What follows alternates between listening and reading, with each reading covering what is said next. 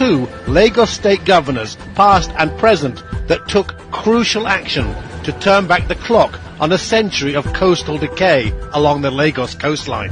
Today, a liability that threatens the entire Victoria land of Lagos has been arrested and is being converted to a great asset of prosperity. You must give credit to my predecessor. He was the one who started the protection of the bar beach. What the federal government used to do was to come and pump sand, 4 billion naira every year, and the sea will wash it away. And you can imagine how many 4 billions they have spent years and years until we said, no, there's a better solution to this thing. Before we did that thing, every year that it rained, flood used to reach NTA. NTA used to flood. NTA has not flooded for the last 7 years that I have been here.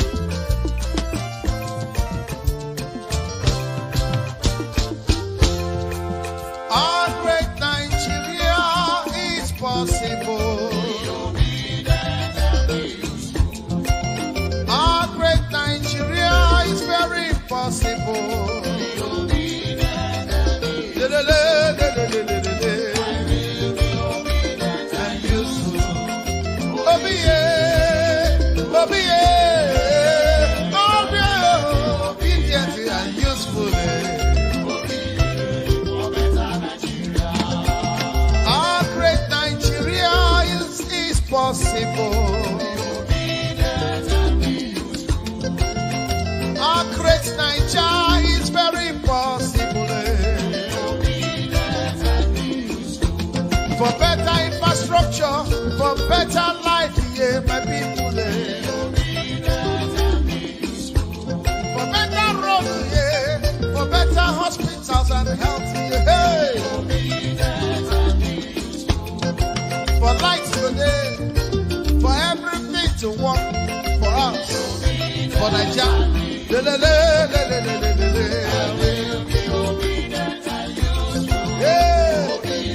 No more hunger.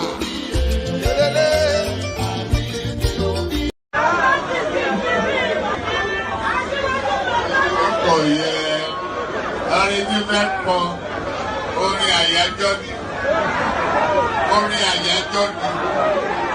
Wọ́n dìde, wọ́n pínlẹ̀ ogun. Oyin tí mo rí ká bá mi wá yẹn dà. Ká ní kó bá mi wá.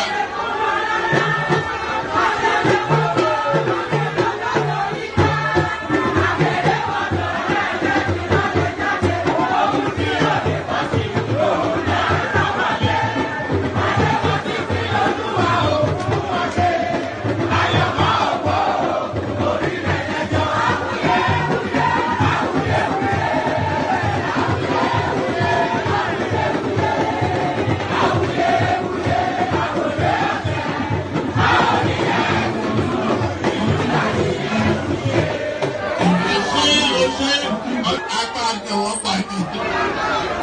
Evolution yàn sọ ní kan wò ó. Okay now.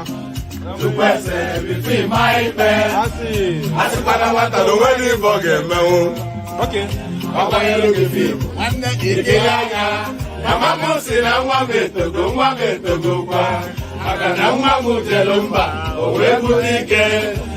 Ọganihu na-ebute ilo nwanne m. Ọ na-agbawa nke ya dịka akpa ya jọkwa.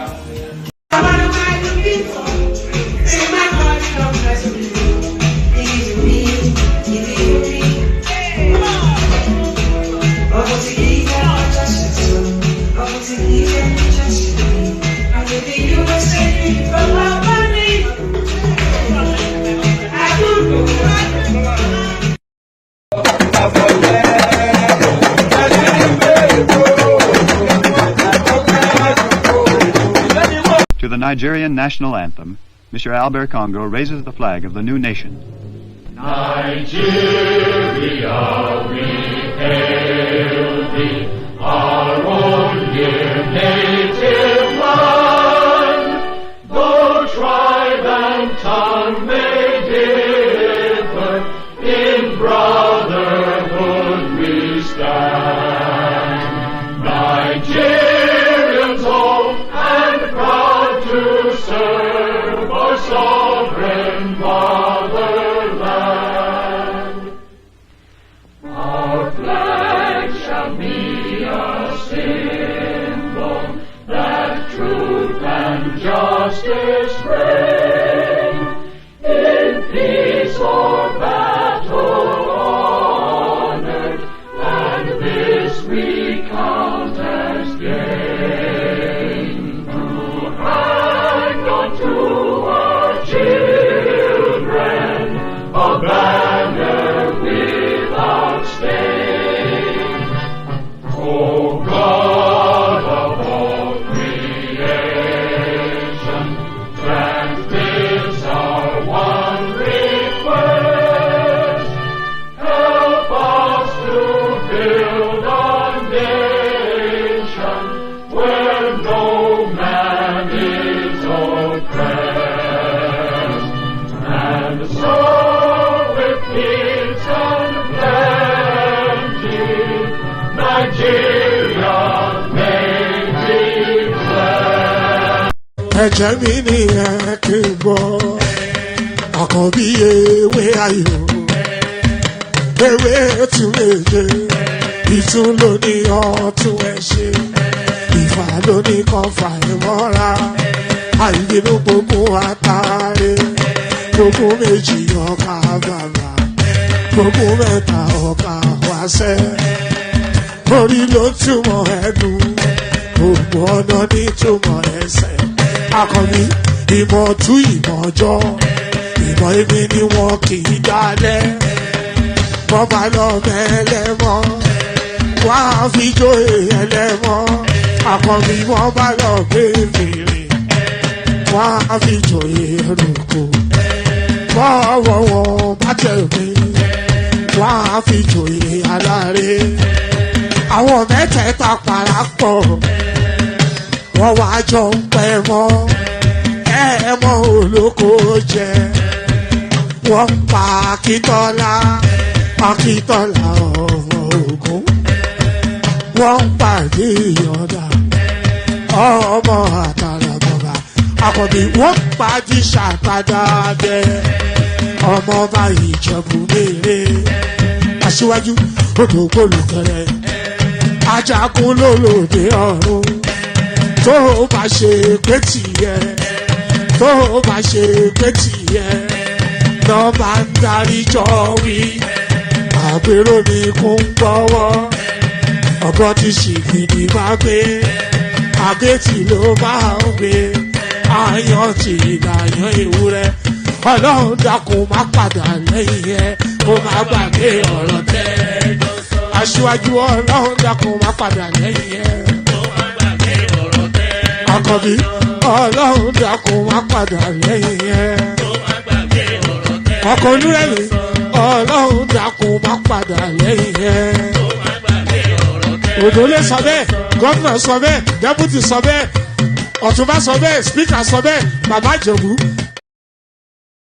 Ọ̀túnba sọ bẹ́ẹ̀, speaker sọ bẹ́ẹ̀, so èmi náà sọ bẹ́ẹ̀. So good day to you, good to be in your company, and how are you? So there it is.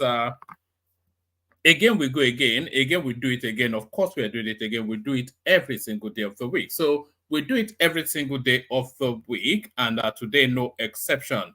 So good day to you, good to be in your company, and all that. Click on the like button just as soon. Oh, I'm not sure what I fed. So sometimes when you see me pause, I'm noticing comments in the comment section that caught my eye. So Fairchild was saying something, and I wasn't quite clear on what he was saying. But good day to you, good to be in your company, and how are you, and all that. So we go again, and all that. The usual protocol: click on the like button, click on subscribe if you're not already subscribed.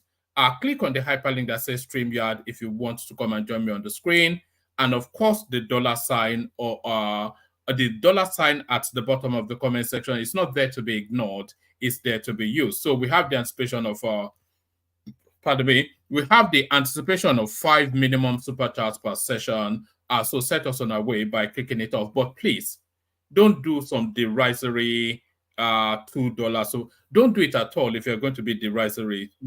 I'd rather we don't have any super chats than some derisory amount. So yes, click on like, click on subscribe, click on the hyperlink that says StreamYard, and all that good stuff. Click on the $sign and all that funky stuff. So another potpourri, another mixed blend of everything. So we pick from here, we pick from there, and then we put the session together. The news cycle has not been as given as it once was. So, yes, well, at least it's trying. No, Ajuku, we've never seen the color of your wallet. So yes, click on like, click on subscribe, click on the hyperlink that says StreamYard, and then of course, click on the $sign and all that. So let me just get straight into it. Like I said, it's a mixed blend of everything this particular session, and we start the blending with this. So we're actually going international for the opening salvo. So we're going international for the opening salvo, and we're going to Togo. So we're not traveling that far. Togo President Faure Gans. Sorry, apologies. It's not that it's not that I deliberately try to mangle people's names. I wonder if I'm a bit dyslexic or something. I just struggle with names. I can read everything else, but with names, I just find this sort of struggle. But yes, so with names, I just find this such a struggle. But it's not me trying to form assorted or whatever it is that you think I'm forming.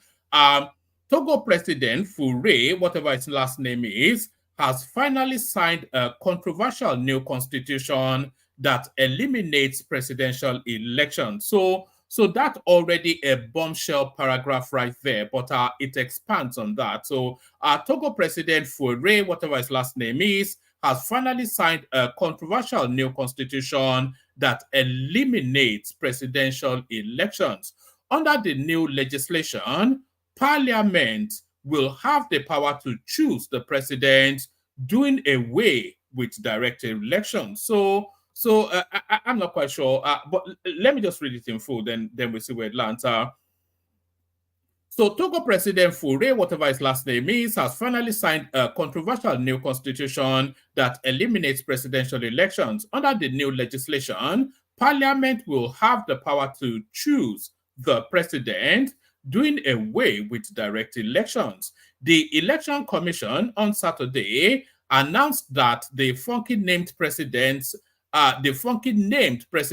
ruling party had won a majority of seats, 108 out of 100. This is a typical African election right here.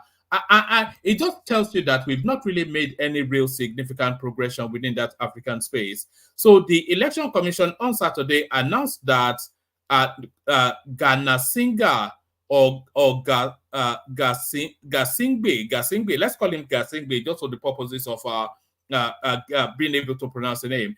The Election Commission on Saturday announced that Gasinge's ruling party had won a majority of seats, 108 out of 113 seats in parliament. So what sort of a democracy runs where one party gets over 90% of the possible parliamentary seats available? It's just it's not anything going on that even the semblance of a democracy. The Election Commission on Saturday announced that Gasinge's ruling party had won a majority of seats, 108 out of 113 seats in parliament, and 137 out of 169 positions in the Senate.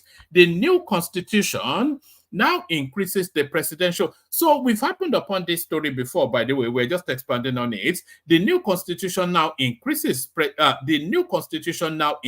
presidential terms from 5 years to 6 years and introduces a single term limit. So out of all of the goings on of this now new constitution that they are birthing in Togo, this paragraph right here is a revolutionary quantum leap, you know. So I think Nigeria is already flirting with the idea. I'm not quite sure if we'll ever come into being or anything like that, but I know that Nigeria is already flirting with this idea. So instead of a two-term governance, you have a one-term governance. But that one term is 6 years. So there's sufficient enough within 6 years to accomplish what you can start and finish whichever project within a 6-year term. And I think, because then that frees up then that president not to have any worries about going to the electorate again and just govern to the best of his ability. So that out of everything going on in Togo, that one I agree with. The new constitution now increases presidential term from 5 to 6 years and introduces a single term limit. The almost 20 years that Gasingbe has already served in office would not count towards that tally. So he introduces this constitution, but he discounts the 20 years that he's been president, and then he starts from ground zero. But starting from ground zero or not, at least we know now that he's going to be out of office at some point. So we know his exit point out of office. The new constitution now increases presidential term from 5 to 6 years and introduces a single term limit. The almost 20 years that Gasingbe has already served in office would not count towards that tally. The constitution has also created a powerful figure similar to a prime minister with extensive authority to manage government affairs, to be selected from the ruling party, which could become another avenue for Gasingbe to extend his grip on power even beyond that new term. So I don't know what that means. Does that mean then that if he stops being president, he can be prime minister? And who is more powerful, the president or the prime minister? So is that two-tier? I think that was the burden of Nigeria, wasn't it? We had a ceremonial president and an all-powerful prime minister. The constitution has also created a powerful figure similar to a prime minister with extensive authority to manage government affairs, to be selected from the ruling party, which could become another avenue for Gasingbe to extend his grip on power even beyond that new term. Gasingbe has already amended the constitution in 2019, allowing him to reset the time period and run for 2 new additional mandates. So, yes, in 2005, he succeeded his father, Gasingbe Eyedema, who ruled for almost 40 decades after taking office in a coup. So let me actually see when this country got independence. Let's see. When did Togo get independence? So Togo got independence in 1960, the 27th of April, 1960. So at about 7 years, that family has ruled that country, apart from the 7 years from independence. So his father ruled the country for 4 decades, taking office in 1967. He takes over from his father. So essentially, they've only had one president in Togo since independence. So there it is right there. And that is somewhat the African story. So that's somewhat the African story. So let's go from the African story to go to the all too familiar Nigerian story. We're going back to that Binance narrative that refuses to go away. Lawmaker Mazi Dominic Okafor, named as the Nigerian official who demanded almost $140 billion bribe from Binance to make the Nigerian case go away. So of course, you remember the chairman of Binance came out to the social media space to tell us then that the Nigerian authorities, not formally, that elements within the Nigerian space were asking him for a bribe in order to facilitate the going away of the case that Nigeria has against its organization. The CEO of Binance, Richard Teng, in a post on Tuesday, stated that the CEO of Binance, Richard Teng, in a post on Tuesday, stated that the House Committee on Financial Crimes, headed by Ginger Onwesibe, Labour Party Abia State, demanded money from representatives of Binance during a meeting at the National Assembly complex in January. So there it is. So this is it says we have never invited this person before. This house has never had a meeting with this person before. And this person woke up one morning and decided to accuse this house of demanding bribe from them. This house can never allow itself to be embarrassed and talked down on in any way. So this is Honorable Dominic Okafor. So it's essentially picking a side and deciding to back it. So it's who you really choose to believe in this sort of and by the way, the studio has ever needs populating. So anybody that wants to jump on. We always have this at the start of the session. So we always have this at the start of session. So that's the hyperlink right there. So if you want to jump on. So this is a tale of two cities. Now we've had the narrative from Landmark. So now let's have this narrative. Owner of demolished beach business declares. Let me have a sip of water first. Right. Owner of demolished beach business.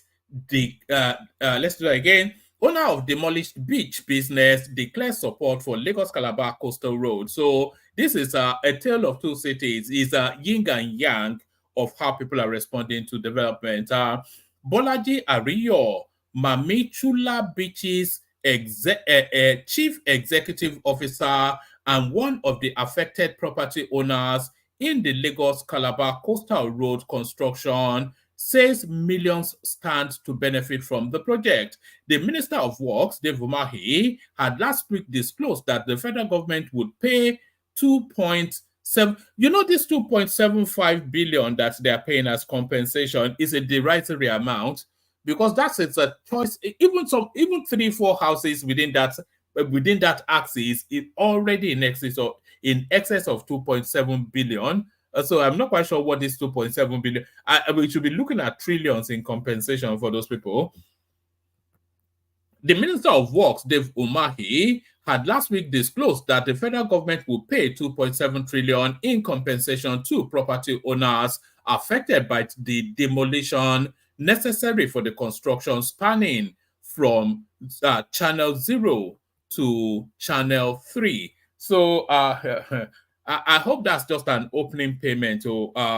Revealing this information during a stakeholder meeting held in Lagos State, he urged everyone to stop politicizing the project and acknowledged Ariyo, a Yoruba man, as the largest property owner affected. So When it's telling us here that Ario is the largest property owner affected, it's not telling us that Ario has the largest property on that beach strip. A landmark probably has the largest property on that beach strip. But what it's telling us is that in terms of how the project impacts on people's property, he is the one impacted on the most. So the person that actually got the biggest flogging is not crying as much as anyone else. Revealing this information during a stakeholder meeting held in Lagos State, he urged everyone to stop politicizing the project. Ariyo, a Yoruba man, as the largest property owner affected. Ariyo, in a viral video interview with Channel TV, said he shared the project's vision, even if it causes inconvenience for a small number of people. He said, I understand when the government is promising to make life easy for the entire Nigerians. Some of us are affected, no doubt about it, but those affected are not up to 0.1% of the millions that will enjoy the coastal highway. So that is the spirit. If you've ever wondered what the word patriotism means, this is what it means, right? What this guy, the way, because he would have taken a heavy financial hit to, and it's really just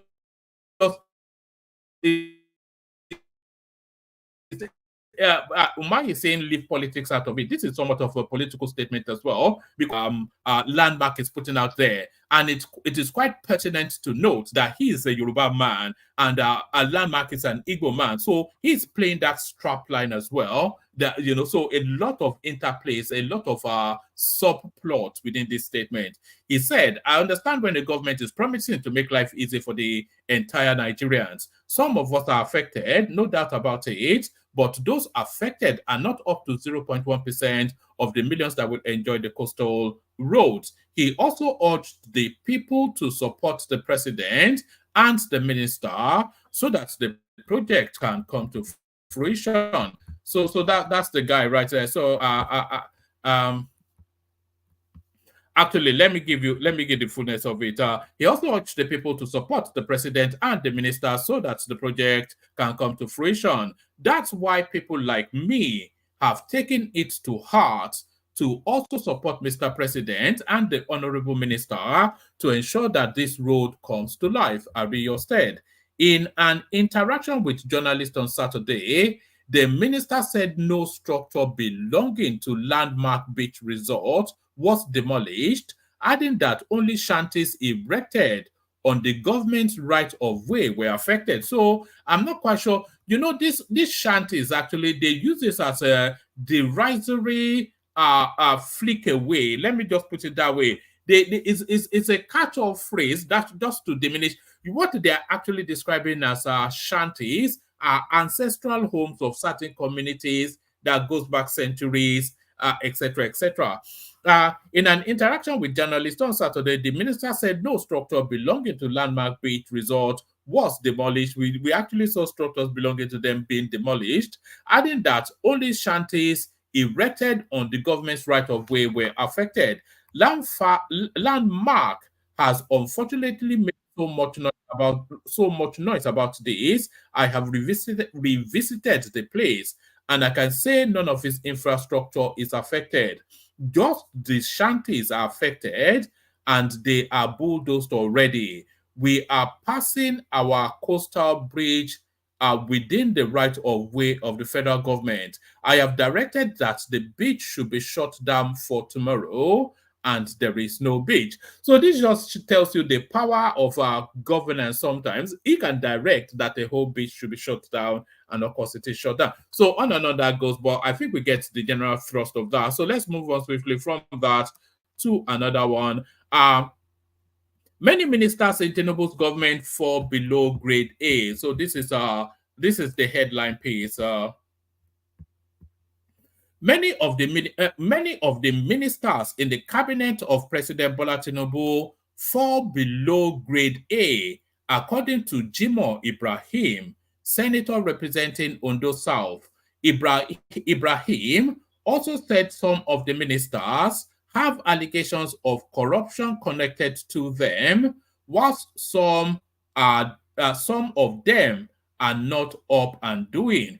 The minister said this in an interview on Channels Television. According to the lawmaker, Tinubu has a very fantastic mechanism to govern the country, but there is no structure and system for him to achieve it. He advised the president to dissolve his cabinet after lukewarmness and incompetence.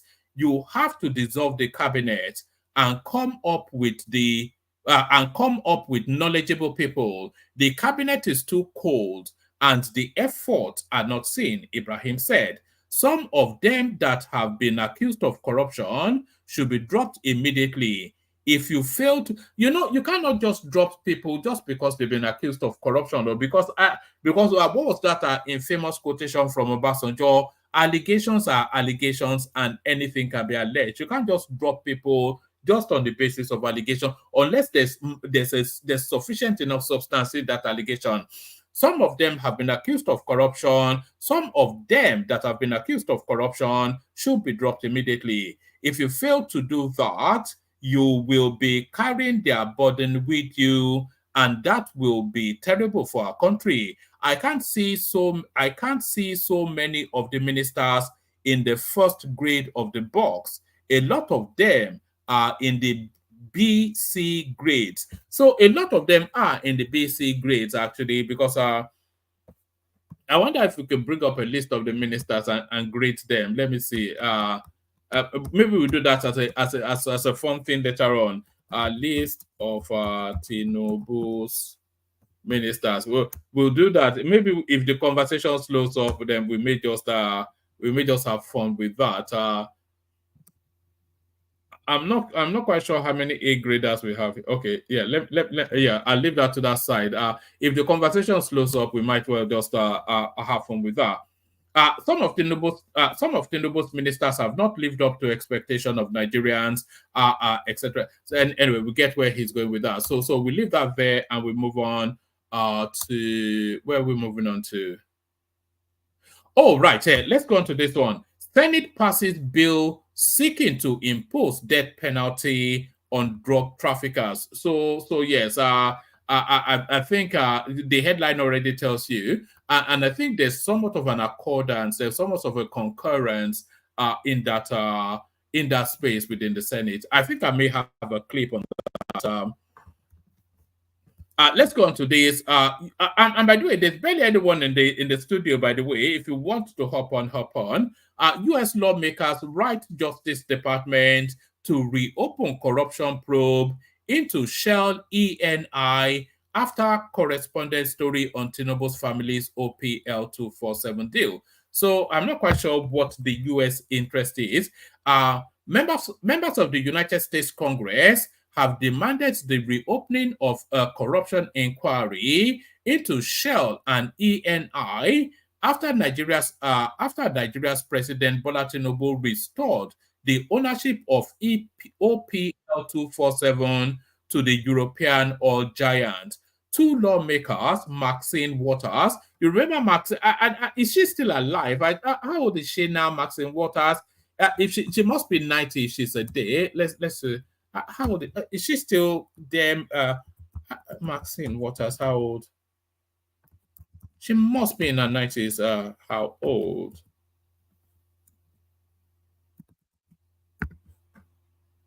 Oh, she's 85. My goodness me. And she's still trudging on, anyway. Right. Members of the United States Congress have demanded the reopening of a corruption inquiry into Shell and ENI after Nigeria's President Bola Tinubu restored the ownership of OPL 247 to the European oil giants. Two lawmakers, Maxine Waters and Joyce Beatty, urged the United States Department of Justice to investigate how the firms violated the country's Foreign Corrupt Practices Act by following up on the People's Gazette story earlier this year, which exposed how Mr. Tinubu negotiated a deal with the oil firms that will see them transfer lucrative assets to Oando PLC, hitherto struggling oil firm, run by his nephew Wale Tinubu. The lawmakers of financial services and national security committees emphasized that the United States law also prohibits citizens and entities from bribing foreign government officials to benefit their business interest. So there it is right there. That is People's Gazette trying to claim something, credit for something that are probably credit not due. You know, I actually saw the video clip of this guy. I saw his video clip earlier on, maybe a couple of days ago, but he's now making the news. I tried to find that clip. If anybody can find the clip of this guy, send it to my Instagram. Polish bank says it doesn't open accounts for Nigerians, Poland-based Nigerian. So this guy now, I thought the clip, he tried to open an account for his daughter, and they told him to get lost that they don't open accounts for Nigerians. An unidentified Nigerian man has expressed frustration and embarrassment after a bank in Poland refused to open an account for his child, citing a blanket policy against Nigerian customers. In a now viral social media post on Wednesday, he said, "I am embarrassed, disgraced. I am angry and upset. Nigerians, what have you done to them in Poland?" If anybody can find that clip, please send it to my Instagram. I think it resonates better if you hear him actually say it, because then you can see his gesticulations. In a now viral social media post on Wednesday, he said, "I am embarrassed, disgraced. I am angry and upset. Nigerians, what have you done to them in Poland?" The man said he attempted to open a bank account for his young child, but if you see the child, she's not a young child. In fact, when she was pointing to the girl, I thought maybe it was his date even. The man said he attempted to open a bank account for his young child, but was turned down by the Polish bank. They said they don't open accounts for Nigerians. I asked them why only Nigerians. They said, "Anything Nigeria?" No, he recounted. So I think someone may have just sent it in. If they sent it in, I think it reads better if it resonates better if you actually hear him. Is that you, Solomon? Yes, of course. Ever ready? Aha, yes, there it is. All right. Let just say it in his own words. Hopefully you can hear it. I am embarrassed.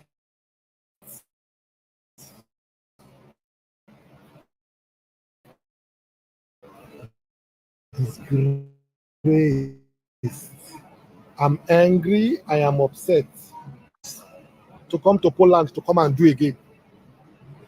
I tried to open a bank account for this child, this innocent child, this one here. And they said, no, they don't open to Nigerians. I said, why? Why only Nigerians? They said, no, anything Nigeria? No. So which means Nigerians have come here and they have spoiled things for the next generation. But yeah, I don't know why God just put me in that country, because me, I'm not part of all this scamming. But now, my child must now suffer, because I'm also suffering it now. Other people are suffering what some cost. What have you done to people in Poland that the banks here don't want to open an account for us again? Why?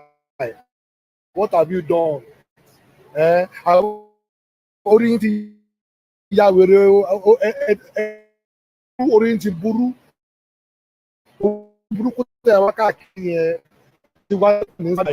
Have left the shores of Nigeria, Poland.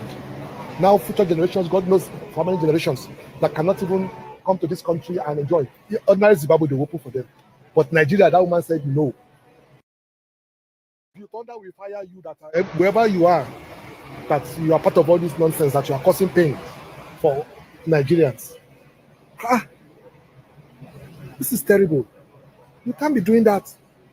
I don't even know what to say. Before I am embarrassed. Oh, okay, so there it is right there. You heard it in its own words. He's embarrassed and But it's not just the narrative of Dewale, jump on if you are free. Dewale, to come and populate the room a little bit. It's not. There's a similar stories coming out of places like Italy, all these manners of places. So even here in the UK, there's just so many of these stories. Nigerians come in and they brutalize and bastardize the welfare system and the financial structures of these countries, and therefore they make that space a lot more stringent. So in a place like Italy, for instance, they would never give a mortgage to a Nigerian anymore because they've abused the mortgage system, stolen the money, and ran away. So a lot of that. And in the UK as well, if you applied for social housing, you get a choice of 2-3 houses, and then you get to pick one and all that. But you know what Nigerians used to do? They come to the UK, they register for social housing in London to say they are vulnerable. So they are on the system there. They go to Birmingham, they register, and then the wife will go and re-register, and then they just take up all of the houses to the way that they've brutalized that system now. And that option, Nigerians, man, they're just the worst sort of people. Just criminality is baked into our DNA. That's just the truth of it. We're intrinsically criminal. All right. Yes. Should I give you this? Yes. Senate passes bill seeking to impose death penalty on drug traffickers. Let me just give you a few paragraphs. The bill seeking to impose a death penalty on those convicted of drug trafficking has passed the third reading at the Senate. The upper legislative chamber passed the bill on Thursday after Tahir Mongono, senator representing Borno North, presented a report on behalf of the Joint Committees on Judicial and Drugs and Narcotics. Whilst presenting the report, Mongono said there is a need to strengthen the war against drugs in the country. After the report was presented, the Senate went into the Committee of Whole to consider clauses of the bill where some senators disagreed with the death penalty. When put to voice vote, you will not be surprised that the people pushing for the death penalty are, of course, our northern brethren. When put to a voice vote, Barua Jibrin, Deputy Senate President, gave it to the ayes, that is to the yes. Thereafter, Adams Oshiomhole, a senator representing Edo North, said the Senate should be careful with any law that deals with life. So it's always the South that recoils from that capital punishment sort of responding. Jibrin said Oshiomhole should be called for a divide. I am sorry, my former national chairman. You should have called for a divide. It is your right, but we have passed it. So this is to tell you then that Oshiomhole still doesn't understand the workings of the Senate. So maybe I'm not quite sure what a divide is, but it's an instrument that he could have used to pause that process for a longer period of reflection. But he, of course, is just there to grandstand. He doesn't really know what's going on around him. Anything that deals with life, we should be careful, Oshiomhole said. Responding, Jibril said Oshiomhole should have called for a divide. I am sorry, my former national chairman, you should have called for a divide. It is your right, but we have passed it, the Deputy Senate President said. Also, Apan Ekong, senator representing Akwa Ibom South, tried to come under personal explanation to disapprove of the provision, but Jibrin, you can see the chasm right there. So the capital punishment is not a thing in the North. They have no qualms about taking human lives, but the sanctity and the sacredness of it are much more resonant in the South. You can see it playing out right. It's not even me trying to be anything. You can see it playing out in this particular narrative.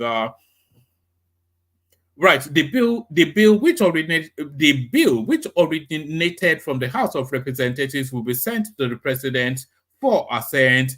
if there are no differences between the two chambers of the National Assembly. So I wonder who this is get towards. Remember, we did a narrative on our Senator Nala that was lamenting about that drug space as early as yesterday. It says, if there are any differences, the two, okay, so that's death penalties for drug trafficking. I think we had that under Buhari military, didn't we? So I think there's somewhat looking to bring that sort of space back. What else is important? What's his name? Prince Harry and his wife, they are in Nigeria. Prince Harry, Meghan Markle. It's not Meghan Markle anymore, is it? She's Meghan Windsor now. There's so many stories around this Prince Harry. Anyway, I'll tell you later. There's so many stories around him, and which may explain some of the treatments. Look at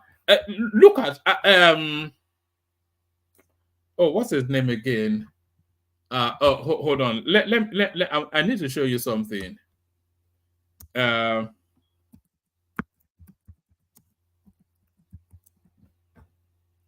need to show you something.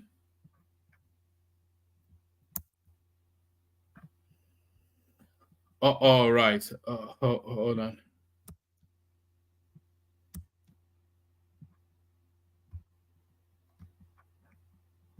I need to show. Just stay there. I need to show you. You need to see this.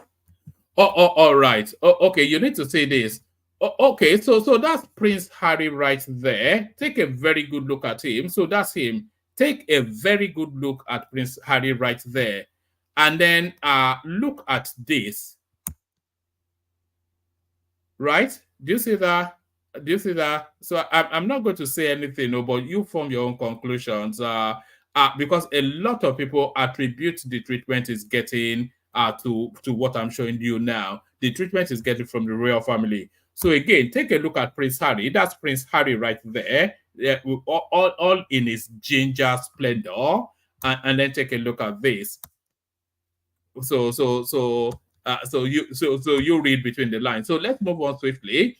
So we move on swiftly. We go on to we've done the Binance storyline. Is there anything else that you really? We may stop base in Edo State. Apparently, Oshiomhole has taken the governor, the Omonoba to court. A sacrilege. They are going to behead him ultimately.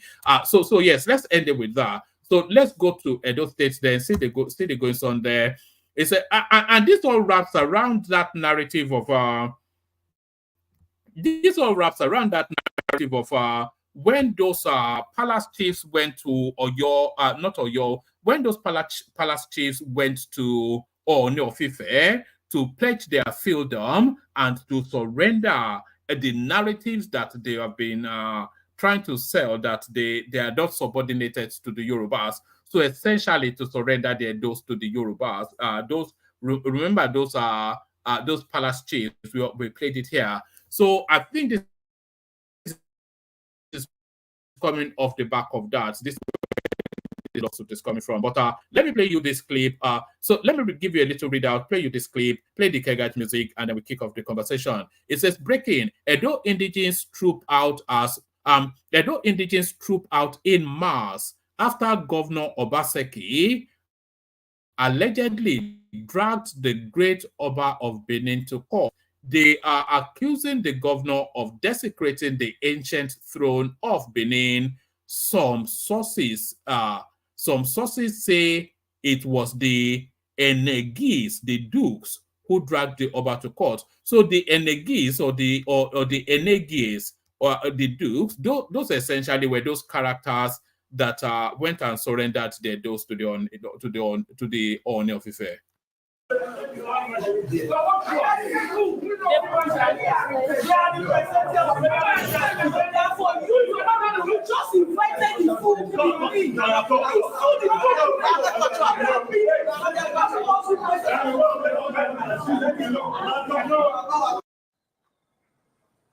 Regarding the case of the Oba, we are in court now. Life in Edo State.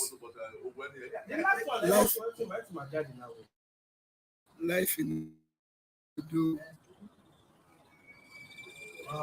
Obaseki is restraining the palace representative from entering the court premises.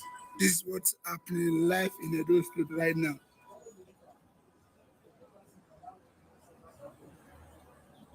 Obaseki took the Oba of Benin to court and is actually blocking people not to come into the premises to know the things, for the world to know what's happening. As you can see, this is the main entrance to the court premises. Yes, sir. So there it is, the Oba of Benin in court. I wonder if they are going to present him in handcuffs. Imagine that. Imagine if they had to present the Oba of Benin in handcuffs. They will burn that city down. So burn that city down. So that's enough of things to wrap conversations around. So I play you the Kegite music. Bring on the people assembled so far. Hopefully the room populates as we carry on. But first, of course, the Kegites. Water, only water, where they see ma. Water, only water, where they see ma.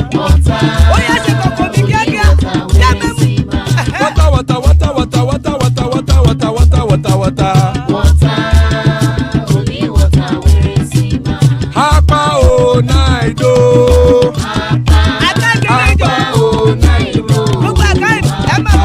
Hapa you don't come o.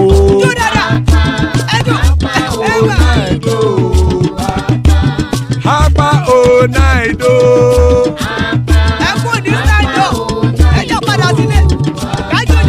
Oro keke elemuye o. Ide shodi ya kekere elemure o. Obi master kekere elemure o. Chifu Failati kekere elemure o. Erukulele elemude. Erukulele egbe elemudodo jare o. Erukulele Ghana ti de egbe body o. Ọmọ ẹlẹ́yẹ ẹ̀yẹ o ó dìle o.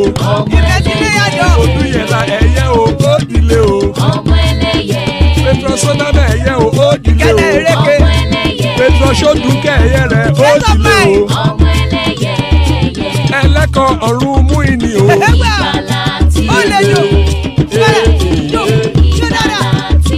Àkùkọ ọ̀run méjìkọ.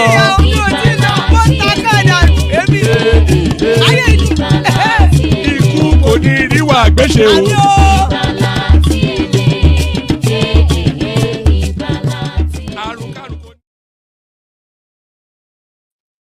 And it is right there. Death have nothing to do with us. So amen to that on behalf of myself and you, my friends. Joining us, some of our friends are the majestic rational mind. So always a delight when it's here. The elegant man of prestige, always a delight when it's here. Father of the bride, Adale Koko. So that's the panel so far. Good to have you, gentlemen. Let's kick it off with rational mind. Rational mind, you're up first. Can anyone hear me? I can hear you. Yeah, all right. I think the rational mind is quite ready for us. Oh no, I was calling out rational mind, but I wondered if my voice was. Okay. Do you want to kick it off, or do you want Prestige to go first? Let Prestige go first. Let Prestige. All right. We kick it off with you, man of Prestige, and so one man have your man of Prestige. Kick it off with the headline in the Togolese. One man. What's going on? Can you not hear me? Yeah, I can hear you. Can you hear me? I don't know what's going on with you. It looks like your system is dipping in and out. Maybe then you can continue. I think your system is having problem. One man is dipping in and out.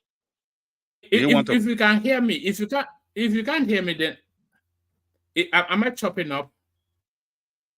Yeah. Yes, you are chopping up. Yeah, you're chopping up a little bit, but you can. Oh, okay. Let me go out and come back in. Okay, let me go out and fine. come back Yeah, in. go out and come back in. So that your system can correct itself. Yeah, man of prestige. Yeah. Good evening. Good afternoon, everybody, or morning, wherever you are. I want one man to come back because there's something I want to talk about.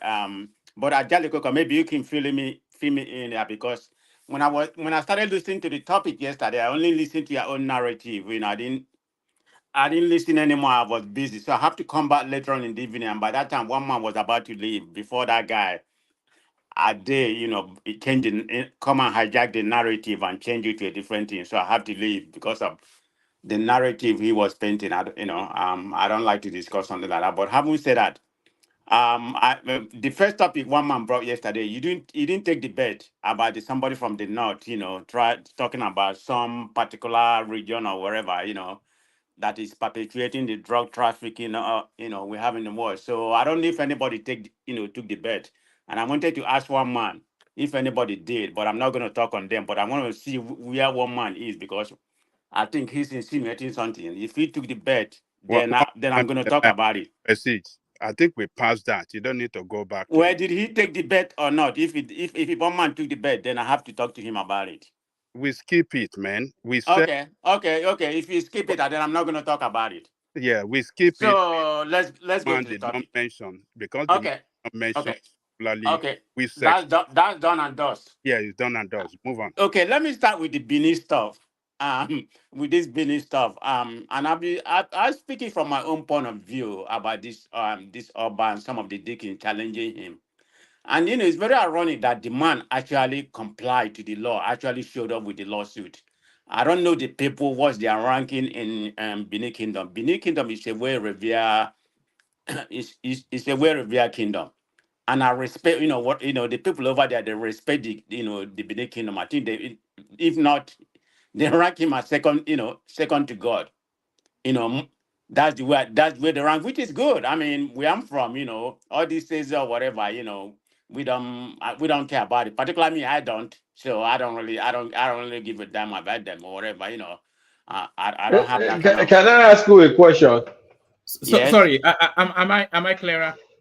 Yeah, you are. Yeah, go ahead, Kulata. Okay, Karen. Okay, if you say they regard him as second to God, what about his earthly father? Is that God? His earthly father is Oni of Ife. So he's Oni of Ife. Do they regard him as God? Yoruba people respect Yoruba people respect the Oni and all that thing, but the way the Benin people carry, but you're not listening to me. Oni of Ife is Oba of Benin's father. So if you say they regard him as second to God, so Oni of Ife is God. Okay, but he does not reside over their territory, so they may not have the same they may not have the same regard for him. But it's his father now. So why would they revere him more?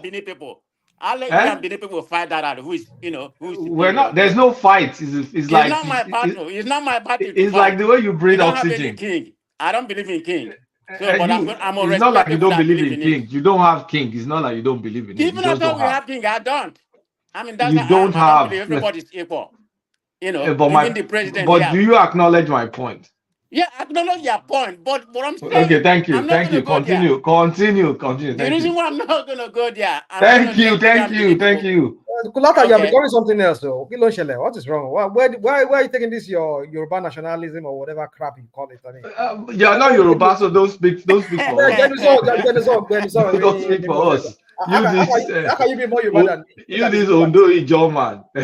Continue, Prestige. Okay, let me continue.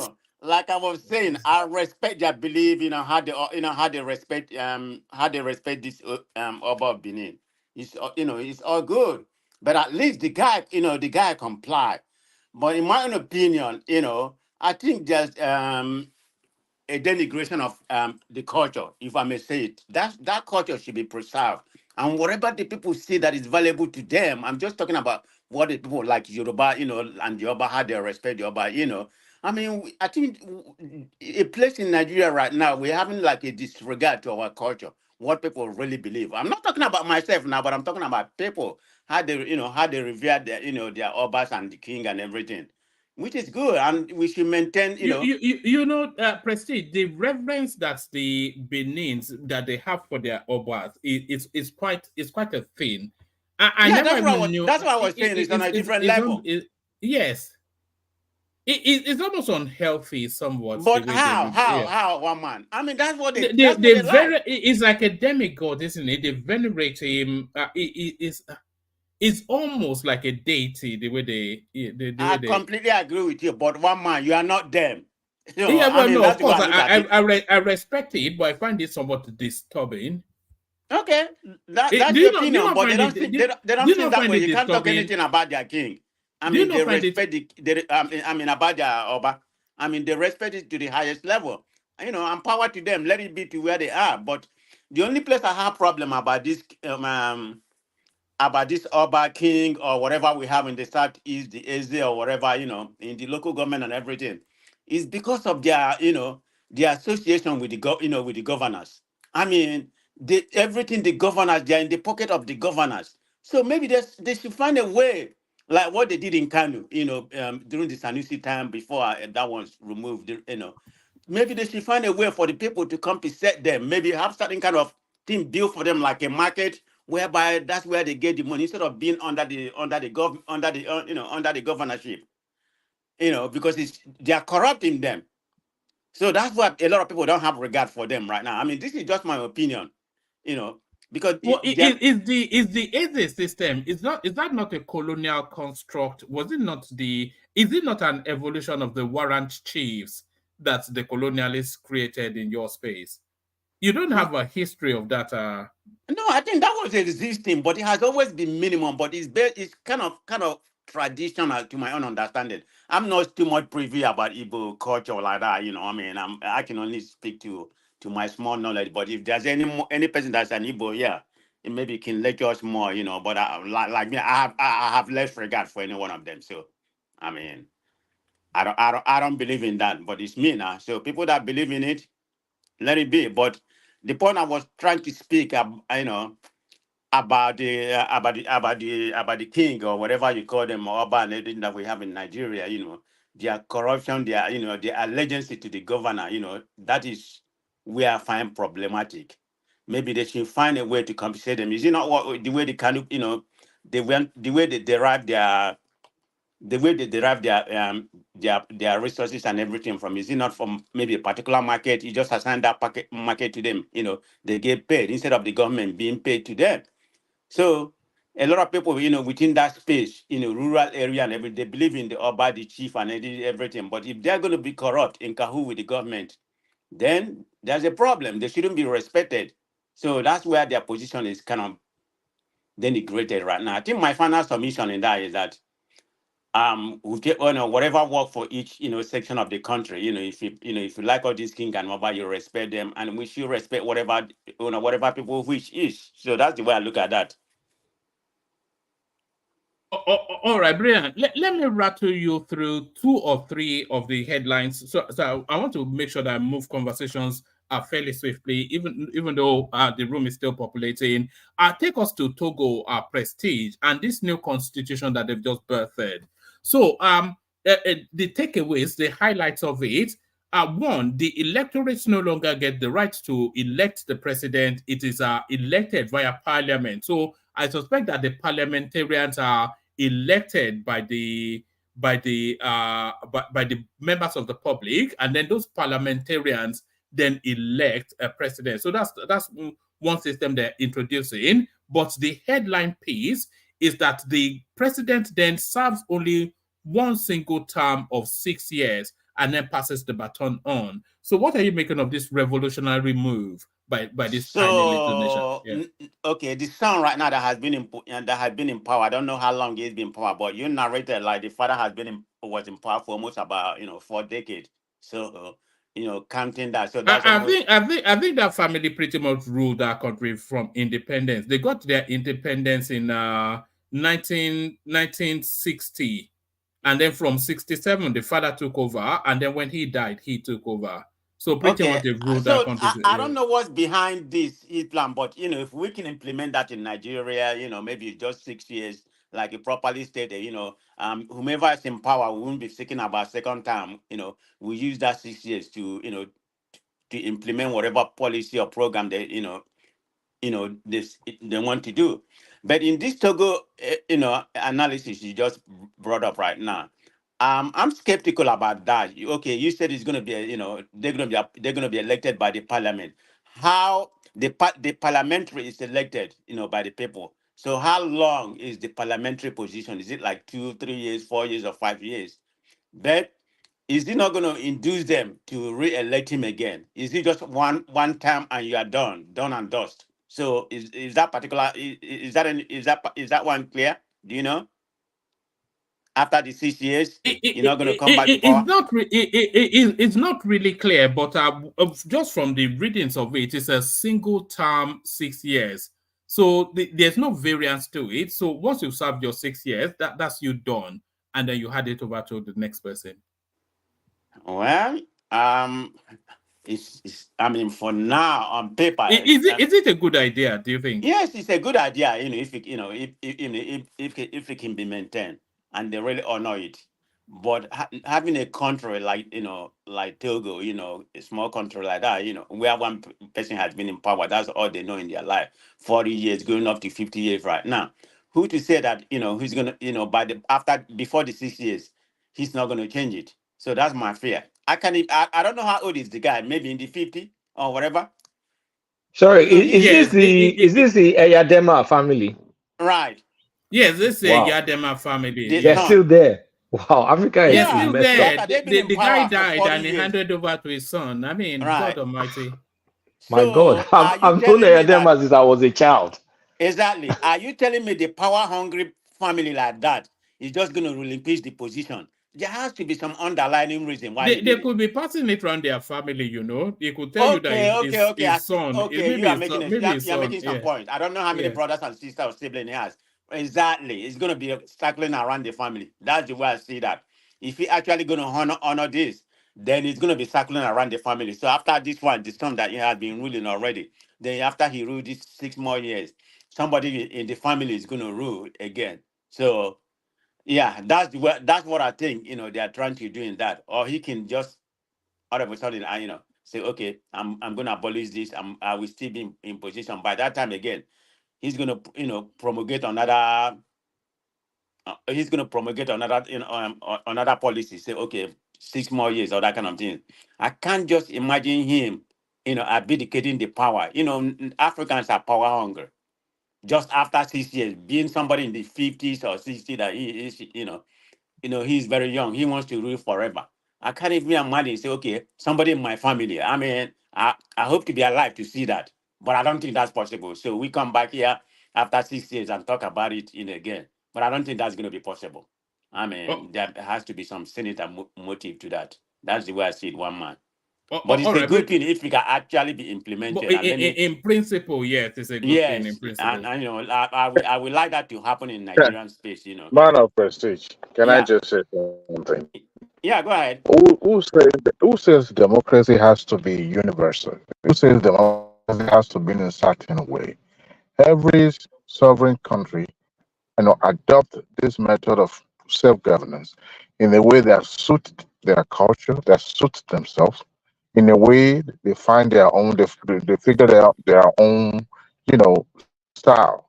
Now, yes, they've been. I'm not supporting that, but it works for them for the stability of that country. You remember when Kabila died, they brought the military ruling council, then brought his son, to become the head of state, and he has been there, right? Because of the unity and stability of that country. If not, war would have been, right? Ravaged their country. But we're here pontificating and condemning them, for having one family ruling. But we've forgotten that in some part of Africa, that has been the norms. Earlier, we were talking about the way we will respect them, but they've always seen kings or the royals as as being chosen by God, to oversee the affair, right? And they only leave that position until they die. So because we see what is happening in Europe, we want that to, be the norms in Africa. We should consider that when we're making an analysis. No, Instead of I just think condemning. Dewale, I think we are drawing a wrong analogy there. So you're talking Okay. about a monarchical system, which is quite different from a democratic system. So if they're running a monarchical system, then of course nobody quibbles that the monarch rules till death. But if they're saying they're running a democratic system, then people will recall that one single family passes the baton on death to the next generation. So it's either they are practicing democracy or they are not. It's really what it is. Thank you, Wama. You took a word out of my mouth. I mean, like the Saudi Arabia, that's all they used to, from one family be ruling the country, passing it from one person to other. They are used to that.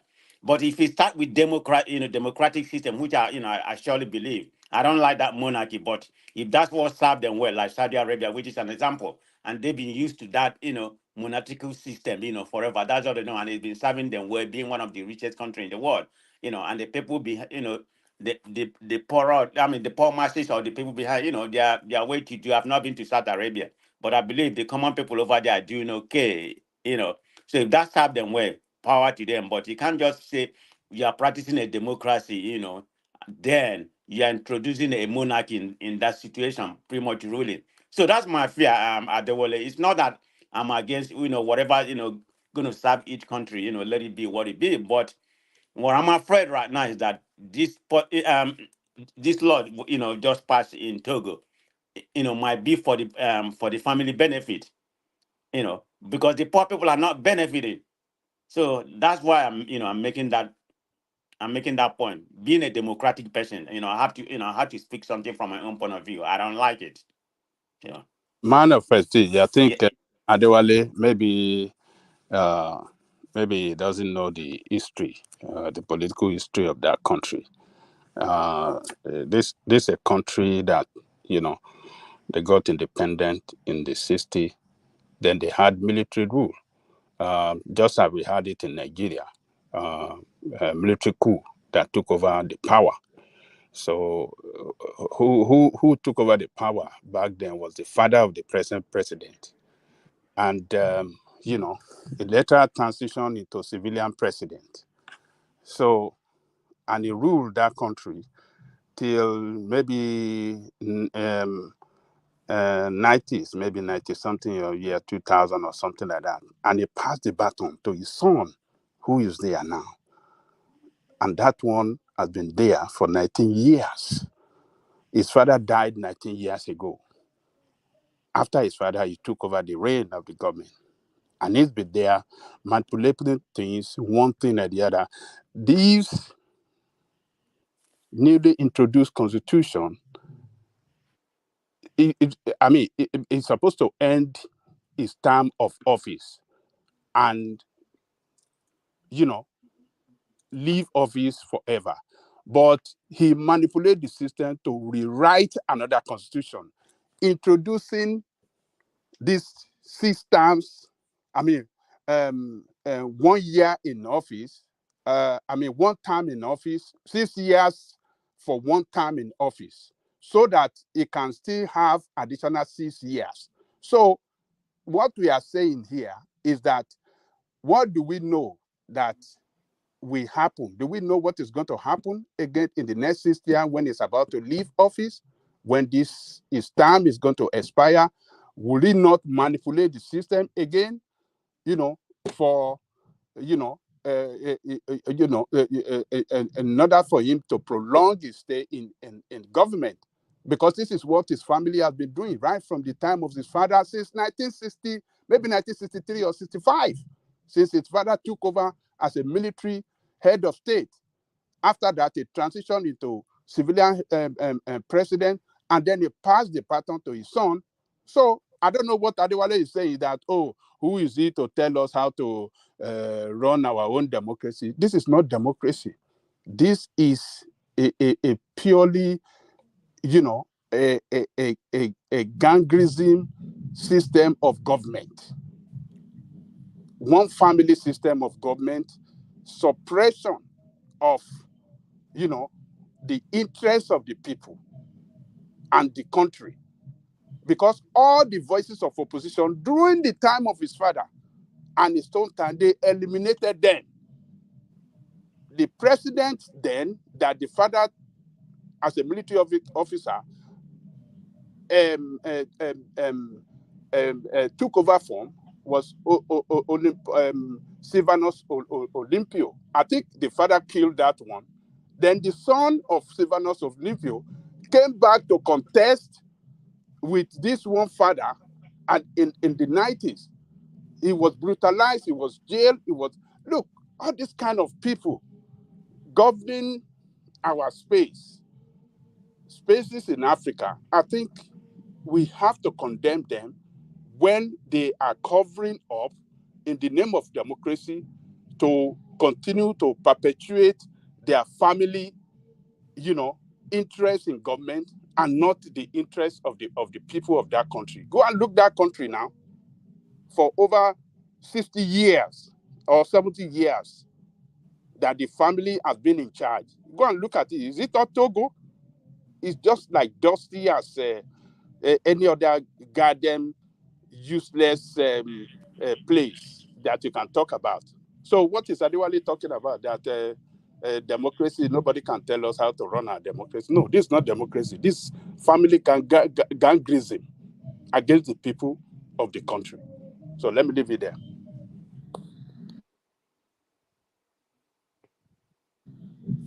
Okay. One more, are you there? Hey, Prestige, I was going to make a comment. Go ahead, okay. Prince Daddy. Yeah, if you guys can hear me, kind of driving. But yeah, to Angelico's point, in one man, if it's a monarchical or theocracy, that is fine. But that's not what we have in Togo. And to Adewale's point, actually, I am not against, somebody being in power for a long time, as long as they are helping the people, improving the country, developing the country, and making people's life better, a higher standard of living. But I don't think that's what we have in Togo. Togo is as backward as any other backward nation in the world. So what do we say? I mean, just like Angelico could say, is gangsterism in a nutshell. That's what is going on in Togo. It's a backward nation. They have nothing to offer. They suppress the people with the French power or help. That's what they get. And the thing is that democracy is really an expensive venture, if you ask me. And Africans really can't afford it. I mean, every time we do election in Nigeria, how much does it cost us? So imagine these other poorer countries in Africa. I mean, how much it costs them for how much they make. So democracy is a great thing. Sorry, Prince. Should the people have a say in who governs them? I'll start from there. Should the people have a say in who governs them? Well, absolutely. In a democracy, yeah. We're not talking about theocracy, right? So if it's a democracy by definition, right, yeah, people should have a say. They should have a say. And the notion that one family can run for such a long time, it's really preposterous. It's just beyond the pale. How is that possible? It just shows how weak the Togolese people are and how backward they are. I'm surprised they haven't, orchestrated a coup to fight these people. I mean, how can one family just dominate the whole country?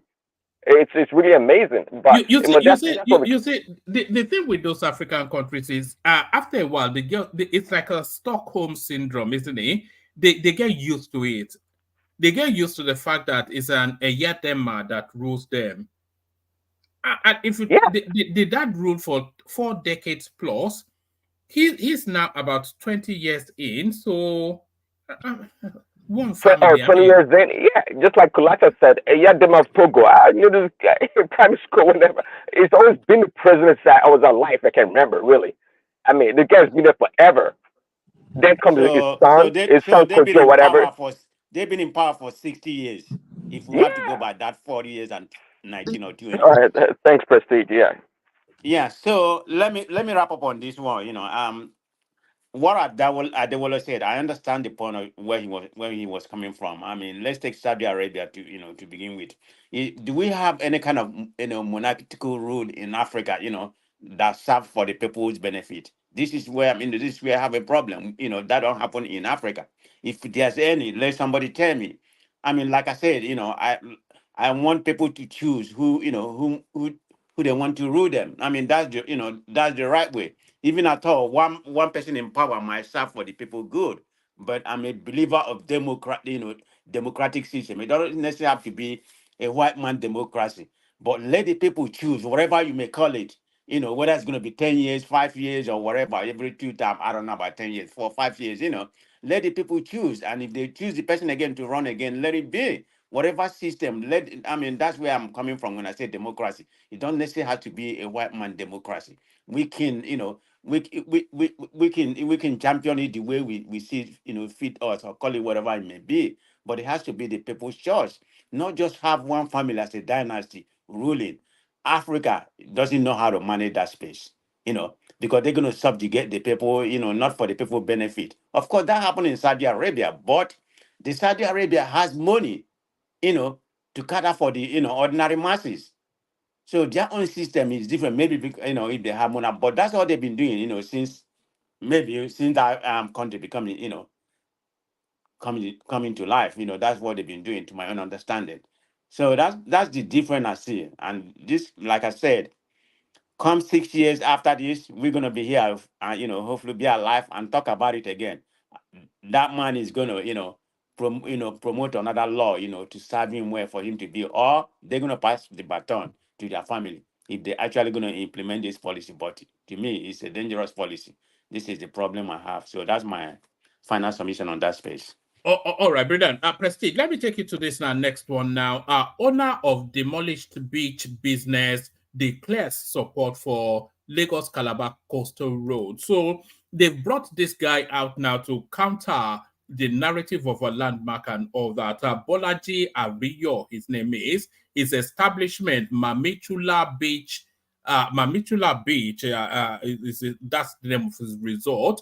And what they are actually telling us is that in terms of demolition, he's the one that has suffered the most on that particular strip, in terms of giving way to that particular road. So what are you making of this man now putting patriotism over self-interest, in contrast to how Landmark launched that is? Well, if we call it patriotism, if that's the way, he see it, whether it is or whether it's not. But what I'm thinking, the government, how the Nigerian government work. So they have to bring somebody that play to their own narrative, whether it's true or not. Like he probably didn't suffer, as much, loss as the other guy or whatever it may be. But he's gonna come there, to support the government. I mean, the Nigerian government has the habit of doing something like this. They have to, hire people, rent people, or like this. I don't know how much he was compensated and the other guy was compensated. Like I said, I'm not against the coastal road. I mean, I have my own opinion, but everybody has their opinion. I'm just saying, probably not the right time to start, but somebody's going to say, what is the right time? So, I mean, we have a right, even I thought they're going to do it to begin with, but we have a right to question it. I mean, so let them come, questioning something is a good thing in Nigeria. It doesn't matter who it is.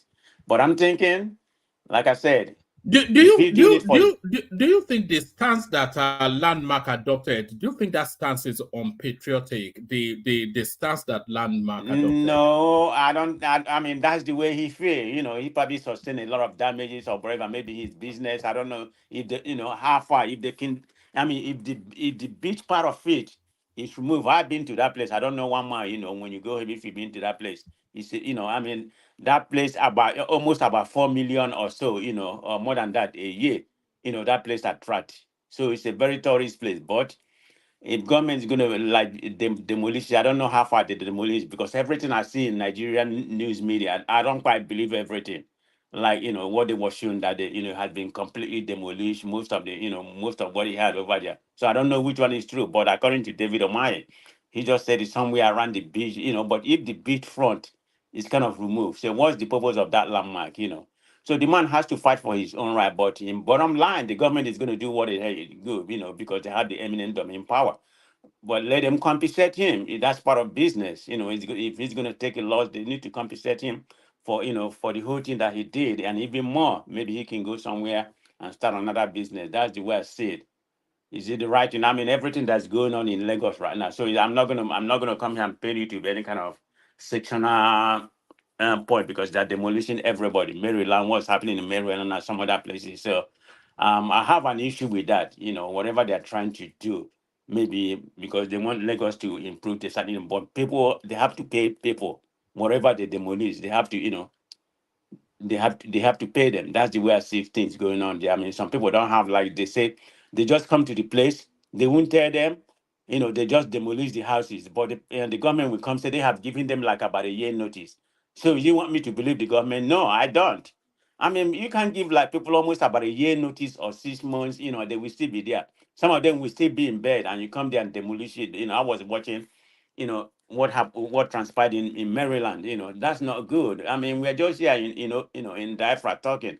But how about people need to think, if that's you, how would you feel? I mean, your daily living, your life and everything, has been taken away from you. And you're just gonna be quiet. So until it actually happened to you, if we can stay here and say you should have done this, what you did is illegal or something like that. But who gave them that permission? So everything that's going on in that Lagos state, I'm okay. Let me just stop because I'm not going to even say what I am. The little thing that I have in Nigeria, what happened to it. So I've taken I've taken myself out of that space. Did you get demolished? What happened to you? No, I didn't get demolished. My rate already almost about how long it been? About 3 months ago, or something like that. He already sold it. So. Oh, you've gotten out of Lagos. You've I've gotten in. out of Lagos. So okay. So right. I don't want to get into that. I mean, I took a loss, so let it be what it be. But yeah, I think that will ultimately prove to be a mistake. Unless it could be, but if you did it for financial reasons. Go ahead. Who was asking me a question? Hey, Sadewale. I'm not actually asking you. I wanted to get the facts straight. Landmark was one of the names of the beneficiary of the compensation paid out through the Ministry of Works to those people that were affected. So his name, that company name was called when Umar came to Lagos. But why did Umar said we're not going to pay him? We didn't affect him. No, Why did Umar say that? Is it just bragging? They call Landmark. What it was saying, it was talking about the shanty that were destroyed, not the main building. All right, that was what it was referring to. It was actually compensated, but the emotional blackmailing that was going on in the media was what was making him a little bit overwhelmed, and that was the reason why he was making those speeches. But the Landmark name was called. And as for Mende, you recall, I think 2021 or so, there was a massive flooding there. And those people, especially those people living in those estates, were actually notified. But in Nigeria, we like to foot drag. And when the bubble burst, we now started, doing the blame game. There's no way, there's no rational government anywhere in the world, especially in Nigeria, let me put it this way, that will wake up one day, give a week notice, because they know they will be susceptible to legal matters. And look, the government, the court will be on the side of the people that are affected. So they've given them ample time, but because time has lapsed and people forgotten about it, and the government decided one day they're going to enforce this, it now becomes a witch hunt. We should get our ample time. How long is the ample time? Makes sense. Hold on. But you have a proof to back up what you're saying. Ample time for what? Hold on. The week or two notice that was given to them was just addition to what they've given to them as far back as 3 years ago. I'm just saying now. They've notified them like 2-3 years ago. No, we never heard about this coastal road on because you will. No. I'm talking about the Mende. I'm not talking about the coastal. I'm talking about the Mende demolition. They've given them. Come on. I'm not talking about coastal. I've moved away from coastal road now. I'm talking about the Mende. The building demolition was going on there, even up to the one in the side. They've notified them, but because the Nigerians always put that way, they hope that any incoming administration will forget about it, or there will be some, political solution to something like that. That is why, and those homeowners could not even come to the media to speak to the fact that the government has already notified them. They know they're just about playing, this victim card, and we are known to do. We are known to that. Because that moment is when we now say, oh, government has not done that. They've done that. That was the reason why they could demolish those buildings and nobody will say "Pim," because they know that there's nothing they could do. So we should get our facts right. It's not about a week or, in fact, that 2 weeks that was a week or two that was given to them. It's just with grace. They shouldn't even do that. Anyway, that's just it. Ademola, that was a hard-headed comment you made about people, because you are not affected. I mean, that's why you're saying this, I mean, if you're affected, No. Don't get me wrong. Don't get me wrong. I feel their pain, brother. I do feel their pain. But we're talking about Nigerians. What are we known for?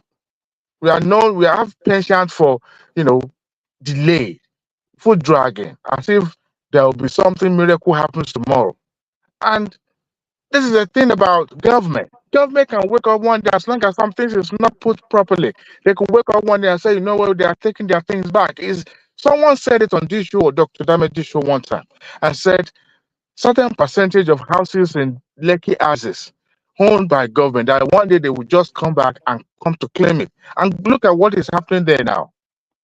Look, and people did not pay attention to that statement. It came back to haunt because people would not pay attention to it. And Nigeria, you know what we are. We're always trying to buy time and take advantage of situation. And look, I feel for those who build their houses, perhaps maybe it's an investment for them and their generations. But look, where something is right and ignorance of law is not excuse. We all know that, right? But of course, I feel for them. I wish the government could, one way or the other, compensate the homeowner and also help those who are affected, maybe renters, provide some cushion for them or something like that. But it's unfortunate. Our government would not be able to do that because they've given them enough time. All right, Prestige. Let me move you to one more space, and then I'll go on from you to Rational Mind. You, of course, a sports fanatic, as you often tell us. A bit of bad news for you, Prestige. Just now breaking news, former Super Eagles player Ibrahim Babangida is dead. The most gruesome of deaths, a motor accident, Kaduna Zaria Road. Just a brief commentary on that, Prestige. Yeah, that's a very sorrow situation to hear about. I'm familiar with that guy. He played for Super Eagles. He was a good boy. I mean, not a top notch, but he was one of those people that contributed to where the Eagles is right now. So my condolences to the family. So let me just say that. Can I make one more comment in reference to Daniel Ojukwu, please, if you don't mind? I saw Shewere protest. Carry on. Yes, carry on. Yeah. I saw the protest today that went on in Abuja, which is... Oh, is it that journalist that was jailed? He's back in Nigeria, is he, Shewere, and not up to his old tricks? Well, I mean, Shewere is doing the right thing, so don't condemn him, believe me, because Nigerians, the way they are doing with the journalists, that happened during Buhari, and it still continue up to today, where we have right now, about a year into this administration, 11 journalists have been harassed, abducted, or all kind of things in their life. Some of them has gone to exile. So it's no coincidence.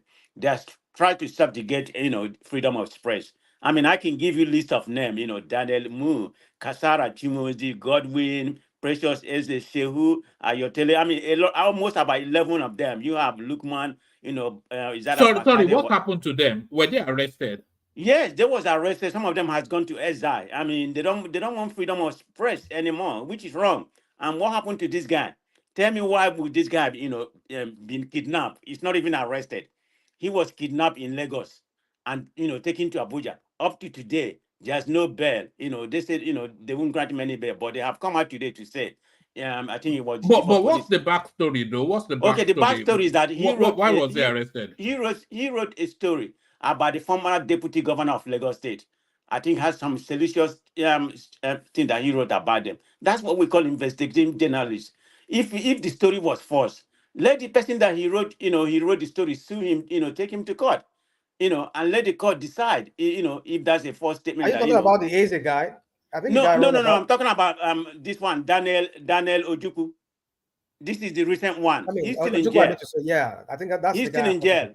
Because of the protest, I think he wrote something about the IGP, about the IGP. Right, he wrote a story about them. But what happened was they just came and kidnapped him in Lagos and transferred him to Abuja. So this is just the latest example. So he's not the only one. Every journalist, it doesn't matter where you are, where you're from or wherever, you know, this is what they are meant. I can count 11 of them because I've been following that story. You know, I mean, you have no freedom of express. What kind of democracy are we practicing? We thought maybe this one will be better. It's not different from the previous government we have.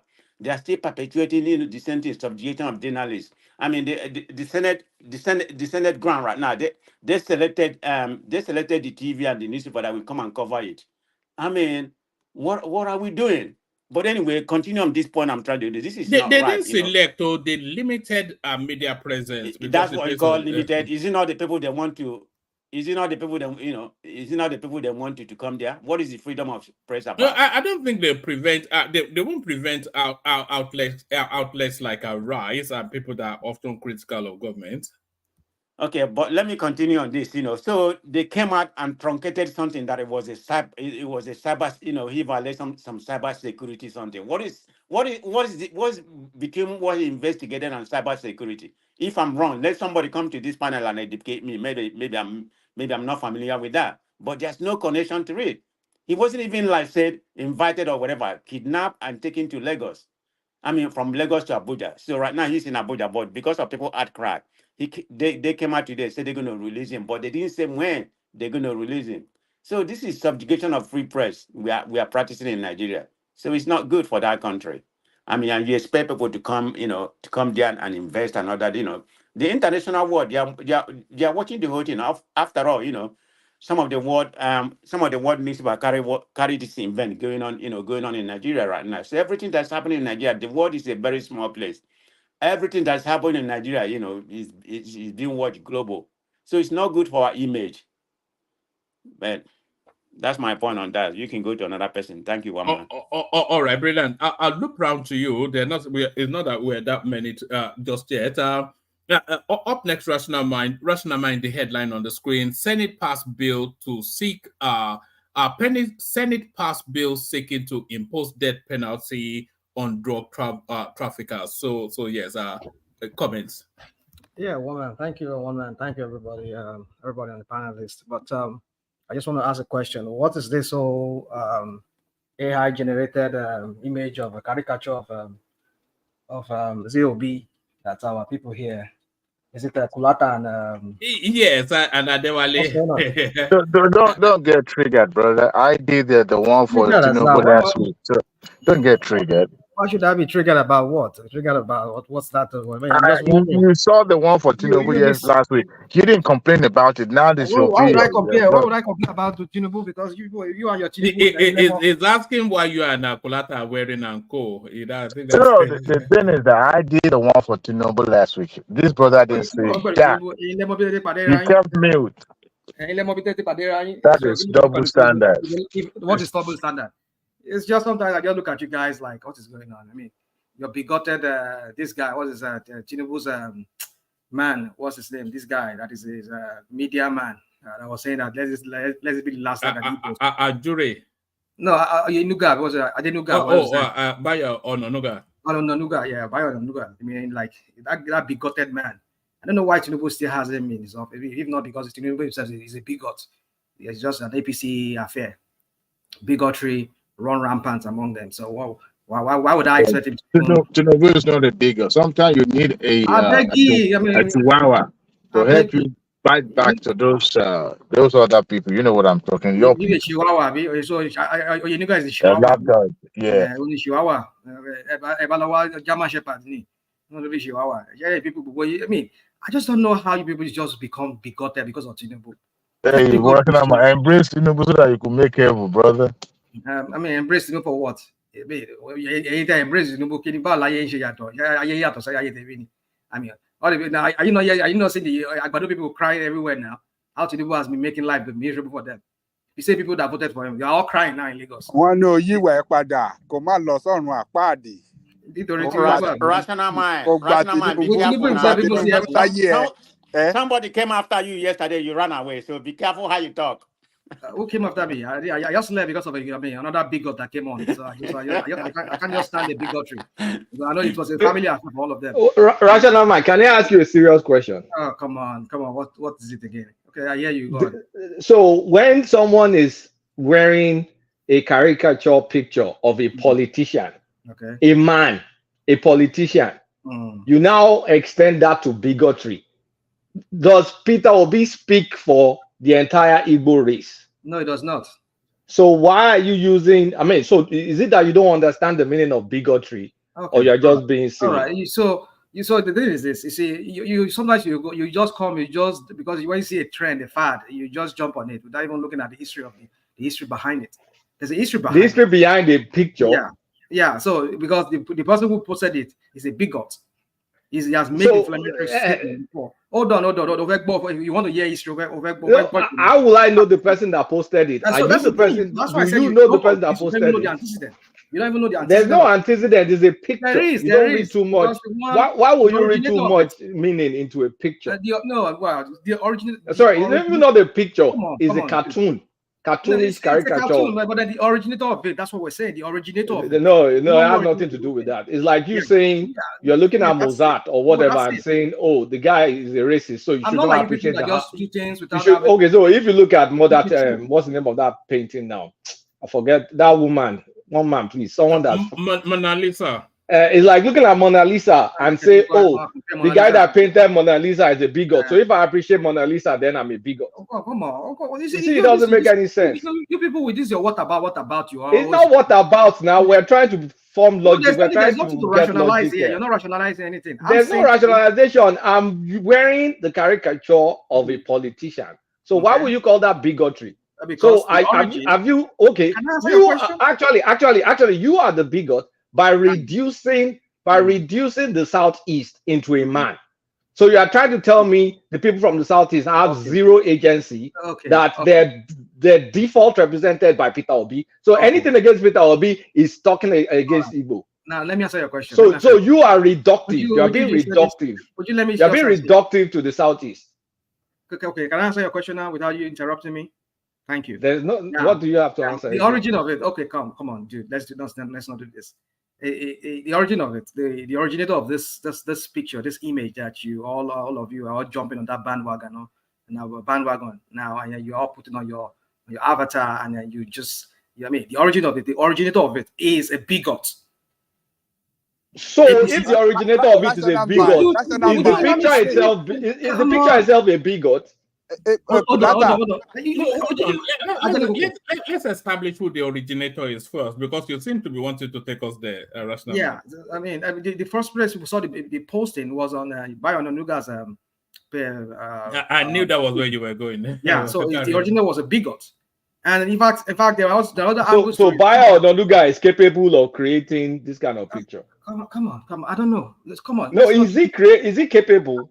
I don't know. A man in his 60s is playing around with computers to generate JPEG. Stop this questioning that you see, on multiple points, you are wrong. First of all, you are incorrect that Bayo Onanuga created this. Number one. Number two, you are reducing Igbo people to one man.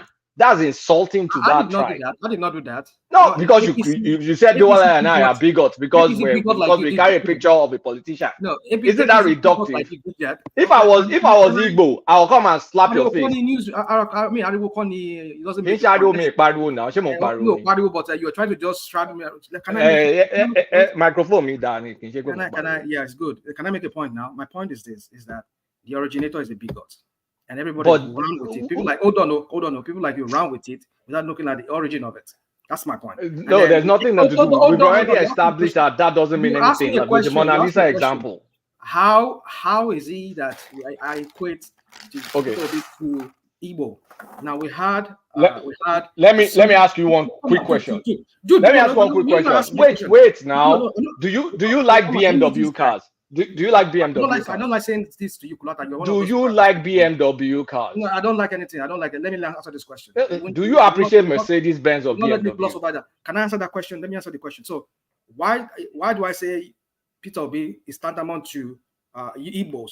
I'm using you. I'm using the APC. Hold on. I'm using the APC bigots like yourself and Bayo Onanuga. You don't know the meaning of bigots, so I'm going to pardon you. Dude. Anytime this guy speaks, the last time we heard a serving minister That's why himself being an Igbo, because he has joined the ABC bigot party. Because when you become them, you become like them. He made a statement, because this guy made a statement about the landmark issue and the coastal road, and a serving minister had to equate that to mean that Peter Obio is an Igbo person. I mean, he's an Igbo. He serves the Igbos. He speaks for all the Igbos. And he said, when did he say that? When did he say that? Hold on, unquote. And it's misleading our people. That's what he said. You see, inaccurate statements. One man spoke. One man spoke. Your own bigotry is even very apparent now. By reducing a great tribe, to just one piece of crap politician. I'm not going to answer your question. How can you do that? You're getting me. You're really getting me incensed because no, you should be incensed because you are really fumbling. You're really fumbling because you're trying your best. You're trying your best to paint a picture and a narrative that simply doesn't exist. I'm not making it up. I said the original. There's nothing factual about it. First of all, you said Bayo Onanuga authored this picture. What's your proof that he authored the picture? Except you are ignoring the fact I just gave to you. I said the originator of it. He's not the originator of it. He's not. Yes, the originator, the person that started it. You went to Harvard, right? I mean, you understand? I didn't go to Harvard. You pay my school fees. So what can we share? So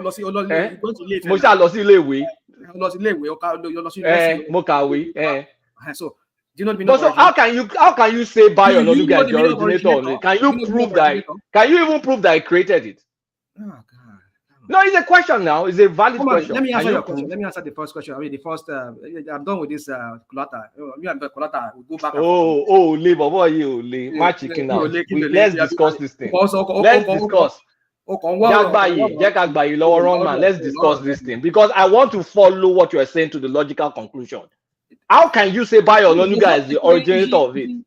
You see, what proof do you have? All of you that this. Stop using all of you. That's cheap. That's just cheap statement. There's a worm that's eating some of that. There's no worm. You're just throwing logical fallacies upon logical fallacies. I'm asking you a direct question. What's your proof first that Bayo Onanuga created this? I don't know. Go and look at. You don't know. So why are you saying it if you don't know? Dude, go and look at this X. There's no dude. There are many online JPEGs that you cannot say this person created it. Do you want to do a digital trace and say, okay, the handprint all over it is Bayo Onanuga? Do you want to do that? Or his Twitter feed, you will see that because he posted it on his Twitter feed means he created it. My God, I'm oblivious of that. I don't want to know. My God, what kind of logic is that? Now, since Mercedes-Benz, hold on. Since Mercedes-Benz and BMW were associated with Nazi, we should never ride Mercedes-Benz or BMW. We should never wish to buy one. We should never be associated with one because you cannot separate the art from the progenitor. You see that logic? Messed up logic. Anyway, let's continue. Everybody can see through you now. There's no logic in what you just said. To your microphone, a rational mind. No, I have to step out. I'll step away from my device. I have to go and get coffee. I want to. Overlook Bagbarawa, I did for you. But not no coffee. So anyway, what do you have in your coffee, rational mind? It's just coffee and honey I have here. Honey. Have you ever tried it with lemon? So try it with lemon, Ray. Have you tried it with lemon? Sometimes I mix it with lemon, but I don't like it. You do like one man speaking about coffee or tea. Almost about how long? About 7 or 8 years. I've never used sugar. I always use honey. I think a lot of people are moving away from sugar. Yes. I can't remember. Well, once in a while I take sugar, especially when I want to eat Gary. So anyway, so let's leave with this Kulata Agbado people there. I had this lined up for you when you were saying sorry, but one man, rational mind. I don't think you should call them bigots for obese for them showing Obi as their avatar now. To me, it looked like they are even promoting him. I don't know why you should get offended for this. I'm not really offended, Ajalewoko. It's just sometimes when I see bigots like the APC Agbado people, I know them. They are very bigoted people. They are promoting him now. What is the promotion? I mean, they don't promote. They're just making a caricature of him. I mean, is that okay? Is that how Obi really looks? It looks like it was made out of plasticine or something. It looks like. Is it Wazo Gromit or is it Gromit and something? You remember that Gromit something? One man. Let me tell you this: whether it look caricature or it look like this thing, as long as it's the picture and the image is looking Obi. I mean, what else do we? It's okay. Now let me tell you what. Let me tell you the history. What's the big deal about it? Let me just go back on that history. I don't want to say. You see, the thing is, if you go online after Adenuga, whatever his name, when it's after he posted it, come and see other Agbado people jump on this thing. They started giving him tribal mark. All this tribal mark of all this Ibadan tribal mark. Started giving him on it. Hold on, rational man. This is the people that are championing Yoruba nation. But that's political banter now. No, it's not a political banter. That is a way of showing. Making how do I say Yoruba people, Yoruba race, Yoruba ethnicity, making it look like it's like hold on. When they are singing that song, Agbado Baba the Sheikh, is it bigotry? Do you consider that as bigotry as well? When they are saying Agbado Baba Agbado or leg de shaky and they say shaky, is it bigotry? Well, it's no. We're going from the ridiculous to the absurd now. Directly. You see, this is what I'm so. You see, I used to be one of those people I respect, and I still respect. No. I mean, we are having conversation now. This is not about. We know it's a conversation we're having. And then number two, and then that is. It looked like you cannot answer that question. Then number two. What do you call it? Kulata has used Tinubu's avatar that they destroy. His head is looking like Agbako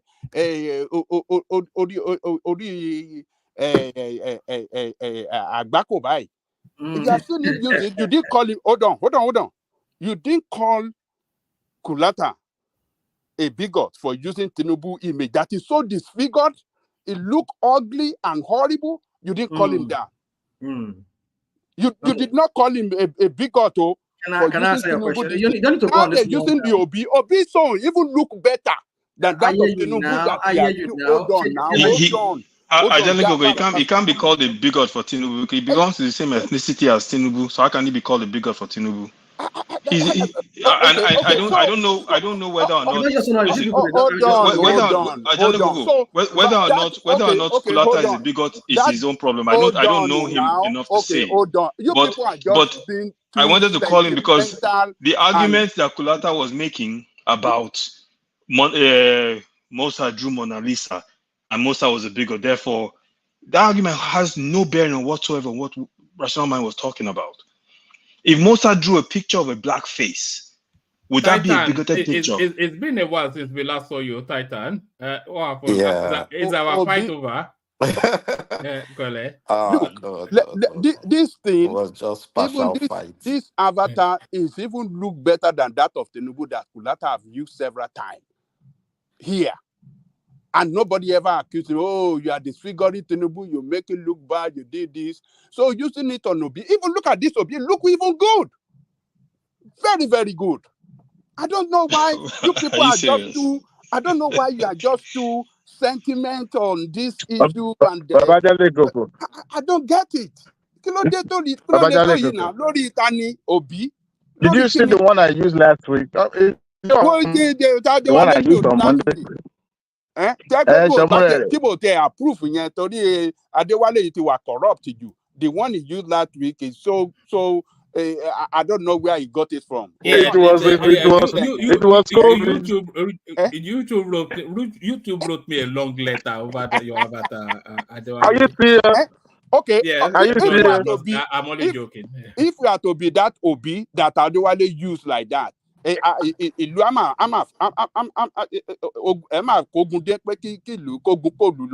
for what? This is nothing, man. Can I say something? I don't get it. Yeah.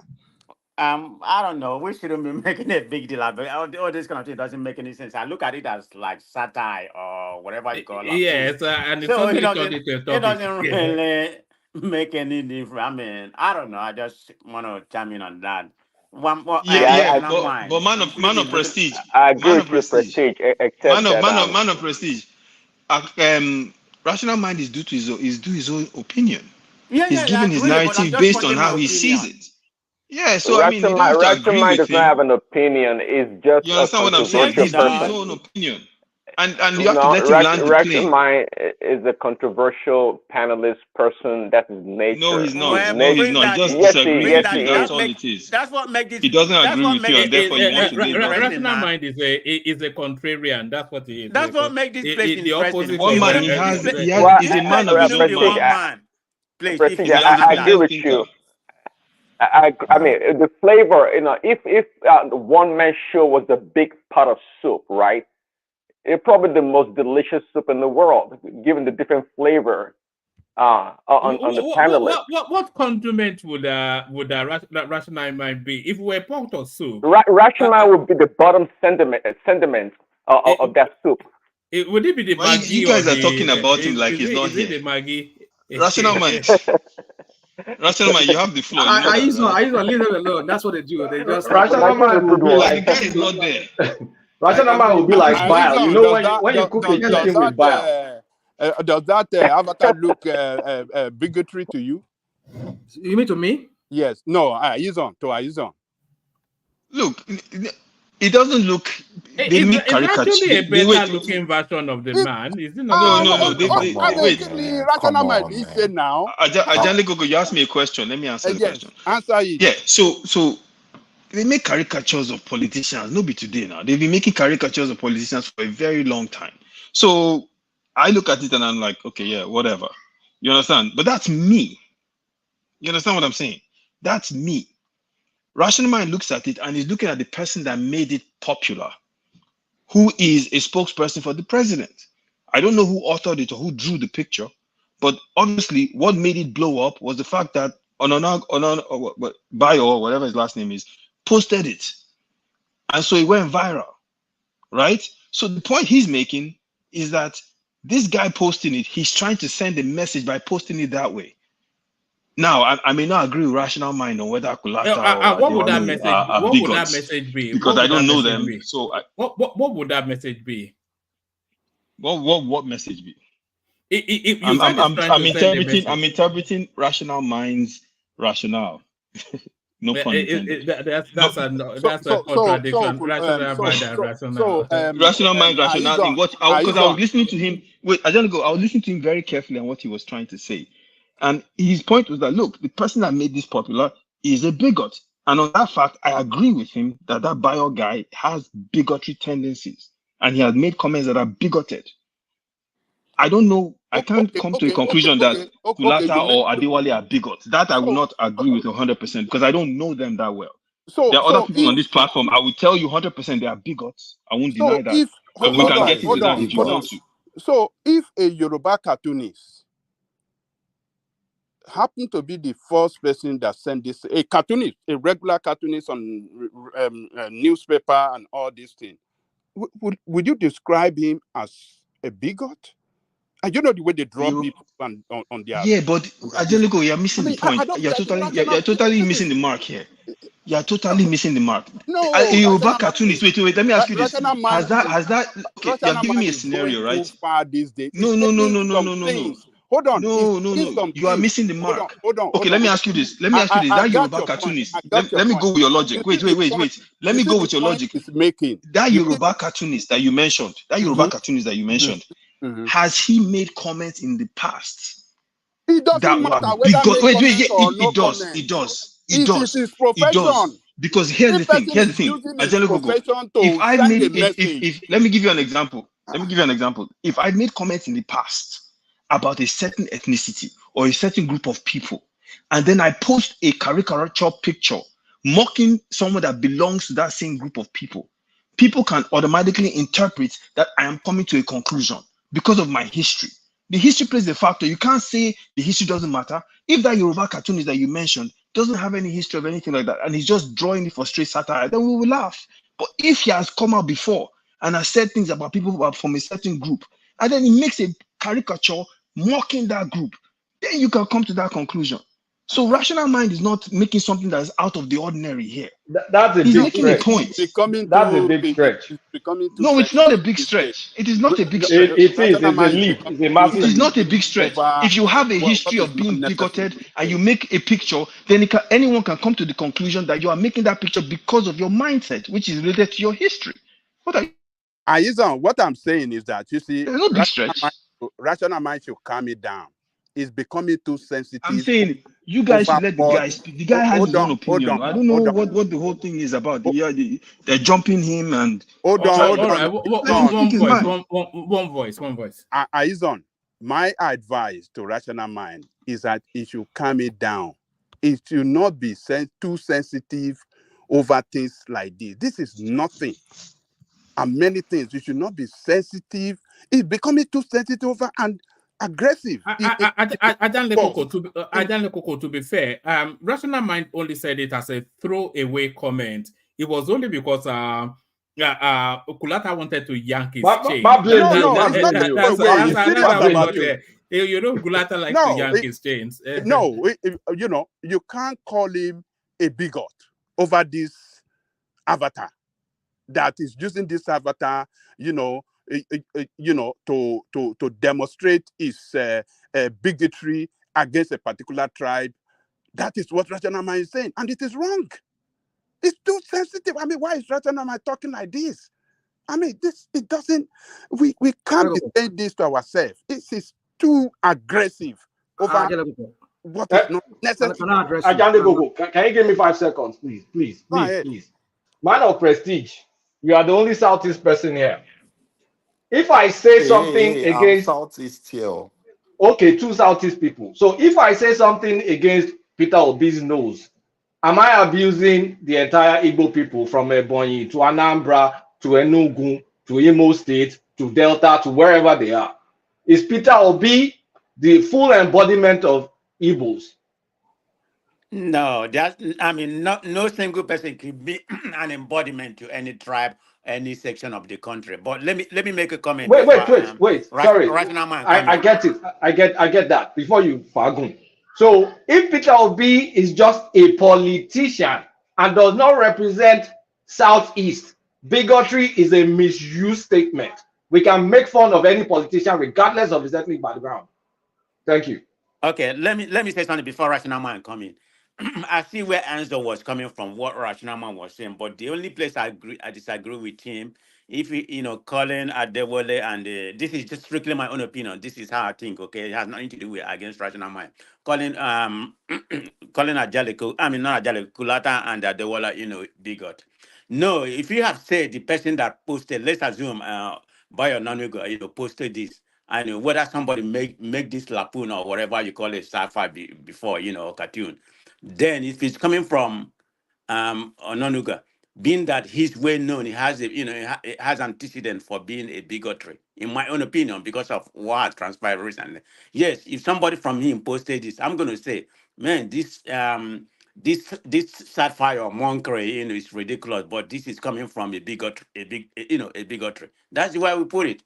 But not somebody who I know. Let's assume somebody just made this as a cartoon or as a satire, then there's no kind of history of bigotry in it. I'm not going to call that person a bigotry by no means. So that's the way I look at this. And Amanda Prestige, thanks a lot. You see, when I called both of them bigot, I don't mean it in the sense of calling them actual bigots. I'm just saying that the action of what they did by putting, I've come to know Kulata very well. He said he's married to an Igbo woman. Partly, I don't know if your wife you said one time, I heard it very well. So I won't imagine him to be a bigot. But I'm saying some of us unknowingly, we have to promote these bigoted politicians. That's what I'm trying to say. That's what I'm driving at. Adewale too, I don't know him to be that as a bigot, even though he has expressed certain views here. But my point is just that I'm not pinning them to being a bigot. I'm just saying the actions, what they post, the origin of it is from a bigoted person. And so by having it, it's like you're trying to promote that bigotry. And anybody who sees that will not like myself, who thinks like myself, will come to that conclusion that, well, maybe you guys are just bigoted like these idiots. I mean, the same idiot that posted it from the beginning. That does not mean I'm saying that you actually guys are bigots. Let's just leave it at that. It's just a sign. Well, they tell you that Obi is a fine boy, according to Tim Majek. Well, so it's a side banter. Let's just leave that at that. Obi is a fine boy. Yeah, I doubt that very much. But yeah, so no disrespect to any of the panelists here.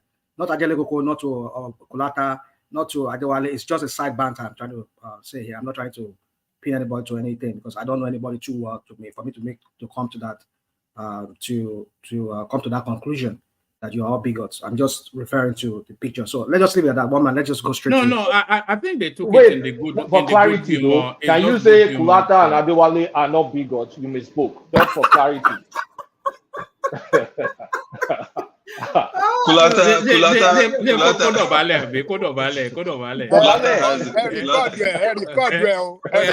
Come on, rational mind. Rational mind.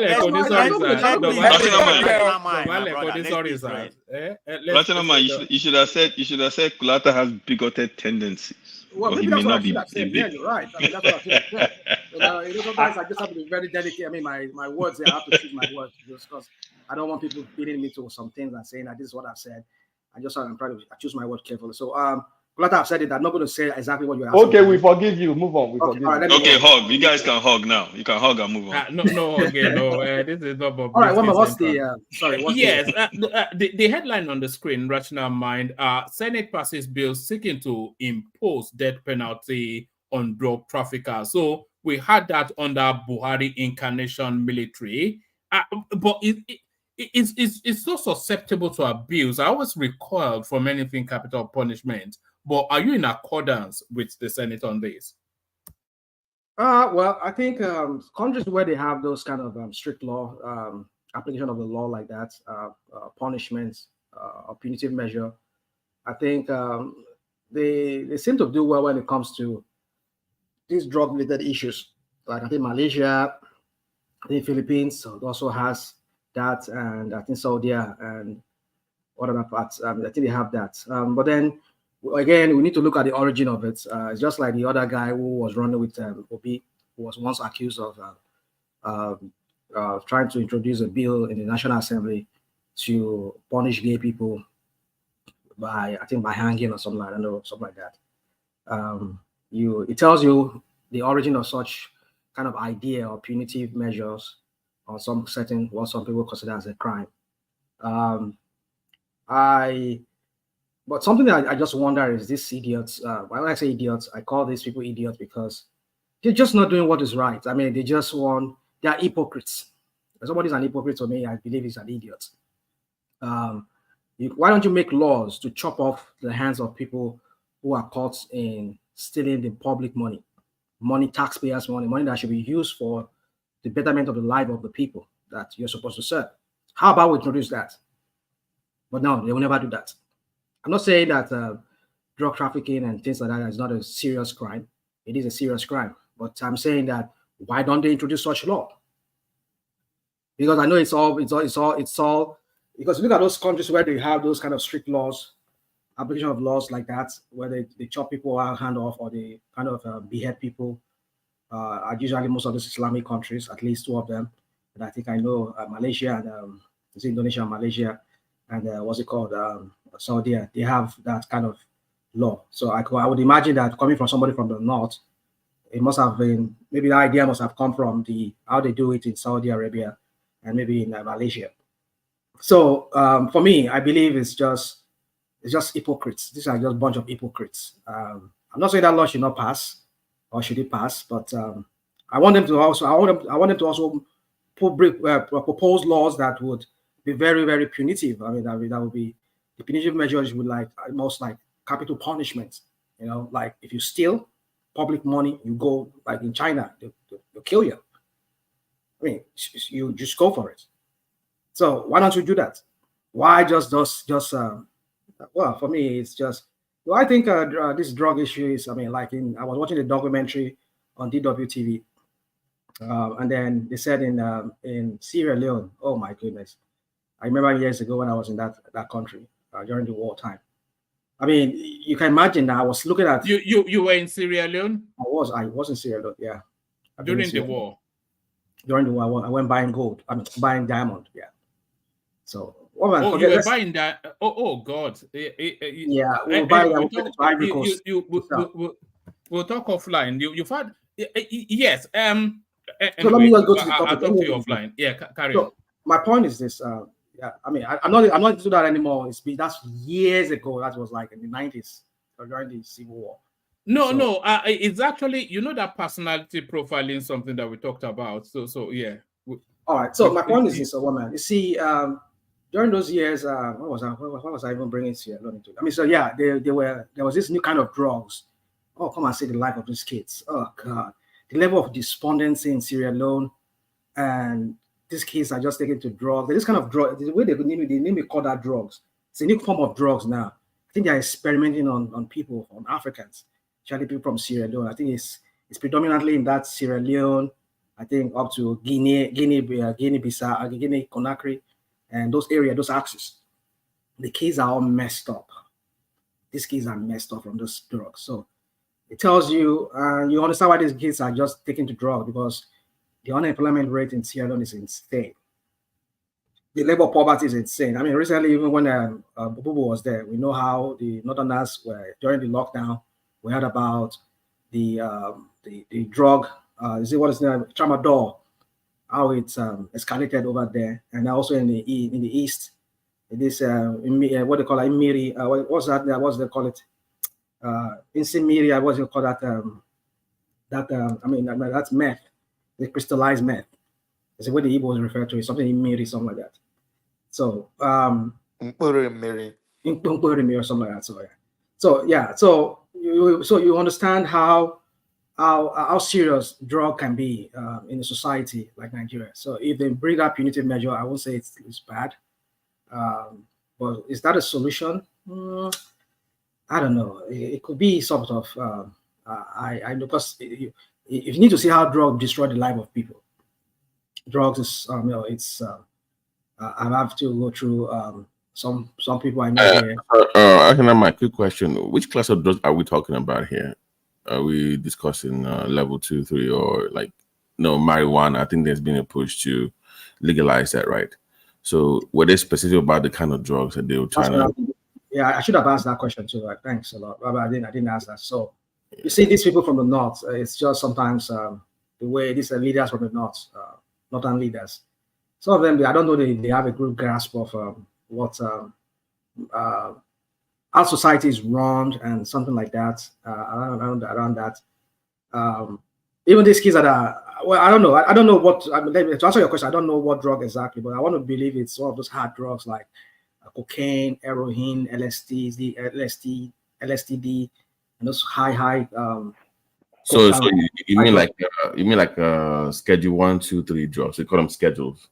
Yeah, I think something like that. Some of those 1, 2, maybe 3. But that's the thing. We don't even know. That's about the reportage. Sorry, Babati, quickly. So we know fentanyl used to be, I guess, Schedule 2 drug, but now I'm not sure anymore because it's pretty much everywhere. So what schedules fentanyl right now? But to the law, quickly, if I can go ahead and answer if you want to. Go on. You want to answer it? To the law, one man, with this bill we're talking about here. I think do we call it tribal or could it be a racist law? It's like passing a law and say people that eat amala should be jailed. And we know if they pass such a law, which part of the country or what region is being targeted. Now to this law, we all can draw a conclusion that we know who they're going after. Am I right or wrong? The funny thing is that if you look at recently, I was looking at NDLEA. There was a sting operation they did recently that involved them tracing some drug traffickers to about 4 or 5 countries: Nigeria, I think Malaysia, and I think one country in Europe, and then Brazil. I think. You can imagine. So, and it has to do with I think heroin and cocaine. I think that was what the you can Google it. You see it. Recent bust sting operation that the NDLEA did. I saw that about 3 days ago.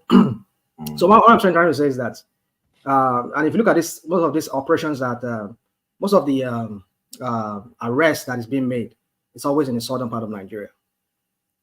We can the out of the hemp, it's understandable. The Indian hemp or the marijuana is understandable because it's mostly cultivated in the south, my state.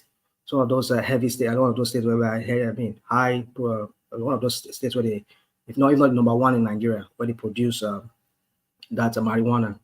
So, but then that's understandable. But are we saying because the tramadol issue that we had recently that was just sweeping across the north? I mean, I didn't hear the NDLEA ever arresting any of those people selling or trafficking those drugs. I mean, selling those drugs in the north.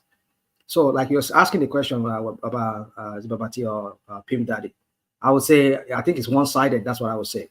So yeah, because they have to come up with a class for those things, so we know which one is, because it's all blurred. It's very blurred. That's the thing. That's why I said these people don't even know what they're doing. But can someone pull out the law? Because I don't think they'll want to do this for the likes of tramadol and codeine, even though they're kind of like opiates. It should be for maybe hard drugs like heroin, heroin, cocaine, and LSD. I mean, meth and all those ones. It's illicit drugs now. I'm not quite sure. Medically, you cannot look at it that way. You cannot just lump everything in the same category. You must define schedules. That's how you can implement laws properly. What way they're doing? All those not done. Senators. I'm not just say, they are all. No, rational mind. They know. They don't dismiss them. A lot of them went to Harvard and all. Come on. Even some of your southern senators, they don't even know what they call schedule. I mean, classification. They will know now. Everybody has access to internet. Those people are just they're just a bunch of morons. I mean, forget that thing. I mean, guys, don't call a group of people morons. I mean, that's come on. Well, but scheduling drugs is like it's relative. I mean, what could be class schedule 2 here could be maybe 2 or 3. Right. That's my point. Like, depending on the country and the level of if you have issues with one major drug, like before they used to move. I think tramadol was like level 3 before, but they moved down to level 5. To level 5. So depending on what's going on in your society, that's how you clarify. There's no universal. Right, but some countries. But in Nigeria, do we have a list where we can say, okay, let's go here based on what in our country now? Let's adjust to address the issue. Do we have a list that we can look at and say, okay, what's going on here? Do we have that? Maybe they're trying to go towards zero tolerance. Some places have a zero tolerance for illegal drugs, right? So maybe they want to go that route. If a drug is illegal or not prescribed, then it's against the law. No, let me clarify. Please. Okay, so schedule pretty much means the level of addiction, right? That's what it is. So, yes, sir. But sorry to cut you guys. I think we are reaching for something too high, and you're asking for the impossible. This bunch of people, even Nigerian collectively, are yet to recognize that drug addiction is a health issue. Mental health is not, up to this moment in our society, if anybody's suffering mental health, it will be discriminated against. So when you have society that is yet to recognize this as a real medical issue, other than just saying, oh, you're being afflicted by this, by that, and you're expecting them to come up with schedule, it's not going to be possible because these people do not know the difference between marijuana and methamphetamine. So I think we are asking for the impossible. I think so. So serious in that. That's you're not serious. If they could come up with a capital punishment for drug addiction, that tells you, or drug peddling. Is it for addiction or for trafficking? For trafficking, yes. That's why I'm wondering what Dewale is talking about. They are not talking about. Well, it just doesn't. But that punitive measure does not correlate with that crime. There's no way you can. Forget about what is being obtainable in the Saudi Arabia. There's a heavy noise coming from. Can you hear me? I think it's coming from my zone. Carry on. Okay, forget about what is obtainable in the likes of Malaysia, or those are authoritarian government or society. We're talking about where addiction or drug peddling is not even the addiction itself. It's more of a medical issue in such a way that people that are peddling this must have had the reason that pushes them to do this. I understand that human greed play a role in this, but It's because economic. It's not. yeah, You know. it's You the may higher. find, Dewale, you may find that a lot of these drug peddlers, they don't actually have a drug addiction themselves. They just smoke No, it as a, well, a lot of them don't. A lot of them are not drug addicts, I suspect. No, can I chime in? But the higher the risks, the higher the rewards too, right? That's just the way it goes. So when you try to make the condition more stringent, guess what? It's going to push people to want to do it, to want to carry it so that they can get rewarded hugely, like Trump always said. Anyway, go ahead, Rachel. Let me chime in, Rational Man, please. I think some of these senators, they're like, they have like opium minded. You know what I mean by that? They get drunk, then they come on the Senate to pass whatever suit them. I mean, I think it's very disingenuous. I mean, I'm against all this drug trafficking and drug abuse, which I consider drug abuse to be the worst part of it. If you look at the stats, even some state in the in the north, they perpetuate more drug abuse than any other place, than some state in the south. So having said that, I mean there should be there should be a law, certain kind of law, but this shouldn't be the immediate thing they should be more concerned about. I mean, how about the Boko Haram and all this kidnapping? Why can't he propose a law for them to Boko Haram killing people, for them to pass a law for death penalty in that, but instead of become catch and release. I mean, and I'm just going to say one more thing. Blessed to our past president, Yaradua. I mean, he's the only president. I don't know if you have seen a video that just surfaced, where he was, where he where he wanted, to remove the immunity from serving president and governors. That's what he proposed during his time. Of course, that I don't know, that didn't go that far before before his demise. I mean, he's probably, in my own opinion, he would have been one of the best presidents. I know he has some of his shortcomings. I mean, the only shortcoming I can see him for not telling us when he was sick and other thing. They tried to hide it, but what he proposed could have been, we wouldn't be where we are today right now if that actually has taken place, maybe passed in the Senate, where there's no immunity for the serving, not just us, for the serving president, governors, any kind of, anybody in the government. That was he was proposing. It was in the video that just surfaced, and he proposed another thing about how to curtail corruption. Certain kind of penalty that should have been involved, in it. If that has been implemented because of his demise, then we would have been in a better place right now. So I'm against drug trafficking. There should be a penalty for it, but but my brother, what I'm saying is this.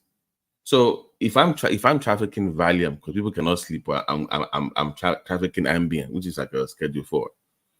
What's the difference between? Will I get death penalty the same way somebody that's trafficking? You stole my question. I was going to ask Rational Mind that if they catch me shipping codeine, I'm not even talking about anything else. Or LSD compared to heroin, or even tramadol that people even use for sexual performance. What?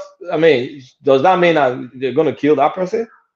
I think there should be different level of this drug they are talking about. But they need to clarify that now. You can just pass they need a clarification. What kind of drug are we talking about? I mean, there's more that is more detrimental to human beings. So definitely, guys, you see, our people need a lot of education. It's apparent that even our journalists too, sometimes when they write, I don't know what newspaper is this that reported this. You see, there's a lot of education that has to be done in that country. We know we're still developing. We're not yet there, but the cable is called. The cable, okay. I think it's one of those big companies, big media houses. You see, gone are those days. You see, when I have this, I used to have this nostalgic feeling of the journalists from the 90s, 80s. These are well trained journalists. When they write, they delve into some different realms of the same topic they're talking about. But these days, you just see so bland the way they write. They just divulge. They just regurgitate what they hear. That's how they. I mean, I don't know. And I kind of makes me wonder the kind of future that we're entering, the new era or the new kind of time we're entering. Rational mind. You see those years that you released with nostalgia, they also embellish their stories as well. Come on, it just happens to you belong to that. Even though there's embellishment, even though there's a measure of embellishment there, but at least people like myself today, it's one of those things that educated me, that contributed to my education. So, but then you can argue that they embellished it, but at least it's part of what educated would have brought about my education today, that made me to be able to critique things very well. But let's just leave that. My point is this, guys, is that other people are talking, like people like Baba T and Prince Daddy, and everybody's bringing different perspectives. We need to classify these drugs. Not just enough just say, oh, we're going to put them to the guillotine and go and just send them to guillotine and then have them just chopped off or whatever. No, that's not it. Like, right. So was it? Actually, to add quickly, what they do here is, if they see any increase, like if there's a sudden increase in taking a particular drug, they will investigate to say why is the demand for this thing high. If they have to address pharmaceutical companies or to address how doctors or whoever prescribes, they will adjust that. So they are always looking at the numbers, the metrics, to see what's going on in society. You always have to investigate. You have to research what's going on. Why are people taking this? What's going on? Level of depression, who is prescribed? You have to find out where it's coming from. So, but for us to just pass laws without doing our due diligence is what I don't understand as a society. You must find out why are people doing it, where it's coming from, what's the demand for, is the pain, what's going on? Is it pain? Is it depression? What is it? Find out first. Then if you have to work with your doctors, your pharmaceutical companies to say, okay, let's find something else to use it instead, cheaper, maybe therapy sessions, or work with the medical professionals. That is how you do it in the same environment. Not just passing any. Okay, for this bill now, during the hearing, did you see any doctors in doing that hearing? That's the thing. That's what I'm saying. Anybody from the healthcare department to address this with the public? No. You have to come and talk to you in public and discuss this thing before you pass bills. Exactly. But then if anybody goes against them now, they say it's against Tinubu. That's what it was saying. It's against Tinubu. It's like, I'm just saying that on the side. Let's not be caught. I had a cultural shock when I came to America. For the first time in my adult life, I saw a medication being promoted on a television. And I was shocked. In Nigeria, you only see those ones you can find, or maybe over-the-counter medication. Hardly you will see a prescription medication being promoted in Nigeria, on Nigerian media. But guess what? Those ones that you tell your doctor, you'll be shopping around. This is one I want. Prescribe this for me. And doctor will say, okay, this is one. And sometimes but you know what you guys do, pushing those medication on your patient, and that's what. They do. I was shocked that you could be shopping around for a medication. Thank God, no such things happen in Nigeria, because if that is what is happening in Nigeria, they get cuts from the pharmaceutical company when they do. They do. And if that is what they do in Nigeria, guess what? In fact, doctor will be smiling to the bank, because they won't mind as long as let's stay on topic here. Let's not do the doctor bashing on this platform. Don't sweep that under the carpet. That's what you guys do. No, it's right. It's right. Because let's stay on topic. But rational mind. On the flip side, we do have societies like Indonesia, Malaysia, Singapore, that they have zero tolerance for drug trafficking. They kill anybody. I mean, it's a capital punishment, straight up. And the societies are good. So are we not really thinking this through in terms of applying it to Nigeria? Because we're taking kind of like a Western stand here, when you compare to Eastern stand, they don't take nonsense and they're functioning. So do we really, they do more than just that. They do more than just with those laws. I'm sure their healthcare system will address needs if they see any sort of spike in the use of A, B, C, or D. They will, what's going on here. Yeah, but we're talking about traffic. We're not talking about. It's for traffickers. Okay, all right. You know what, Kulata? How are we so sure that those societies you just mentioned got rid of drug in a society? till tomorrow, you will still find people traveling to Malaysia being caught at the National Military Mohammed Airport with hard drugs. It's not an epidemic in their society like it is ours. But you'll be shocked at what is well. You know what? Let me say too much. But the example is this: in Dubai, you can't. Beer is not permitted to be drink. I mean, you can't even drink it outside. You have to be shipped to your hotel, right? But I was surprised that you could find beer easily in Dubai, in Abu Dhabi. Even Sharjah, that is the most overly religious Emirates, part of the Emirates, you can easily find alcohol at the snap of finger. Prostitute, brekete. So the more the society tries to be stringent with condition, the more resistance you will find. However, you have to have in in one hand, relax the rule or while you are at it, so that you'll be able to understand or have in-depth reason why people are doing it, or able to catch them in the act. Because you're trying to be so overly stringent, guess what? People will find alternative and they will do it successfully without you catching them. So if Nigeria want to resort into that, it won't work, because Nigeria has never had any law that has been stringent or that has been, over the years. So if that's the route they want to go, guess what? The more the penalty, the attractive it will become. Guess what? People will be rushing to it because the reward is going to be high. Sorry, quick question. The drugs being trafficked in Nigeria, are they locally sourced, or are they? Is it because I heard we're like a gateway? It is both, Babati. Some Mexicans, I heard about some Mexicans set up meth factories in Anambra, and also some Jamaica had set up meth factories in Lagos. So it's not, it's both. We're both a hub. We're also producing now. They caught that Jamaican about 2 years ago, didn't they? That Jamaican. Yes. They not catch him about 2 years ago. They caught the Yeah, man. Yeah, bless up. 2 years ago. Bless up to me, Jamaican brothers. Yeah, bless up. Yes, Winston. Wagwan. Yes, Winston. Yeah. So I think everybody has said so many things on that. For me, I just think you need to do a public hearing. And you see the way something like that is regulated here is that it's even on state level. The late Akere Dolu, I don't know how many times that he went to, well, I mean, I know, but at least from what I heard, how many times he went to Aso Rock to convince Bubu to grant him some kind of special exemption, going to turn Ondo State into some sort of hub for marijuana. Yeah, and you had to go to Malaysia, or Indonesia to go and study how to make medical marijuana, something like that, and how to bring that technology to Ondo State so that we can be selling to countries like, because Ondo State has, see that axis, it's Ondo, Edo, Delta, those 3 places. They have the best form of, maybe Ekiti, they have the best form of Igbo, the very conky one, which is that in your expert opinion.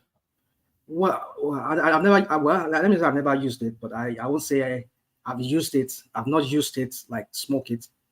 Maybe I've tried it in just once, just take a sip and that's it. Have you tried the edible before? The gummy? I've chewed it and I've put it in to grow my hair. Way back in the we used to grow out. You used to grow afro. It's the best relaxing medication you can ever get out there. Well, that's what I'm saying. I only use it for cosmetic to grow my hair. Just like then, I used to be a freak for afro back then. So, ladies and gentlemen, rational Mugborio. Try it. No, somebody just said try it. I can't do it. I did not inhale, according to Clinton. Avi, you did not inhale. Yeah, I mean, that was years and years ago. I've not. Rational mind. They also use it for hemp oil. It's good for inflammation. Like if you have inflammation on your elbow. It's good for it's very good for people that have cancer because of the inflammation. And by the way, I personally use hemp protein as my post-workout because I don't like whey, so I use hemp protein instead. And it's so digestible and it's packed with magnesium and zinc, so it helps your body recover from those sort of things. So there's a lot of benefits. We're just jonesing in Nigeria. No, we are not even jonesing. I think we are locked in that conservative northern culture. I think that's what holds us back in experimenting more. But this headline, Rational Mind, quick brief commentary on this, and then we go to Ajanle Koko Kulata, owner of Sorry, one man. Sorry, Joe, please, Joe. The Yeah. biggest thing we've not spoke about, I know people are going to raise eyebrows at me, is the economic loss if they stifle that in Nigeria. There's a lot of businesses. You mean hold on, Brity. You mean the Indian hemp economy? Indian and any kind of drugs. There's a lot of people wash the money through many legal businesses. So it's gonna drop our economy significantly. Anyway, I didn't want to. Don't look at it to judge me. No, we are not. Just Okay, we agree with you. Remember in 2019 when Showore brought it up and people are making fun of him. He was right. He was on this one. I have to agree. Showore was right when he said we're supposed to look at these things. Babati, I'm even talking about the hard ones, not just my lady. But you do agree it drives a lot of our economy indirectly. Yes. Nobody wants to acknowledge it. And if you stifle it, it's going to anyway. You need serious investment in that area and a very focused and serious government. Even American economy benefits from it. I don't think a bit Kulata is talking about the economic benefits of Indian hemp. He's talking about illicit trafficking of drugs that is 10% of Lagos economy or something like that. I think by the way, the drug peddlers don't get paid in local currency. They get paid in foreign, like US dollars or euro. That's what they get paid. The economy, because it's easier to transfer. That's the reason why. And when you don't have that anymore, I'm sorry for Nigeria. So one man, before you even go, this is the person I believe this should be Mamutulo, right? This is the person we should really feel sorry for. He's the one that this guy did everything right and lost everything, not the mango head landmark. Go ahead, one man. Yeah, you see, it's easy for us to say, but then what's the worth of his investments? Is it at par with that of landmark? That's the thing. Should be asking. That's another question. I'm not saying he did not invest, he didn't lose. Don't get me wrong, and that's not what I'm trying to say here. But what's the scale? I mean, I can't even think. I mean, comparing his investment of the guy called Landmark and this guy you're talking about, we have in front of us. You see, let's not overflog this thing. It's either we realize that Tinubu and his people did not do everything right about this project. We're not saying it's not a good project. We're not saying it's not something we should do, or Nigeria needs a coastal road. But there's so many things that has to be factored into it. Why the haste? That's the question. Why the rush? Are they sure this project is going to be finished within 8 years? Where's the money coming from? So many questions that need answered that we're not getting any answers. Except what Umar comes out and tell us. And so when there's this opaqueness, this gloom around a project that Nigeria has never done any project of that kind, of that magnitude, of that scale in the history of that country, of 15 trillion. And I know that thing is going to inflate it with time, because if inflation also crawl into it again, it might go into like in the range of 20 trillion naira, I'm sure. If the way Nigeria, because the dollar has fell again today, and it's like it's going to fall more and more. I'm not praying that, but it's not what I wish. It's just the realities that we're seeing. Nigeria is not producing.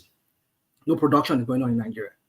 So except the remittances, because what Cardoso is doing now is the reason why they seem to be having more and more dollars in the central bank is because of the remittances that is coming up from abroad, not because of any sales of anything or production or exporting of anything of any kind, except the borrowing that they are borrowing, selling bond and all of that.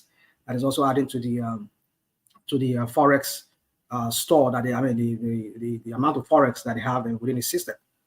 So, but then if these people pull out their money, or the people from the diaspora to cut down on their, the funds that they send into Nigeria, how is that going to help? So we should not bank on that. We should bank on what we are able to produce and the value we're able to give to the international community, to the world in general. What are we producing? Besides our oil, that is even comatose, that is not even regular. It's just a hazard. Today we sell 50 million, we sell 100,000 barrels, and tomorrow we sell 50,000 barrels. The next day we cannot even produce because of one thing or the other. So it's just and the only bank, the bulk of the money that's coming to the system is from the bond and whatever borrowing they're borrowing from IMF and maybe the diaspora remittances. That's not enough for a population of 200 and something million. That is why our economy is not growing. We're still in the range of over $1 trillion, over $500 billion economy, which we should be in the range of like, if not $3 trillion with the size of our population. We should be around in the range of over 3 trillion. What of economy? GDP?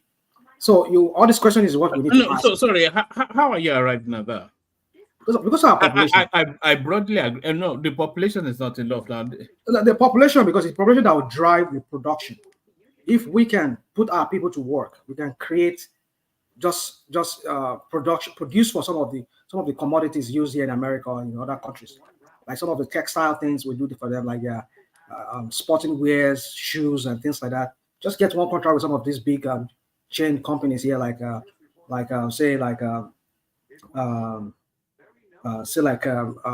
Kroger's, Safeway, Walmart. Just get some. We can make money from that. But why we can't. Rational mind.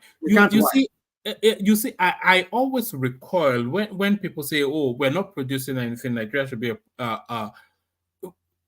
we cannot be a producing nation because look, production has already been surrendered and subbed out to the Asian spaces. There is nothing you're ever going to produce in Nigeria that you will produce it cost effectively as the Chinese. So you're never going to everybody has considered that space. They don't produce anything in America anymore, except very specialist things. Anywhere in Europe, they don't produce anything. Everything is produced in China now. So I'm not sure what exactly. Have you asked a question, woman? Have you asked a question? Why is it not being produced in China and in Europe and in America and Canada? Why is it not being produced? Because of the cost of production. There you go. Yeah, the cost of production. Right. No, that used to be the old argument. Now it's no longer the cost; it's also the competence of the labor force. Well, that we can factor that in too. But I'm just saying that here, okay, for example, now you're paying somebody $15 an hour. Just 1 hour. You're talking about cheap labor, Abi. You think that's an advantage? That's what I'm saying. That's what I'm looking at. Cheap labor. The cheap labor. So sorry, rational mind. Cheap labor is at the bottom rung of all of the indices now. You're talking about the machineries which you don't have and you cannot produce. They can. Okay. You're talking about the expertise which you don't have. They have. You're talking about longevity. Historical experience, all of these things, which they continue to harness in order to produce the best at the cheapest rate. Woman. You can't. Even Europe cannot compete with China with regards to infrastructure, public infrastructure, rails, roads. They can't. Let's not even go to that for now. Let's just go to the basics first. So one man is saying is that all those things you mentioned too, there are also factors that can contribute to that. But one thing we should understand is that Africa, Asia used to be like Africa today. The way Africa is today. They were not as industrialized as Africa is today. But they grew it up. So why can't we start from somewhere? Well, not necessarily we have to get the heavy machineries. There are certain things we can produce in a little way, and then we can grow it from there. You see, that's the problem. I said it here yesterday. Our governments are not ready to do the heavy lifting. They don't want to do the brain work of, okay, we want to plan. This is our 50 years plan to transform this country. Let us focus on. Do you know why Nigeria? Oh, okay, good. Let us focus first of all. if in my administration, all I can do is to light up the whole of the country. Let another person comes in and come and do the road for us. Or maybe just take, okay, I want to do two infrastructure, road and lights, and electricity, power the whole country.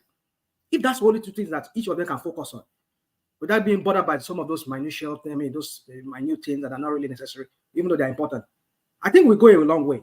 Rather than you want to do everything at once so that you can make a name for yourself.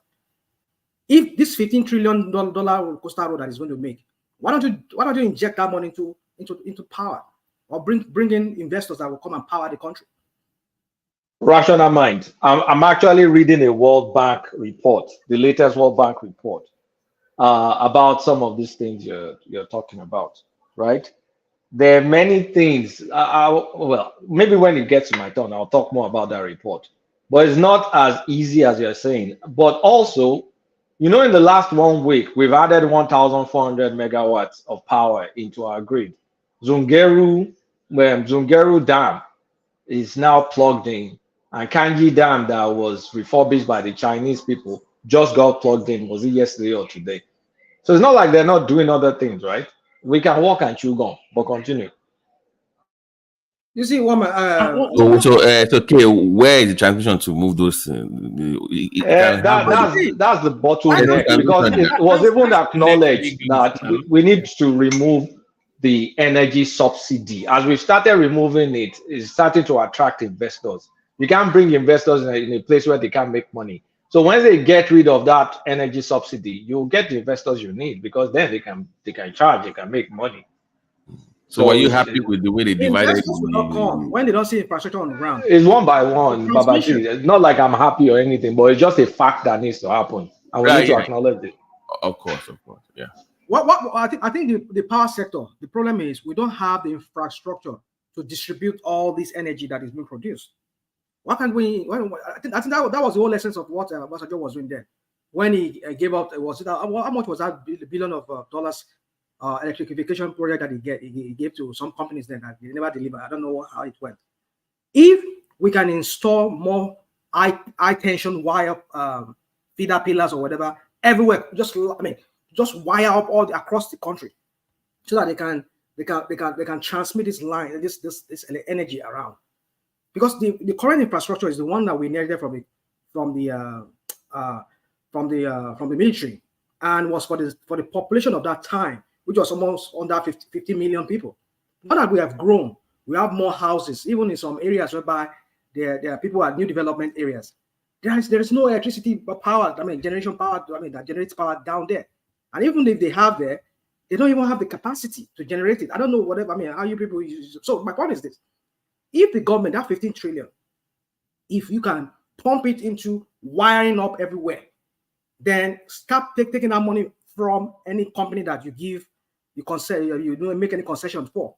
Start taking out the money from whatever money they make from it, so that you can pay up that money that you use in wiring everything. That would also bring up, that would also bring more investors to come and open factories, because they know they can always get cheap light, or they can get light to power their machineries. You see, the point is this: I don't know what the problem is with the leaders. They just don't want to do the heavy thinking, the heavy lifting. They just don't want to do it. They just want to just do whatever, we just mediocrity, and just do things that just make them look like, oh, at least they did something now. How do we move forward? I know we keep saying this thing. But rational mind, the heavy lifting is being lifted somewhat. Well, where's the heavy lifting? Where's the heavy lifting? All right. They are already in the process of linking up the whole country via the rail service. We saw the Port Harcourt about that's live and operational. Kaduna Abuja live and operational. Lagos Ibadan live and operational. Maiduguri to somewhere in the east, that one up and coming.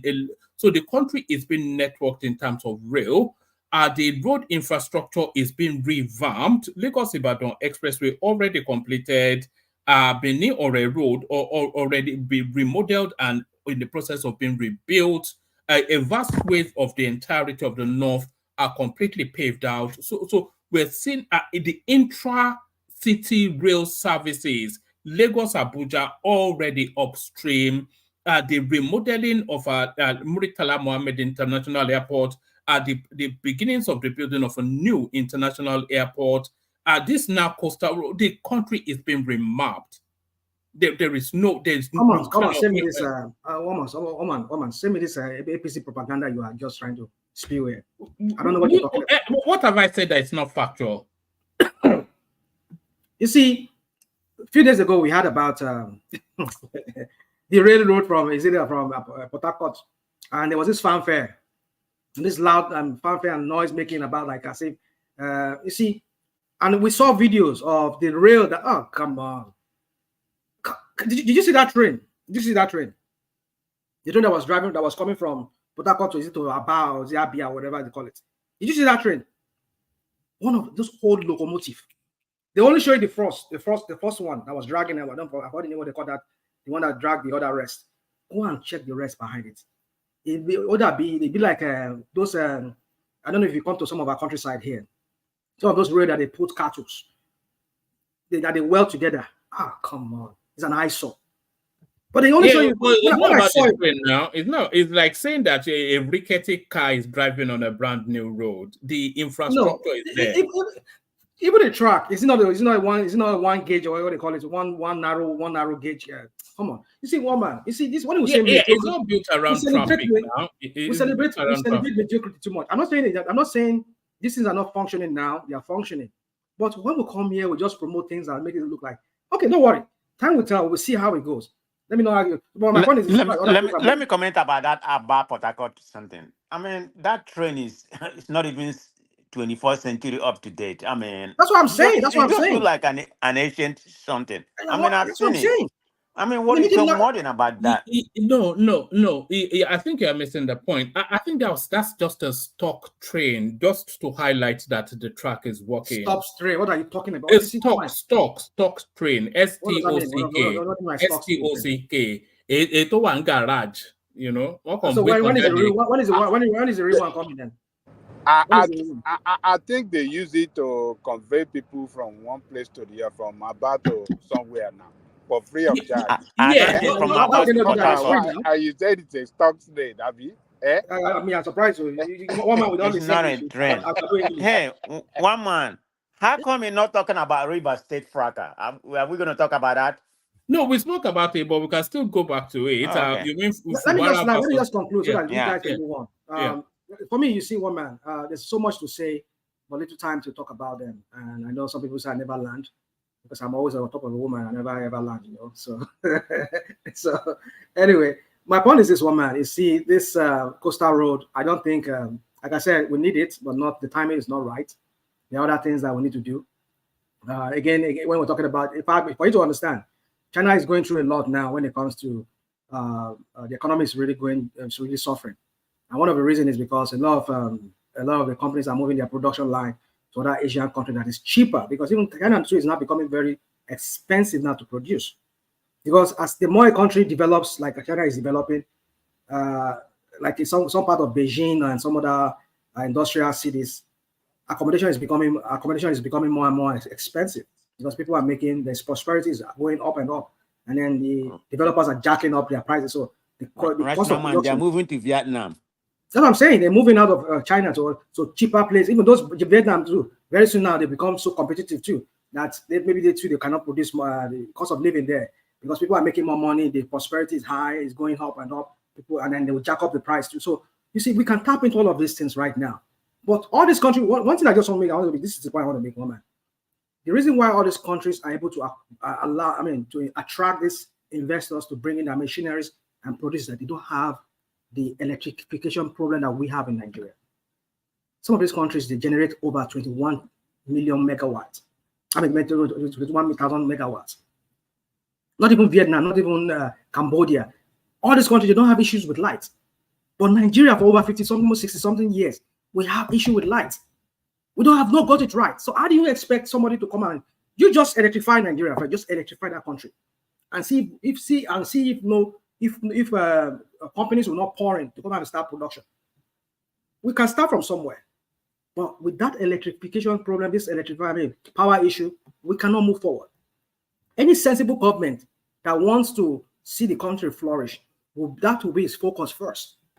After all, this is what this guy was saying now. what's his name? Tinubu, when he was there, when he was fighting there, when he was fighting Baba Yabo there. I want to bring Emron. Is it Emron to Lagos? But what are we seeing now? Well, we can argue that they've what's it called? They've taken it from the exclusively to the. You see, come on, woman. I don't know where we're going in our country. It's just so hard for me to even explain certain things because sometimes the way that country is structured, it just gets you so confused. But for me, this coastal road, and even if they make that coastal road, another question we should ask you now is this: where are the resorts going to be? Where are the resorts going to be? Because there are countries that are making billions of dollars. Morocco is making billions of dollars.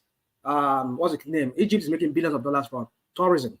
And when you talk about tourism, besides people going to see the pyramid of Egypt, people, they go and enjoy the coastline of Casablanca, Sharm el Sheikh, those Red Sea area. They are tourist centers. Imagine they pass a coastal road there. Do you think people were able to open their resort centers there? So this is a rational mind. You live in the Pacific Coast. You have a Pacific Coast highway where we you have live. resort centers here a lot. Yeah, so there's going to be allowance for resource centers. So that's what are you sure going to be allowance when we don't even see? Because I've looked at the way the road traverses. There's accommodation for resorts. One man, please record this guy's voice today. This is Abado guy today. Record his voice today. In about 8 years time or 16 years time when we come back here, we want to revisit it and we'll see if that road is not going to chop up all the coastal part of Nigeria. So that woman, let me just leave it at that. I just leave it at that. We don't even have to wait 16 years. I think before the end of this year, because they are going from 0 to 3, so that would have gone through the Lagos phase of it. So we would see what's left of the beach. Yeah. All right, then we'll see them. All right, brilliant. Thanks for kicking things off. So that's Rational Mind, of course, the inimitable wordsmith. That is Rational Mind. So Rational Mind to Ajanle Koko. Ajanle Koko, are you ready? One man, what's up? I'm good. So do you want to free flow at it? I feel it's somewhat restrictive sometimes when we limit it to the talking point. So if there's anything and this to everyone as well, if there's anything anybody especially wants to speak about, just abandon the talking points and just go to it. By the way, when it gets to me, I want to talk about the Israel. They said today that they will go it alone if America keeps pressurizing them to back down. So they're willing to go. So they're willing to risk their relationship with the American government and American people. Hello. So that's what I want to discuss. Maybe yes, I want to discuss that too, because I have the theory that they are intent on annexing that Gaza, and they're going to just do anything now and then, because as the years go by, once they've seized hold of it, they'll just. I think they are going to take that. And I think Gaza has maybe gas or oil and gas is about 1 trillion metric ton or something. And by the way, one man, I put a link in the private chat. It shows what Kay was saying. You can play it in the background. It shows the coastal road, and you can see the space for tourist attraction, the results. So you can play it in the background. So if you play the video, you will see like a drone shot that shows you the path of the coastal road, and you can see the space left for development for resorts and all that stuff. So Kay was right on that one. All right, brilliant. One man, let me say, I think they are what Israel is doing right now, they are banking on Trump to come back, because Trump won't have any safeguard, ready for them. Trump will ask them to go kill the whole Palestinian. Trump don't care, so they are banking. Hopefully, Trump will take over. So but they're playing a very dangerous game. It's a very dangerous game to play. Well, so that's the way I see it, because they know Trump going to say, give them, full backing, do whatever you want. So. How many more months before, if Trump, what difference is he going to make? As Biden not giving them everything to... Not like Trump. Trump going to give them a free hand. Trump is not... Because if you look at what's going on right now, Republicans think that Biden is hindering Israel from, accomplishing their goal. He's doing it. I'm not saying he's not doing, but not like Trump is going to do. Let's be factual on that. That Biden has given them so much to commit this genocide. We have seen it. So no, I'm against that too. Believe me, nothing different as it's just the same thing going to continue. So there's no There's no difference. We're going to see, because I think Trump has a very good chance of winning right now, the way things look. So, well, sorry, Manor Prestige, that propaganda just spread right now. It's not a There's no need propaganda. for it. You know it. Oh, you know very well. During Trump's presidency, no single war was started. Hold on. Zionist is here to defend his people. No. Yeah, yeah. But during Trump's term, no single war was started. For you to make such a loud claim, such an atrocious claim that Trump would give the leeway or the free hand for Israel to continue to massacre the Palestinians is a fallacy. It's a lie. Not just if massacre. Anything, Trump is going to eliminate them. See, why is it a fallacy? Once Trump wins, Why is it a fallacy? The war in Ukraine is going to stop. One. Why is it a fallacy? Is going to negotiate and back away from Palestine, and there will be peace over there. Why is that? That's what we're going to get under Trump's Why are we going to get that? This weasel that we have there is serving no good. You know that. And that's right Prince now. Daddy, why are we going to get that? Why are we even talking about Trump? I want to understand because in case we're forgetting, in case we're forgetting, Trump was the one that gave Jerusalem to them as a capital. Exactly. So why do you believe that Jerusalem is the original capital of Israel? No, it's not. Of the Jewish people. No, it's not. No, it's not. It never has been. Jerusalem has been a bone of contention That's a lie. That's a lie. This is colonialism 101 here. Prince Dad is an evangelical now. You guys. I'm telling you. I am telling you. Abraham, blessings are mine. Sorry. That's the religious propaganda. It's all right, Prince Daddy. Jesus. They cause it in history that it's not religious, guys. It's just a fact. The land, the Jerusalem is the capital. No, it's not. The natural capital. It never has been. Israel. No, it's not. No, it's not. Who told you that? If it's not, what is it then? The capital was never Jerusalem. Jerusalem was always in contention because the Palestinians, ever since the days of Yasser Arafat, did not want to give Jerusalem up because that was their land. These people came. Wait. You asked me a question. Let me answer you. These people came and settled, and they have been pushing, because of what was written in some book, they have been pushing to make Jerusalem their capital and take it. Every American president had declined to do that because they were trying to push for peace and they knew the implications of trying to give Jerusalem to Israel.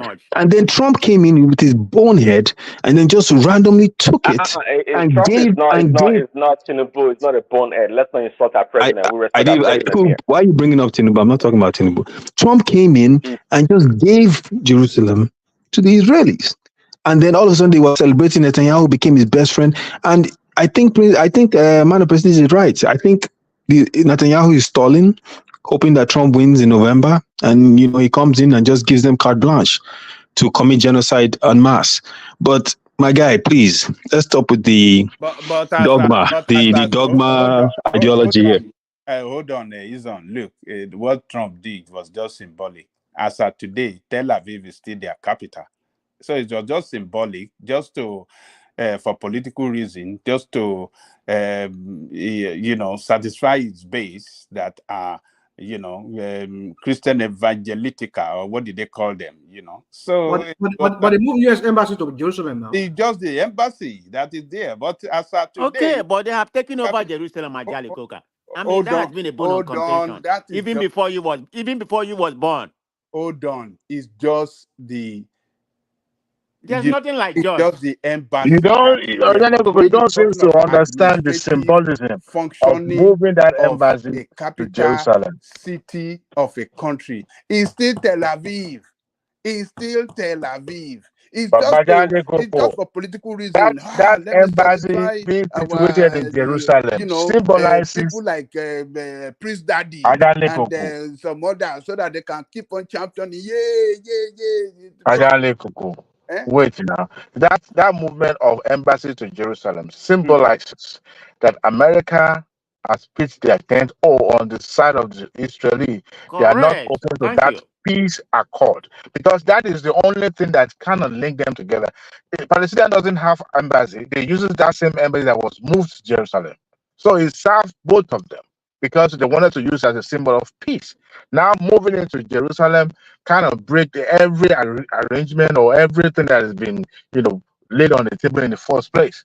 Thank God that was nothing. I The agree fallback with from you, but what I'm just saying, I agree with you what you said. But what I'm just saying that the functioning of the administrative functioning of Tel Aviv as the capital of Israel is still in operational today. It's still in operational today. It's Tel Aviv now. All this Jerusalem thing. Okay, Ajale Koka. What is Republican complaining of right now? Just because, I'm not saying Biden is not helping the genocide going on right now, which I'm against with, but Republicans are even proposing something more dangerous because they are against what Israel is mad right now because Biden stopped one of the shipment of arms to them. I agree because what Biden have said now that if they should launch attack against Rafah, he will not supply them arms anymore. But let me tell you something. American policy is still the same. The reason why Biden is doing it because of the election, because of people against it. Truth be told, too. That's the only reason why he's kind of pivoting on that ground. He's willing to lead on everything they want. Let me be honest. Let's call it spade a spade. One voice. We're having too many voices cascading. Okay, let's call it spade a spade. Biden is pandering to the left, to the deeper left. You could see this pocket of protest going on in the American colleges, protesting the American and the Israel assault and attack to the people of Gaza. That is the reason why he made that statement that America is going to stop the supply of the weapon that is killing innocent people. If not because Biden is facing election, he dare not make such statement in the open. But it was pandering to the deeper left, so that I'm a middle pressure. I'm a middle. You are 100% correct. I mean, there's no doubt about it. Let's just call that spade a spade. But I'm just saying, if Trump come in, he doesn't care what people say, what protest or whatever. He doesn't care. He's going to do what he's going to do because he's Netanyahu's best friend or supporter. He's going to say eliminate the whole Palestinian. He don't care. This is how inhumane he can be. Prestige or prestige. You're anti-Trump. We know that, but Trump is a peacemaker. You know that too. During his administration, no war was started. He actually made peace around the world. So for you to be making such claims, there's no grounds for it, really. So Prince, how do you think Trump handles Israel? But wait, he made peace around the world. That's why he assassinated an Iranian general. Let's don't be petty. Okay, you want terrorists to roam around freely. Rather than starting a new war, he sent a missile and general out, blew the guy up. and that's a big deal, right? It's called. He assassinated the general of a standing nation, is a sovereign nation. Wait. Because the general is the one orchestrating terrorism around the world, including the Middle East. That's not true. That's not true. There's no evidence of that. It is true. How do you assassinate the general of a sovereign nation? To disprove that? Is that making peace? If you assassinate the general of a standing nation, this isn't a rogue nation. This is a member of United Nations. You assassinated the general in cold blood. Is that making peace? Peace to strength. That's the American way. Okay, is that Iran? So you rather want him to start a new war against Iran? Is that what you're saying? Is that your next move, or you don't just send a missile and just take out the general of a standing nation. I rather have him do that all day, rather than kill innocent women and children anytime. There you have it. I'll take that position. So, exactly. So you rather him do that. So he was not a peacemaker. Because guess what? If that was you rather have women and children killed, rather. Is that your point? That kill one damn general that commits terrorism around the world? Because he understood that Iran did not want to start any kind of conflict. If that was Russia, I can bet you everything I own, he will not try that. A standing nation, a general of a standing nation is a sovereign nation. You're not at war with that nation officially. You cannot send a missile and just assassinate a standing general. Okay. Let's come down to okay, reality. wait. You know, there are some states. No, you can't do that. There is no way. There are some That goes states. against Hold every on. single Some states United have Nations law. states. Hold on. You can't just assassinate the standing Yes, general you can. of Yes, a you can. sovereign You know, nation. if just like if they assassinate a Nigerian general, nothing's going to happen. You know, Why should anyone? nations. Well, you don't have to like our general, but you have no right whatsoever to assassinate him. He's the general of a standing nation.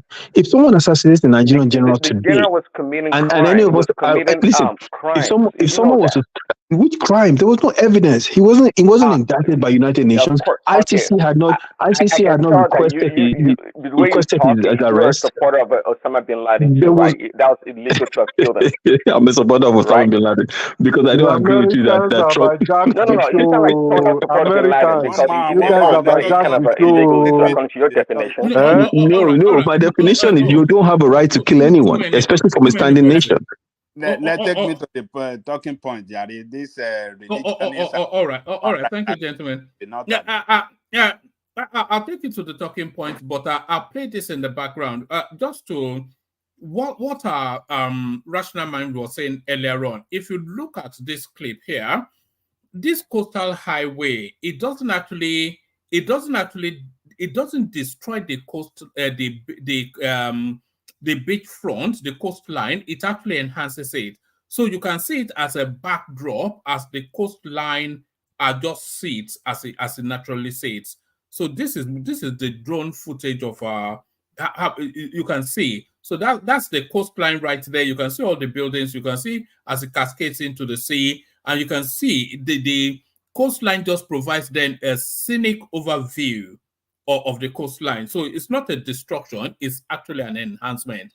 So you have more resorts coming up in that area. The more that's what's going to happen. Exactly, you know. So in fact, it's a real boon for that community. Ajale Koko, kick us off them with this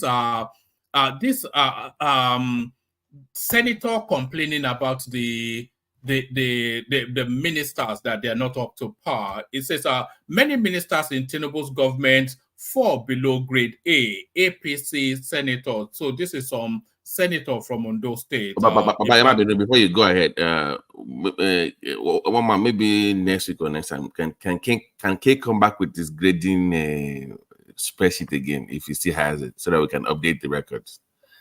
I know he has this ministerial grading thing that he was doing the other time. I think a few months ago. So if you still have, I think the 29th will be a good day for that. Just when we do the anniversary. Feels. ẹ má gbé kúkú látà ó máa fèèlì gbogbo wọn ni o. No, kò lè fèèlù máhì o, òun gan kò lè fèèlù máhì náà, kò lè fèèlù máhì. Umahi must get a gold star. But everybody. It's about maybe 3 or 4 performing, right? Right? You say 3 or 4. 3 or 4 performing. I mean, 3 or 4. That's what it look like. But Gulata will go to the extreme, you know. So don't give the job to him. Okay. I'm a fair teacher. I'm a fair grader. You know what I found strange? I was watching Channels News last night. The chairman of the presidential. All right. After that anecdote, we have to get back to I'm sorry. You know, I'm not used to take much time. You know, I was watching the news where they referred to the chairman of the presidential task force or whatever they call them, task rejigging, whatever. You don't know what I'm talking about. That's Mr. Ayodele or something that was pulled from that consultant's company. And the statement that he released kind of showed that he was surprised that government is implementing that cyber fee levy, that it wasn't factored into their findings or their recommendation or sort of. The way that speech was crafted, I was surprised that at that level, that man would be, not knowing or not aware that the government is going to roll out such important, levy collection like that. Kulata. Sorry, me, bonko to so. Duale, sorry. I said yesterday, last night I was watching Channels News, right?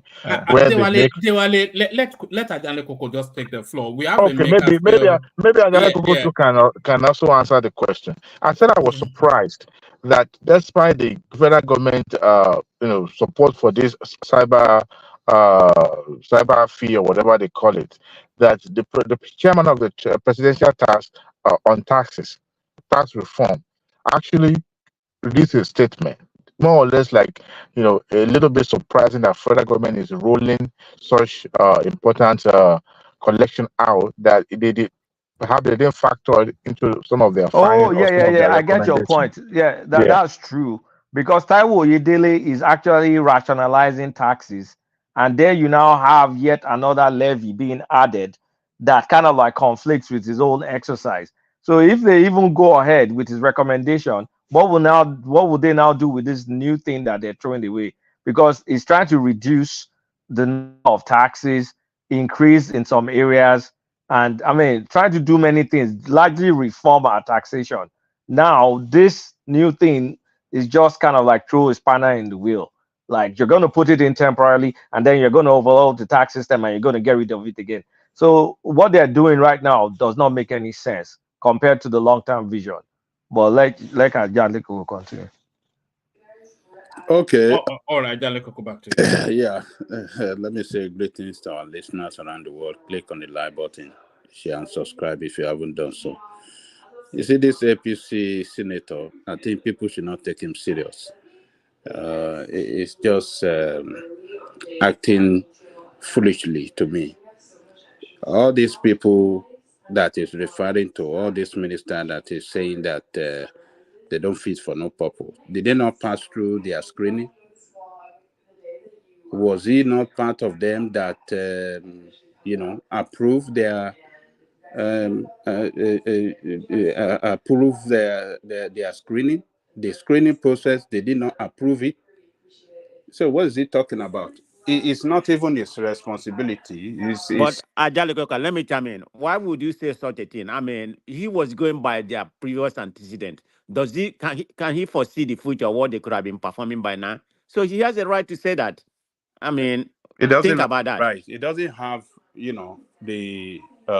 it's not part of his responsibility to evaluate them. It is. Ajane Koko, there's a bit of background noise, a bit like television. Oh, okay. Hold on. So, as I was saying, it's not part of his responsibility to evaluate them at all. He should stick to his own responsibility, which Ajane Koko, he does. He's the chairman. Let him flow for a moment. I want to do 8 minutes monologue so I can get around quickly. I beg your pardon. I think Adewale says the chairman of what? I believe it's the chairman of General Committee on is it economy or finance? I'm not so. I think it's finance, but I'm not so sure. But it's share one particular committee that is linked to maybe economy or something like that. So in that capacity, he can question the performance of any minister, even though he doesn't have power to fire, but he has the status to question. Yes. No, I disagree with you. Those that he can question are those that fall under his jurisdiction that he oversight, like the Minister of Finance, and those that fall within the purview of what do you call it? Economic activities, or economic whatsoever, Minister of Economic Coordinator or something like that. So I don't think any senator have any responsibility to condemn any minister after being passed through their screening. If the president that have the prerogative to say this one fit for no purpose, and take action accordingly by firing them or by reshuffling them, among, different ministries that and parastatals that govern the state. So these ministers, these people, senators, sometimes they grandstand, they carry out this grandstanding just for them to look good as if they are working. No, they should focus on their legislative, responsibility and oversight functioning, and do it well, that will, in such a way that, the impact will be felt by the people of the country. So I totally disagree with him. He should focus more on anything. He should not talk, bad of any ministers, whatsoever. Whether they are doing their job well or not doing their job well, it is not his own, it doesn't have the right, as at now, haven't passed them through the screening to start criticizing them. To leave it for the president. So that's my take on that, woman. What next? All right. Let me take you to this space. U.S. lawmakers write Justice Department to reopen corruption probe into Shell ENI after People's Gazette story on Tinubu's family's OPL 247 deal. So this is a Maxine Waters, who I thought was long dead and buried, and Paddy Man. So what are you making of this storyline? Is there any traction to this? Is there anything to it? Well, U.S. Justice Department have a way of doing their job. If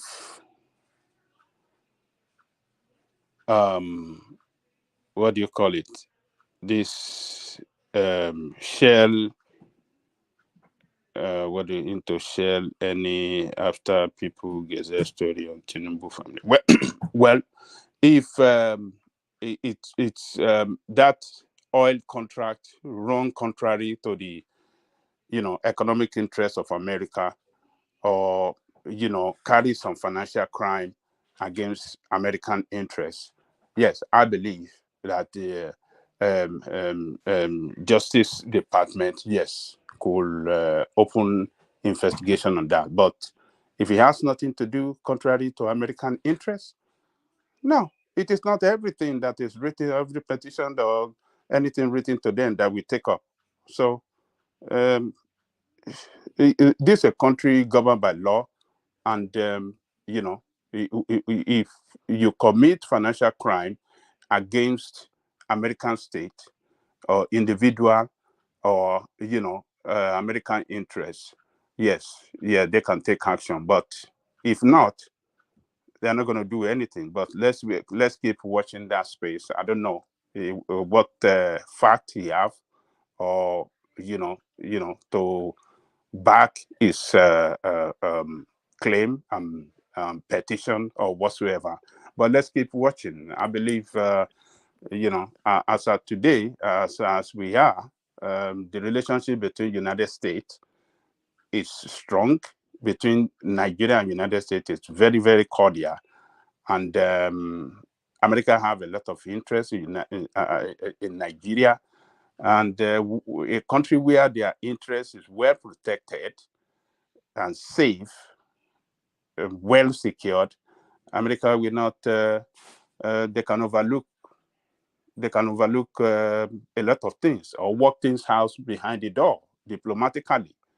But if they are not having a good relationship with any country, particularly with the leadership of that country, then yes, something like that could happen to open up,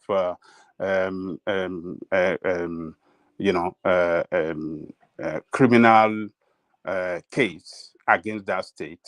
So, so what you're saying now is, if U.S. interest is not involved, is not in jeopardy here, yeah, they will just look the other way. America will do that.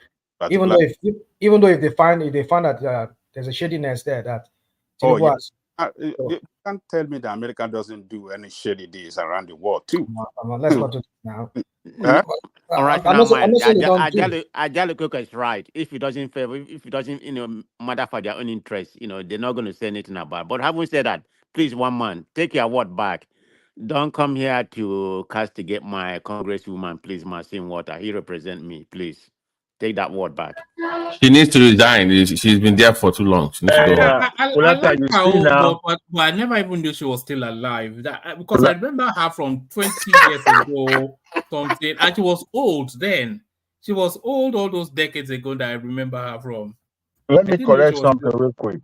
It was Kulata that said she represents me. No, she's from California. She doesn't represent me. Okay, Kulata. She's not my. You are missing them all. That's another one that carry. All those Democrats are the same now. Liberal people, they're all the same. Maxine Waters, Sheila Jackson Lee, all of them. She's not. Woman, she's 85 years old. One man. She needs to Maxine is an ancestor, and she's not my rep. Okay, Lee is Sheila, not even my how rep. old is Sheila? How old is Sheila? Sheila is it's not up to 70 now. Her husband still teaches at the University of Houston. Did she win the mayor thing? Did she win? Over Gini. She lost. Okay. Yeah. They I mean, she knew she's not going to win the election. She knew for a fact. So, but she went Sheila back is to the 74. She's not the spring chicken. She's 74. Oh, I know her daughter. Her daughter is in the house too, right? Max, her daughter, the one from Houston. Her daughter is in the house too. If I'm not wrong. So OTD, can you deliver? You delay. You deliver.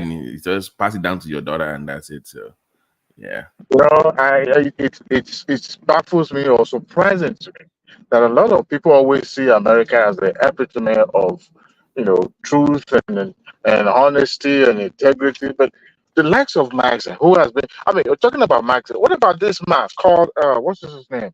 From the man that made Trump, what's his name? Clyburn. You know how long that man has been in the house? These are the Oshia. They become the deity, okay? That everybody, because there's no reason why people like that man should still be in the house. Representing who? Where Jackson Lee represented. There's no time limit, right? There's no time limit in America when it comes to Senate and the House. There's no time limit. There's no time limit. Yeah, of course, you become Orisha now. Dewale, a man of prestige. What about Donald Trump that told Stormy Daniels that she reminded him of his daughter? Did you guys hear that? Hold on. Colata, that's just fake news you spread in Colata. He said it in court. He said it in court. You're the only person that has that headline. Nobody else does. So sorry, Kulata, I've always found the relationship between Donald Trump and his daughter a bit unhealthy. It's incestuous. Yes, just call it what it is. He's always commenting about her body and whatnot. I will comment about his own daughter's body. Yes. She reminds her of her wife when she was in her prime. That was just the problem. One man, what are you suggesting? What are you suggesting here? One man. Oti bosi fun. Wow. Hey, one way. Don't you see the way he admires her? His daughter, his own blood. That man. It's very unhealthy anyway. It's very weird. No, one man. You dabble into American politics, one man. You dabble into American politics. Do you share the same belief that with Kate? Do you believe what he just said right now? Maybe not that far, but the opportunity by present. I wonder if you'll say difference. No opportunity because if he still has the ability, and he doesn't drink. Hold on. Ajale Koko, repeat that because I saw that too. And that was and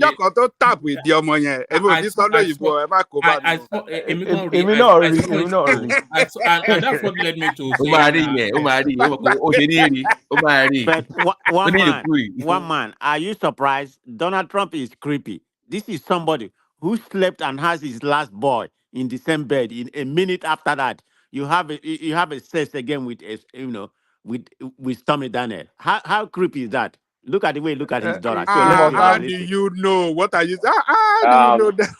Prestige. Did you see the revelation Prestige. today? Yeah, Did you it sounds like you watch too much soap opera. Prestige, you watch too much soap opera. No. And It was at the time you mixing it, you his mixing wife it with gave birth. reality and politics. Okay, Prestige. So No. let's kind of split the talk. Maybe you have not paid attention to the revelation. It was the same time his wife I'm not gave making birth to a things new up. baby that he went to have that issue with Stormy Daniel. So I do only the righteous man. No. It's not You all about are being righteous people, righteous. huh? No. No, See, you are that righteous man is people, as including guilty as Commander. anything. Guilty is written all over him. Wait till the coin comes to the stand. You will see so many revelations. Let me tell you what I suspect. Say, Let me tell you what I suspect. The man is not be inebriated in his life. He doesn't drink, smoke, do drugs. He So doesn't drink. the We know. chances of him, misbehaving is slim to nothing.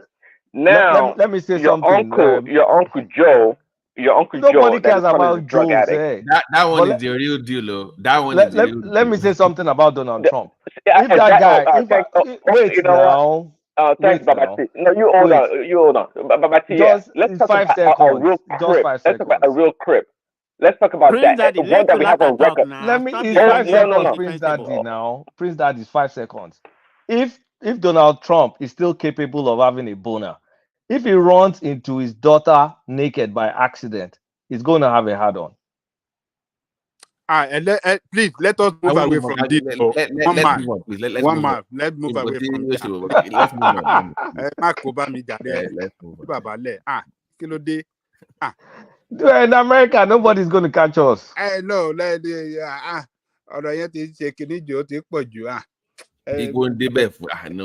No. But that one, no, it's okay. That one we cannot confirm. But that Joe Biden one, come on, with kids and all that sniffing. Joe Biden, they should get rid of him. He's too old. Okay, let me go back to this to the main issue. One man, are you there? Is one man going to rake the? Go ahead. So, like I was saying, America maintain a good relationship with Nigeria. Nothing is going to be investigated.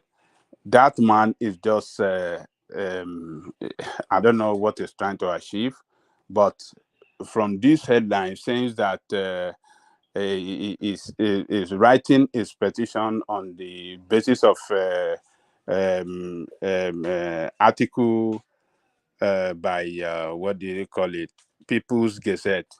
I don't know whether People's Gazette has presented him with some facts, but I don't know what he want to achieve from this.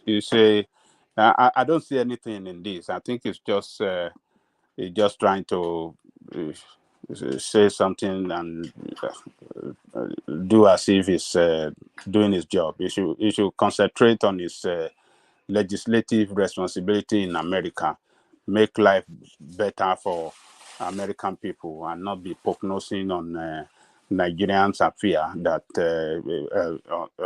particularly on the way we want to manage our resources. It should just get away.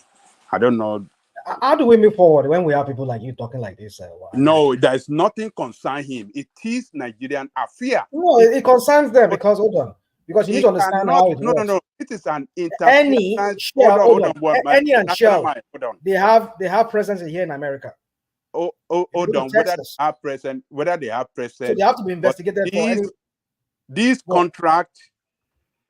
contract, right, is a contract awarded by Nigerian government to a Nigerian company.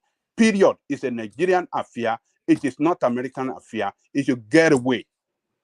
We should be able to stand up against rascality of some of these senators or some of these government officials in another country that want to prognose into our own affair. Why do you think she's getting involved?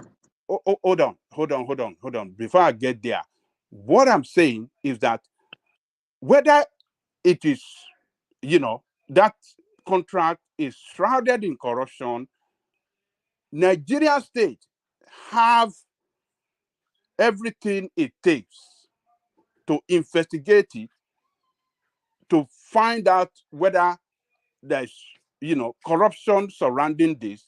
We have judiciary, we have everything it takes, to go after this contract. In Nigeria, it is not their affair. It run no conflict against their interest. It should just get away. It should not get it. You can't invite this. You see, you don't have a grasp of what is going on here. You can't invite these people into our own affair. Hold on. Shell has interest here in America. Eni has interest here in America. They have presence in America. Yeah. I don't know if you've I was watching on DW TV. I was watching this Deutsche Bank. They were involved in some massive what's it called? This was between the German Deutsche Bank and the Russian, but the US got involved. So why would the US get involved? Knowing that the Deutsche Bank has presence here in America. Virtually most of the transaction is facilitated through the United States. So they have to investigate it because some of the transaction will have to, whatever, I don't know what transpired, because if Shell and Eni suddenly lost that OPL 245, which is, according to they said is the biggest oil field, then what are the things to be involved in that transfer from Shell and Eni? Is it possible that she's getting involved because an American multinational didn't get that deal? Maybe that could be too. That could be did too. So why Tinubu family? Why would you? The level of this guy's level of nepotism is just it stinks to the high heaven. I don't know what you people are not saying. You Nigerians. But rational mind. I mean, the thing is this: we all the whole thing stinks, and Tinubu's son getting the deal stinks. We all agree on that. But I see the point Ajan Lekoko is making is, why is a separate nation that has nothing to do with this? Why is a senator from that nation evoking this as an issue and wanting to make a big deal out of it? That is the question. She has no business in this. It doesn't benefit or take away from her in any way. Except the only thing I can think about is some American multinational wanted that deal and they lost out in that deal. And they may be using the American, senator to come up and make a stinker about it. That's what I'm thinking, but I have no evidence of that. You're right. Maybe those are these donor, that give money to run his campaign, so they couldn't win this thing. And as a matter of fact, I think Shell sold that thing to Orlando. If my memory can serve me, I think they sold it. That what do you call this OPL 245? I think they sold it to Orlando. So no, they did not sell it. They're gonna partner. They did was they're settling the case because we were in litigation. So now I think they're settling the case now out of court or something like that. Oh, okay.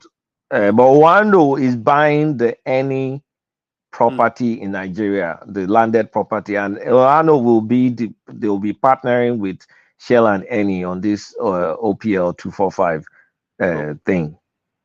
Okay, so what is the problem with that senator? You should just get away. It's our internal affair. It's our own interest.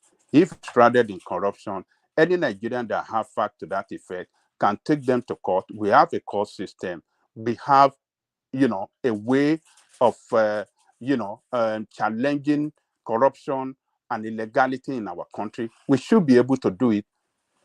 This rascal from another country should not interfere in our own internal affair. It's a purely Nigerian internal affair, and we can handle it ourselves. So it should get away, as far as I'm concerned. She should get away, or he. I don't know. That's my take on that. One man. Is one man still there? It looked like it's not there for a while. I am here. So let me take you to one more topic. Very brief commentary on this, and then we go on from there to Kulata. The Togolese situation, or it's not even a situation. Let's call it a case. One term, 6 year, 6 year term, as just the lot of a president. And then the president being appointed, being elected by the parliament as opposed to the entirety of the country. So this is the new constitution that they want to be operating under. One man is a fraudulent constitution.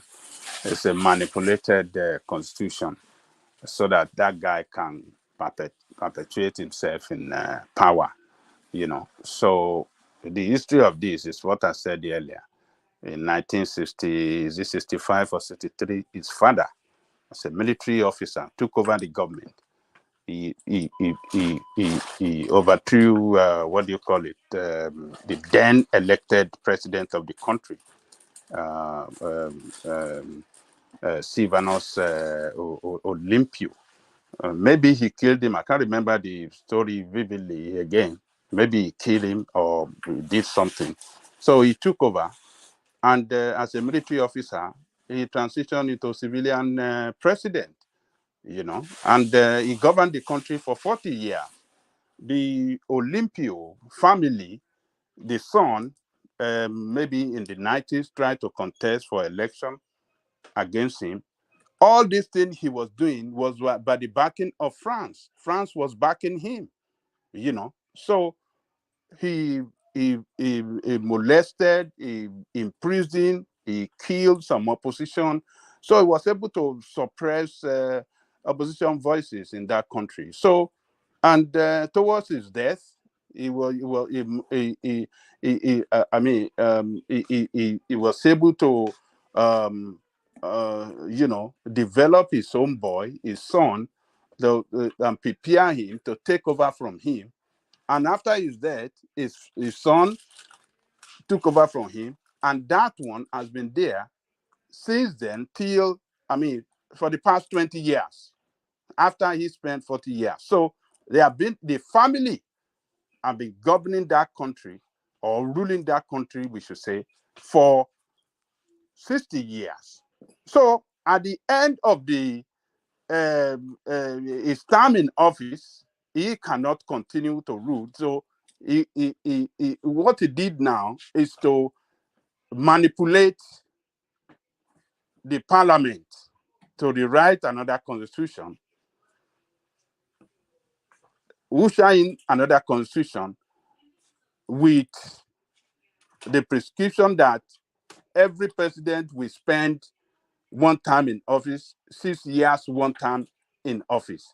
And he's the one to be the first person to practice it. So he still have his people in the parliament. Or majority of the parliament are on the side.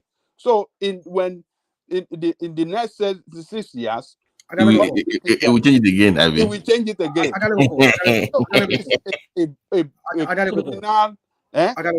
The party won the majority in the parliament. The party is also going to create some kind of prime minister role, and then they would also the parliament will be the one, which is his own party, will be the one to select the president. No more voting direct for the president. So I'm going to be for a single 6 years term. But the point is, the question now is, what is the guarantee that this guy's going to even live there after 6 years, after spending 20 years? So that's yeah. This is just a country being run by one family with in such a criminal gangrism, and it's just shameful that with their 60 years of reign, or over 60 years of reign in that country, they've not been able to transform the country. You can go to Togo and see how you look like. You see, many Togolese come to Nigeria to get jobs, to look for jobs, bricklaying and some other, other job and stuff. Nigeria feed them. So I don't know. It's just senseless. So it's a way of, perpetuating himself in power. And next 6 years, he will come out with another agenda. And by God's grace, we'll be here.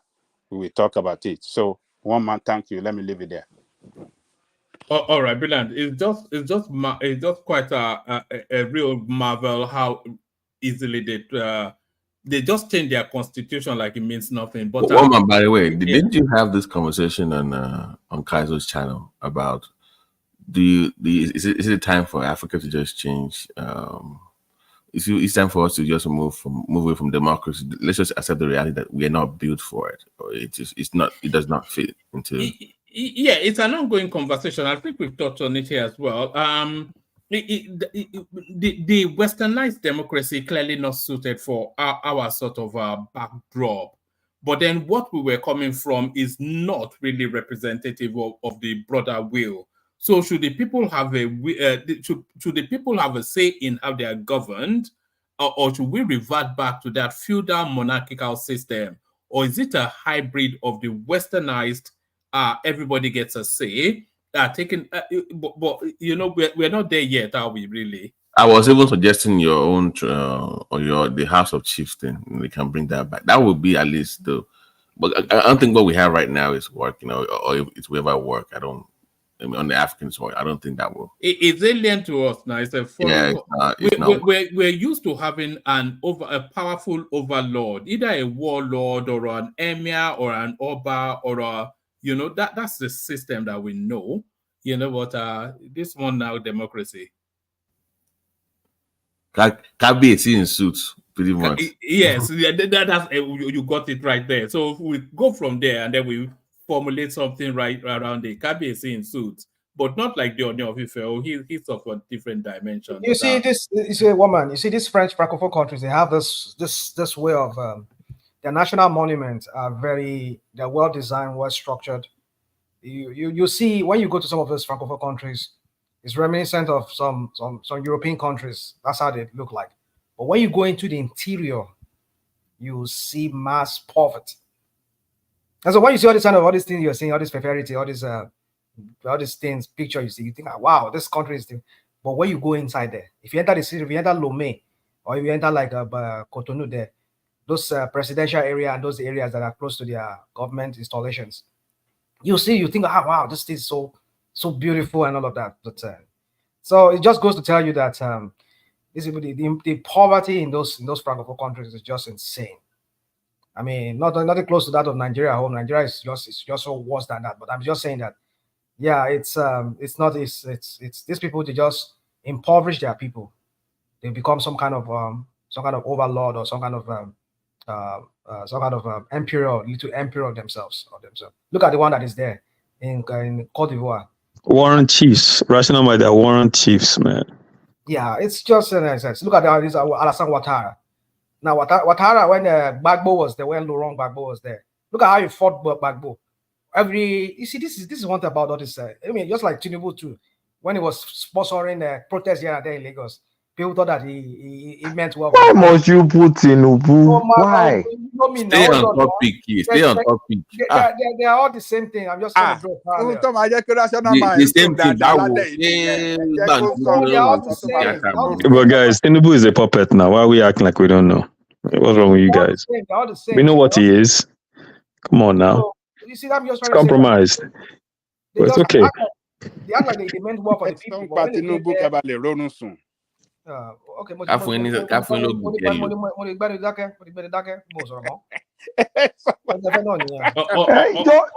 right, Kolata, the floor is yours. You're free for I was going to tell Rashomai, just stick to Lomé. Talk about Lomé and let it be. Leave Tinubu alone. For once. Have you ever been there, Kulata? Have you ever been to? Yes, I actually was there. I helped to install the storage area network and the Unix servers in Togo Cellular. That was in 2000. That was in year 2000. We drove from Lagos through what's it called, and the place is pretty nice, peaceful. The food is great. I had fun there. I went twice. That was when I used to work for a multinational in Nigeria, and that was when GSM was getting installed all over. So it was a pretty nice country. But only since then I've not been there. So that's like they had GSM before us now. I don't know. We had GSM No, too no, they under had GSM Abacha. before us. Wait, No, no. let me explain. We had GSM under Abacha, but it was not widespread. It was some Say, are you talking Lebanese about guy. Turaya? Is that Turaya you're talking Not about? no, not Raya. Motophone. There was Forget that thing. Motophone. We never had it under Abacha. I don't know what you're talking It about. was only rich people that could afford it. And rational mind. We had it before. Say what We had it in in the 90s. We don't know. We had GSM. We also had CDMA. Let the engineer explain now. Oh my God. Say what engineer ni. Rational mind. We did have, but it was not widespread. There's no point arguing. Tell us now. What are the names? What are the names? Now tell us. Any country, international, any country is better than Nigeria. Now. So, seeing as much as it's Tinubu that is really Nigeria, it's better than Nigeria. Anyway, I went there. I helped them install the data warehouse or whatever you call that thing back when I had a different career. Okay, so what do I want to talk about? When we've been talking since, I've been glancing through the IMF latest dump. And if you read it, I think it's a required read. You will understand what they say, who pays the piper dictates the tune. All the moves the government is saying, you look at the IMF recommendation, then you look at, okay, this is what Tinubu has done so far, this is what they've done so far, and then the analysts will be grading them. Anyway, the long and short of it, first of all, I've been vindicated. I've been telling you guys we've been paying subsidy. I know there's many talk about, no, there's no subsidy. There is subsidy, and they're calling it implicit subsidy because the government capped pump prices below the cost that is below cost. Sorry, Kulata. Is there anybody that is doubting that? Well, some people doubt it. No, because it's a simple arithmetic now. How could we be selling petrol for 600 naira in Nigeria when it's above the price all over change. the world? And the price doesn't change. It doesn't change. It doesn't fluctuate. Stubbornly. It doesn't fluctuate. It's just there. So there's subsidy, implicit subsidy. And the bad news is going to be is predicted in 2024 to jump to 3% of our GDP. 3% of our GDP. Back in, let me see that graph again. Back in last year, it was maybe 1% of our GDP. So we're even paying more now. But Kulata, I want to ask you this. Is there any way, because it's like we are addicted to that in Nigeria. We are used to be paying low pump price for petrol products. Now, what do you think is the solution? Because it's not sustainable, unless we are just joking. Then if other countries, even around us, can afford pump price higher than Nigeria, Togo, Cameroon, Niger, Ghana, and all those countries. Yeah, if you look at the price of petrol in Ghana is almost 2,000 naira per liter. If you tell Nigerians, they will shake me for you now. I was even talking to my family members that I think so that Nigeria can even, whatever the price, Nigeria can afford it. You must be productive as a people. No, that is another topic. That's what we that is why I'm asking the question. Wait now. One voice. That is why I raised the question that what can we do? You know, the last time I talked on this part, I said that how can we improve the purchasing power of Nigerians? I raised it. It was as if I was just making a mockery. I said, all this subsidy there. Why can't we remove it and put the money in the hands of people? Well, what the IMF is mandating now is, okay, they know that Tinubu tried to remove subsidy. It came back. So now they're saying, well, start giving poor people money. And as soon as you kick that off. You said mandate. Mandate, Bao. I mean, I even forgot what I just said. I said, after Tinubu removed subsidy, they realized that, I think, of course, he backtracked. They capped the price. So it became an implicit subsidy with the cost lower than the cost of recovery, which I've been shouting here since. So now they're realizing that it's going to be hard to win that off. So they're saying, well, do all this cash payments to poor people, installed that to kind of like help with the food inflation. I don't know how they tie that to food inflation, but well, the economists, they know more than me. With the food inflation, and then you can go back to the subsidy, and then not just go back to that subsidy, also remove electricity subsidy to be able to try to attract investors. So all those are part of the recommendation, and you better know that Tinubu is following the template. And basically, everything we've been saying on this platform, they gave the monetary side kudos, which is Cardoso doing a good job so far, all the grading. A lot of spanking in the IMF way to the EDU, the tax, the revenue, the oil generation, fixing our tax to GDP, increasing our VAT. They proposed 2 hikes, 10%, then later 15%, maybe by 2027. And there's a lot more. And also, of course, the cash dispensation to the poor people has not been done well. So that goes to that Zita's friend, Anite. Let me stop calling her. Let me just cram her name.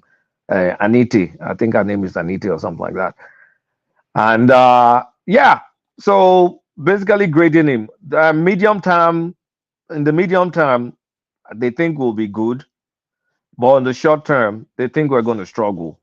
And then they looked at the risk of our banks. They approved the expansion. I mean, the capital requirement, the new capital requirements that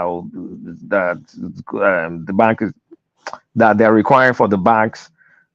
They praised some of the policies of CBN, but they think they still have some stability to. I mean, more stability to go. And basically, overall, they approve of the general policy direction, but I think the things they frown at, I mean, the things that the thing that has not been done well or quite good enough, a lot of it are from the fiscal side of the house, the Wale Edun side of the house, and those take time, and those they're problematic. And then, are we still exposed to shocks? Yes, we're still exposed to shock, but we're in a better fiscal position as to where we were at the end of Buhari, because a lot of our naira debt got cheaper because we devalued, so that kind of like helped. And I think we're more fiscally sustainable if we with what Tinubu did than if we continue. So for anybody interested, I can forward. It's a 98-page document, but Kulanta, you just have to speed read it though. You can't read. Let me ask something. All this requirement they're giving to Nigeria, is it a conditional in order for us to borrow us money? Does it have any condition? Yes, now. Yeah, because they borrow us. I mean, we get all these development funds from them, cheap money that they'll give you for 40 years, maybe 1 or 2% interest rate. So it comes with its own caveat. They are going to try and guide what you do, whether it's to the genuine interest or to the interest of the West. I mean, that requires a PhD. I can't answer that. But a lot of their advice are not bad, and you can definitely see as Tinubu's policy direction, a lot of things that he's doing that everybody's complaining is to the dictates of their recommendation. When I was just reading their recommendation, I was looking, I was like, this makes sense because this is what we're trying to do. This is what we're trying to do. So Tinubu is following a script, and it's the IMF script. But do you believe it's holding back? It's not going all the way through with what they recommend. To the large extent, I think it's not holding back. It's tearing over. Is doing it. Is not holding back. Is adopting a lot of what they're talking about, the hook, line, and sinker. I mean, they're looking. I mean, they're tracking how far it's gone. It's not gone that far, but it's gone fast, and so they like the direction of his policies. But Kulata, is that a good thing to be dictated by by external force? About how we govern ourselves. Some of the policy implementation. True Nigeria says good. True Nigeria says if you get nuclear weapons, then you can. let me not be flippant. Is it a good thing? No, it's not a good thing. But do we have a choice? I don't think we have a choice. I don't know. Like, I mean, Kulata, we have a choice. We have a choice. And I noted when you said whether it's to our benefit or to their benefit that you may need a PhD to interpret that. That's you don't need a PhD to interpret that. It's an IMF is a pan-European bank essentially created, after Bretton Woods. They have not, in any situation, worked with a country to the benefit of that country and to their disadvantage. But what about Vietnam? Vietnam, it was the Vietnamese. Vietnamese used them, but they developed their economy through the increased production and the way they were. Chile. What about Chile? Chile was a disaster. Every South American country has in fact almost gone the opposite. The new leaders that have come in have kind of turned around. I'll give you an example here. Rafael Correa, right? 2007 to 2017. American trained economist, became president of Ecuador, right? One of the first things he said he noticed that he didn't know before was that the Ecuadorian government, their central bank governor and everyone, the first thing they ever did before they came up with any economic policy is they took it to the IMF. The IMF reviewed it and said whether or not they should implement the policy, and then they went back to their country to do it. He thought that was crazy. So the first thing he did was to marshal all the resources in the country as much as he could and pay off that debt. Once he paid off the debt, they were able to implement policies that were to favor their people, develop their economy, and he grew significantly the economy of Ecuador. Lula did the same thing in Brazil. Lula came in and you're right with Lula. Lula went against them and Brazil was successful for it. You're right. He actually said when he went to pay them, they told him, no, you don't have to give us everything. You can stagger the payments on for the next 5 to 10 years. He said, no. He said, you guys are governing. This guy is doing okay then. Millie. But you guys can't. Whatever his name is. The one in there. So you want to tell us, I bet even if you look at what happened between 2023 and 2024, Ecuador economy is not doing well. It's even but they have a new leader. Excuse me. It's performing below average in South America itself. So I don't know what you are talking about. Okay, did you wait? But see, just 1 second. Did you listen to the years I gave for Rafael Correa? The years that he governed. So he ruled for that year, for that long year, and then whatever legacy has left cannot be sustained. Is that what you are telling us? Because the new president that came in had a different ideology. Let me ask you this: Where was Julian Assange? Where was Julian Assange being held? Was it not the Ecuadorian embassy in London, in the UK? Right? Who was protecting him? Rafael Correa. Guess what happened after he left?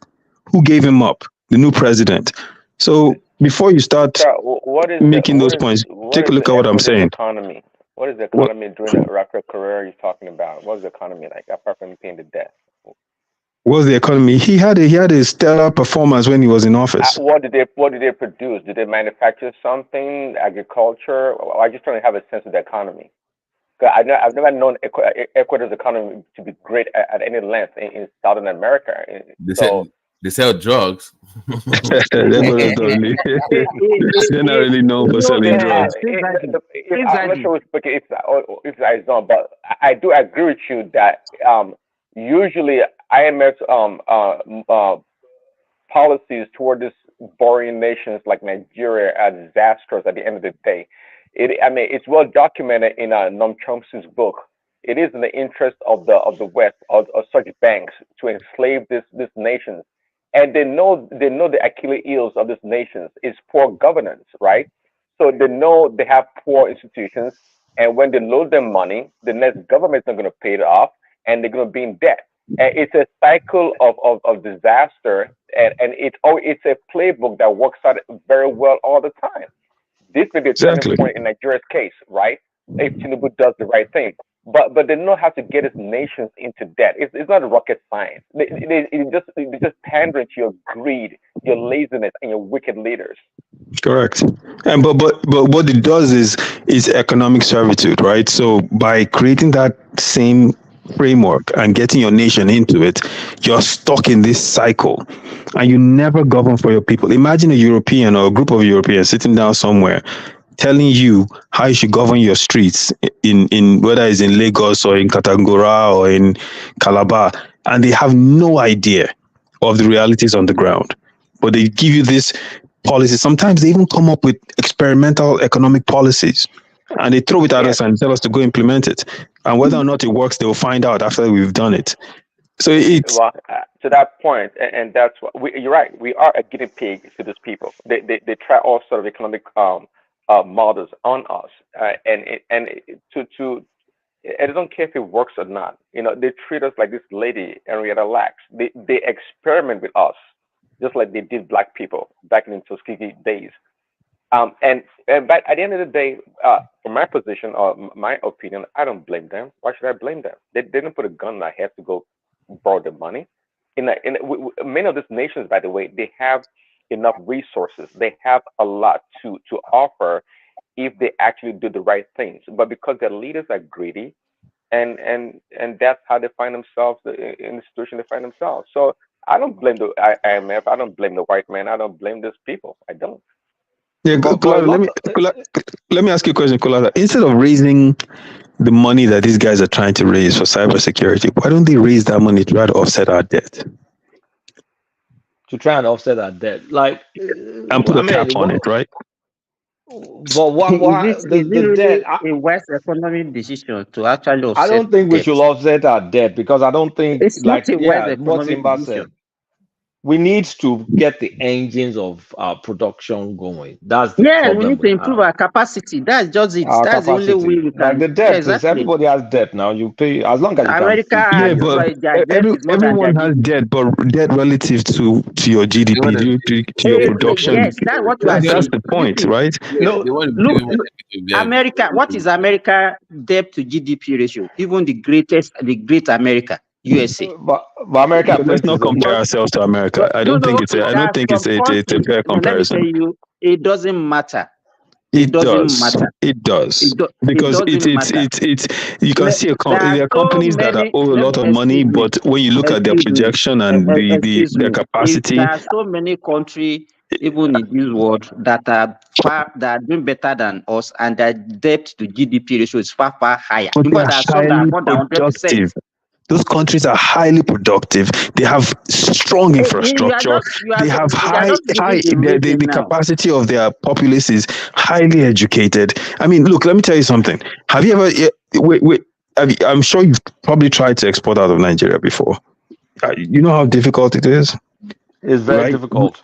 It's very difficult. So you can imagine we want to increase productivity, but the average guy that has to get a product out of the country has to jump through so many hoops, go through hell just to do that. So who's to blame for that? Who's to blame for that? No, that's what I'm talking about. I'm talking about the problem and how to fix it and where we should channel our energies to fix. Who created the problem? Who created the problem doesn't matter at this point. It's fixing it that matters. How are we going to fix the issue? Trying to point out who created the problem doesn't fix the problem. Let me tell you, you understand what I'm saying? Like excuse me, it's people like you and I who are put in the position of authority that are making things difficult for ourselves. I'm not in authority, my brother. I wish I was. Let me tell you, an average custom officer, immigration officer that are working for the government, they are the one creating the bottleneck. So how do we fix it? Let me tell you, everybody has to change in that country to make that country to move forward. No, but we need to enforce the laws. We need to hold people accountable, right? How do we fix corrupt custom officers that make it hard? That was one of the points. Like with the rule of law stuff, like is affecting us real bad. That was one of their points. It's a 98 page document. But the thing is, I'll go look for it. I've sent it to one man for those that want to read. Guys, hold on. So what is the deterrent for if a public officer, like the story we covered a few months ago, where I think he was the one that brought it up, where a government official would deliberately sign a bad contract, knowing fully that the government cannot guarantee the contract, they get food and they get a share. That's Abuja business. That should be punishment by capital punishment. If you do that, you see my point. If you work for government, the punishment for that has to be like maybe life imprisonment, something very strict that you will shy away from. Death sentence. Death sentence.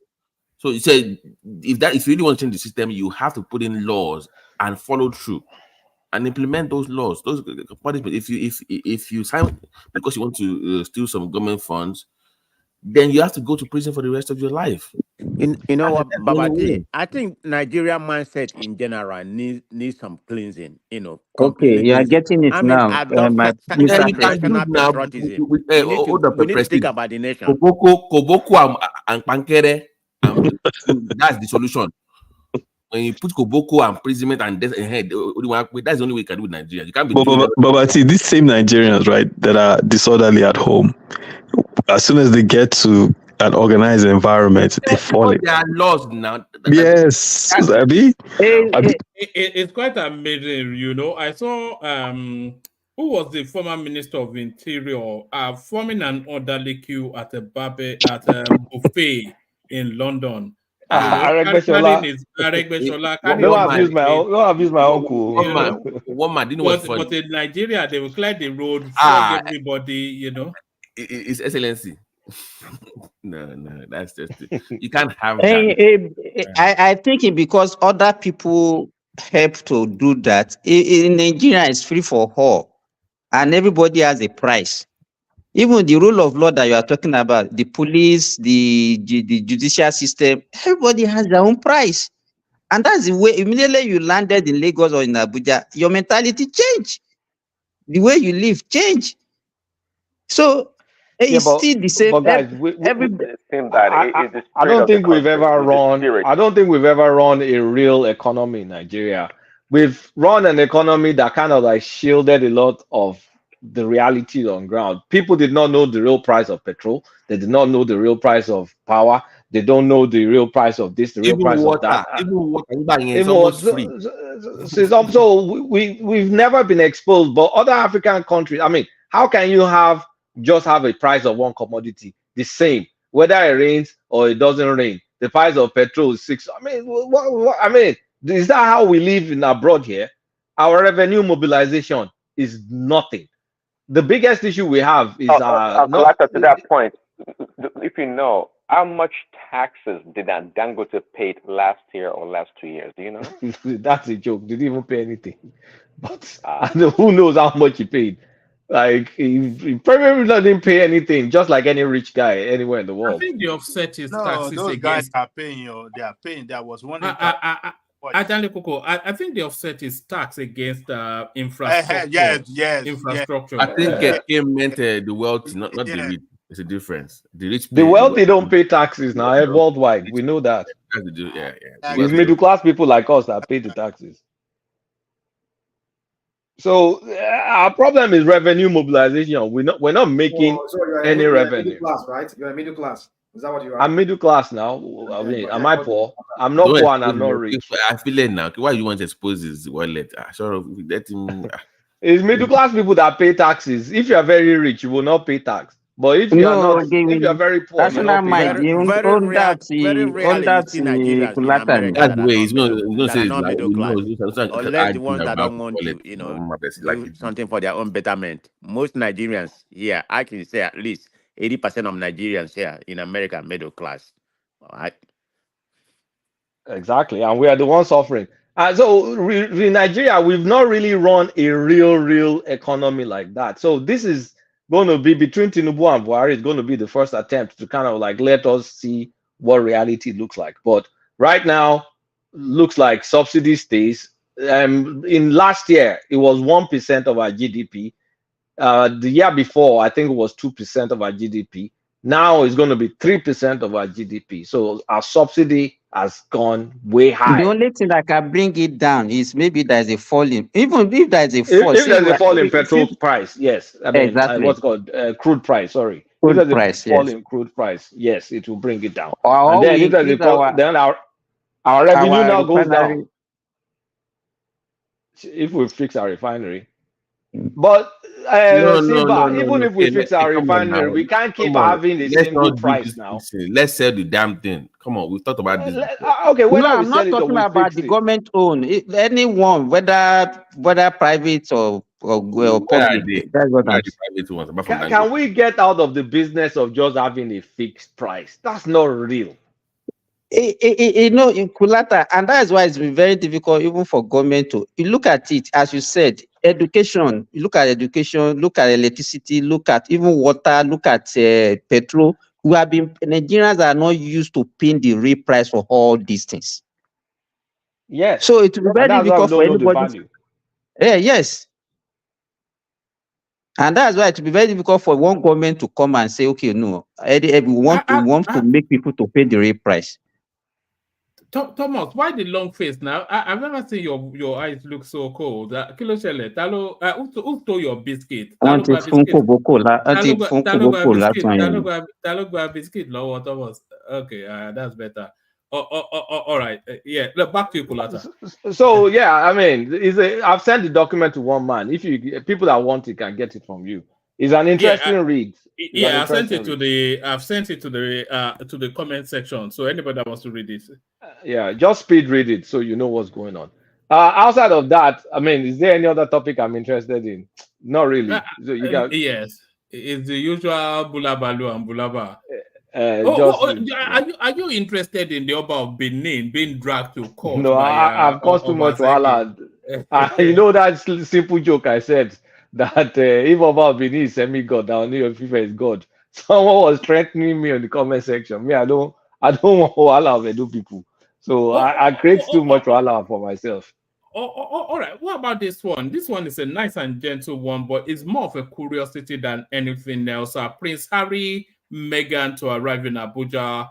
So I think they're already there actually. So what are you making then of Prince Harry? I've always thought that Meghan, she must be an evil girl, right? She has that look, apart from the mixed. You know she has a bit of Nigerian DNA now. Yeah, I know she has Nigerian, and I'm sure if they trace that DNA, is probably going to come from the southeast. I don't know why. She just looks it kind of like so. I mean, but what they're doing to Kulata, you wonder why you have problems with people. He just said she was evil, and then he said they traced the DNA to come from southeast.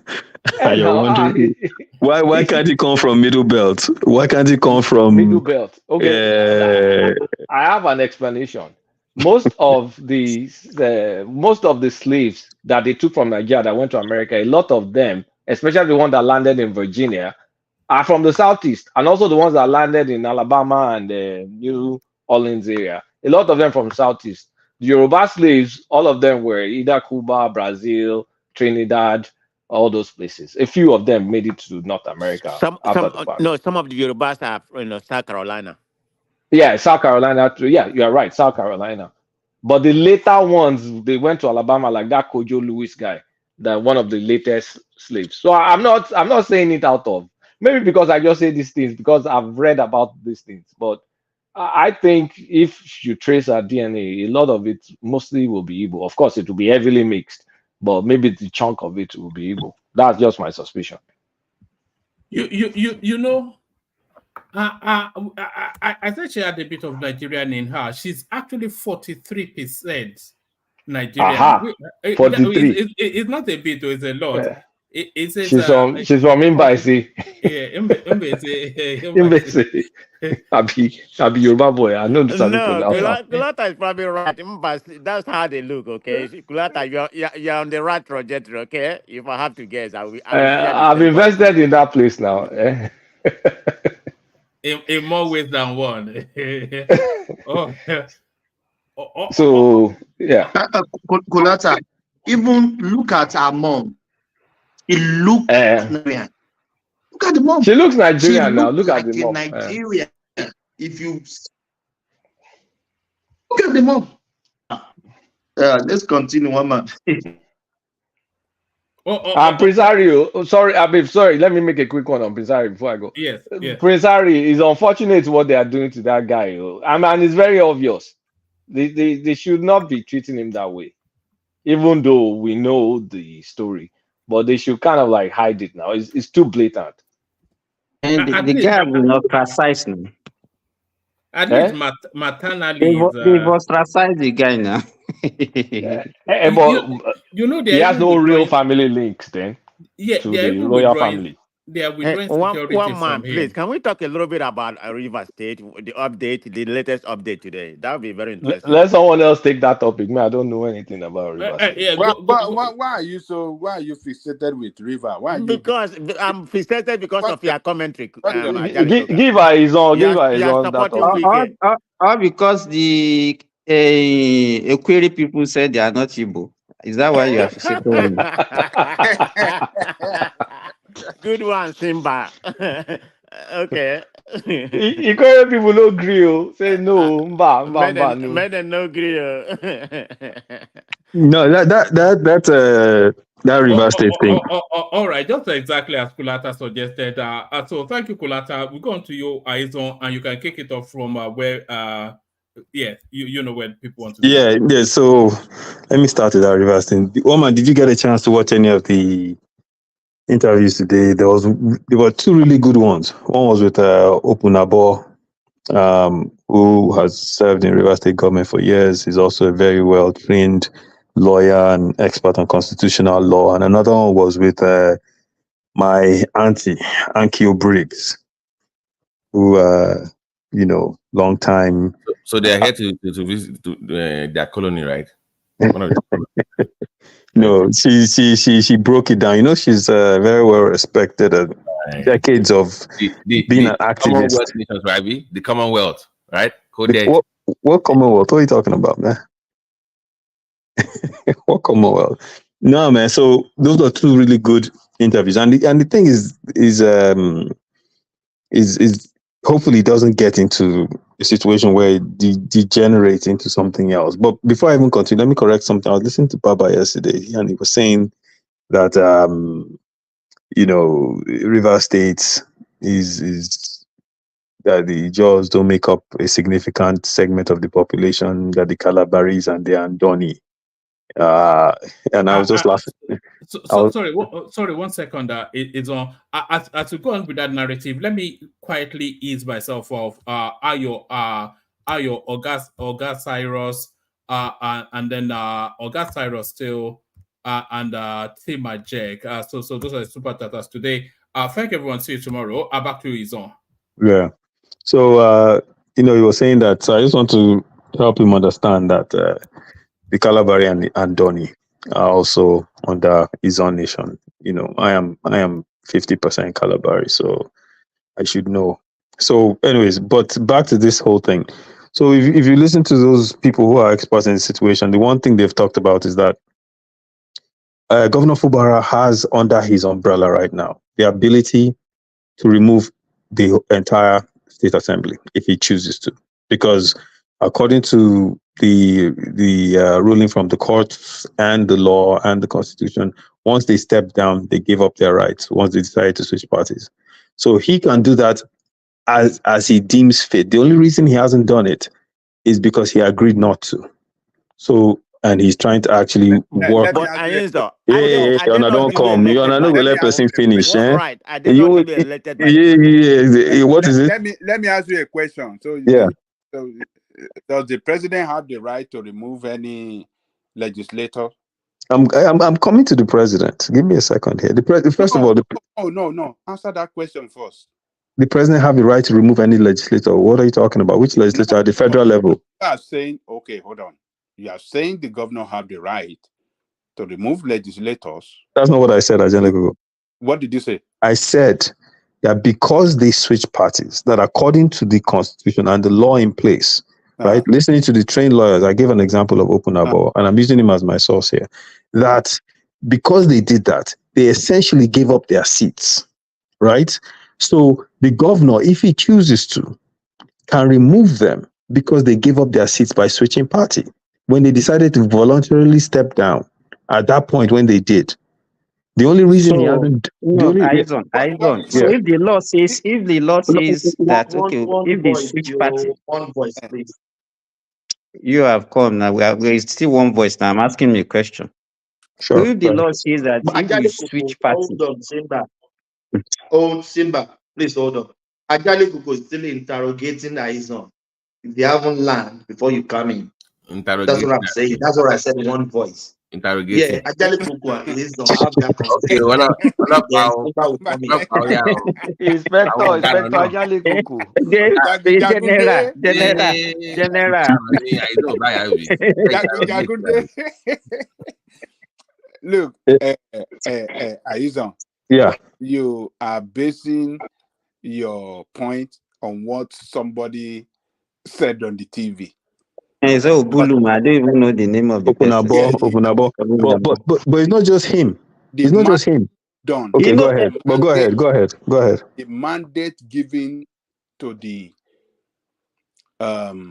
legislators by the voters, nobody can take it away except the law court.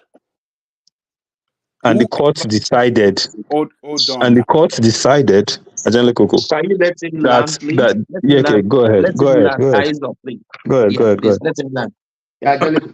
It has to go through the court process, and the way it's going to go through the court process is by people from that constituency writing a petition. They have to record them. To get him out, and it will go through the court process. You see all these people in the rivers, social media analysts. These people in the rivers that are jumping up and down, saying all sort of things over the TV, they are just playing their politics. That is not what the law says. We know how to recall legislators. It is not the governor. See, this rascality they are playing in Nigeria is just a bunch of rascality. That guy should be in jail for life. A man that destroyed the legislative arm of government and is still existing as the governor. And some people are championing him, and some people are still standing with him, including yourself. He should be in jail. It's an enemy of them. Ajale Koko, so 5 seconds. I think they said if there is a crisis in the party, you are allowed to leave the party, isn't it? That's right. Yes, but there wasn't an identified crisis. He had just taken over power. They decided there was no crisis. There was no crisis in the party. It wasn't an identified crisis. I'm telling you, here right now, what Ajale is saying that the people have to take him. Do you know that even with Fubara hasn't authorized it, but the elders of River State have already decided and they have taken this to court. They want those people out because those people are standing in the way of governance. And they need them to be out immediately. The elders does not represent the constituency. Well, you're not in River State. They don't represent the constituency. You're not in River State. The people of River State. I am telling you what. Wait. Let me talk. I am telling you what is on ground. The people in River State, right? This is my mother's state. The people in River State are fully behind Fubara, behind Sim Fubara. Fully. They are tired of Wike and his antics. Wike is a thug. Make no mistake about that. Wike is a thug. They are tired of being under his boot for the 8 years. His time is up. He appointed this guy and he was still trying to control the entire state. And the people revolted. Fubara would not have done what he did if the people did not back him. You are saying you have to understand something. How does this sound to you yourself? What you are just saying now, how does this sound to you? It sounds very reasonable to me because one man cannot be controlling the whole entire state. It's reasonable to you because of your own sentiments. No sentiment there. One man cannot control one man cannot determine what will happen in a whole state. Hold on. That is craziness. This same Wike is the people of River State that promoted him to the stage he is today. Wike promoted himself. Wait a minute. Wike promoted himself. What are you saying? I mean, Wike promoted himself. With people of River State. When Wike started, let me even start even during Jonathan regime, and he was being promoted against Rotimi Amechi. Everybody was shouting his name. We know how he got the support of the people. Even when he was the River State governor, the way the River State people are praising him when he was even against the ruling government. Let me tell you, Simba. Let me explain the situation to you, Simba. Okay. Wike got into that office because of Jonathan's wife, who is Okrika, right? Which is a major constituency in Rivers State. She had enough power and zeal, and at the time, Jonathan was not getting along with Amechi. Wike was able to weasel his way in. And because of her, he rallied the people of all these communities there, and they agreed, and they got him in. Once he got in, Wike started doing what Wike has always been doing, right? Everywhere he goes, there's problem. He has done what he has always been doing, and people just sat. He did his 8 years. They sat quietly. Wike. If I even talk about the things Wike did in that state, I can't go into some details. Wike really tormented people. They don't like him. Make no mistake about it. The people that follow him, he has bought them. What you are saying is it will be on record. This same Fubara that you people are now promoting against Wike. I hope you will not see the same thing against this guy when it starts his own shenanigan. I'm glad you mentioned that, Simba. I'm glad you mentioned that. Let me just say one thing. Fubara, because of the situation he's facing now, he knows he cannot mess up in any way possible. Do you know, as we're talking, in this short time, Fubara has significantly increased the IGR of Rivers State? And someone can go and verify that, please. In this short time of him being in office, people are saying he's not doing anything. He has significantly increased the IGR. What did he do? What did he do? How did he achieve it? You know, he's a trained accountant. Give us the figure. I don't have the exact amount in front of me. I don't have the exact amount, but please, I think you are more learned. Simba, let me say this real quick. If you interact with people of Rivers and ask opinion of Wike, what you notice is anyone has a query or something or maybe a Guni, they will tell you that they love him and things like that. But if you ask someone as a job, they will not. They will say they don't like him. So this thing is because Fubara is a job. Because exactly. Fubara is so yeah. So you even when that's what I'm saying. That's not accurate. Even when the guy, at the height of when the guy was doing things, everybody was talking about. When everybody, please hold on, Mike, please hold on. If 3 persons is speaking at the time, it's better we just close the chapter, close and go home. Mike is speaking. Simba, hold on. No, please, don't say that, please. Let's talk one by one. That's why we can enjoy each other. So let's Mike land.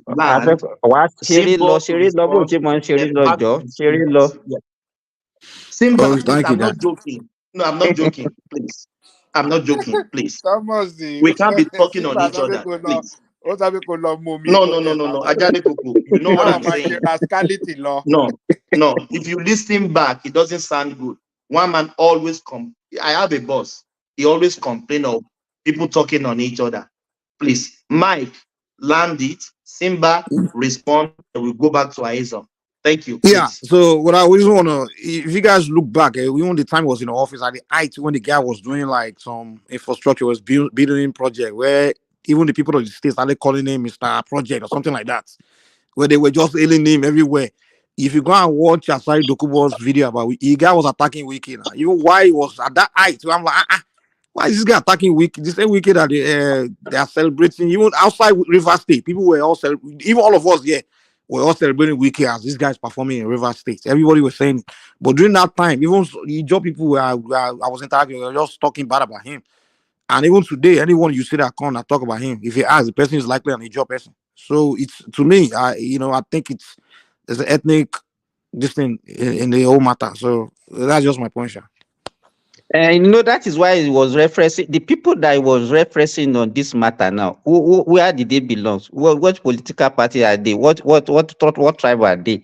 So you can't just listen to some people make it just voicing out their own opinion on television. Then you come here and be telling us as if there is like a sacred statement from them. No, nobody will take that from you, Aizo. But Simba, let me ask you this, and Aizon, the gimmicks Aizon is, or the trouble Wike is fomenting now. Shebi Fubara was there, they were doing it together, isn't it? Did Fubara came out that time rebuking Wike for doing his antics in Rivers? Or resign from his cabinet, say the guy is not behaving well. Maybe they are eating on the same table. doing the same thing. Yeah, Thomas, you No, you have to realize something. Yeah, even if he was in the government, the point is not that Fubara is a perfect human being at all. The point is that people of River State, as they have always been, right? And I can tell you can look through history. That whole Godfather thing there doesn't work, right? They've always been, whether you go all the way back to Melford or Kilo, Ada George, before Bielsa was separated away from, they have never, ever been the people that will put one man that will rule over the entire state. Never. And with the point being made that, the Jaws, which include the Calabaris, the Okrikas, the Andoni people, all of them, no, even in Equere people, there are a lot of Equere people that do not support Wike and his antics. Wike is a thug. Are you forgetting who Wike was?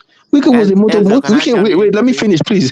Wike was a motor park thug working before he got picked up by Amici to come and work for Amici. Wait, no, don't interrupt me, please. I let you talk. Don't interrupt me. Thomas, please. So where did you Step in and control this, please. Yes, let me finish. Wike, that is who he is. He got himself into power by becoming friends with people that were high up in the presidency, who, by the way, Mike, happened to be Ijo that got Wike into office. Okay? And they put him in. And he got into office and he started doing all the antics, including the people that put him in. He didn't give them respect. And then today he has left office. The issue in River State is not that people are trying to champion. No. Okay, you've given us a governor now. Step away. Face your ministerial job in Abuja. Stop trying to control the state and the coffers of the state and what happens in the state. They are tired of him. They don't want him there anymore. And this is a democracy, the last time I checked. So if it's okay, that is what people are championing. And then the State House Assembly people, they decided to switch parties. And so right now they've put themselves in a situation. So if we'll see what will happen, but if this thing does happen, the law is not on their side. They can be removed. What's the law? What's the law? According to the experts I've listened to, once you switch parties like that, you have relinquished your seats. That's the law, and they switch parties, so they've relinquished their seats. So the thing here is not this is actually democracy at work. And if you look at most people in River State, they are on the side of Sim Fubara. They're not on the side of Wike. Okay, interject a little bit, Aizon, please. Thomas, can I chime in, please? Hold on. Let's do it in order, please. Yeah.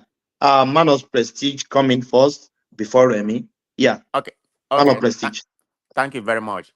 So on this fracas going on in River State, and I'm going to just say my opinion.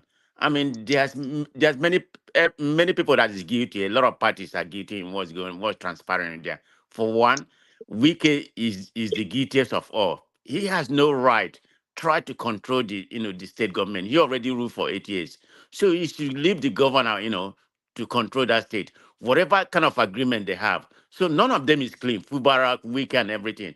Is it not this same Fubarak? Wasn't he the Attorney General that helped Wike channel over $400 billion during the Wike time? Are they not in Kabul with each other? Well, let me land.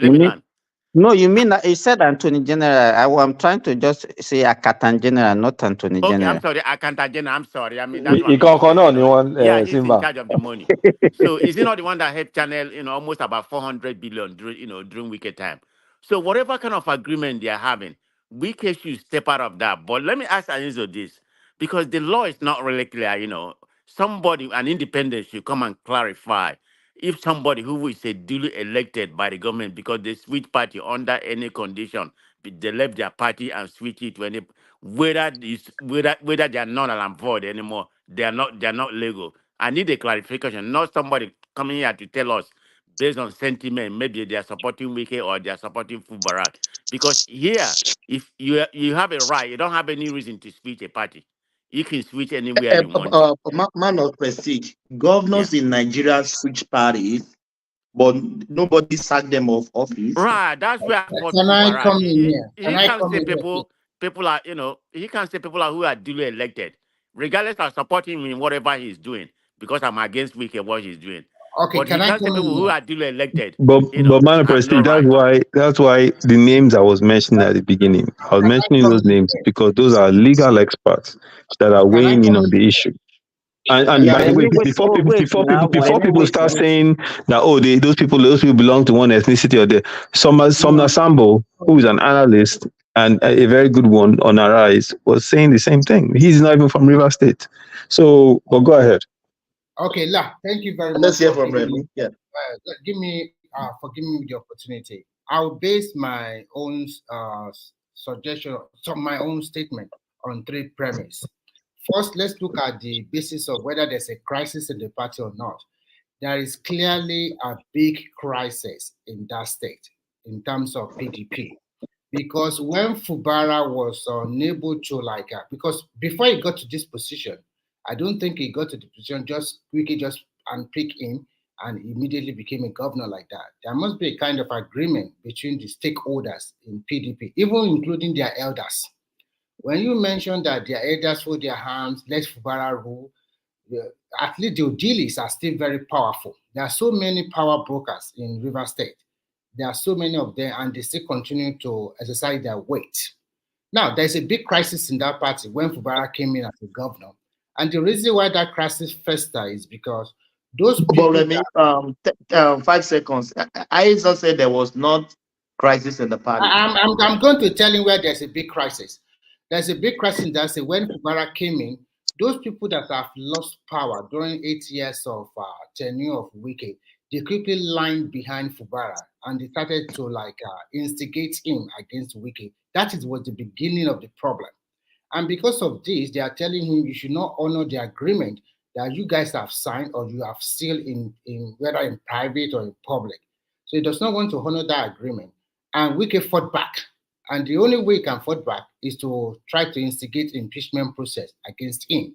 And he also fought back by burning the their state assembly, by burning it or something like that. So that is a big crisis already.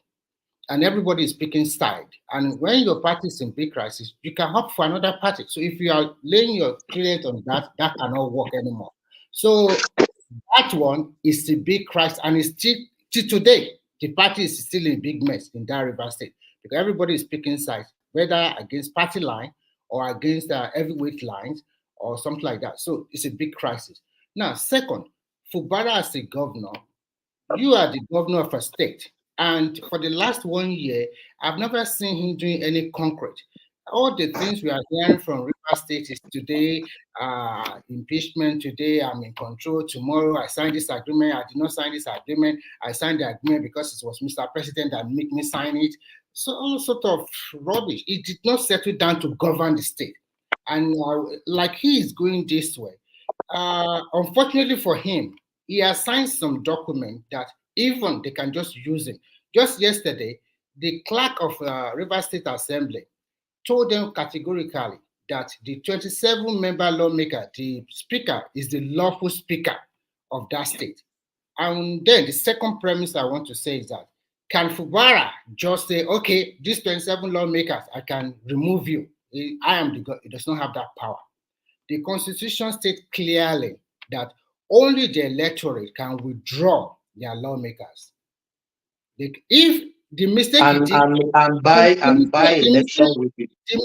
did, the mistake he did was that if he has not allowed them to be sworn in as lawmaker from day one, just like what Obaseki did in the second time, then he will have all the power.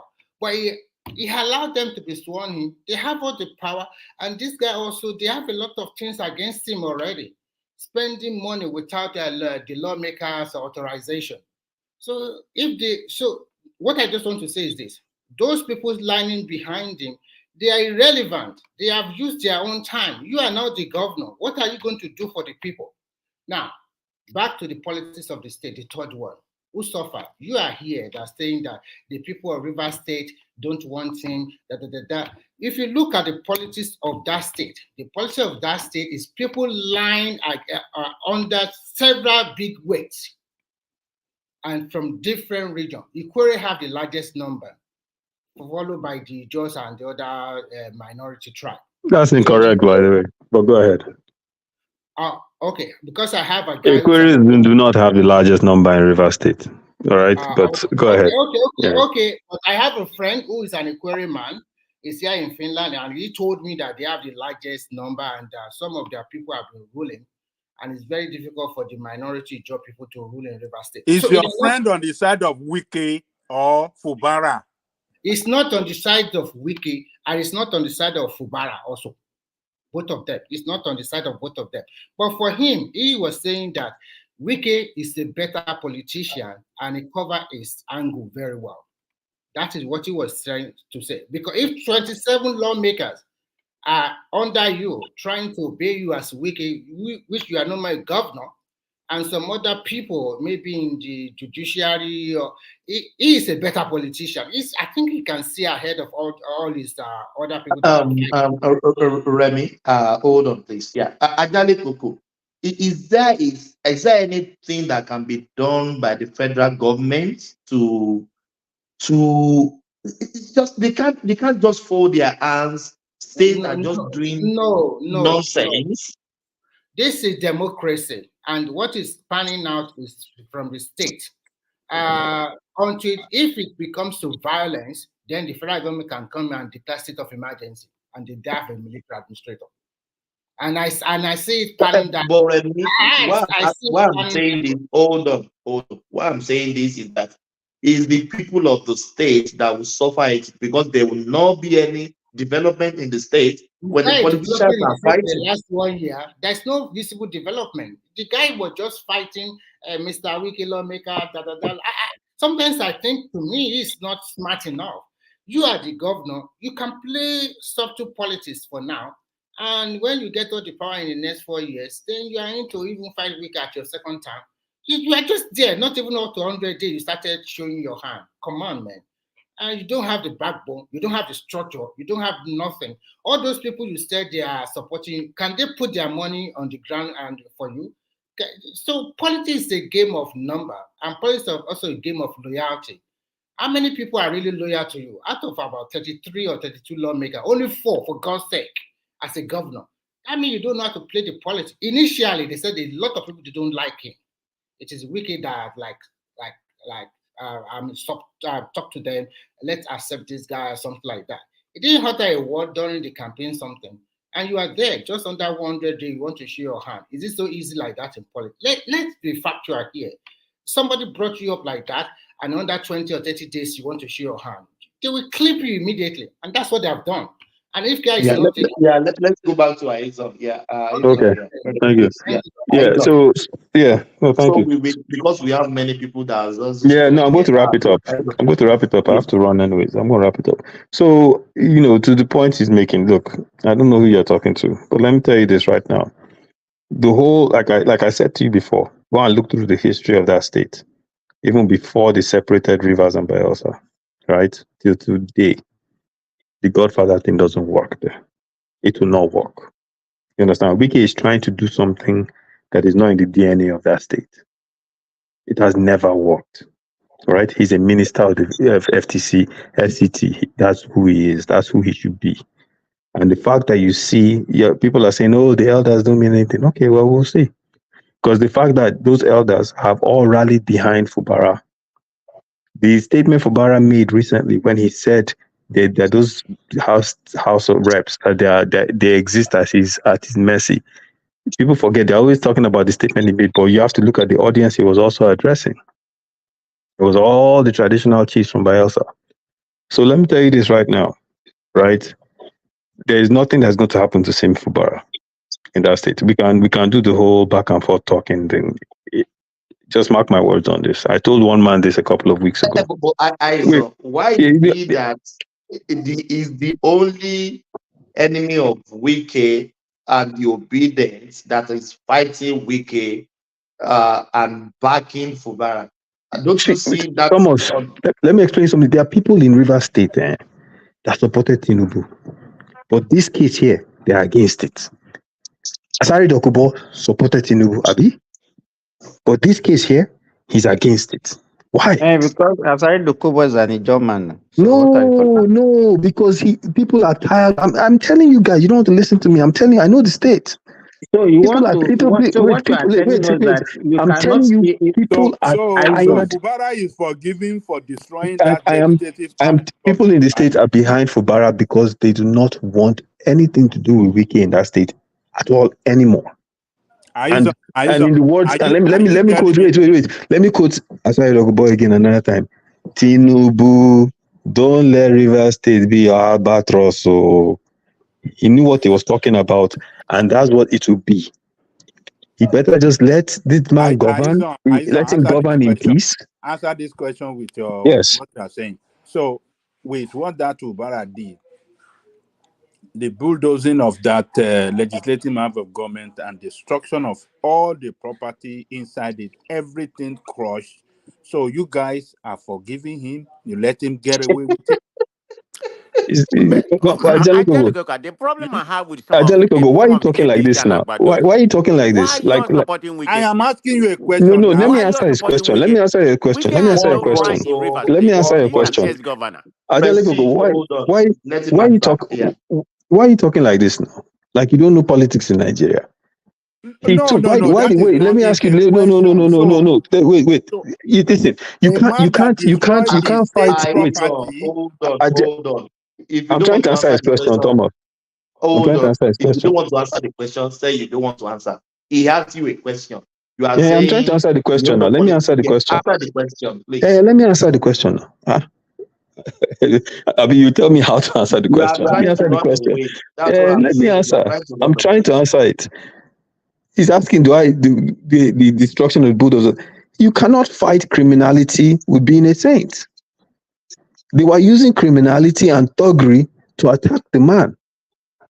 And first of all, you don't even have any evidence that he did it. But even if he did, he was using the right way to respond to criminality and thuggery. Did he commit crime by the bulldozing of that building, destroying? Did he commit crime?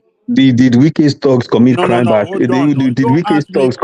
by attacking multiples of people in River State? Did he commit crime at all for this? You don't have evidence that he did it now. So how can you say someone committed a crime when you don't know for certain that he was the one that did it? Somebody destroyed. Wait. Let me ask you this. Somebody destroyed the state. Did you see Fubara with the kerosene and matches burning down that place? No, now you're the one coming to a conclusion now. Are you saying that he's not the one that ordered the destruction of that building? How can you say that he did?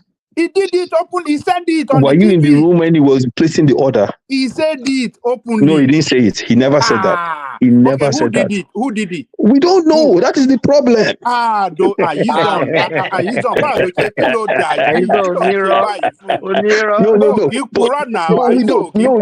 we don't know. You are coming to a conclusion. But honestly, okay, Ajalogo, let's talk seriously now. Seriously. Okay. Let's talk seriously. Let's talk seriously. Somebody went and burnt down that building. We cannot say 100% that Sim Fubara ordered someone to go and burn the building. How can you say that? Okay, hold on. So it is the legislative, the chamber that was affected, just a little space that was affected by the burning you are referring to.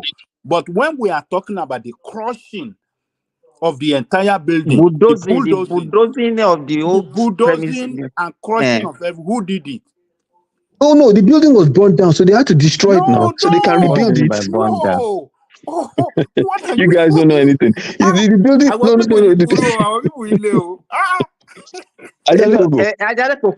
Let me say this. Aizon, just give me 1 minute.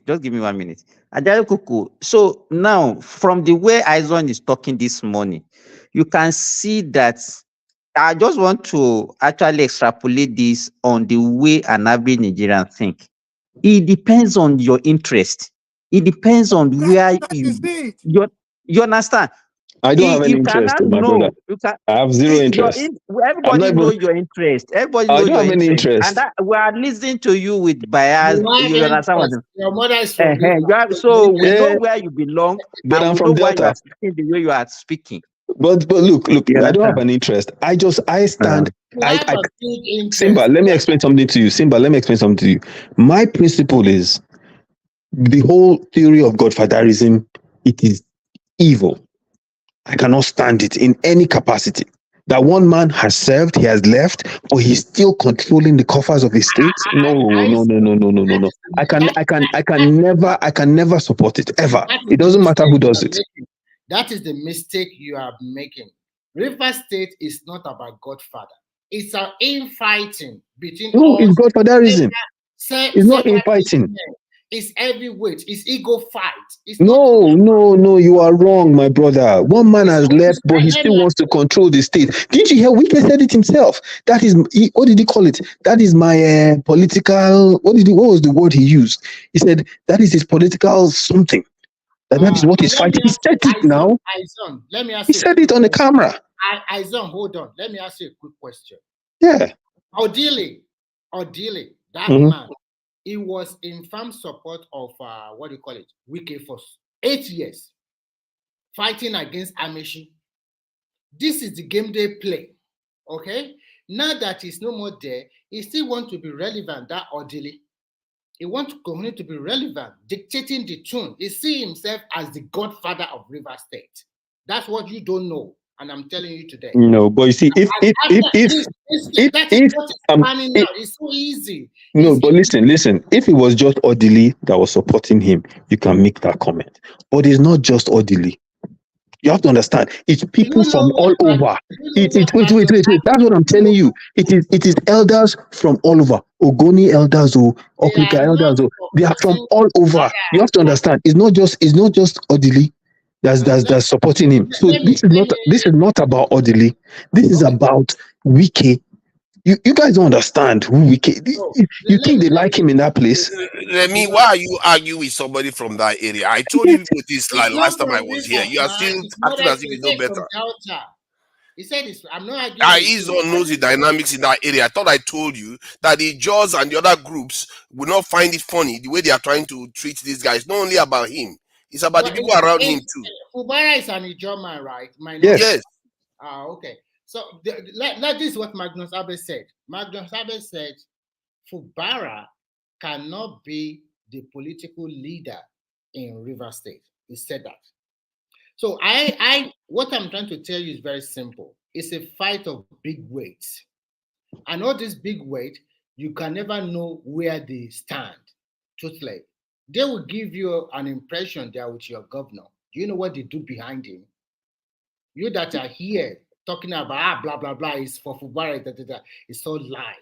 They play. You are just twisting it to suit your own narrative. You know full well that this is about. I grew up there. I grew up in that area, and I'm telling you. See, I grew up in that area. I know enough about that area to let you know that what is going on. Now you can see it in your own face, and you're acting as if you don't know. You know, Wike is controlling this cabinet. Even the people that he appointed, we are appointed by Wike, and you are here saying that is not how. And you say you want a democracy. Wike is a problem. Look everywhere he has been. PDP, River State. Wike is just a headache.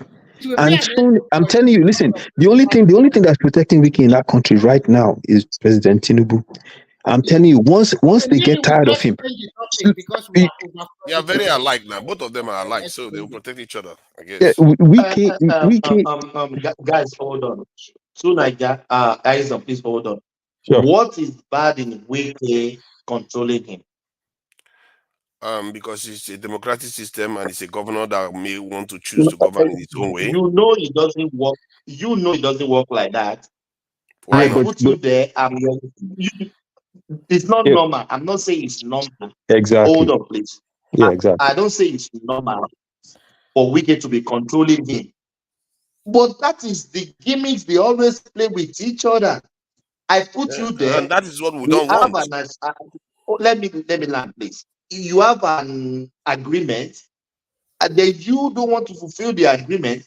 We can fulfill his agreement by backing you to be the governor of the state. Now you get there. Now you don't want to fulfill the agreement of Wike, which I don't see what Wike is doing is good. But that is the agreement, has to be fulfilled. And this is not a news to us. Is it a surprise to you that Godfather wants to control his boy? Is that a news to you? Thomas, is it even possible for somebody to want to become a governor in any state without somebody, people behind him? It's not a surprise. It's not a surprise, but at the end of the day, when the people are saying, no, we are not going to accept. What people are trying to do, you are already in the process of building another monster like Wiki. No, there's no other monster. Look, the fact that you're arguing for godfatherism is a problem in itself. We are not arguing. How can you argue? Listen. How can you argue for one man that will be telling another man, listen, 40% of the IGR in that state belongs to me. Give me the money. Telling him, I will pick your commissioners. Wait. Where did you see that? I don't. I'm just giving no, but he's telling him, I'll pick all your commissioners. I will tell you to do this. You cannot call. So essentially, Wiki is still governing the state. He cannot pick out the commissioner. I think. Listen. You people, you guys have to decide what you want for your country. Do you want development or do you want regression? Please, one voice. Let's all now because Wiki is close to Tinubu. That's why. Yeah, you cannot be championing someone that wants to control a state after he has served. I don't know. How can you be on this forum and you're saying that you're supporting a guy, he has left office, he has done 8 years old. Wiki has become a multi-billionaire from Rivers State. Right? He has made all his money. He has left office, but he still wants to control the coffers of the state. And you are here arguing for him to get what he wants. The reason why we have this problem right now is because it got to a point and people started saying, no, Wiki, you're not going to have your way on this. That's why we're having this problem. Let's have a say. First and foremost, politics is local. The politics you play in Rivers is different from what they play in Oyo, Lagos, or wherever. Okay. It might have some bit of similarity. All what you guys are saying here is just out of the new governor, the old governorship. But look at how it gets there. That is very, very important. For example, look at Obaseki. Oshemole forced it on them. When Oshemole want to play that semi-god, the Edo people fought against him, thinking that Obaseki would be on his own. What did they gain after 8 years of Obaseki? Nothing. It doesn't matter, but at least they weren't subservient to a godfather. No. Listen carefully. Every state or every country, there will be a person who people can go and talk to. Even the so-called America, they still have some power out there. You cannot just say, okay, I'm there, I can do whatever I want. But not overbearing where you appoint people that are in the cabinet. Come on. That bad belly that we have in Nigeria is one of the problems. All these things that people are saying is bad belly. Before he became a governor, don't they discuss among themselves? You guys are here supporting cronyism and godfatherism in a democracy. And it's crazy because if it was some other person that was doing this, they would be very irate, and somehow they are accepting this one. Okay, I think Thomas, we should just take us to another topic so that we're not going to agree on this one. Thomas, I think I can pass the mic on to the next person, my brother. Let me give you one more topic. Just short comment on this. Okay.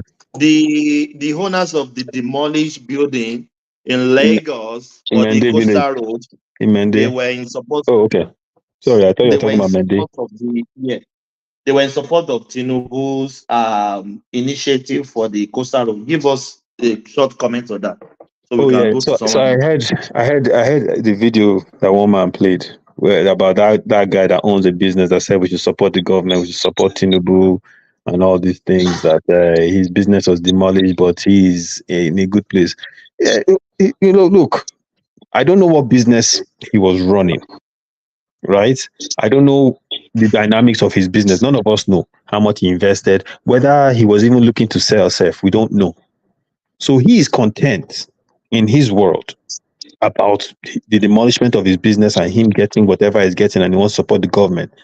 Fine, that's him. But this other guy that had that beach, he was probably in a different situation. So he's not content. He is not happy. He's not willing to just accept that, oh, you're just going to destroy my business for some road that will take, I don't know how many years it take to finish, and I should be happy. So I think, before you move ahead, a quick question for you. I want you to no, there's no question, Remy. No, Remy, please. I like this guy. No question. Let me ask you now. You accept it. Why can you let him finish, please? And I will go to someone else. No question. Yeah, it's not took so much time, Remy. I'm very sorry. I will come to you next or later, please. Yeah. The general has spoken. Yeah, so please, no, yeah, so I think everyone, each business there is going to, they're going to react differently depending on what was going on with them. There's not too much you can make of it. The guy that's from Landmark that is very upset, he probably knows why he's very upset. He knows that he has a lot to lose. He knows he may not get that kind of opportunity again. This other guy may be in a different situation. That's how I see it, Thomas. I just see that, depending on what's happening with them in their own business world and their own lives, this one might be championing Tinubu, and I've heard people come up with, accusations that the guy is a supporter of APC, and maybe that's why. I'm not going to say that because I don't have that fact. So I would just say maybe he is in a different position, and so he has a different opinion. That's all. It's just one guy. It doesn't mean anything now, Tim. Yeah. Thank you. Yeah. Well, it's one guy, but yeah, that's fine. That's okay. There's nothing we can do about that. Yeah. Thank you, Aizon. Remy, I'm sorry for that, but we have to General. Yeah, I'm very sorry. Yeah. As Ajale was spoken, Ajale Koko, let me see the old people on the screen before going to the new people. Spoken. Ajale, have you spoken? Yeah. Yeah, thank you. Kolata, I hope Kolata have spoken. Maybe it's already even dreaming now. I think some of them have spoken except me. Yeah, Ekene, let's give Ekene. No, I'm here before Ekene. It doesn't have to be orderly. Now, the last time I was here, I didn't even speak once at all. I was here before. Okay, go ahead. Yeah, I want to do it just to give Ekene because of joining from Nigeria. Yeah, Ekene, are you there?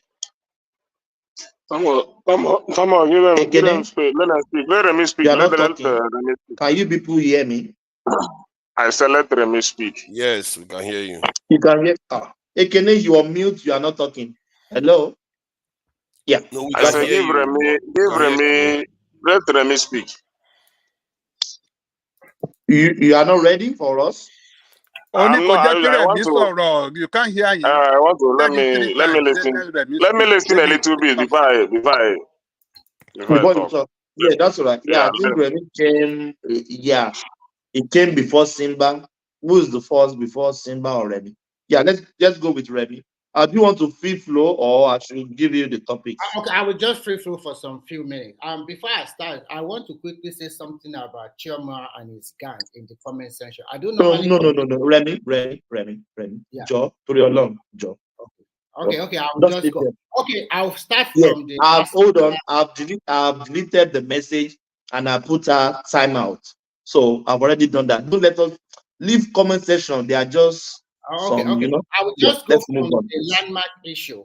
First and foremost, landmark is on the position of illegality because the shoreline was not, it didn't pay for the shoreline, but it rented those shoreline to other businesses that are doing the kind of water activities in the ocean.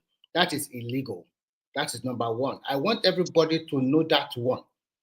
What he has done, that is illegal. If it's in the same country, they're supposed to take him to court of law and probably fine heavily. That means he is also gaining the system. Now, some people lost more. Landmark did not lose any of his physical structure, nothing. But there were some people that lost everything more than Landmark. And this government put a face value to it. Those people that put structures in which Landmark is collecting money from them, they were well compensated. If some of them came out and said they were satisfied with this project and they are well compensated and they like what the president is doing, it's okay, it's fine. But what I'm just trying to say is that Landmark cannot cry because the place he's crying for does not belong to him in the first instance. A lot of Nigerians should get what is going on, not about sentiment. So that is illegality. So whatever, and moreover, national development supersede any other thing. Because you can be crying today that, okay, it's not a priority. But when they now construct the road will not say, Mr. Peter Obi, don't ply me, or Remy, don't ply me. Everybody will go on the road to wherever you are going. And it will open up Remy, let me ask you this. I somewhat get angry when people are saying the road is not coming to our domot, it's not going to come to our domot. I'm not happy because of that. But Remy, Lagos now, the blue rain, the red rain they are doing, they don't write it at the door. Igbo don't enter because the train is working in Lagos. Hausa don't enter. Everybody in looks and training of that country will enjoy the road. They enjoy the train. They will enjoy. I don't get it. What are those people thinking about in their head? That because it doesn't come to the southeast, it doesn't pass through Yoruba land, it doesn't do this, we don't want it. What I say about Nigeria is that sometimes it's like, okay, this thing is not in my region, then I should criticize it to heaven, or it's not. The other time, they were doing second Niger bridge and people were following it. And when they open up, a lot of Nigerians were happy. Is it the people only from the southeastern that that applied the bridge? If a northerner is coming, he has to pass through that bridge to the eastern part. If another person from southwest also have to pass through the eastern part.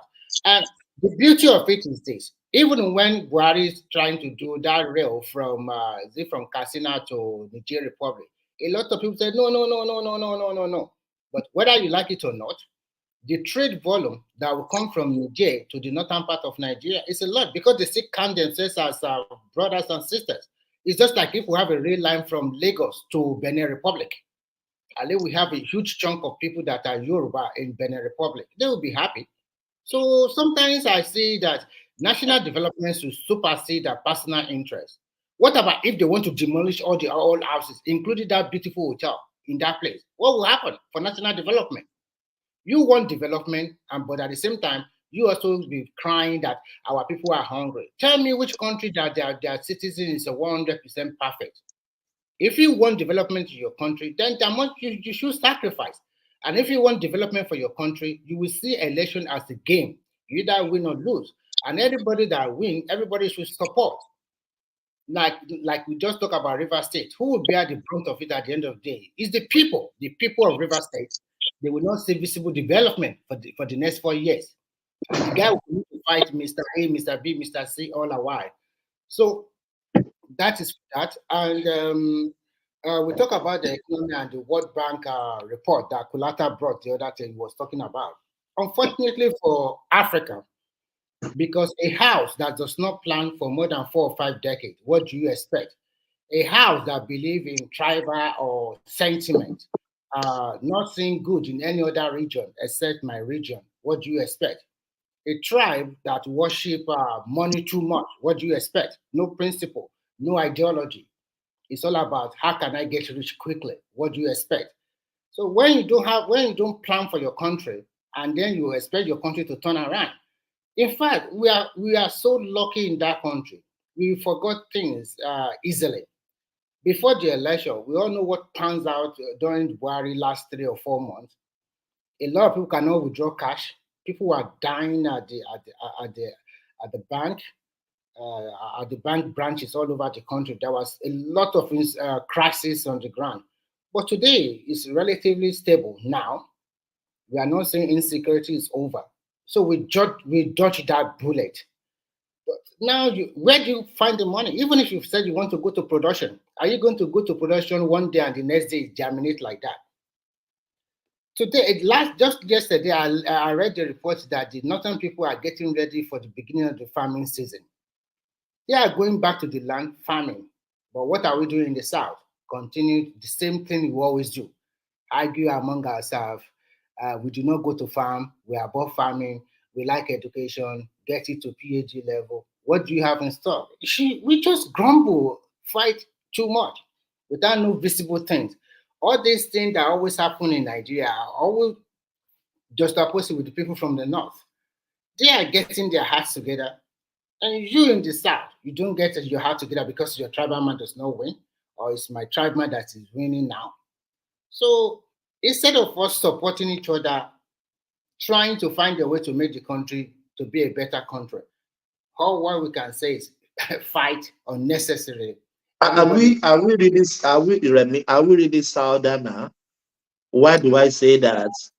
If war, if we can't even come together, at least example of the last Remy, I was so devastated at the last election.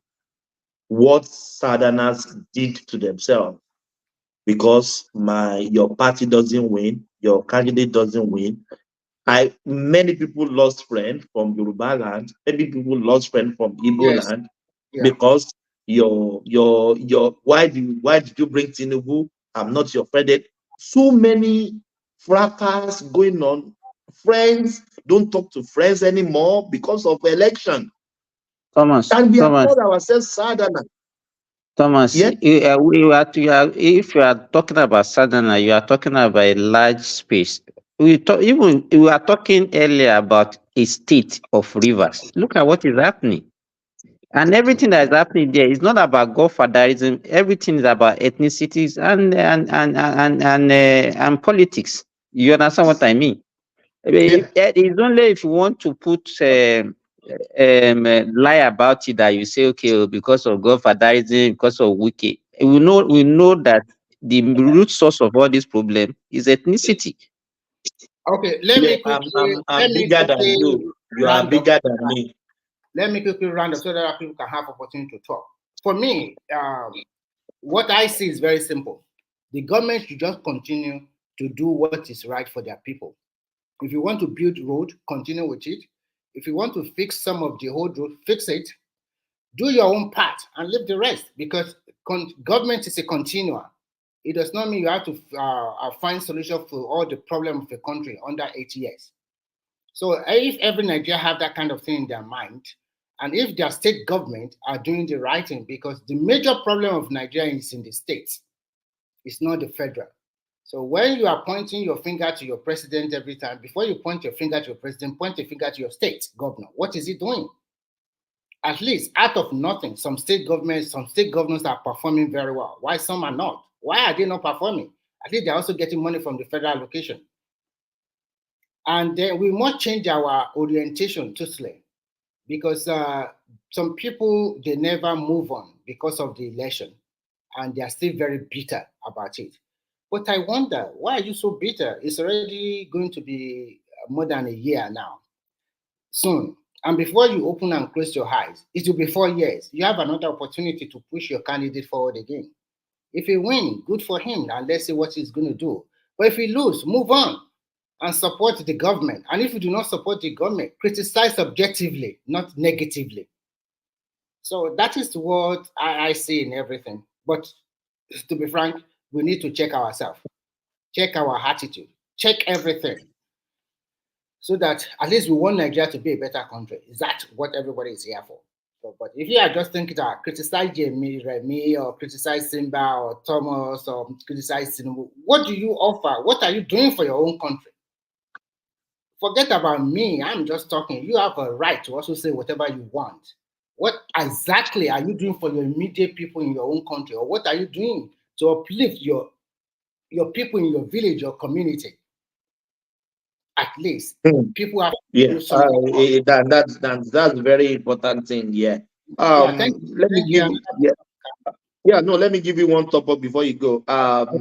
The senators try to pass a bill seeking for imposing a death sentence on drug trafficking. So what do you, in the short sentence? I was listening to Babati, Kolata, and they are trying to equate it to what happens in the Western world. Trying to, what is the magnitude of trafficking, or what exactly? For now, it's just a bill, and I've not read it. I don't know the details of, but I know it's going to be about trafficking. Whether you like it or not, if you want your country to be a better country, there are some hard decisions you have to take. You must know that Nigeria literacy level is not up to 97 or 90%. I think probably above 50. So and sometimes some people are doing this just basically for economic reason. And some people are doing it, I don't know, for various reasons. But for me, I will not say anything until I read the bill. Until I read the bill, and then I can now form my own opinion whether it's good. But looking at it from the way our people are doing and the way they are spoiling the name of that Nigeria all over the world because of drugs, I think is something that should be looked into very critical. Remy, so it's the person that is doing drugs that is spoiling the name of Nigeria. The ones that is taking Nigeria money to go and buy properties abroad, that one is not spoiling the name of Nigeria. Okay, I will respond to you very quickly. If you listen to me, I never said it is only drug dealer that is making the name of the country not good. And I have also condemned our leaders for siphoning our money to the foreign land. I also condemn the foreign land that play a kind of Mr. Saint. You know that this money was stolen from the Commonwealth of this country. Why are you taking it to your system? Why are you using it for 30 or 40 years before you return it back with a lot of condition? So if you are blaming our leaders and they said, oh, African leaders are corrupt, well, you are taking this money from them. Why don't you stop it that we don't want this money? Remy, you remember this adage, Yoruba say, let me interpret that. The person that steal the palm oil is not really to be blamed. Is the person that indulged the person to keep the palm oil. So the Europeans do their thieves as well, isn't it? Yeah, of course. Not Europeans. We just call the Western, wherever they take the money to. Whether but even the arguments that progressive is trying to, they are two different things now. How can you be liking money laundering to you cannot trafficking? You cannot say people committing crime are spoiling the name of the country. There are different nationalities all over the world that commit crimes of different kinds across the globe. So the idea that because some set of people are committing some certain crimes automatically means that they are the one giving Nigeria bad names. That logic doesn't stand anyway. The progressive, I think you should look at it from this realm. For example, if you have been to some airport, I don't know how many countries you have been to. You have been to some airport, and they say you are carrying. Remy, let me. Sorry for stopping you. If you look at it, let us put it this way: in what way I'm talking about? Okay, let's say I'm from Australia, and then you are in Nigeria. If you bring money to my country, it doesn't have any effect. It has a positive effect on my country. But you bring drug to my country, it has a negative effect on my country. And that is what you are calling international. Of course, you as a country, you will deal with. You as a country will deal with. Let me tell you this: if somebody steal money from their country and bring to my country, it doesn't give that country a bad image. But if you are bringing negativity to another country, it brings a bad image for the country that is bringing it. So it cannot it can't liken the same thing the same way. It brings a bad image for you that smuggle the drugs. It's not because if people, let me tell you this: if a majority of people that are coming to your country are not from a particular place and they are coming with a bad thing, then it gives a bad image to where they are coming from. So I don't understand your argument. I want to chip this thing very quickly. I've been to a country why they stop us because we are using Nigerian passport. They just park us beside, and the immigration officer said, the first thing said he apologized for doing this, but he said just 2 weeks ago they apprehend about 6 Nigerians. What are they doing? Drug trafficking.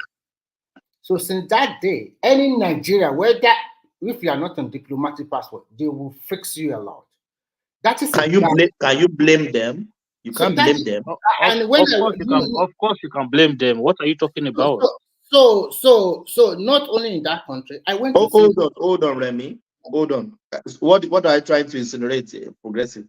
So how can you so if somebody commit an offense because that person is carrying a Nigerian passport, automatically every Nigerian that is coming and a drug dealer? What kind of logic is that? No, so that's how they treat us. That's hold what on, Remy, please hold on, please. Let me and you have the conversation. So, if in a week, if 6 Nigeria was apprehended with drugs. So, if you are the controller general of that airport, so other people coming from Nigeria, you will not scrutinize what they are bringing in. You will just let them go. The standard remains the same for everybody, whether you are in Nigeria or you are an American. No. The standard should be the same for everybody. Look, but I just told you earlier on. Hold on, please. Hold on. Let's have the conversation, please. I just said in a week, 6 or 8, 10 Nigeria was apprehended for the same crime. So if you are the controller general of that airport, so people coming from Nigeria to your own country, you will not scrutinize them. No. Look, listen to me, Thomas. What I'm trying to explain to you is this. The reason why those 6-7 people was caught in the first place was because the system was working. And that system was put there not to scrutinize only Nigerians. The system was put there to scrutinize everybody. And what happened was the system worked, right? The system worked. Yeah. So why would you then put extra emphasis on a certain nationality? You just let the system continue to do its job because it's already working. Let me quickly respond to the progressive. You don't know the enormity of what these people have done to your country. If you know, you will not be. First and foremost, let me tell you something. Countries are not treated the same way all over the world. Everybody. That is why they do passport ranking. If you're an American and you have an American passport, there's a tendency they will treat you 3 times better than a Nigerian. That is there. Except they will treat you 3 times better. I went to Singapore. I'm the only black person on that flight. And when I get to the airport, the immigration officer come to me and asked me for of course, I won't reveal everything. Asking how much do I want to bring in. I show him the money. You have this. I show him my credit card. They go and check everything on their system. They check it on their system very well. And then, because I get an e-visa, they don't normally give e-visa to Nigeria, but they give it to me. And after checking everything, and then instead for him to give me like maybe 2 weeks stay or something like that, he gave me 3 months because he found that all those things he checked are truthful. And then when he called the hotel, I'm going to stay, and then he told me, he said, please, this is our work. I should not be offended. And they will apologize even for that. And at the end of the day, do you know what he said? He said, I hope you are not here to do drugs. I said, what do you mean drugs? I just want to spend 4 days and I'm off. Can you imagine, Remy? Can you imagine that? Can you imagine that question? That statement is very deep. And I fought back. It's very deep. I fought back. I said, what do you mean? I fought back immediately. And he said the tone of and he apologized again. And I spent 4 days and I'm off immediately. So when you see, if you have traveled for far enough, all this discrimination, all this maltreatment, 50%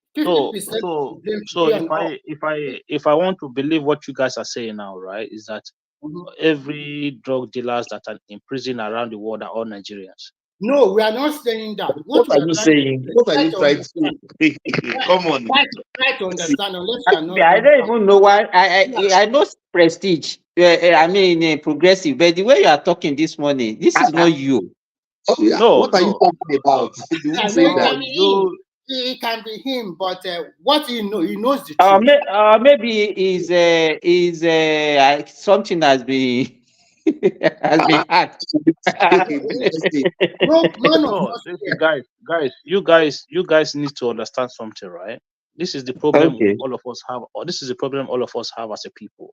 Okay, so we've kind of accepted some certain narrative and to say, oh, because it was because it was this person that was doing it, no, okay, yeah, they can treat me anyhow at the airport. But They it's can do true. this They show us with video. Okay, let me progressive. Let me tell you something, right? I've seen British people try to smuggle drug from South America. So you want to say there is a conspiracy against Nigeria, or what are you saying now? Are you saying there is a conspiracy against us? I'm not saying there's a conspiracy against Nigeria. I'm just saying you guys are overemphasizing something that is It's not. Nobody's emphasizing it. Let me give you, for example, just 2 days ago, I was a colleague of mine who's a Ghanaian. We're having a conversation, and I discovered that carrying even Ghana passport is far, far better than carrying Nigerian passport. Says who? You can travel. Says who? It says who? Yeah, that is true. Okay, you know why I got to know. Let me tell you this. He wanted to travel to India and Philippines. And I discovered that you can go to Philippines with just ordinary Ghanaian passport. You don't need a visa to go to Philippines. That was when I now begin to search, how many countries can I go with my Nigerian passport without a visa? Ghana has far, far more countries and more, even better countries than we have that we can travel to with our passports. And it was not like that before. Let me tell you this. Let me finish. Ajane Koko is there. UK in the early 80s, that was why our people can go there. UK, we don't need visa to enter UK. You can just buy your ticket. You can go to UK at any time. Why did they change to us? You understand? So I don't believe we can. Wait. See, we can improve our. Is it because of crime that they change it? Ask me now. Answer the question. It's because of our criminality. Oh, come on! Stop it now! Stop it!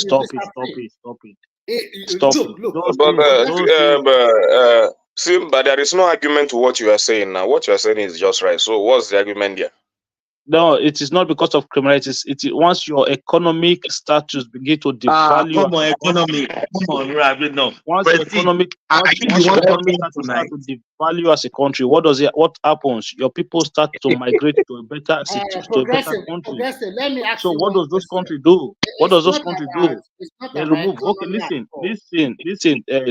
Let me tell you something. Early 2000, South Africa to the UK was still visa free. Right, so why did the UK start imposing visas on South Africa? Progressive. Was it because of crime? Progressive. Give me 1 second. You know, Remy, you were trying to comment about comment section earlier on. I didn't want you to comment. I want to highlight one comment now. So you guys read it. Yeah. Please. Do you see what's on the screen? We've seen it, but what I've seen it now. I saw it. It's not Passat that has been posting all those rubbish. Let me say this. Passat, let it be the last time in your life you write such comments on this platform. I'm giving you the last warning, the last chance. I will ban you permanent. We are not here to bastardize Yoruba, to talk against Igbo, to talk against Hausa. No. Let it be the last time when I'm hosting, you write such comments on my platform, on One Man platform. Please. The next comment you do, I'll ban you permanent. Yes, I'm idiot. Thank you. See you. You are banned permanent now. Thank you. Let's continue our conversation. So what I was saying, Thomas, right? So the idea that because it's crime that made them to impose visas on Nigeria, that is not true. Okay, I just use South Africa as an example. Early 2000, South Africa was still visa free to the United Kingdom. What made them start to impose visa on South Africa? Was that due to crime as well? The progressive. Let me tell you something. If you look at where Nigerians go, maybe for visitation or for study, when you talk about Asia, some of them go to Malaysia for study, but some also go there for illegal business. Philippines used to give Nigeria is a visa free. Then later they changed into visa on arrival. But the problem arises when they started doing their illegal activities there. It's not about economy at all. I've been to the Philippines before, and I got a visa there too. Let me be frank with you. The economy, if you see their capital city, it's not even as beautiful as a small city in Nigeria. I was taken aback. Everything was just lopsided there. Only some few places you can call okay, it's beautiful. So most of this is like some countries like Cambodia, Vietnam, the rest. Sometimes they also accept Nigeria to come and work, but later our people started showing their hands and they blocked them, they banned them. It's not about economic activity at all. The problem Nigerians have, and I will say it because I'm mostly in Nigeria. An average Nigerian believe in that get rich quick syndrome. And the reason is just to go home and because people will be counting for you. You have been abroad for 3 or 4 years. What have you done at home? So some of them, they want to make money very quick. They don't believe in sweating it out. So Remy, that is not linked to economy. It's not linked to the economy back home. What did you say? That is not linked to the economy back home, right? But what I'm trying to say, this country that they travel to is just for visitation. You just go there on a visitation visa for 1 month, and then you now stay there because of your nefarious activities. You became illegal. But even progressive, that argument that you are trying to put now, just because, okay, maybe you are talking about bad economy that is pushing people to do that. But we have some countries that are even worse than Nigeria, and their people don't behave like us. So what are you talking about? Oh, it's not better than Nigeria. Cambodia and Vietnam, we can only talk about their even Bangladesh, even the Philippines that we are talking about, is it better than Nigeria? And that's what I'm saying. Or you want to say Bangladesh is better than Nigeria? You know, the problem is that we don't take responsibility for our actions, and we always look for excuses. That is it. Why should I take into crime? And I will say because of a bad economy, that's why I'm taking to crime. No. You see, Simba, I think this is where you're getting it wrong. I'm not supposed to take responsibility for your own actions. You see, this is the problem. You're supposed to be responsible for your own actions. If I hold a Nigerian passport, hold on. Remy, if I hold a Nigerian passport and I'm traveling anywhere, I'm not supposed to be responsible for your own actions, Remy. You are personally progressive. How do you want those countries to handle it? One voice. How do you want them to handle it? They will just be. Me, I don't feel. I just want to quickly answer to progressive. Progressive. It's not that I don't care, but what I'm just trying to say is that they use one case or 2 or 3 cases of our guy that have done something bad. They use it to treat others, to treat us badly, separate us. Yeah, but you should not say that is not their fault. You should not say, oh, you cannot blame them. You can blame them. It's their fault. They cannot. Okay, you blame them. There's nothing like guilty. There's nothing like guilty by association. Have you ever traveled on Turkish airline where a lot of Nigerians complain that the way they treat them is not good? Come on, what are we talking about here? Let's be objective here. It's not don't travel Turkish airline. Yes. For God's sake, Turkish airline. Maybe let's move on. We are not going to end it. Yeah, let's just move on. But progressive, I will tell you, yes, our criminality, yes. Let me start an example for you guys. A year ago, in the space of 5 days, somebody went to the cemetery and cut 3 heads. Straightforward. I think about my Nigerian people. Even though they didn't catch anybody as Nigerian, but because I know this is crime that always happen in my country. Thomas, Thomas, you see the problem with a lot of Nigeria is the way they associate. You don't even let me land. These people you live with, they commit crime. They commit crime more than you. They commit crime, heinous crime more than you. I don't say nobody say they don't commit crime. Nobody say, but if you see crime that is relatively to the crime you always see in your country, you would think about my Simba. straight my mind goes to say, this may be Nigerian people. Because I know this is the crime that always happen in my country, isn't it? In 5 days, Simba, the person dig the something, cut 3 heads. 3 heads. Oh, ẹ máa ṣiṣẹ́ babaláwo ní ó fẹ́ máa ṣiṣẹ́ babaláwo lọ Australia. nǹkan tó ní kó lọ ṣe nìyẹn nǹkan tó ní kó lọ ṣe ló lọ ṣe yẹn. Orí olórí tó bá ti gbé wàá dolo. Is it not because of getting rich quickly? Is it not the same thing? That's what we are saying. It's not the same thing. Why, for God's sake, in that foreign land, you go and do that? I'm not saying it's in Nigeria. I don't know who does it, but anybody that does money, yeah.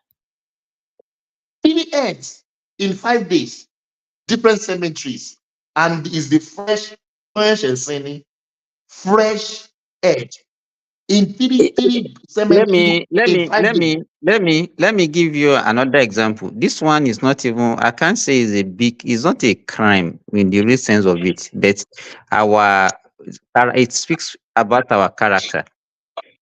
Here in this country where I am, if you are working here, you work based on contract.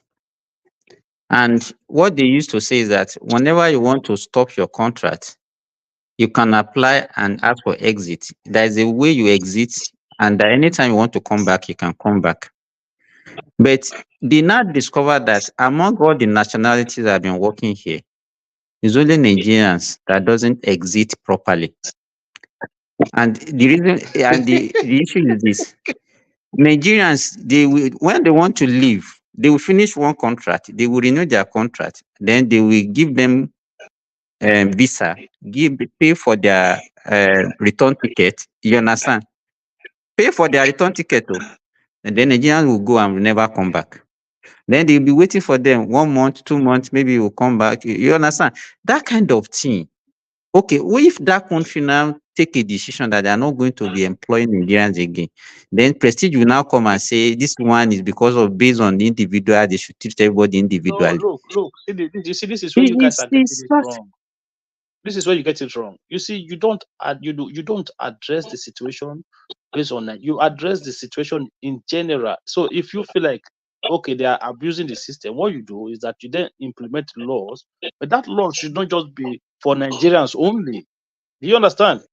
No, let me tell you, if you are doing something and you discover that is only a group of people that are violating it, it's a law that you exit properly. The law should not just be specific for Nigerians only. It should be a general law because the law is not for Nigeria, it's for everybody now. It's general law, isn't it?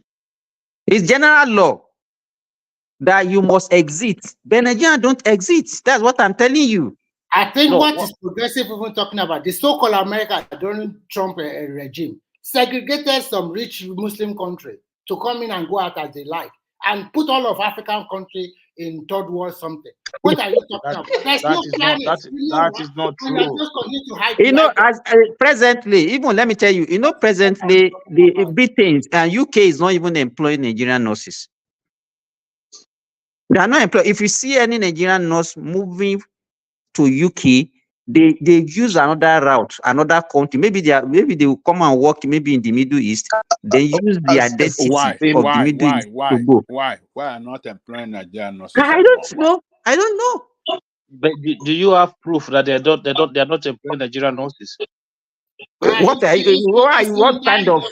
Don't let me even say what I have not. Why can't you be asking me this kind of question? That is his own field now. I can't be asking me this kind of question. No, do you have proof? No, Thomas, I want to ask a question, and Babajale Koko can also answer this question. There was a report I read some few months ago that they apprehended a lot of Nigerian nurses in America because of fake certificate or whatever like that. And I don't know whether they deport them. I don't know what happened to them. Maybe Babajale Koko. There was a school where they are buying certificate in Florida. So what are we saying? They won't do. They always overdo everything. At the end of the day, to backfire. So hold on. A nurse will buy certificate. Do you know how they recruit nurses into the healthcare system? No, you're asking me. You should teach me. No. Listen, it's you. The system is so But rigid what we are talking about, even we discuss it, system we is so discuss it with Simba, progressive. you know The for father one what in you just said now is not America, the true. one in America, the one in America is not we even discuss it on this platform. We discuss So, about it on this platform. I don't know about American system, but once I know in UK and Ireland, there's no way you cheat the system. No way. Because there's a body that regulates all of these things. The one that I'm talking about, even the UK, is not only peculiar to Nigeria. In fact, even Ghana and some other Anglophone African countries are included. There was a report that the NHS were complaining that they will be short of about almost more than 200,000 workers because of the new immigration law, because they don't have enough staff strength to cater for their whole people in terms of nursing. Let me tell you this, Remy. It's like progressive doesn't want to agree. Let me tell you, once you step out of your country, you should be a good ambassador of your country. Obey the law of the country where you relocated to, so that you give other people opportunity to come to that country. If you don't behave well and you say you should be treating you, let me tell you, they will not mention your name. They will say in Nigeria. If you don't understand that, they will say in Nigeria. They will not say it's progressive. And by the time they say 1 Nigeria, 2 Nigeria, 2, 3 Nigeria, it rub on every other person. That is the way it works. Simba, let me start the example. Many Nigerians are guilty of this. Let's just say, God bless America for not acting so drastic on their measure of the immigration law. Remember that time they always issue 2 years. The 2 years, you are not supposed to stay more than 6 months. You have to return to Nigeria, then you will go back again, then return. Yes. But many Nigerians, immediately they got the 2 years, they sold all their property, and they are gone, and they are not back to Nigeria till now. Well, do you know that? Yeah, we know that. You know that, my brother. Thomas, that one is not peculiar to Nigeria alone. America is an immigrant country, and there's no perfect law. Even their so-called leaders of today, their grandparents also came through that route. Okay, so I'm not saying that Nigerians should. But what I'm saying is that is not right. That is the non-normal way. You're right. It's not right. Someone, for you, because you be privileged to go to be where you are through maybe some legitimate means, doesn't mean that everybody have that same privilege. Okay, people are desperate and they want to make a better living for themselves. If they find an opportunity, they're going to take it. They're going to take advantage of it. Does that mean they should not do it within the ambit of the law, or what are you talking? Progressive. Sorry? Say okay. So, what are you saying now? That okay, some people who are not privileged should do it in an abnormal way, or what? Of course, whichever way you can do it, you do it. Is it not people that go through? Is it not people that? Progressive, Jimoh, can I roll you? Progressive. Progressive. Have you ever listened to the story of people that travel through the Sahara to go to Europe? Do you know that if 10 friends set out on this journey, I listened to one story of a Nigerian. There are 12 people that set out on this journey. By the time they get to the Sahara, they have already lost 6 people. They don't even know they are already dead. They cannot find them. At the end of the day, only 2 make it out of that 12. The rest 10, they park on the road. Some park on the high sea. So what's your point? So what I'm trying, you said that some people maybe have privilege to go through a legal way. Some people also go through a very high risk way. But how many people made it at the end of the day? And it doesn't mean that even the 2 people that get themselves into Europe, it does not mean that they will also make it, or maybe all of them will make it. We know what you are talking about is a story that you were told. I was not. I grew up in it. Okay, listen. What I'm just trying to tell you is very simple. I'm just trying to put your analogy that okay, some people are privileged, some are not privileged, and they want to go to abroad to make their life better. I'm also pointing to you how that there are several people that have lost their life taking this kind of route to Europe or to wherever they want to go. It is called high risk, high reward. Okay, me, Remy? I don't even have anything against that, Remy. But what me are after is that wherever you are going, once you get there, be a good ambassador of your country. Yeah, that is it. one. Look, Simba, what you are saying, what you said now, right? I agree with you. Okay, on that part of it. But this idea that we are stigmatized because of certain element of our community, of our country. Okay, let me tell you this. Let me tell you this. You will even be mad with the way we, I just recently, 2 of our nurses travel and they renewed their contract and travel. And they even went to Nigeria with the key of their room, the hostel they gave them. You understand? To Nigeria. And they knew that they are not going to come back. And they locked their room.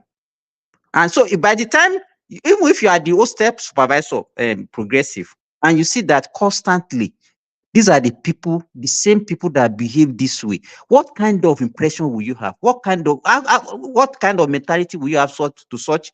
Even the people that are not, you will see them. Okay, in fact, at a time before they used to mix them with other nationality, but when their problem started, they have to separate them in a different hostel. You see? What you're saying is that I don't know the country where you are. What you're saying is Nigerians are not good people. So somehow you are a doctor. You are a doctor. Hold on. I don't know if you're a doctor or you are in the medical field, wherever you are. Nigerians are doctors everywhere. Nigerians are engineers everywhere. Nigerians are top of the music chart across the world. Nigerians are top of the entertainment industry across the world. Nigerians are doing great things across. You not see those ones, Abi. So what you are saying now is that if you see certain things that we know that is wrong that we are doing, we should not talk about it, or what do you mean? No, of course you can talk about it, but I'm not. See, me for one. Though I don't travel with Nigerian passport. But for me, progressive, you don't seem to understand Simba. Simba says those few Nigerians that are doing bad things, they are destroying the image of all of us and the country. I should be able to, if I travel somewhere, I should be able to create opportunities for others, not destroying the opportunity. Yeah, that is what he's saying. It's not saying that. So why are we putting? Let him land. Let Ajalikoko land, please. So the few ones that are very, very bad, that are engaging in criminality and other shady deeds, they destroy the image. And when those host country now take a decision, take a very harsh decision, drastic decision against Nigeria or Nigerians, all of us will suffer it. That is what it's saying. So it's not saying before you respond, the progressive. A few months ago, I've already, with my family, we already have in mind that we are going to Bali, Indonesia, for holiday. And lo and behold, what do I hear? They suspend all Nigerians. What did I say? All Nigerians to enter Bali. Why? Because of this same thing we are talking about. No, Bali.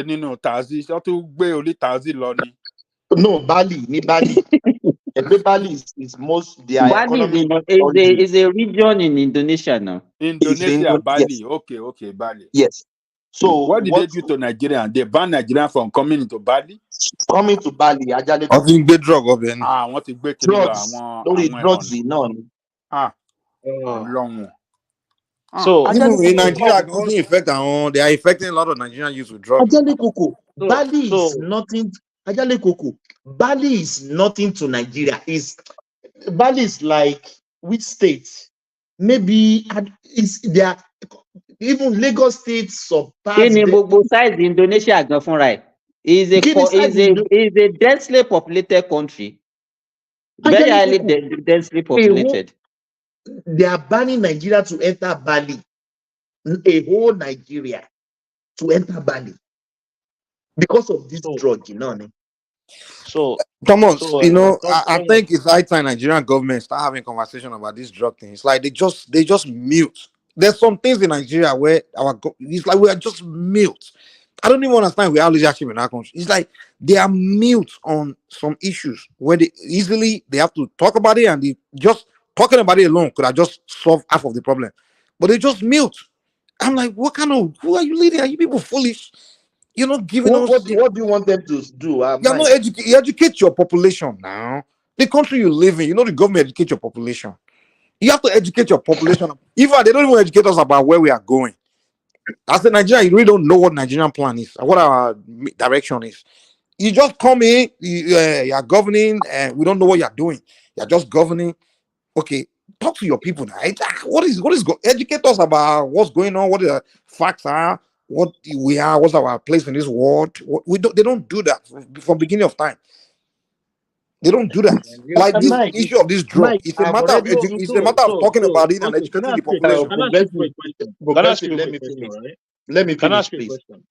Please wait. Let me finish. I've already took holidays. I've took leave from work. My wife already took leave from work that we are going to Bali. What at the end of the day, what do? We just travel to one of the states in Australia. But because everybody has been traveling to Bali, they have a good sea, they have this, they have, you'll be envisaging that you want to go to Bali.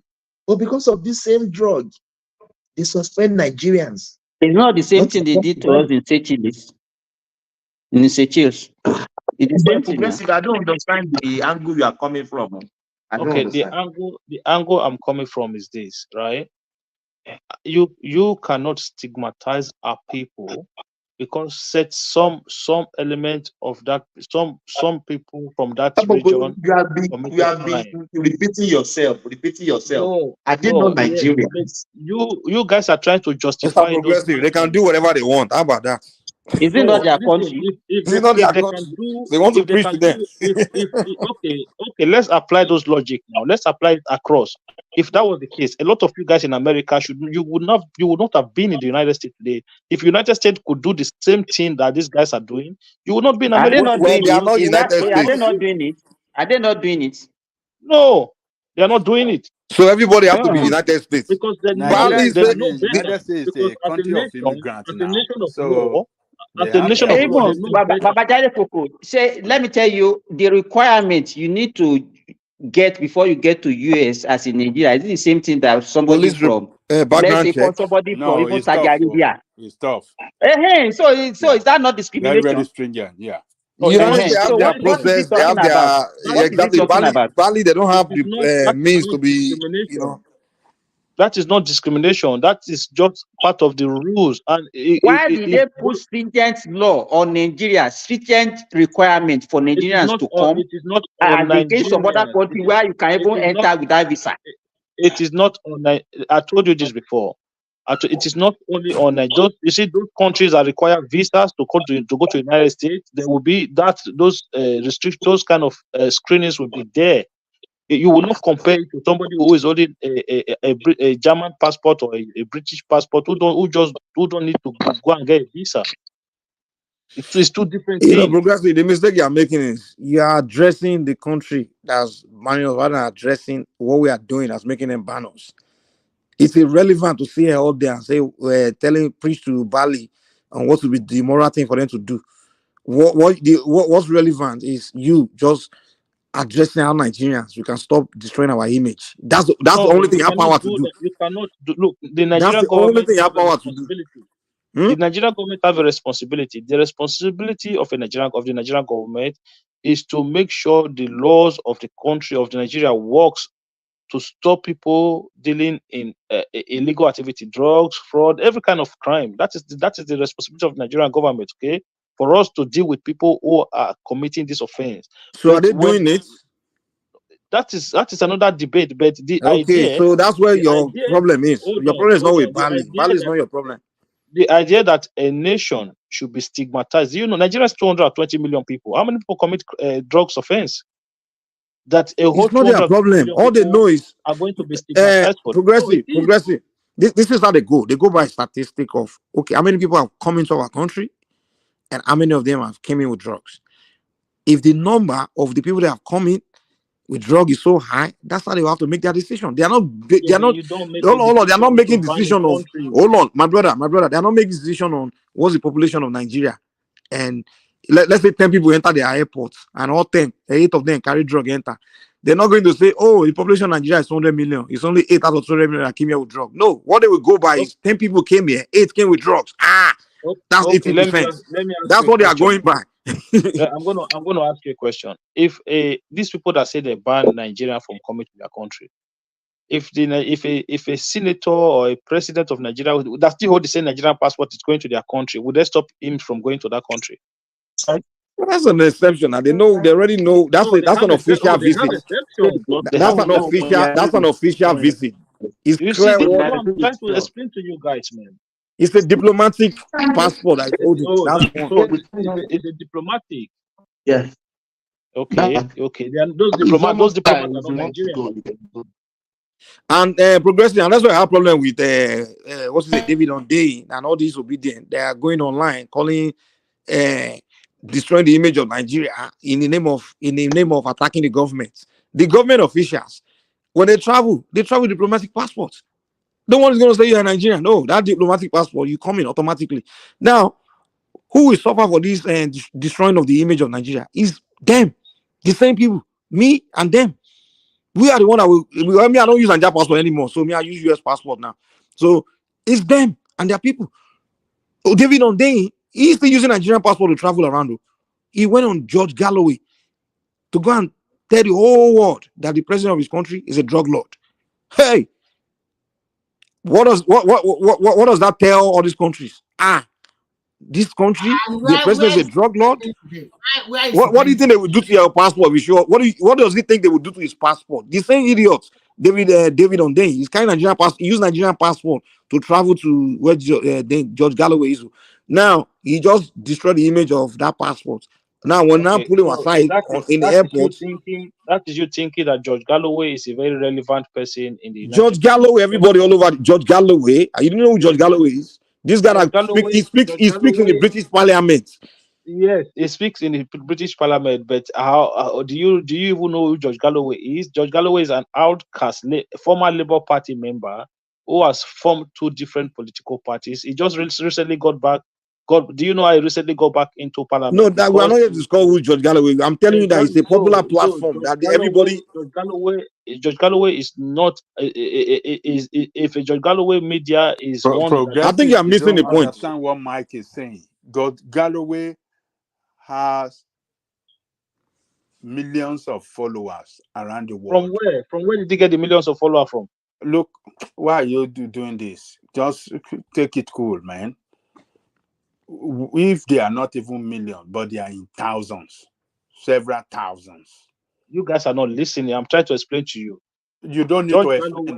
You are the one not listening, man. You are the one missing the point we are giving you. You don't need to tell me your average British citizen don't follow George Galloway. It's not only British people that follow George Galloway. Even me, a Nigerian, I follow George Galloway. Who told you they don't know George Galloway? I'm not saying they don't know him.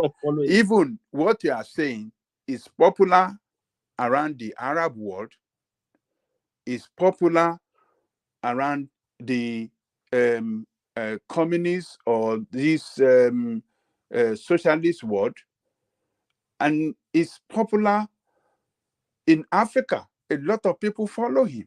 So, but what I'm telling you is that, look, whether you like it or not, a person that just recently won election, a person that speaks very often against the country, against the state, against them for their barbaric action, international or foreign engagement, he speaks against it most of the time. and people listen to him. So he's a popular person around the world. Everybody know. You know him. I know him. A lot of people on this person know him. And you are saying he's not popular. What are you saying? This man, George Galloway, only stands election in area where there are large Muslims population because of his stance against Israel. And that is it. Your argument is irrelevant, man. What we are trying to tell you is that the guy's platform is his international platform. It's what we are making to you. We are not telling you about his election or who he is. We are just telling you that his platform is an international platform. It's an international platform. That's the point we are making to you. Okay. People follow him around the world. In his district where he won election, the population of the Muslim is just 20%. And you are saying, oh, it's Muslim that are making one law. Who told you that it's Muslim that giving the victory? Can you remind me what district that is again? The population of Muslim there are just 20%. Go and check it. Oh my God. What are you talking about? But progressively, the point I'm trying to make to you is whether they are even Muslim, they are British. People that can vote, they are citizens of the country. It doesn't matter whether they are Muslim or they are Jew. How does that matter? But he has international platform. The only reason why you are defending, popular. The only reason why let me tell you now. The only reason why you are defending George Galloway is because of his left-leaning position as a communist.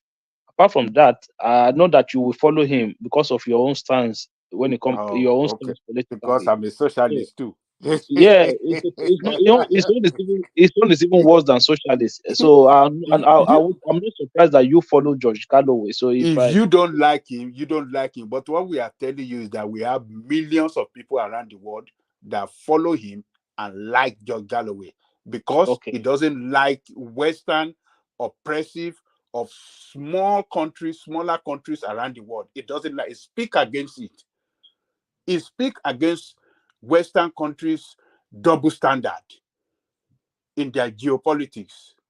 So don't say that George Galloway, it might not popular to you, but it's popular to millions of people around the world. So that is what Mike is telling you, that for this guy to speak on George Galloway and,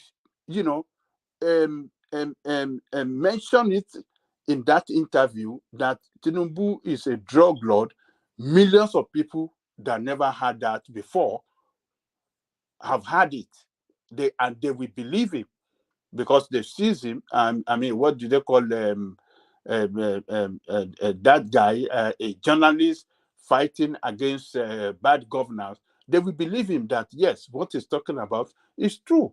That the president of Nigeria is a drug lord. That is what Mike is telling you. He has spread propaganda against the president of another thing that you have to realize that whoever panelist he brought on his platform, they will think that is a representative of him. You understand? And whatever that person is saying, it will be as if it's George Galloway that is saying it. That's the way people will perceive it. Oh yes. Because George Galloway, he created a platform for people that cannot speak to come and speak to the world. And when they speak, he make it look authentic, because of what he stands for, because of what he fight for. So viewers across the world will believe that what they're saying on the platform is true. And what is the implication of that on we Nigerians? It shows that we Nigerians elected drug lord to be our president. And, people will look at, whether we like it or not, it's going to mark a negativity on us as Nigerians. That is the point. That is the point that Michael is making. So don't rubbish Galloway. Look at the implication of that guy speaking on Galloway's program and telling the world that, look, Nigerian president is a drug lord. So what is the implication on ordinary Nigeria that is traveling outside of Nigeria? If you say let's say Nigerian president is a drug lord. Are you kidding me? You don't know? You tell me, what are the implications? I have to tell you. Honestly, sometimes I don't even understand, man. Like, maybe this is maybe the same way. Maybe this is the same way George Galloway himself was. I mean, sorry, David Day was thinking. Like, he just didn't see it. He doesn't see the implication. You just label a country a drug country, like president is a drug lord. Now people are thinking, oh, so Nigerians are drug people. And again, we are already telling you that the invalid, they are invalid us because we are already being known for. Hold on. We are already being known for that. When country like Bali is already banned, now you just exacerbate it by saying you're now making your president the head of the country, a drug lord. That means, guess what? It's a tolerated activity. Drug is something tolerated in that country. The image, you destroy the image. The implication is when you travel, they will hold it against you. Mike, just because you think like that doesn't mean everybody thinks like that. Are you kidding me?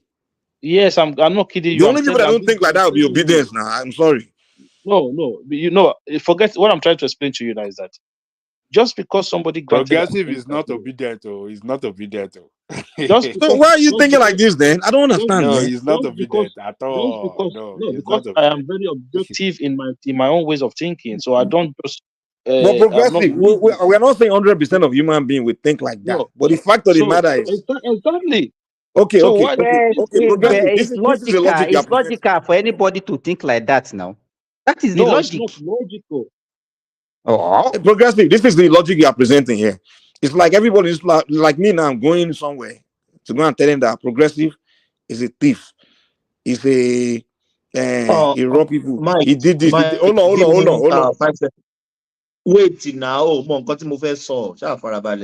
Mike, can you take charge? Are you for it? Yeah, no problem. Okay, so yeah. progressive is like me going somewhere to go and spread to damage your image, right? Now you are now saying, why are you damaging my image? And then I respond to you by saying, it's not everybody that we think like that. I would believe that you are a thief. Of course, we know it's not representing a human being that will believe it, but there will be a huge number of people that will believe it. Of course, you want you want people to portray good image of Nigeria. That one is a guarantee. It's something that you want people to do. Whatever, like Simba said earlier, you want people to be a good ambassador of Nigeria. But what I'm saying is that the few people that are not going in that direction, the rest of us should not be held accountable for their offenses. Those countries have laws. Let their laws deal with those people. It's simple as that. Progressive, I think you don't understand the way the world works, man. No, that is how it works. Okay. Do you remember when 9/11 happened? When there was a time, I don't know how long you've been traveling, when in the early 2000s, when terrorism was going on, plane was being, people were strapping bombs in planes and things like that. Do you know what it started doing to people that were Arabs in airports? Hey, that was the worst time to be an Arab, I'm telling you. So, what were they doing?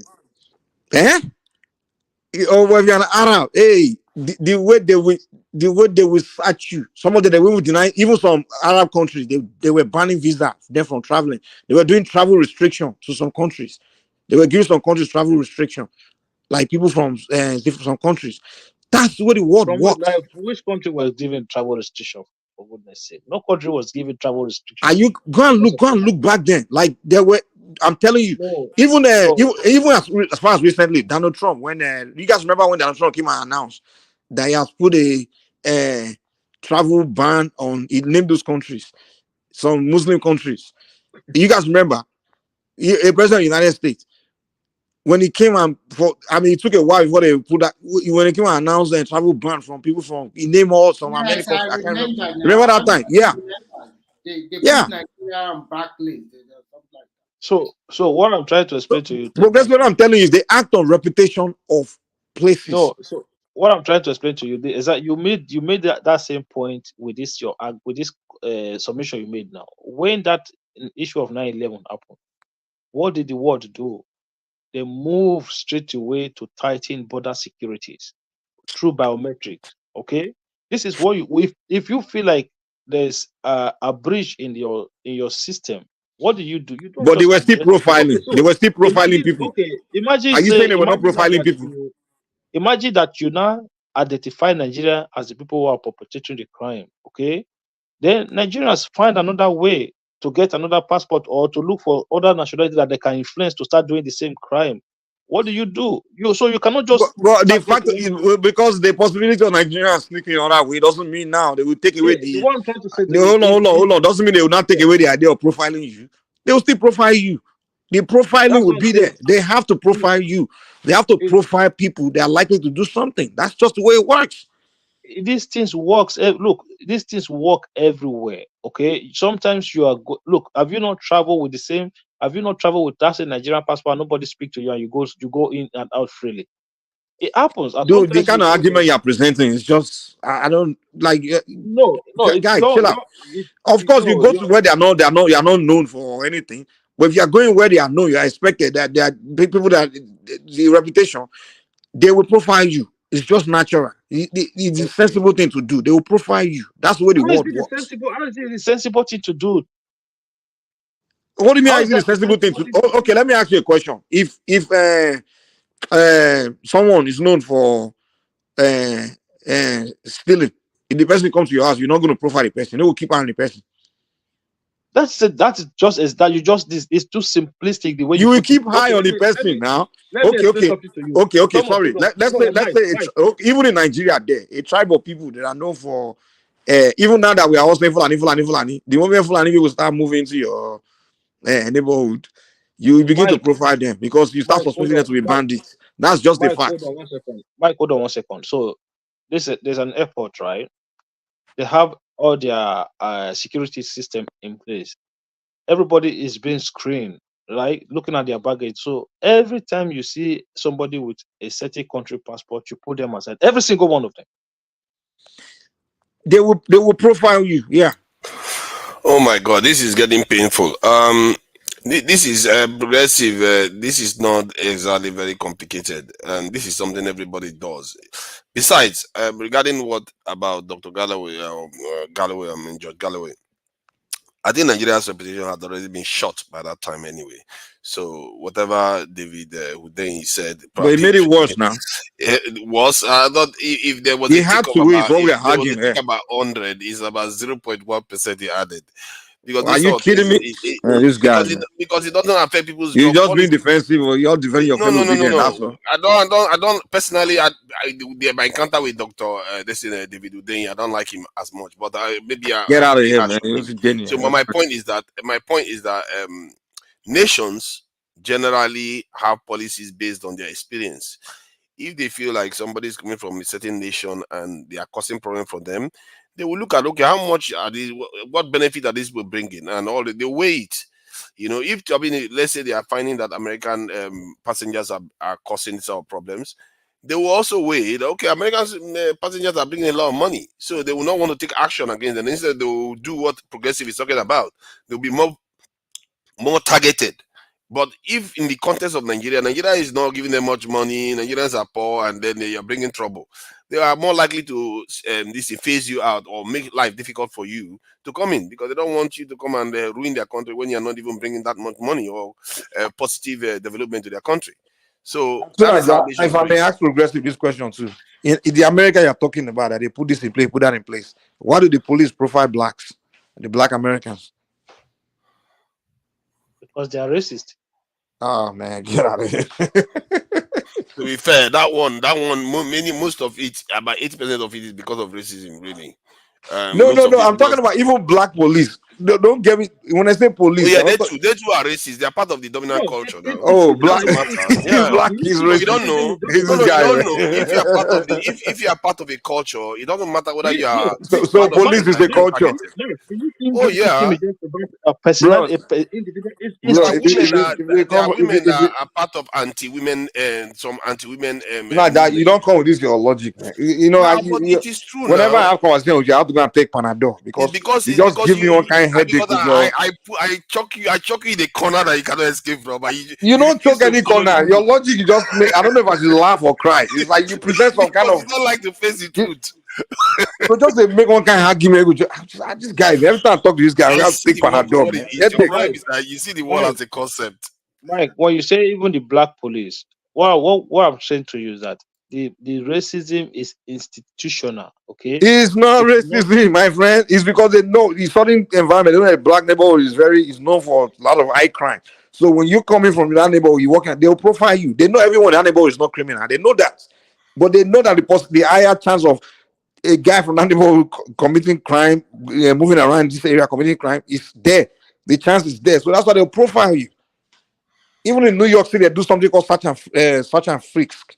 They stop the young black male, they search them for drugs, all those things. They know most black people. Hold on. They know most black people don't sell drugs, but they profile the young black boys. They see, search you. Yeah, Okay, that is racism, man. It's not racism. They are looking for drugs, man. Come on, it's not race. Okay, you telling me that if zero black person is selling drugs, no record of black people selling drugs, right? No record, like they are not known. Let's say it's the white kids that are selling drugs. They'll be searching blacks for drugs. Is that what you're telling me? So, Mike, I will send one man. I will send one man. Will they be searching blacks for drugs? Answer the question. Answer the question. Mike, I will send one man a video. Right? This same incident, it happens in the UK not long ago. This one, you know what even happened? It was two people, two friends, a black and a white guy. The police left the white guy aside and started searching the black guy. Right? Both of them were working together, and they put the black guy aside, and they searched only that black guy, while the white guy was just having a conversation with the other officer. What are they searching for? What are they searching for? What are they searching for? Mike, you tell me, what was that? They are both. What are they searching for? Is the question I'm asking you now. See, Mike, it doesn't matter. They are both friends. What are they searching for? They were searching the black guy. Regardless of what they are searching for, Mike. Regardless of what they're searching for, you tell me what that is. It's clear racism, man. It's something that everybody. I'm not sitting here telling you racism. Hold on. Mike will even say it. He's looking for an excuse. Progressive. No one here sorry. I never came here to say racism is. I'm not arguing that racism doesn't exist. No, but I'm telling you that some profiling, main reason people profile for a particular reason is because the reputation. That's what I'm telling you. Mike, hold on. Wait. Progressive. You can't even answer me. Okay. Give me a chance to answer. If that's why I ask why they're searching. First of all, if the blacks they know that they're likely not going to find anything on the black person, or say they're not known for something, they will do racism against that black guy, but it will be in a different way. It won't be by searching him. It will be by probably something different, or by maybe handcuffing him, or just doing something. They won't be by searching him. The reason they are searching him is because they're expecting something. They will do it a different way. The racism will be done a different way. But I'm telling you, the particular thing of the searching is because they're looking for something. Do you listen to this guy, Mike? Progressive, hold on. Hold on. You've been talking forever. Stop, Jare. What they call it, when you have security, this thing in London, when I was in London, what I found was that a lot of people that come to shoplift are white people, but when you go into a shop as a black person, you are the one that is always being followed most. And whenever they are following me, because I know the fact that that's what they do, and I'll say just keep following me so that white people will rob your shop dry. Because some of these people, they are very, very prejudiced from the point of view that they are not even rational anymore. Because Sunaja, you don't come. I don't say follow me. I will like Sunaja, okay, let me not ask you. People will rob your shop dry. Sunaja, let me ask you. You're telling me that the store owner knows that the person that's likely to steal from your shop is that white kid. He knows for a fact than the black kid. Now he's living alone. The person, he knows that one is likely to steal. Now he's leaving the one that's likely to steal alone because he's racist. You want to follow the one that's not likely to steal. But they are not catching the white people. And that's a smart businessman. Wait. First of all, you are telling me that those businessmen are so dumb that because they want to be racist, they only want to follow people around because they don't like their color, their skin. I've seen it several times because some of the you see what young black men do is that all those young students, black guys, sometimes they come into the shop and they are rude to them, and some of them are also found this is so they focus more on them, and for whatever reason they follow you around because you are rude, not because they don't think you want to steal. The question Mike is posing to you is very simple. You are a businessman. You know that this person will come and steal your goods. and then you leave the person that will come and see your good, then you'll be following another person just because of racism? Yes, Mike, can I ask you a question? Mike, can I quickly ask So you a is question? that the way they run Of business? prejudice.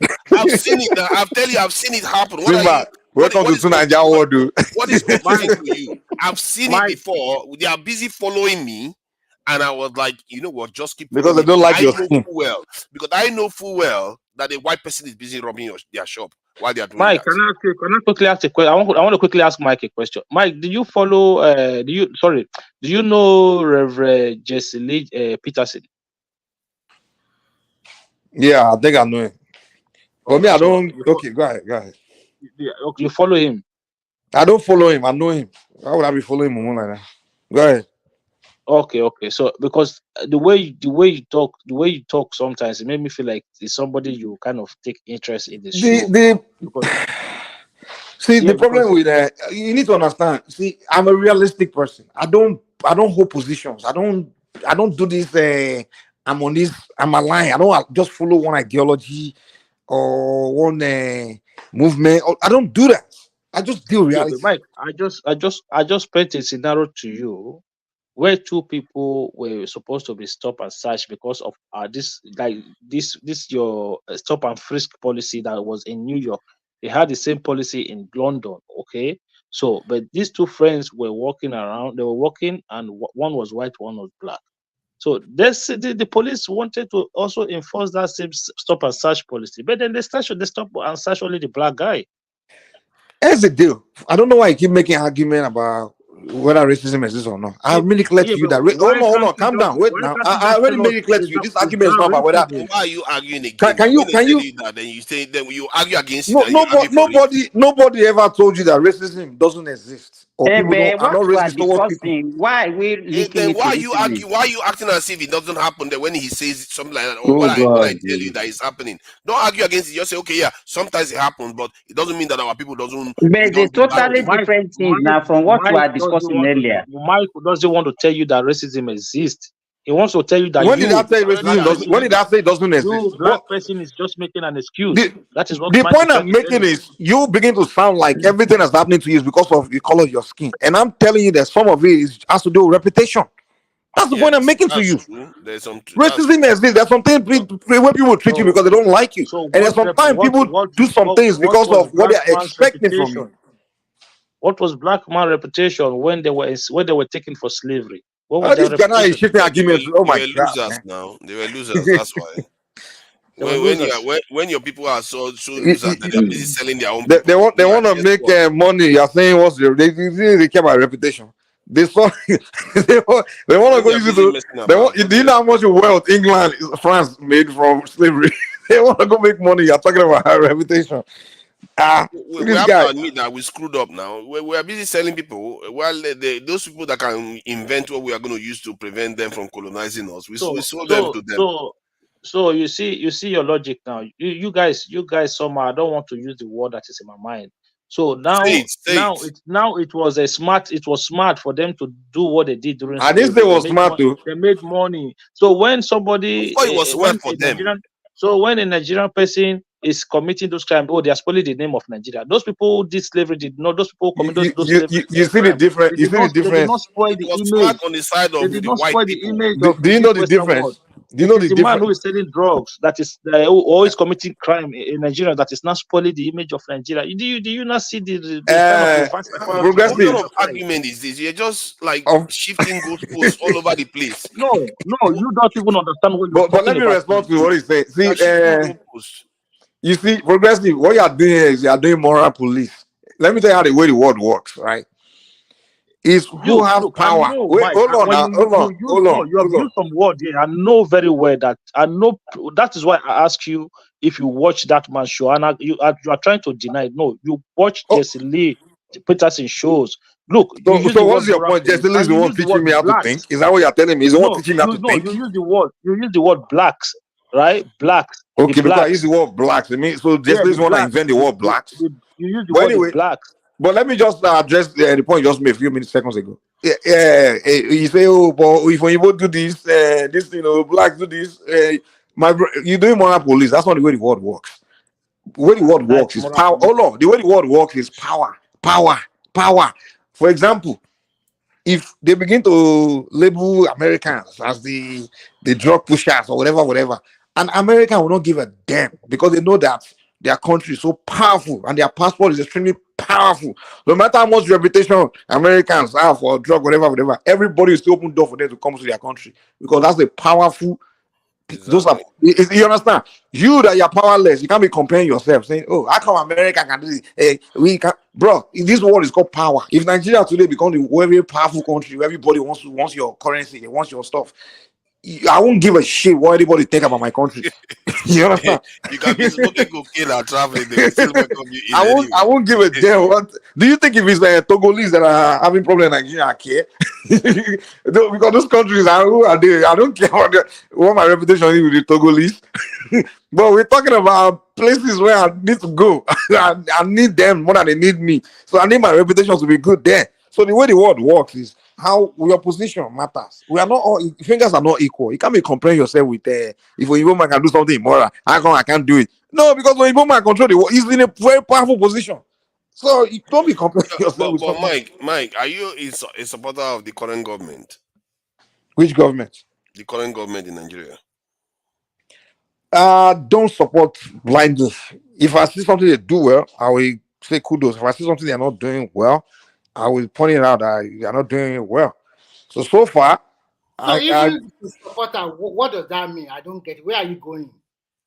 What are you trying let him finish answering so I can understand. Okay, if that's this like for example, if you're following me for on this platform, even before this government, when I come here, when I went to Nigeria and I saw Buhari fix the Lagos Ibadan Expressway, I came here and said, I praise this guy who fix that road.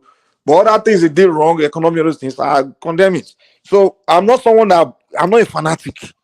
That's the difference between, and that's one issue people have with the obedient. They're just fanatic. Like, I'm not a fanatic. I'm not just going to follow someone. He does wrong, I'll start supporting. I will tell you if he's not doing something wrong. I came here and said, I have a problem with Tinubu's government because they're not communicating with us. I don't know what they're doing. And I still said it tonight. Like, I just have issue with our government not communicating with the population. Communicate with us. Even this drug issue we talk about, I just said it tonight now. Like, why didn't know educating the population that okay, this is what's going on in the world. There are some drug law convincing you guys picking on these ignorant boys and making them travel with drugs, and those ones out of their ignorance, they don't know what they're falling into, because that's what's causing most of this drug problem. Because it's the main guys are the one getting passport for some of these young boys that don't know anything, buy their plane tickets, put drugs in a store and tell them to fly. And those people don't know what they are doing. They will just travel with drugs and they will catch them and they will end up in prison. And all Nigerian government have to do is just put the information out there, start educating everybody, talk about the problem, and most people will be aware of it. So whichever young boy they approach, that's why we know that we are hearing about this thing in the news. Though, is that what you are telling me to go and do? So you solve half of the problem by doing just that. So that's part of me. That's part of me criticizing the government now. So you are saying, am I support? Am I so? Is it not death penalty for drugs that they passed recently? I support that too. Yeah, the problem is that they don't even carry it out when they do it because they are busy listening to international organizations. So okay, let me ask you then. Anybody can answer to regarding this. What would be the good policies that you say Tinubu has done that he owns, not the one that Buhari did, the one that he owns that is good? Honestly, I haven't been looking deep into what they have been policies that have been making so far because I'm not in Nigeria. I only come on issue to hear you guys talk. I mean, I support the coastal highway. I like that. It's a good idea. And that guy, the central bank, some things they were doing I thought was really cool. And then the guy with doing thing about that passport, that's good.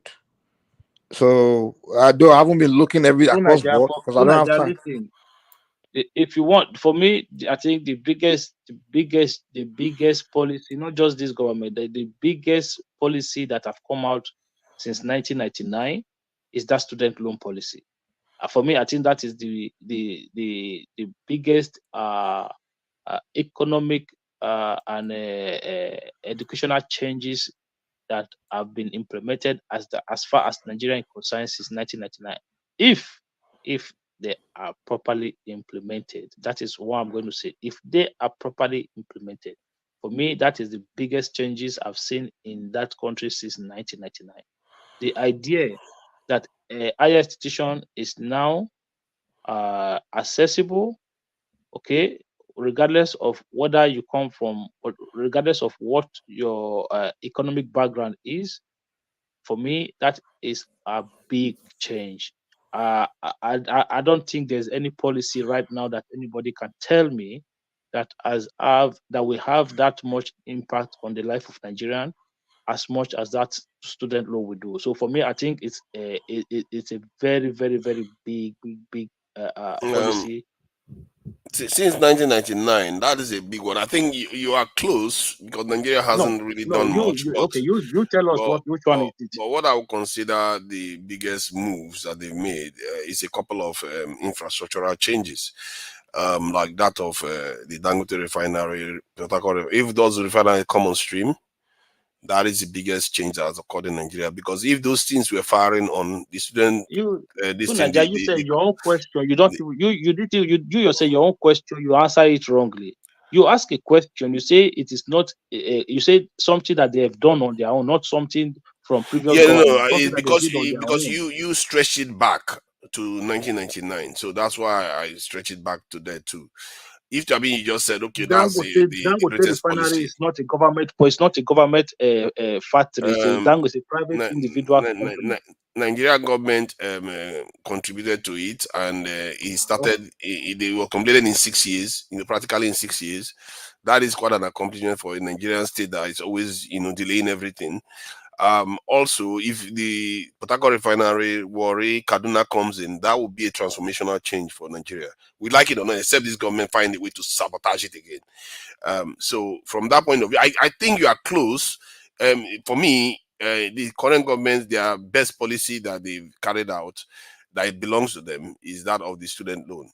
I think significantly, because I think it might actually stop the universities going on stupid strikes. And yeah, I think that one will stick. And the coastal road one, if they complete it, that too will be a big change, especially for the South states. Because that's one of the things that is cutting off the South states from each other, actually. Because what happens is that you get to Delta and it goes to this thing, Onitsha and most southeastern states, then you come down again. But if you join the South state, technically you can even categorize Lagos as a South state because they are all in the South region of Nigeria. So if they all run, the line runs through all the South states. I think that's going to make a massive difference. So those two, in terms of the current government, but in terms of the worst policies of this government, what would you say? I will say go and do your research. For the worst policy? Yes. Oh, you want to go? you want to throw into the long grass? You don't want to talk about the worst ones. Personally, the worst one is the floating of the currency. In what capacity do you judge that? And what is your knowledge about financing that you are saying that is the worst? My knowledge about financing is that you go online and search it yourself. They will tell you that any nation that have the economic structure of Nigeria should peg their currency. You can't float it like it's an American economy or Japanese economy. The question you ask yourself is very simple. Like, I always take people back to the last days of Buhari, what Emefiele did. We are subsidizing the Naira for a long time. That is the point. But now we are no more subsidizing. You don't even understand what you are saying. We're not subsidizing the Naira. Who told you we are not subsidizing the Naira? How? No, okay, now let me. You guys watch you. Tell me how we subsidize. Hold on. Let's hear him here say it now. How do you think we subsidize the Naira? Tell me. It's very simple. During those era, the disparity between the parallel market and the official market was about 300 to 400 Naira difference. But now you can see the disparity sometimes about less than 50 Naira. But that's not subsidy, is it? Yeah, and they have a lot of sharp practices too. Selling some dollars to some selected few people, maybe multinational. But that is not subsidy. Who will bear the cost of that? Why are they selling for these people at below price and the other they are selling it at higher price? The people that are buying it are the ones that will bear the consequences. Who is bearing that differences? See, Because that is not subsidy. My point is that it's been made now. See, first answer that question. I will let you know. Who is bearing the differences? One, the it's not a subsidy from even from your explanation. That's not a subsidy. So I don't know why we use that term. And secondly, the people the currency as it was then, you are looking at 800 versus 600 to, or maybe some people can argue 400 even. But look at what happened during the floating. It went outside both of them, completely outside both of them. It goes straight to 1,000, 1,200, 1,300. That is what I consider a terrible policy within a short period of time. And also, in terms of the people that were making the money during that time, yes, it's the people, the round tripping. What is going on then is the people within the Nigerian state that are doing a round tripping, maybe even foreigners too doing it. They are the ones causing the black market demand to increase, because remember, demand is the reason why it increases in price. It's not because somebody is forced to buy it. And sometimes, how do you create demand? You hold the currency so that people can keep asking for more, and when they keep asking for more, you keep increasing the price that you charge them for it. That is how those people made their money. However, now what they did was they opened it up for the international speculators to completely rip our economy to pieces. Anybody that has that knows now how to do foreign exchange market, you know, all these international people, they are very good at it. They have the software. So when the naira went down, they valued about 3-4 months ago, they would have acquired a lot of naira and sold it when it appreciated about a month or two, this is a month ago.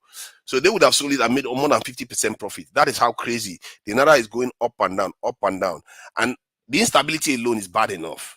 Sorry, Tuna, sorry to interject you. I just want to bring something to your notice. I have 3 apps on my phone, and those 3 apps, before the exchange rate to the dollar or to euro is nearly, we only see like 3 naira, 2 naira difference. But as I'm talking today, one of the apps, if you want to change, they are changing at almost 200 to 300 higher than the word that people really know. That means those people that hide their money or whatever, they are pushing it out there. They quickly want to change it before the dollar, the naira appreciate again. So that means there's a lot of Nigeria that are doing a lot of shenanigans or something like that.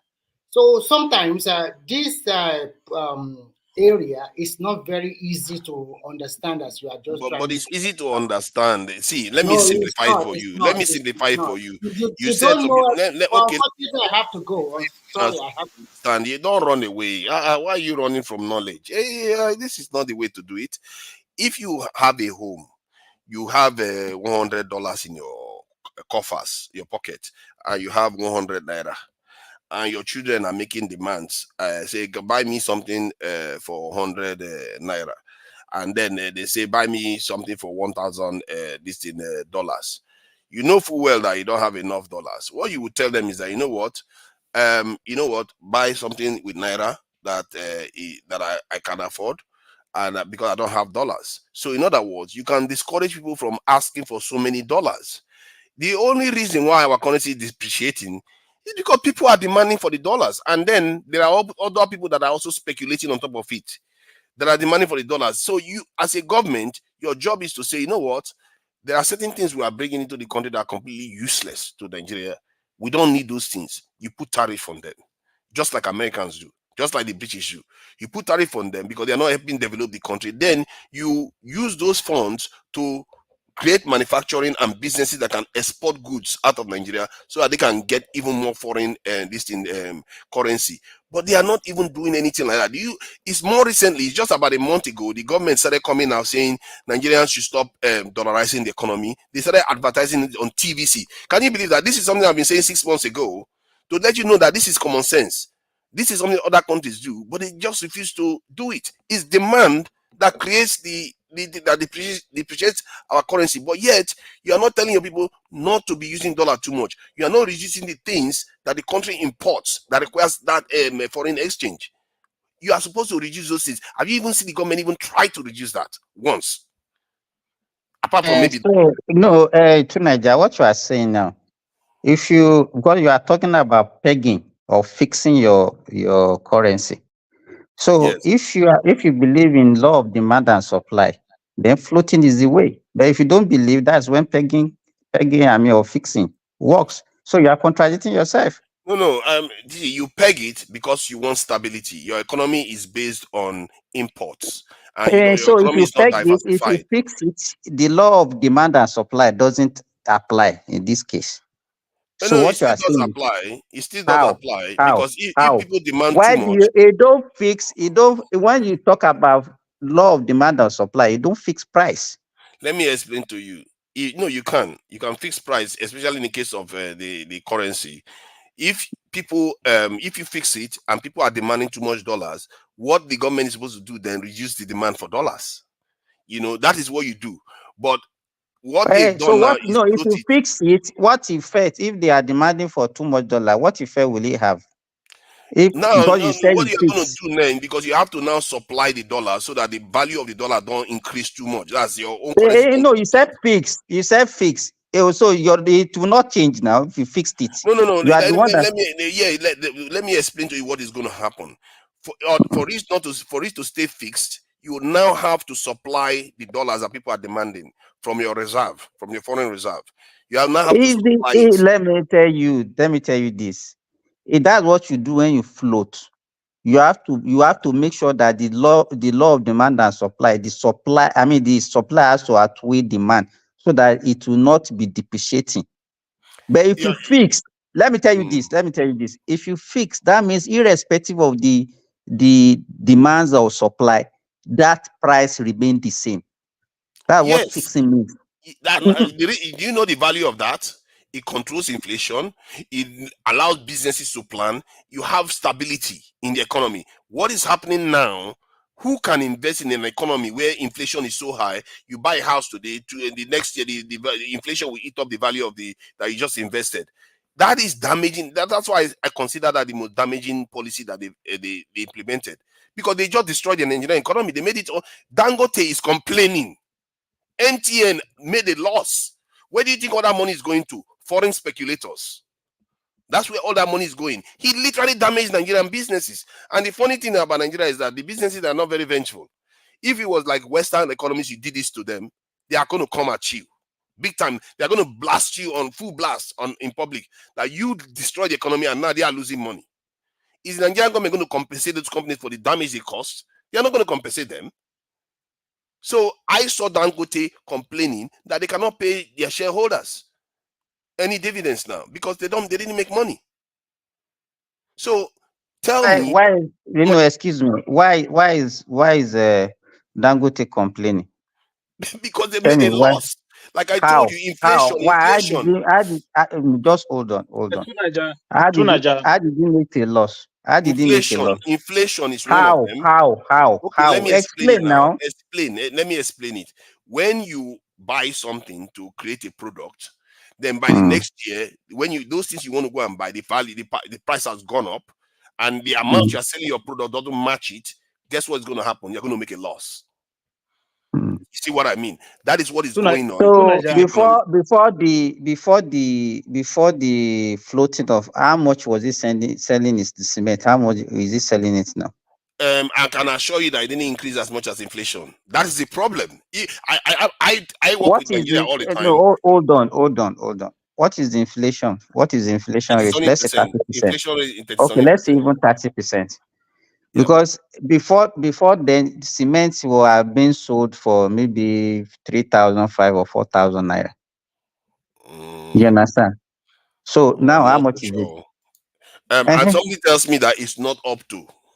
Maybe they've No, corrected it so because they've lost the money. wait, see, from let's say 4,000 to 7,000, is that 30% inflation?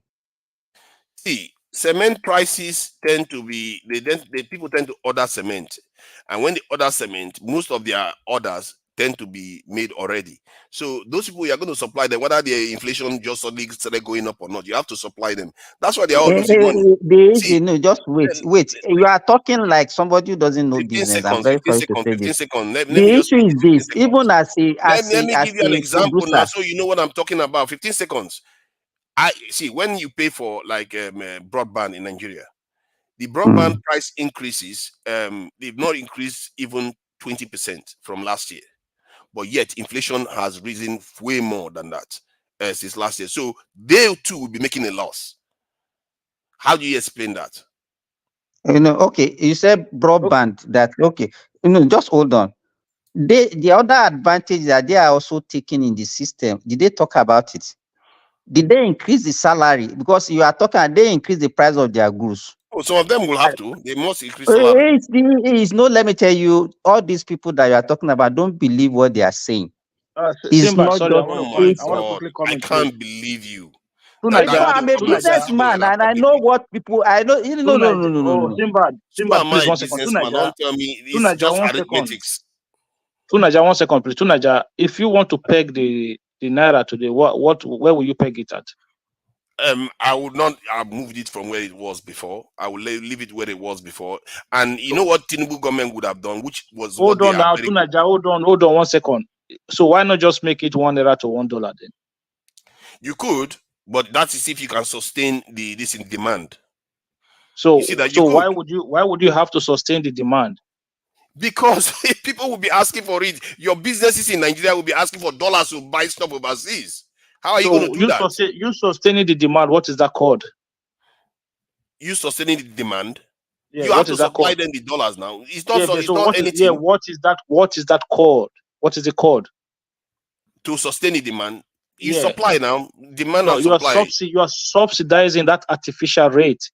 That is what you are doing. No, you're not subsidizing it. They are demanding for it, and you are providing it for them. Because people are demanding for it, because that's not the true price. If things are too cheap, hold on. That is not the price. Hold on. You're only subsidizing it. Hold on. You're only subsidizing it.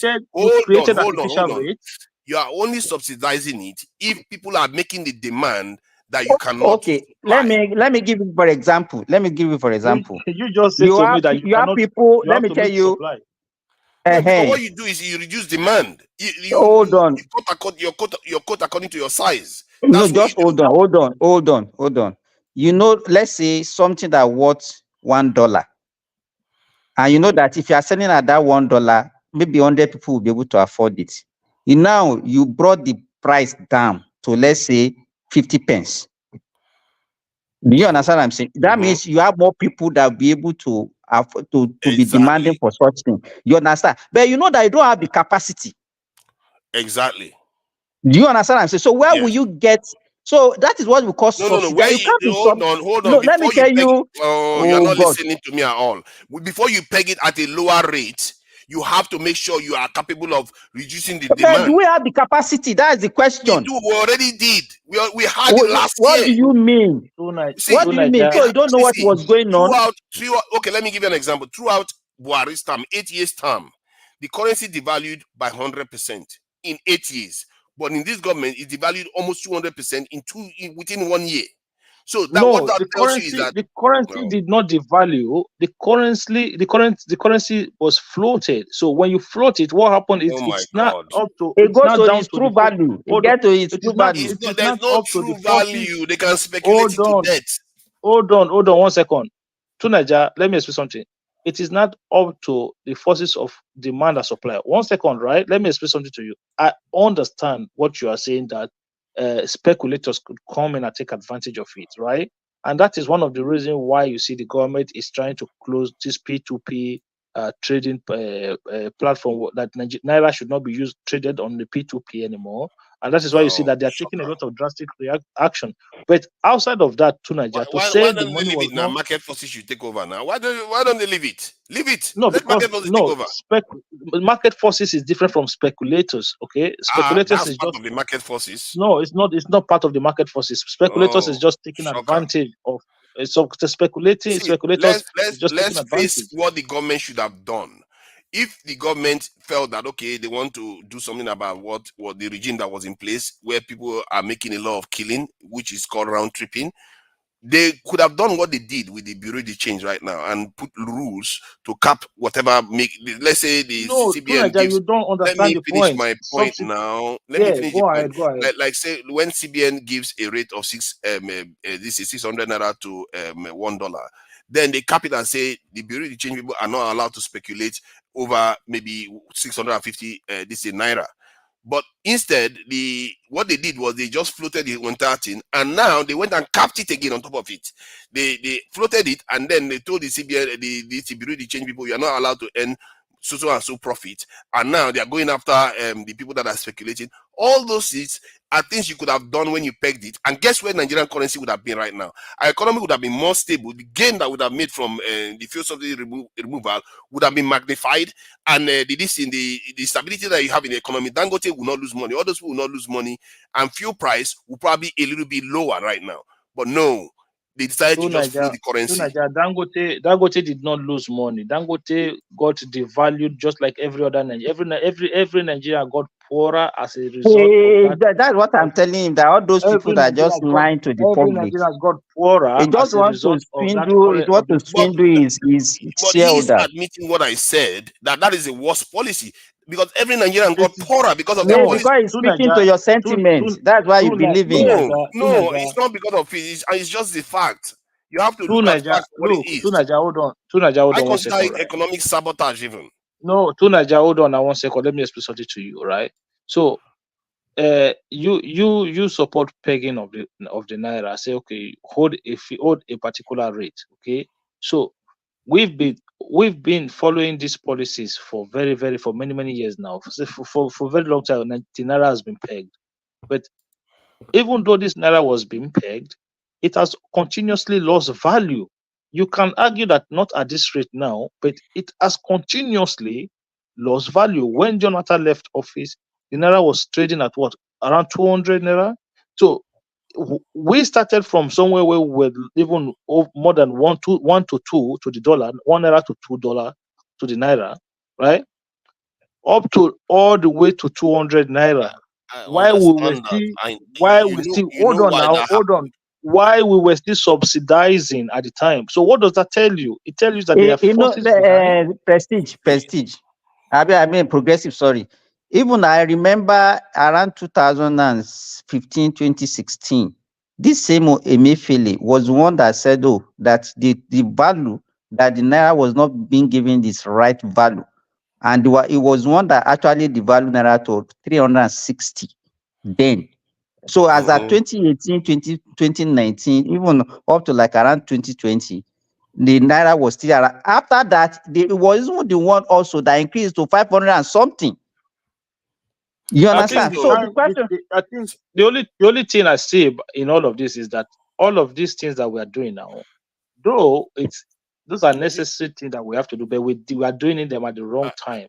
All of these policies, I think you are going around in cycles on this one. Hold Let on, me just all add, of this, because you just said something before Simba said something. Let me just say something. Hold on 1 second. See, in my opinion, you said something already. No. Both of you cannot just be going to and fro. Let me just say what I need to say. No, we but all you have can to have call me when I conversation finish. amongst ourselves. No, then when you just finish. Simba said something. Then let me say something. Then you can say something. It's just let's go ahead. extend a bit of quality here. So go ahead.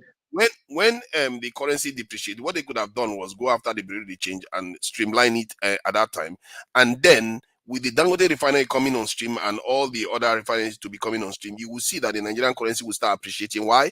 Because we now have a lot of more foreign exchange that we don't. Because before we used to buy petrol overseas, isn't it? But that will reduce. Now we have a lot more foreign exchange to satisfy the demand, and our currency would have been getting stronger. But instead, they sabotage they basically kneecapped the Nigerian economy. And this pattern, I see this pattern repeating itself I don't even understand what are you talking about now? I am saying that if you float naira, by the time we earn more foreign exchange, the price will fall. That is the law of economy. But it hasn't now. So fixing it.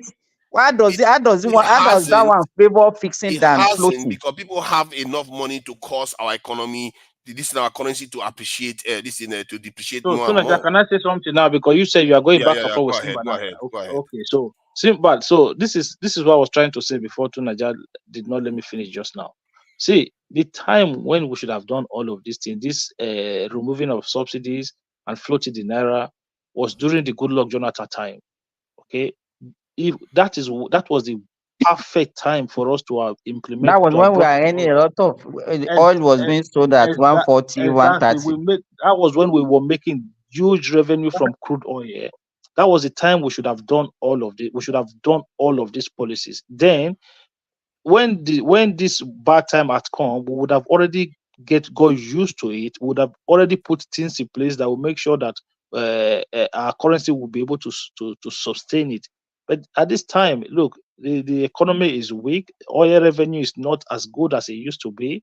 So you're going to Actually, struggle. Jonathan wanted to remove the subsidy at that time. Yeah, no, but he should have He should removed the have done it. subsidy. He should No, have we just are not followed talking through at that about time. fuel subsidy. We are talking about currency. We are not even Okay, talking about oil subsidy. okay. Even the subsidy should have done both of them at that time, because then we were in a very good place to do it at the time. We would have just done it. We would have done it. Because he doesn't have, the problem with Jonathan is that he was busy looking for that his second term. He doesn't have the political way, and and to me, no, I don't want to get to Obi. Obi will also be like a Jonathan, who want to dance to the tune of everybody, who want to be nice, that nice guy there that listen to everybody. Jonathan would have been As a ruler. look, Jonathan Obi would have made Jonathan look like some very, very good presidents. It would have made Jonathan look like the best president we ever had. I'm telling you.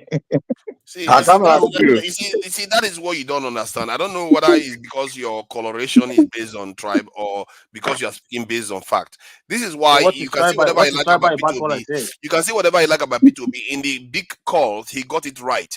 These people would say they want to revise the policy. He got it right because he says that the Nigerian economy needs to be exporting. But what are they doing instead? They are busy trying to float currency first and damage their own economy. Who does that? Can you even see the economy just going up and down? Nobody can give the Coastal Highway. You know that? No, I've said that was a bad idea. That it's going to backfire on him, and he shouldn't have done that. You are so. I don't even know what word to use. Like Obi, they say. I even sent the video. Now. I even sent. Hold on now. You people that follow Obi, you guys are so blinded in whatever. Look, I even sent the video to one man yesterday, where Obi was with Rufai Oseni, saying he would devalue the currency. He said it with his own mouth. Yeah, by how much is the question? What do you mean by how much? What do you mean by how much? And if he devalues the currency, what do you mean by how much? Let me explain this. If you devalue the currency and peg it, there's a difference there. You devalue the currency and peg it. The reason why you don't understand the biggest enemy of business is stability. That's the biggest enemy of business. To Nigeria. You devalue the currency. How many times have we pegged and shipped? How many times? Yeah, but at least it gave us an element of stability. That is what is most required for business to prosper. You just argued against devaluation now, and again because it now come to be matter. You say no. See, what I said was. He said by how much? You know, when Tinubu said he was going to flow the currency, what I assumed was going to happen was that the black market rate, they are going to bring it down a little bit, and the official rate, they're going to bring it up a little bit. They're going to meet somewhere in the middle. But what happened is that they just ran away from both sides and went the other direction. You cannot control black market rate. It's called black market for a reason. Oh my goodness, you can. They are controlling it right now. They are already doing it right now. They're not. Those authorized bureau de change are not black market. They are authorized by the government. Black market. They've completely removed the black market now. It doesn't exist in Nigeria anymore. So what are you calling black market rate? No, but that's what the bureau de change. Before, it's the bureau de change that used to sell more expensive rates. They are the ones, but now they have stopped from doing that. There were bureau de change that were not regularized by the authority, that were just doing that. Those are the ones you saw that DSS was arresting on the street. Yes, and many of them have closed down. Many thousands of bureau de changes have closed down in the country because of what the government did, which is the right thing to do.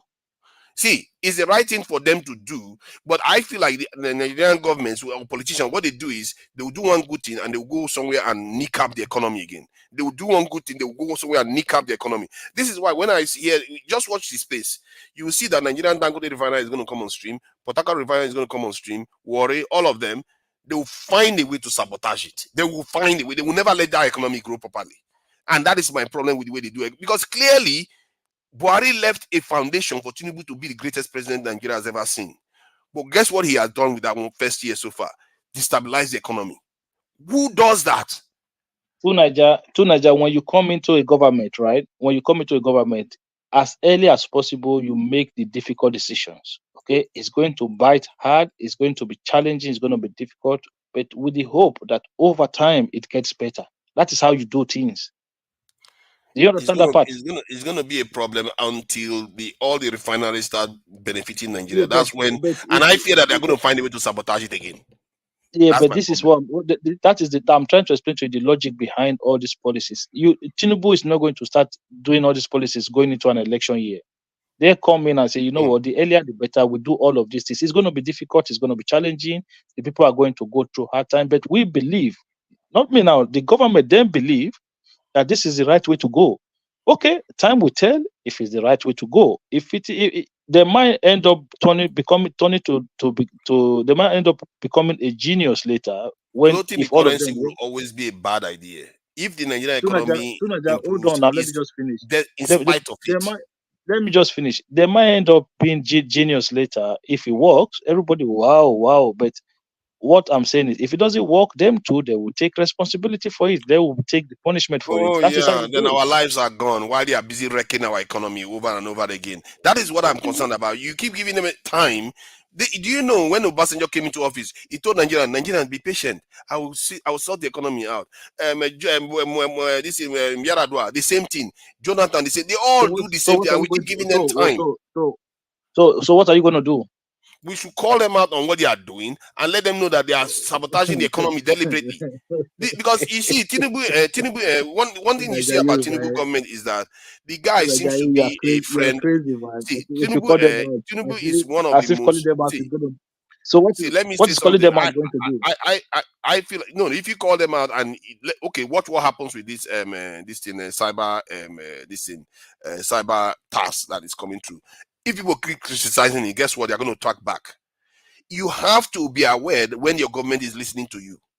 And the Nigerian government, they do listen when they fear that the people are turning on them. Because they know they don't have a lot of protection. So in reality, if you see they are sabotaging the economy, look at the economy. Now, nobody needs to tell you. Do you think it was external factor that stabilized the Nigerian economy? They did it. The economy would be do you know Dangote refinery coming on stream? Just the idea of it coming on stream and the financial the currency is stable would have meant that the economy would be growing rapidly by now. But they sabotaged it. Why would you do that? This is what you don't understand. Tunaja, what you don't understand is that I told you every government coming with a policy direction, right? So they came in with the idea to fully liberalize the market. That is their own idea. So you let them let's see how it goes wrong. You are saying, oh, by the time they would have destroyed Nigerian economy. So what if in the long run? Know when you are getting hold on. What if in the long run? Hold on. What if in the long run it end up being a good policy and then Nigeria start benefiting from it? What would you say? Do you know what is going to make it a good policy?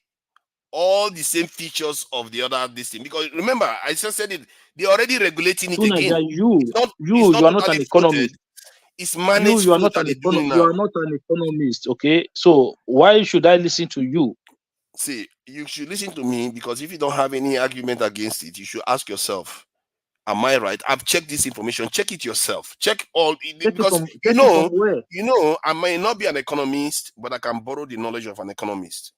If you go and ask the question out there, for an economy that relies on import, that is not diversified, what is the best currency policy for that economy? And they will give you the reasons why.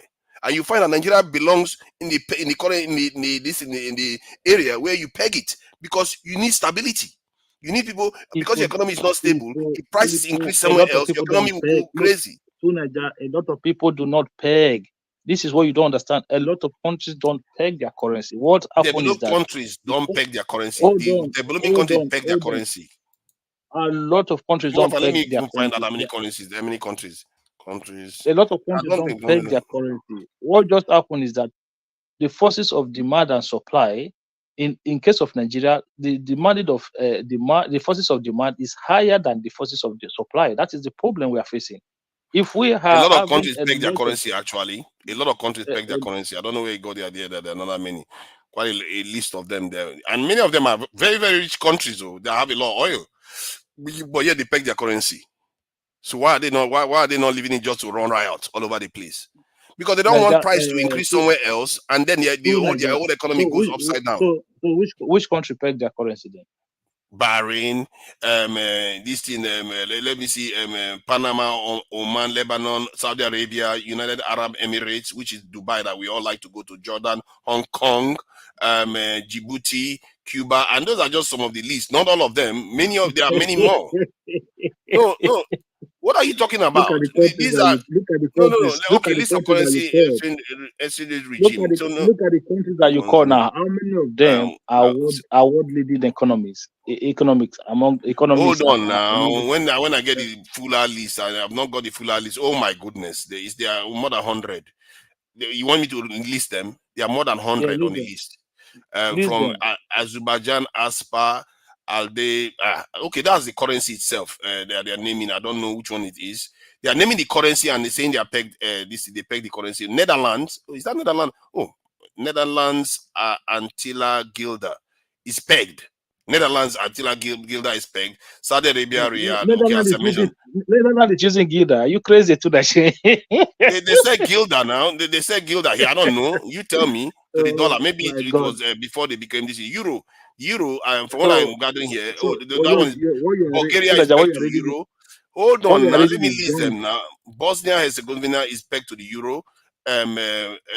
Bermudian dollar pegged to the US dollar. Belize. That's not what we are talking about. You're talking about pegged to another country currency. That's not what we're talking about. We're talking about control. Price control of your currency. If you peg it, you are controlling it. That's what it is. Don't you understand? No, that's not what we're talking about.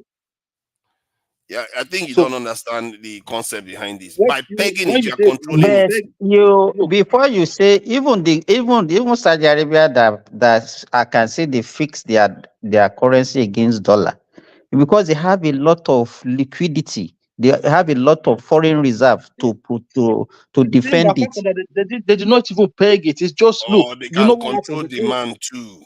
Exactly, they can control the demand and supply, so they don't need to peg it. No, but they pegged it because they can control it. But if you have an economy like the Japanese economy that is very, very robust and they export do a lot of exports, South Korea, you don't need to peg it. Those countries don't peg it because they know it benefits them. But if you have an economy that is not diversified, you peg it. If you look at Saudi Arabia, it's a very rich country, but yeah, they pegged it. Why? Because they know they are not diversified. This is what I'm saying. They did not peg it. It's just that they have a lot of liquidity to. Oh my goodness! No, they don't. They are literally on the list that have a fixed exchange rate. Like they are. Okay, let me send the link to you. I'm tired of talking. What is the advantage of Saudi Arabia pegging their currency? They're not, because they have stability. That's the advantage. Oh my God! Look, the real doesn't move around like the Nigeria. Hold on. The real doesn't move around like as if they are doing this thing. What do they call it? This race that you do in 100 meters where you are jumping over fences. The Nigerian currency is just jumping up and down. You don't see the real doing that. You don't seem to understand the gravity of what is happening to Nigeria. You can't have an economy like that, and you expect the economy, the country to become industrialized and prosper. You have to stabilize the currency. Having a conversation with you sometimes is so difficult because you keep moving from one side to the other side to the other side to the other side. It's like this. You are the one that was having a currency about this thing, whether Nigerians should be profiled when they are traveling overseas, and you spend more than 2 hours they spend 2 hours trying to explain it to you. I'm trying to look at the list in the private chat. Why do you talk so dumb sometimes? Try to explain something to me, something that I have my own belief, my own conviction on. This is not about what my argument. No, you don't want to have conviction on anything. You have to have conviction only for seeking knowledge. That is what it should be. For seeking knowledge. So you don't have to have conviction that you have to. So you don't have to have conviction that as a human you have rights, right? Oh, to be fair, I grant you that, but not in such areas. So what do you think were the premises of my argument? That if that is if it was about belief in God, I can grant you that. But this is about immigration, and you're holding convictions on it. Believe in God. I did not say believe. What is believing God? I said when you're talking about conviction in terms of believing God, I can understand that. But when you're talking about conviction in terms of immigration, conviction as to the right of individual, the right of people. That's what I'm saying.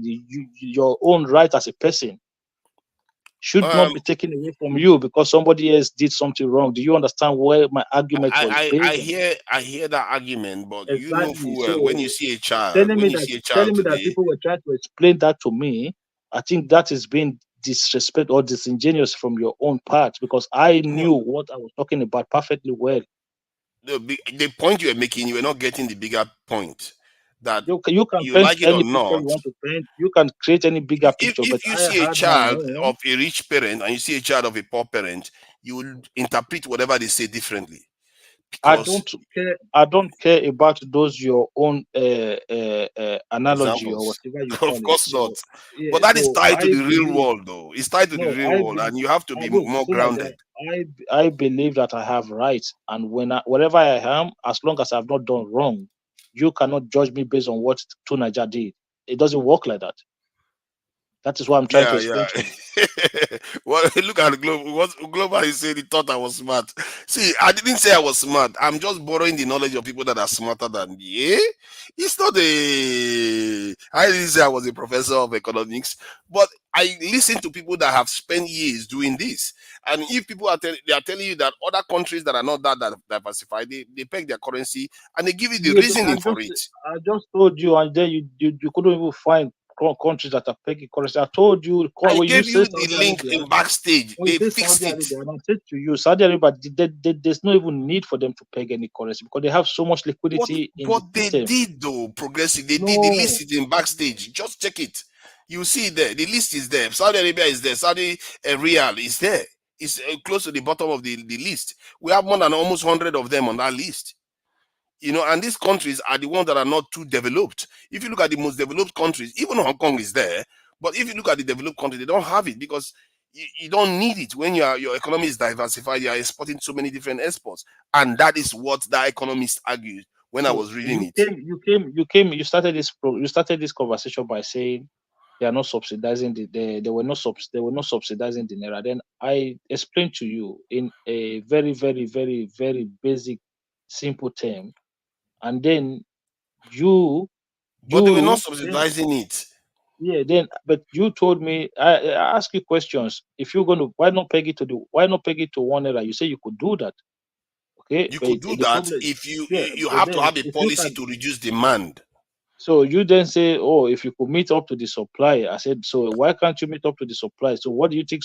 Look, if you create an artificial price, okay, so let me say something. If something is supposed to be 5 is only artificial if you cannot meet the demand. Hold on. Let me explain something. If you say say the way government gives fertilizer to farmers at a cheaper rate. So if government goes out and buy fertilizer for 10,000 naira, that is the price of fertilizer in the market. Okay, that is what that fertilizer is worth. So and then then farmers are not getting that fertilizer for 5,000 for 4,000. It's an artificial price. That is not what that fertilizer is worth in the market. Yes. So the difference between what the farmers get that fertilizer for and the actual price in the market. So in this case, where is the government buying the fertilizer in your analogy? So no, it doesn't matter where they buy the fertilizer. Okay, so the difference between the price the farmers get it and the price the actual price it's being sold in the market, that is the subsidies in there. Yes, that's true. If the naira, hold on now, if the naira is originally worth say 700 naira, and the government is selling that same dollar for 400, there's a subsidies of 300 there that the government is funding. No, that is not the analogy.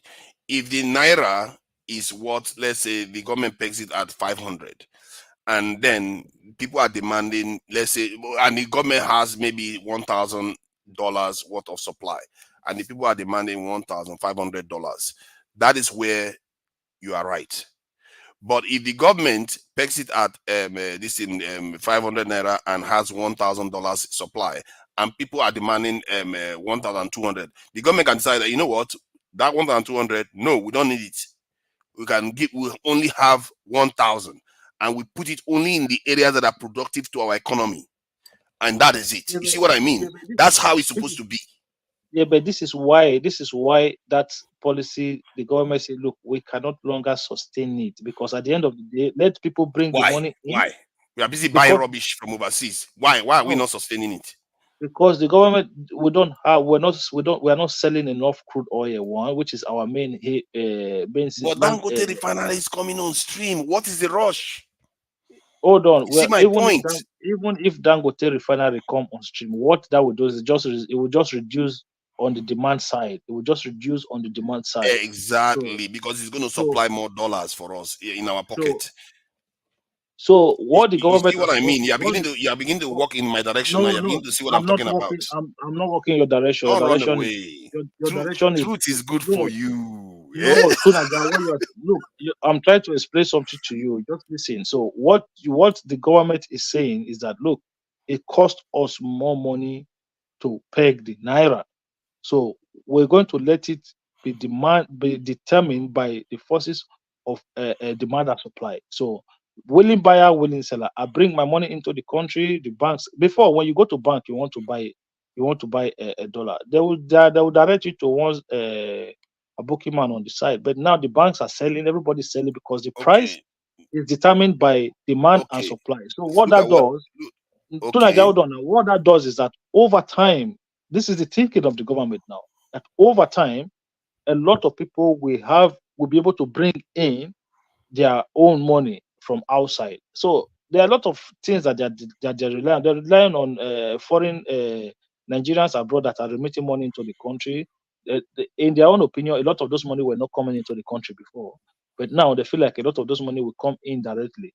So they're relying on all sorts of ways for money to start channeling, finding their way into the country. But it's not now. Look, like I said to you, sorry, you can't. But the money is not coming in as they were expecting, and at the same time, they too are borrowing a lot of money to even fix the mess that they are created.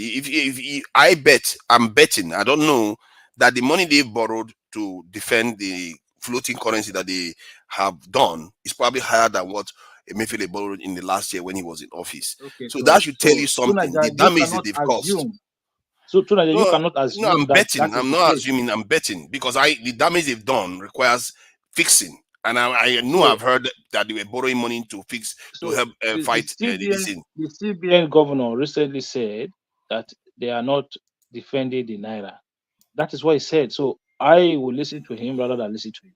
He said the reason why they have depreciation in the foreign reserve was because they had some obligations that they need to make. And part of those obligations was clearing the backlog of FS that they needed to pay to airlines and some other companies. In other words, meeting the demand for dollars, eh? Is that not another term for meeting the demand for dollars with our foreign exchange? Of course, meeting the demand for dollars. So now we are on the same page now.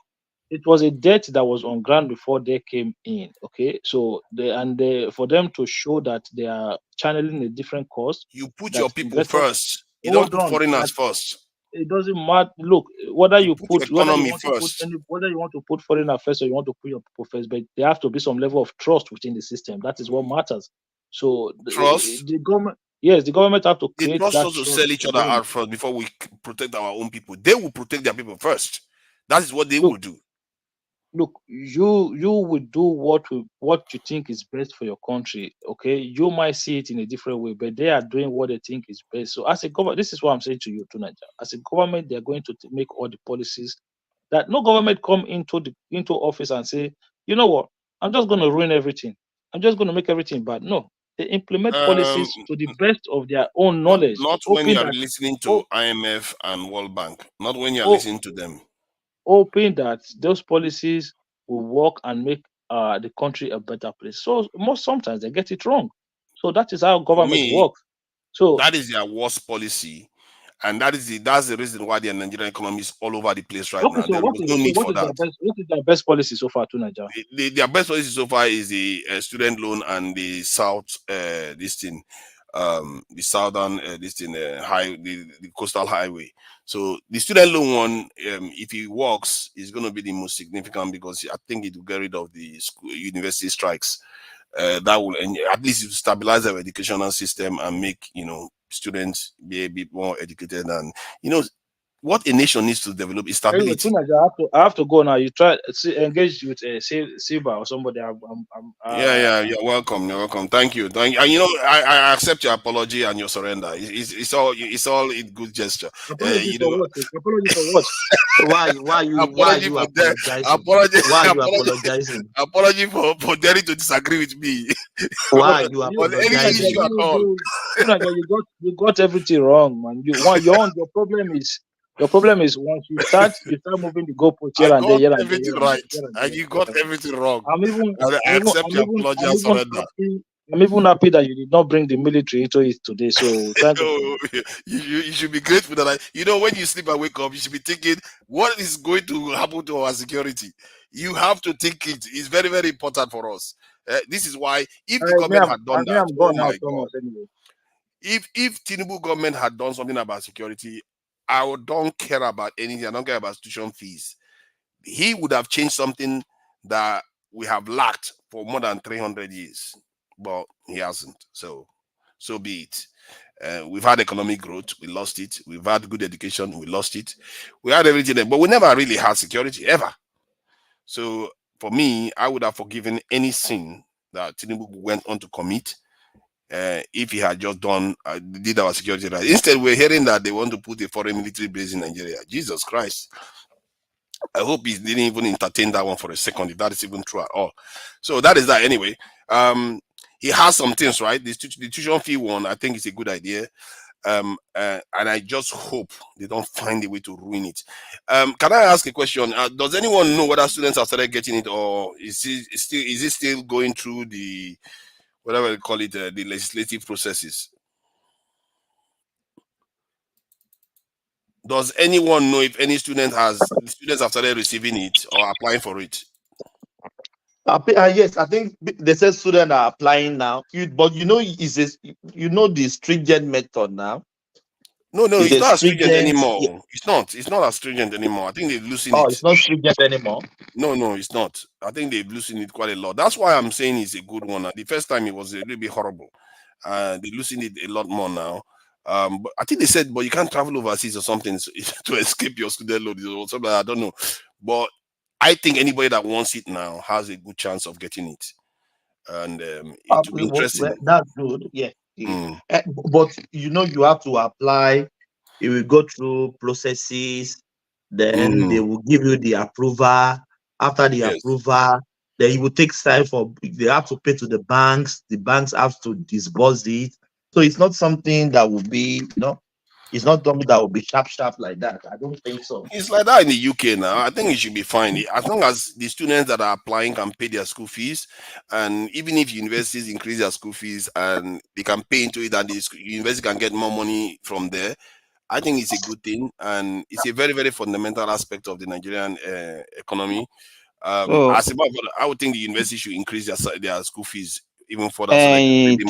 So what you are preaching all over the place now is how you accept Tinubu regime. That's what you are preaching all over the place now. How to accept Tinubu regime? See, not accept assessment of Tinubu regime. That's what you are preaching now. You have left security now. That is the next thing is the question of how will you judge the present government? What is your assessment? I judge him overall. I'm not asking you a question. I'm not asking you to judge. You are the one asking people now. No, I'm judging. I'm asking about the tuition fees, whether people are getting it already. But on paper, it looks good. And I think maybe a progressive was right to an extent to say that it may be more transformational in terms of any major sector in Nigeria since 1999. Because that is an important sector, and the instability we have seen. 9 months strike last year, that is inexcusable stuff. A nation can't survive like that. So if this solves that problem, that is significant, isn't it? One has to give him credit for that. But how does student loans solve that problem?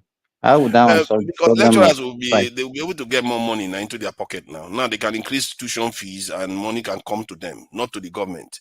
You see what I mean? So it's only when federal government give them autonomy or privatize them that they can do that. If they are not the one paying their salary now. So when the student pay the tuition fees, where does it go? That is the fraud that is going on in Nigerian institutions. You understand? Let me tell you, the federal government pays the salary of all the staff of the universities, and they give them subvention for overhead cost also. Okay. Ordinarily, the money that they are generated is supposed to be going back to the federal government, but they still have, because whether we like it or not, they still charge some little fees that they collect as their own IGR. And they keep it for themselves. The question is that the ASU that used to go on strike, do they make demand internally, you understand, from their governing bodies, their VCs, that, okay, what do you do? Have you ever seen ASU challenging their VC that how do you spend the money that you raise? They only challenge federal government, and that is the conspiracy that we are talking about now. Oh no, and I never like their strikes. I'm never in sympathetic with the issue is this, but all those labor unions in Nigeria, be it NLC, be it ASU, whatever, they are very, very useless. See, for me, from my point of view, let me give you an example. Let me give you an example of an institution. You used to hear about this university owned by Osun and Oyo that time, Lautech. Okay. When there was a time that the two states stopped financing that institution, and that time they had a VC. The students were paying even moderately, and this VC was running this institution based on their internally generated revenue. The ASU in that institution, we know what they did. They went on strike. They crippled the institution. They said no, that the money that they are generating internally is not meant to finance the institution. So what is it meant for? For them to loot it. Imagine. It's this kind of stuff you see in Nigeria sometimes, where every part tries to. You understand? There was a time. Let me give you another example. Hold on. But the money that they are getting from the tuition fees, I think, I don't know, but I think it should go to the schools. And if it goes to the schools, it's going to make them more autonomous. And I think the government should allow that to happen, because we don't want these strikes. It's just damaging the country. That's what I'm saying. Now, why they're okay. You ask your question. You ask this question. The lecturers in public institution in Nigeria and the lecturers working in the private institution, do you think there is disparity in their salary? And if you think that there's disparity, who do you think is any more? In the private, you would think. But it is the public. That's interesting. Yes. You understand? So you now wonder why they go on strike. And the one in the private, the same people, the problem they have. You don't need to convince me. I'm one of those people that hated the strikes. You see, I even found out that if you take the average salary in Nigeria into account versus the minimum salary a lecturer gets, then you transpose that same equation to the UK, it shows that Nigeria actually values their lecturers more than the UK values their lecturers compared to the average wage. But you will not think so, given how much our lecturers strike. They act as if they are in the UK, when many Nigerians. It's because when they go on strike, they still get paid for the work not done. And that is fraud. Personally, why would you pay somebody for not working? Next time they're going to do it again. Each time, let me tell you, each time federal government want to do that, even the Nigerian people will rise against them. Oh my God! I think you are beginning to see what.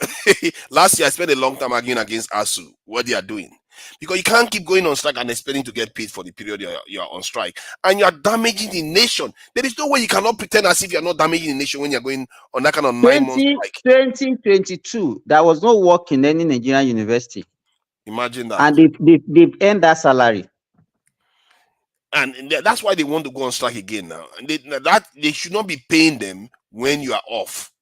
Why should you get paid? Because next time, look at what has just happened. You pay them when they go on strike. The government gets paid when they are supervising the strike.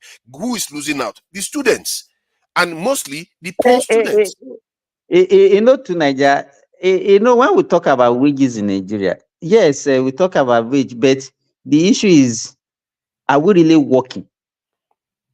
Nigerian work, are they really working? They hardly work, but they do some work. If you go to some offices, they are working. Look at the way you are able to. Let me tell you. I, as I'm working here, I have a target. I have certain number of patients that they give me that I must see in a year. If not, my assessment, they will downgrade me for not achieving the goal they have set for me. Who set goals for Nigerian workers? People don't go to work, and at the same time, they wanted to be paid for the work undone.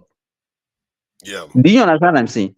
The issue is, there was right for more than 30 years ago, we used to have one United Nations Secretary General who said that both Nigerian government and Nigerian workers are deceiving themselves, because the Nigerian government knows that they are not paying the Nigerian worker the living wage, and the workers also knows that they are not even doing any work to even deserve that wages. That's so true. That's quite true.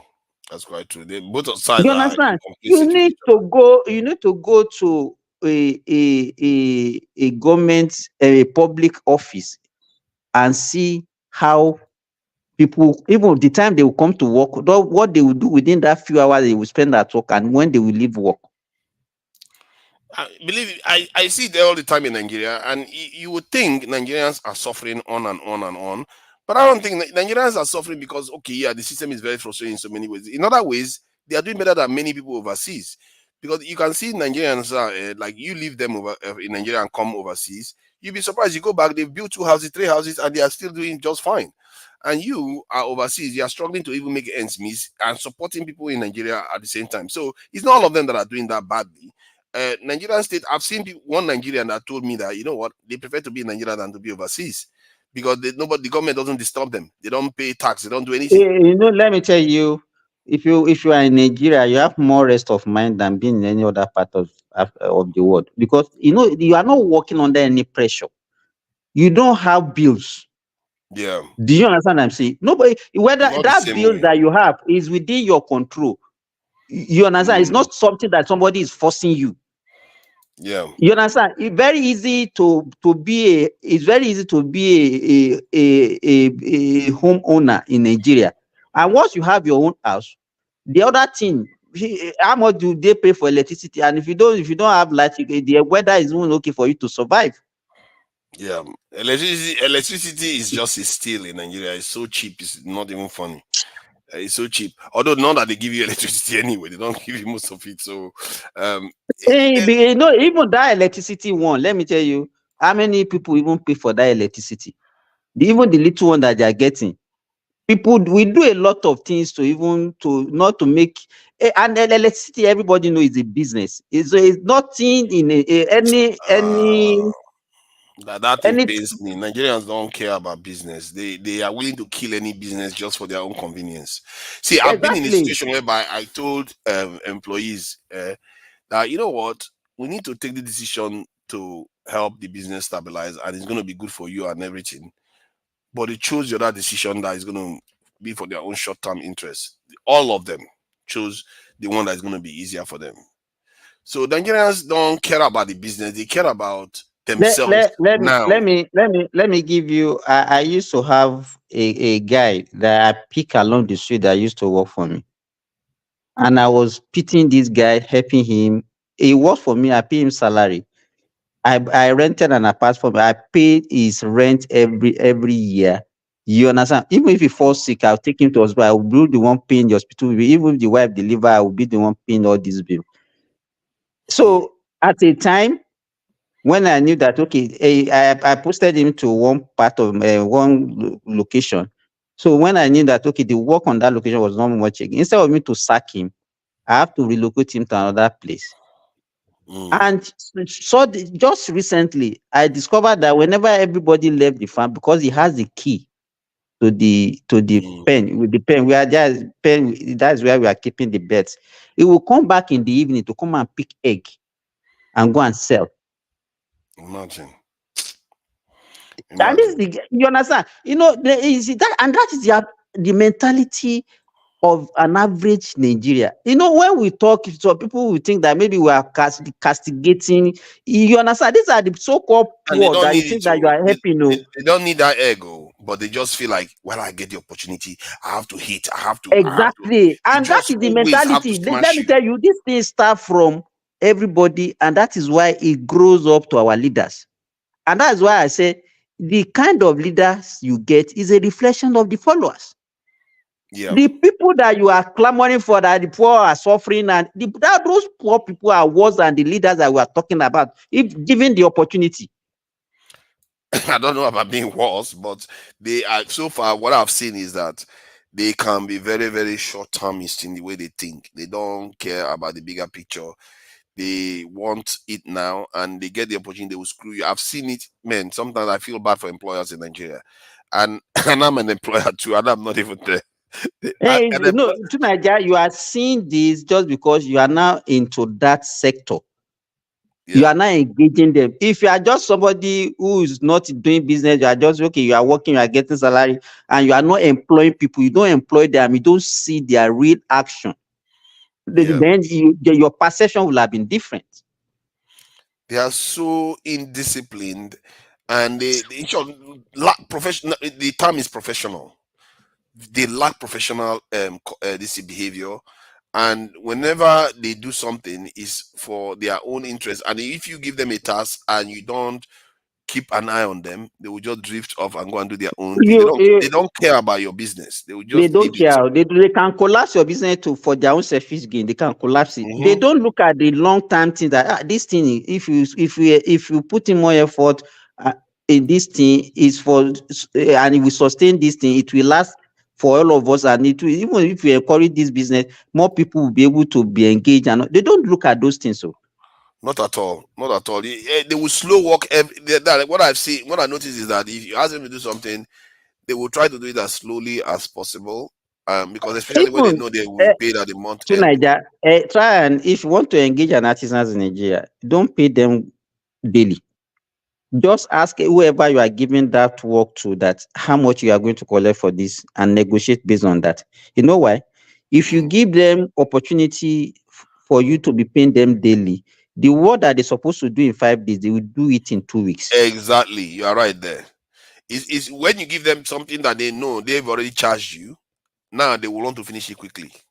Exactly. So and if they cannot finish it quickly and you are unlucky, you've given them a lot of the advance. If they ask you for advance, you give them They a lot. can run away. They can run away. That's it, you are done for. They will just go and start doing some other job after they've eaten your advance. Yes, now start calling them. They start giving you reason why they cannot come, because it's just and that's why we are talking about the I don't know why we are like that. And if you engage some other nationality, they don't behave that way. I tell them all the time that Indians suffer, but I've never seen them behave some of the way you are behaving.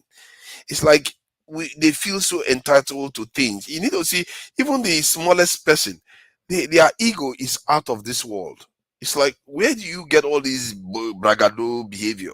You can't even talk to each other. You can't cooperate because you are all jostling for who is bigger than the other. And when they try to correct you, you act as if they are picking on you. And that is that aspect where there is no professional behavior. You try to correct them, they will just get upset. Each time we talk about this kind of thing, I used to make mention of the people that I'm working with here, especially our nurses.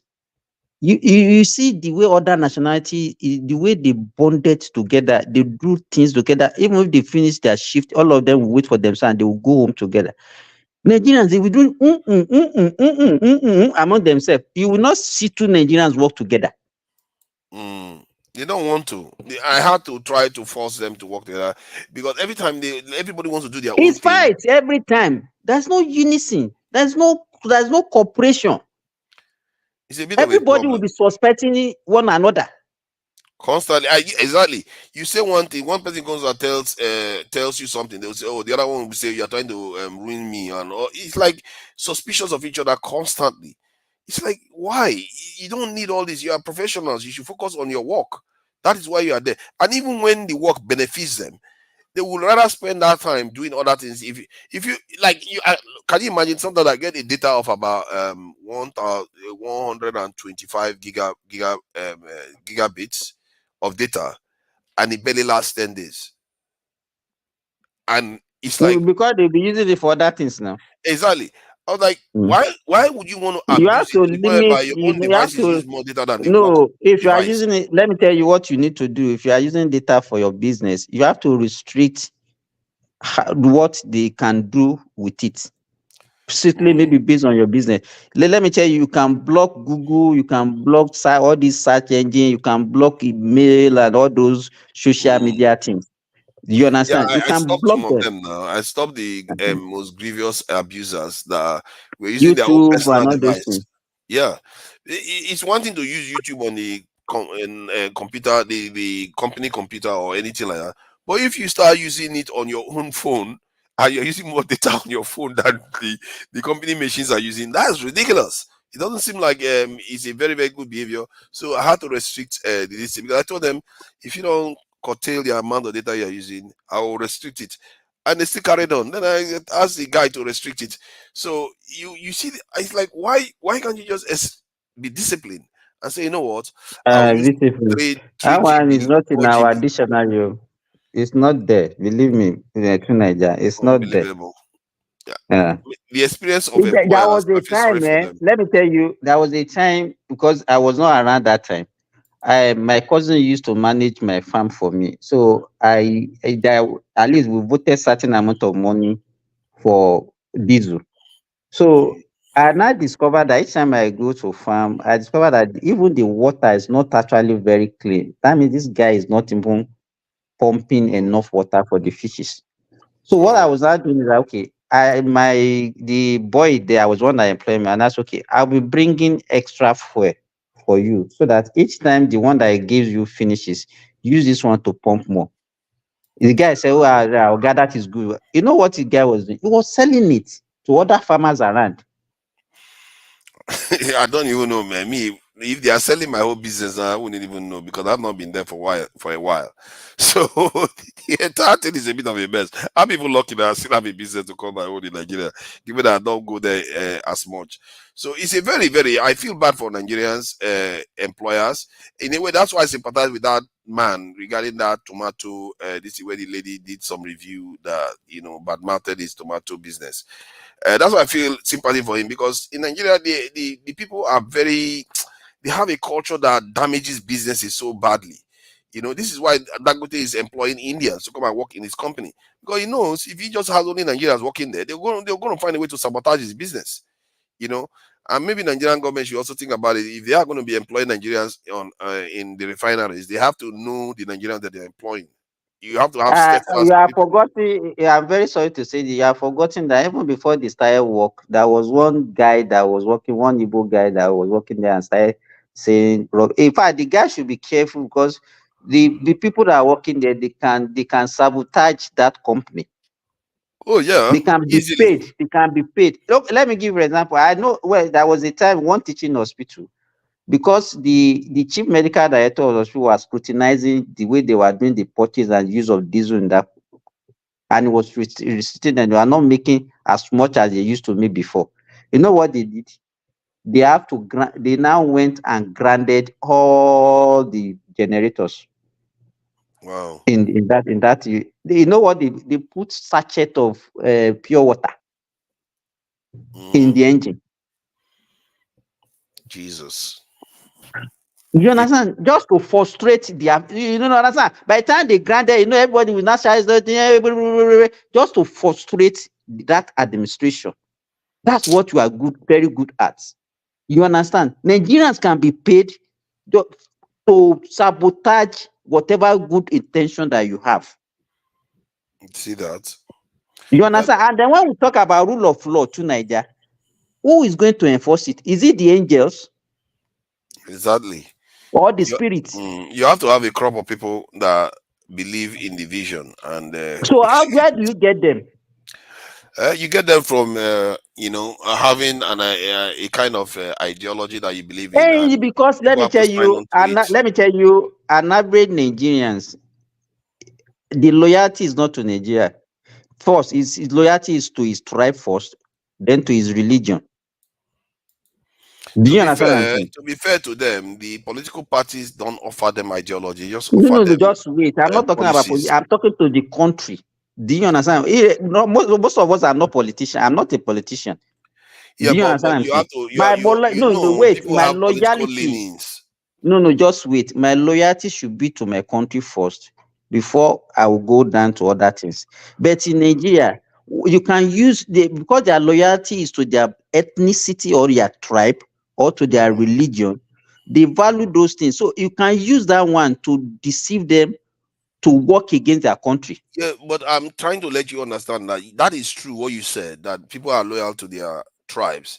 But if you have an ideology, you will crop enough people away from being primarily loyal to their tribes to being loyal to that ideology. That number of people are the ones that transform nations. This is it might not be it might depend on the nation most by and large anyway, but like if you look at most nations that were transformed, like even America, it took George Washington and a few other people that cropped off because they believed in what they were doing to the British, and they transformed the US. There are certain principles that maybe work before that can never work again now. Because as at that time, you understand, people see you directly. Now there's a lot of way people can be influenced. I hope you know that. The advent of social media has made it difficult for people to even have an ideology because that time people see you one-on-one talking and they believe in what you are saying. You understand? But now, even if you are saying whatever you want to say in your domain, there are a lot of people that are working against you. They also have their own platform. Yes, let them have their own platform. But you see, they will compete against you, but in time, your own message will penetrate, and their own message will penetrate, and they will compete. Which one? And maybe they are ruling. Maybe people don't believe you at first. They go on to rule, but your message is still there Let me as tell you. an option. Let me tell you this. Okay, let me give you, for example, before the election, what we are talking about Islamization. Oh, Tinubu is a Muslim, and then he choose a vice president. Now that one is not selling again. Is it? Can it sell again? This thing, yeah, it's not going to sell again because, It's but not. then It's that not is going to nothing. That's sell. not ideology. That's still the problem. There's no You ideology behind it. understand? No, even whatever ideology you have, in the first place, why should we even think in that direction in the first place? Do you understand? Because there is Now nothing else to think about. it's sold. That thing work, and that one Obi got a lot of vote because of that. But Obi that one, got the vote because they chose two old men in the other two parties. it's not because we don't go to that. Everybody knows that even religion play a lot of role, and that's why you see that the Middle Belt state, where they have a large chunk of Christianity, he got a lot of vote from it. It's not because of the belief in the old people. You know that. Don't But go those, you discard that. see, you are focusing too much on those people. I'm focusing on those people are not the ones that are going to change the country. People that are tribal are not the ones that are going to put the country in a good footing.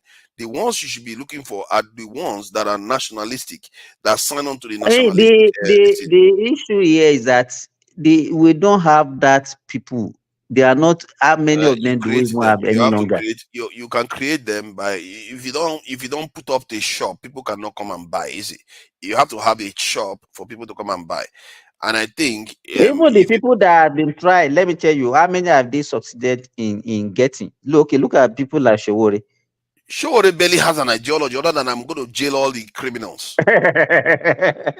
It's just, There's so no you are saying ideology that there. he's just a thug. The guy is just a Yeah, thug. He doesn't have any that's the ideology. problem. That's the problem. There's no clear ideology that I can identify from Shawori that stands him out. That says when this guy comes into office, this is what he's truly going to offer, other than just jailing corrupt people. You see, that is not an ideology. You have to have an ideology that transcends tribes, corruption, and that tells people the direction they are going. If they understand it, guess what? They are going to try this government because they don't trust you yet. They're going to try the current ones. And when this current one keep failing, they will say, you know what? That guy has been telling us, and he's been adamant. He's never changed.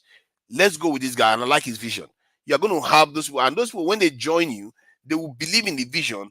They are the ones that are going to institute these changes. Because it's not only one man.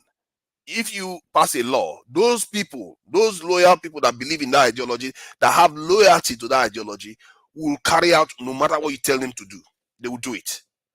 They'll get it done because they believe in the vision that you have created. And in Nigeria, I don't see any vision from any party. They just have policies for the next 4 years. No transformational vision that says, you know what, Nigeria is going to move from here. The issue is that our value system. Nobody is ready to sacrifice for anybody. You If you don't understand? open a shop, nobody will buy. There's always people. Even con men have people to con. If you have a vision, there will be people that will believe in it beyond their tribes, beyond any religion. They will sign on to it, and you need to build more of those. The ones you have in Senegal that emerged recently in a system that they tried to oppress them, guess what? They still emerged. They didn't emerge last time. They were jailed, but they emerged eventually.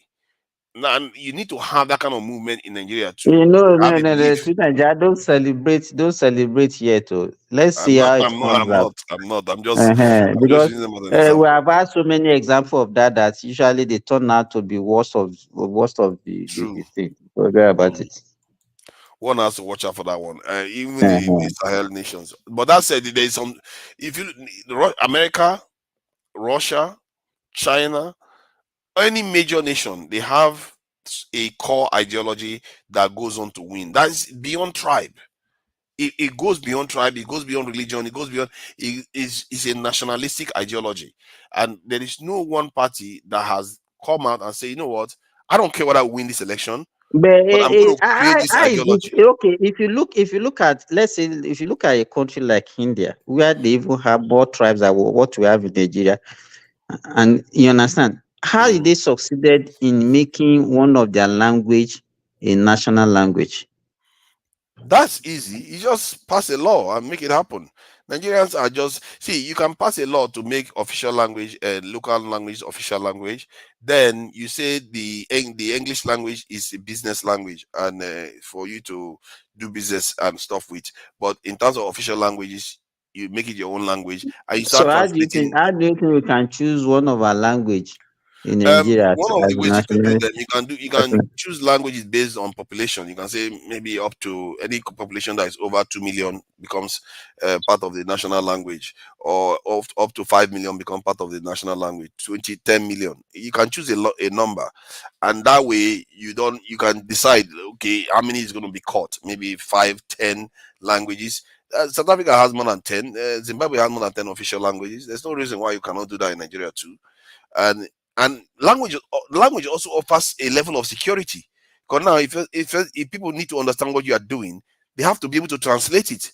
You know, any nation that tend to do that tend to be more independent, because it's a lot harder to just get into your heads and know what people are saying and doing No, officially.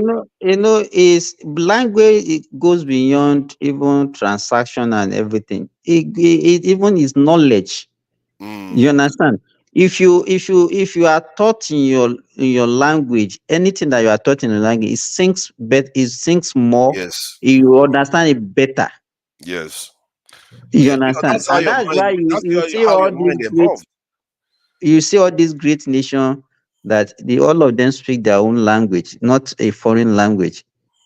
Yeah. And it's so to me, I don't know. We can do it. Sometimes I don't know why our I get leaders are not even passing that law. It's such an easy thing to do.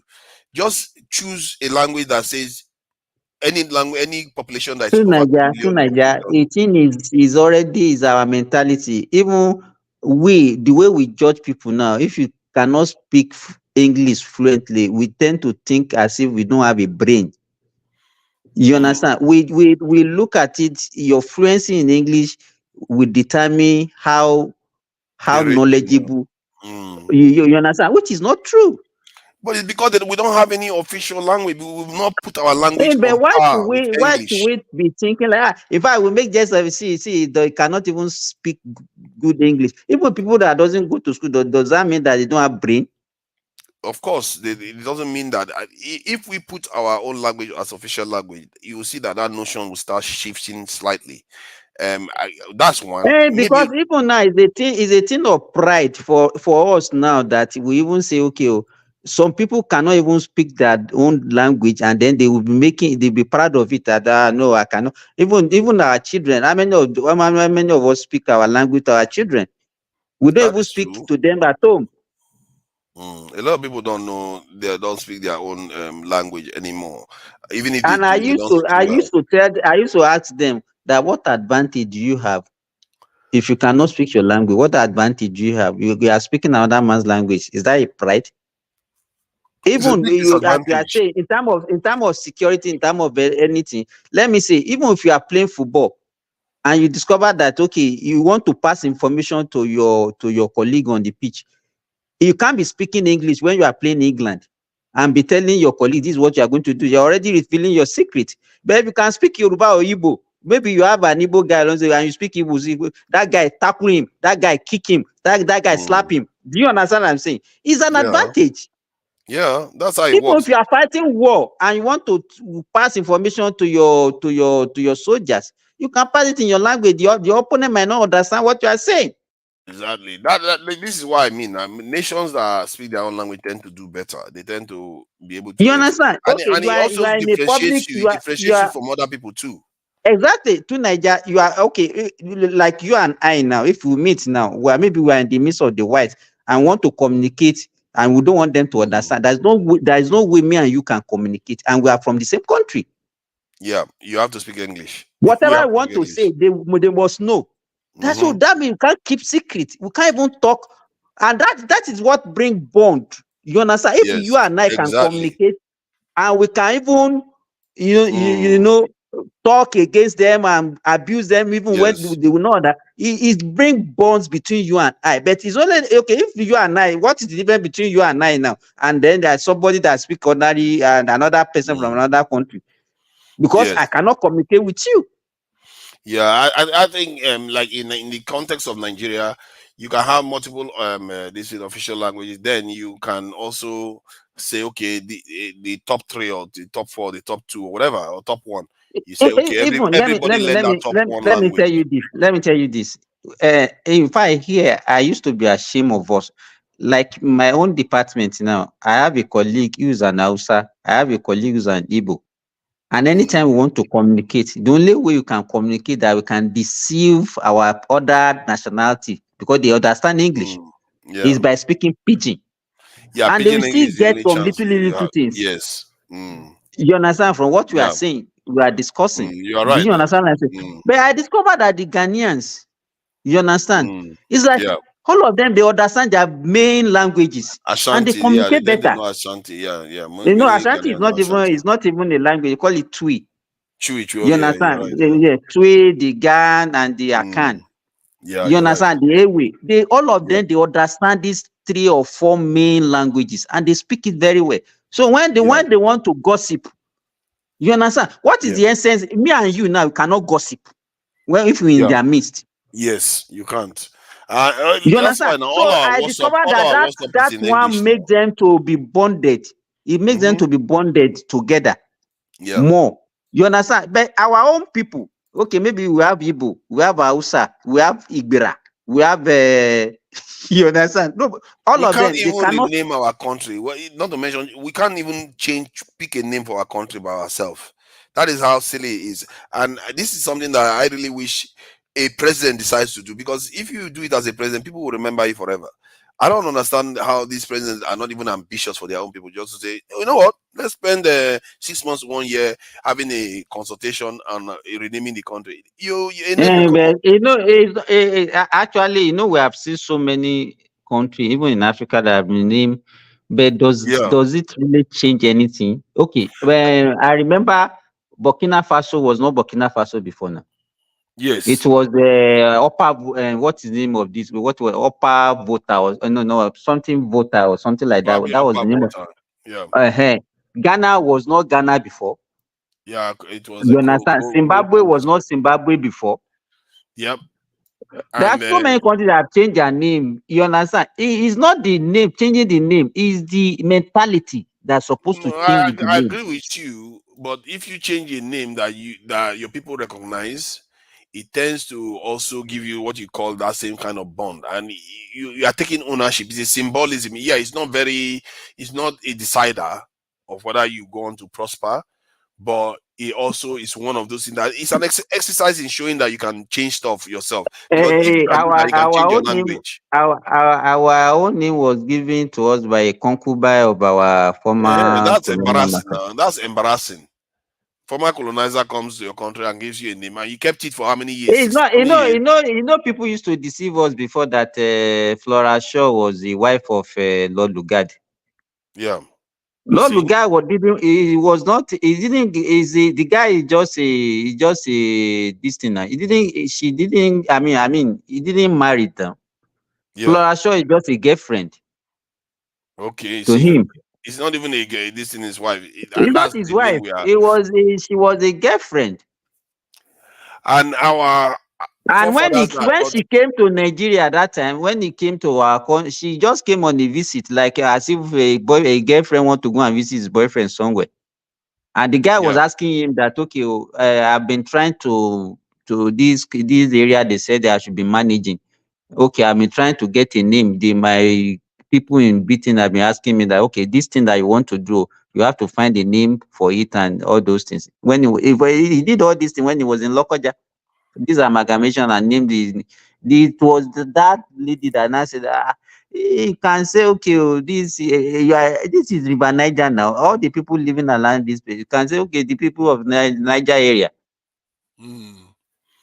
So we need to find another name for it and just get it over. But even if we want to do that now, can we have a consensus? That is because we are living among ourselves. We don't even trust ourselves to Niger.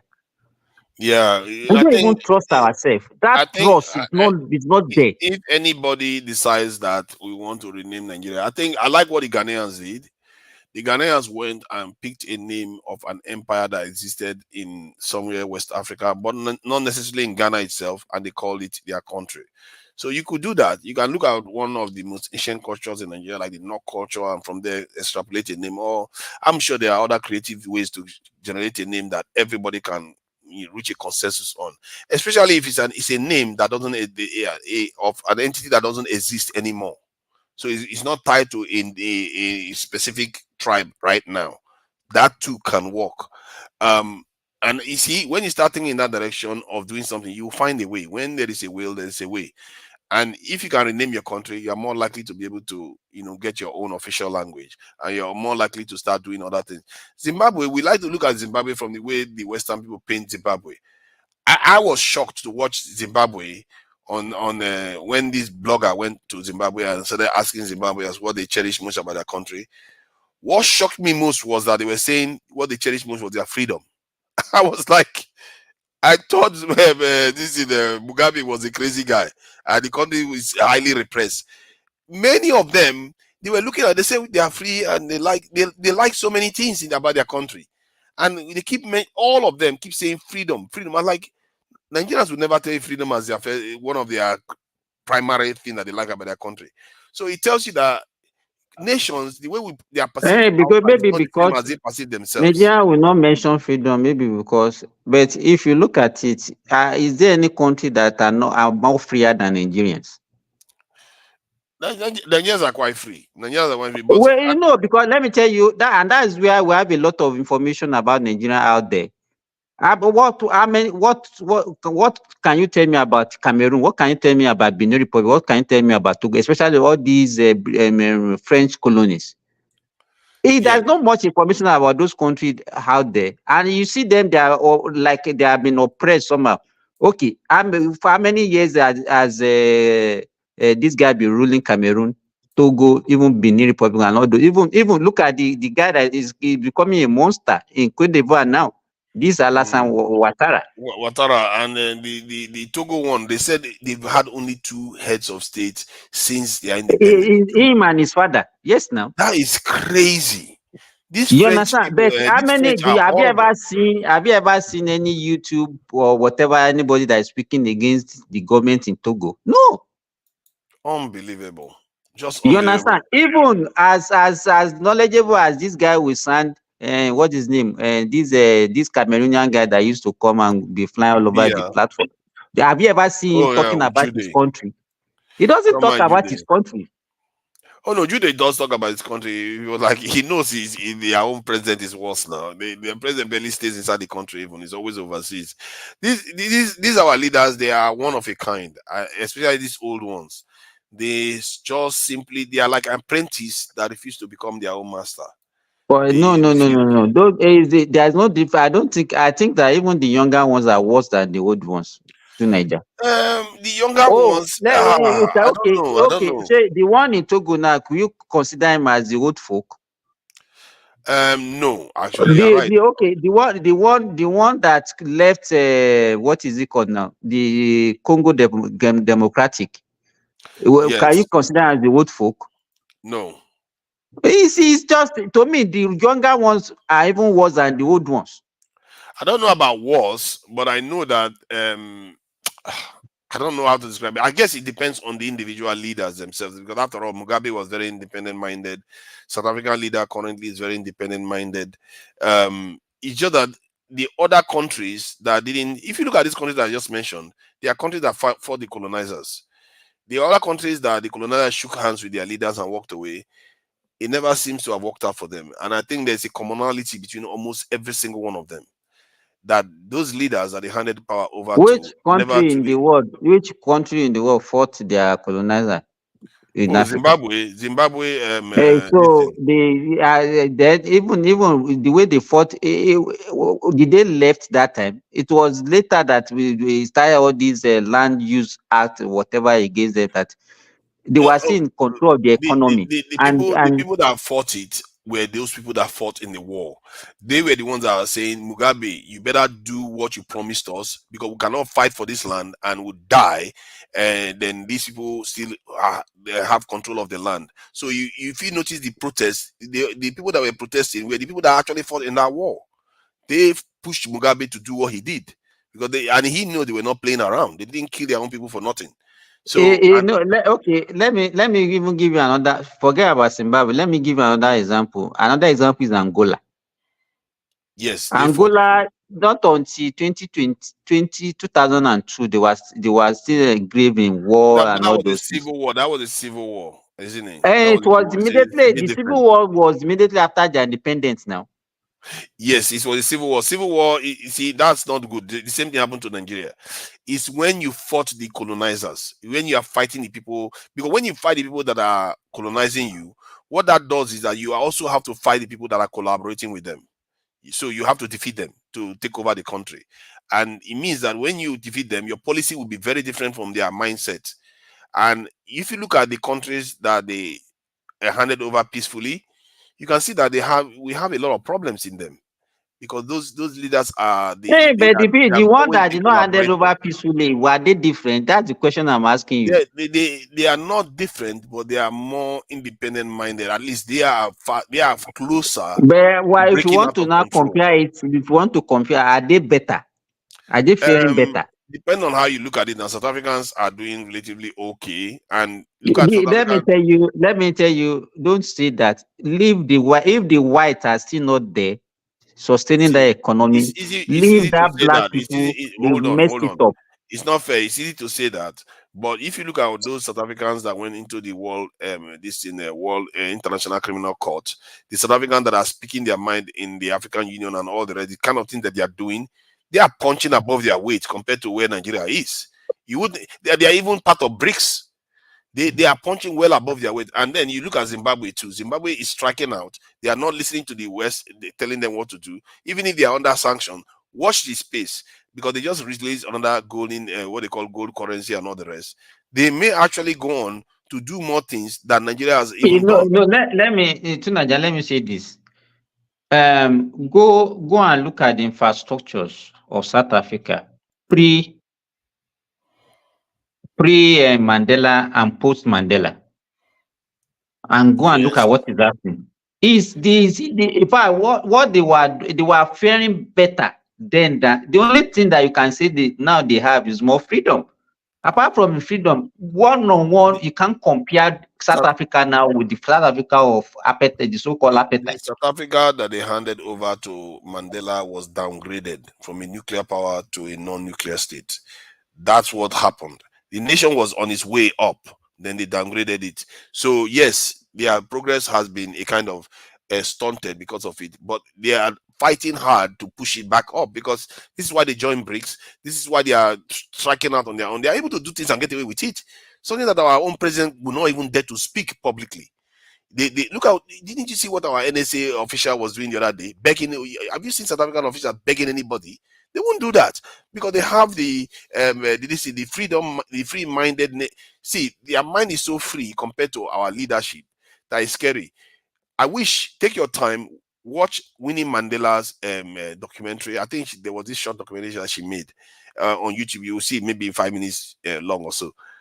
You need to see, if you watch the way that woman talks, it's hard to see a Nigerian talk like that, because these people feel like they really fought for what they've got, and he was one of those people that fought for what they had to. She was talking about how she was being tortured. They would torture her to the point whereby when she fainted, she feels like she's rested. Once she fainted, then when she wakes up, she's ready for more.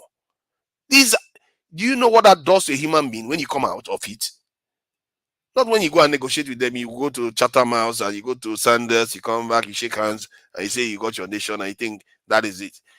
They're going to just stunt your growth because you will never become your own master. And that is the problem with our leadership. Even the way they talk, you can hear it. Recently, I was watching Tinubu and this in Kagame sitting side by side.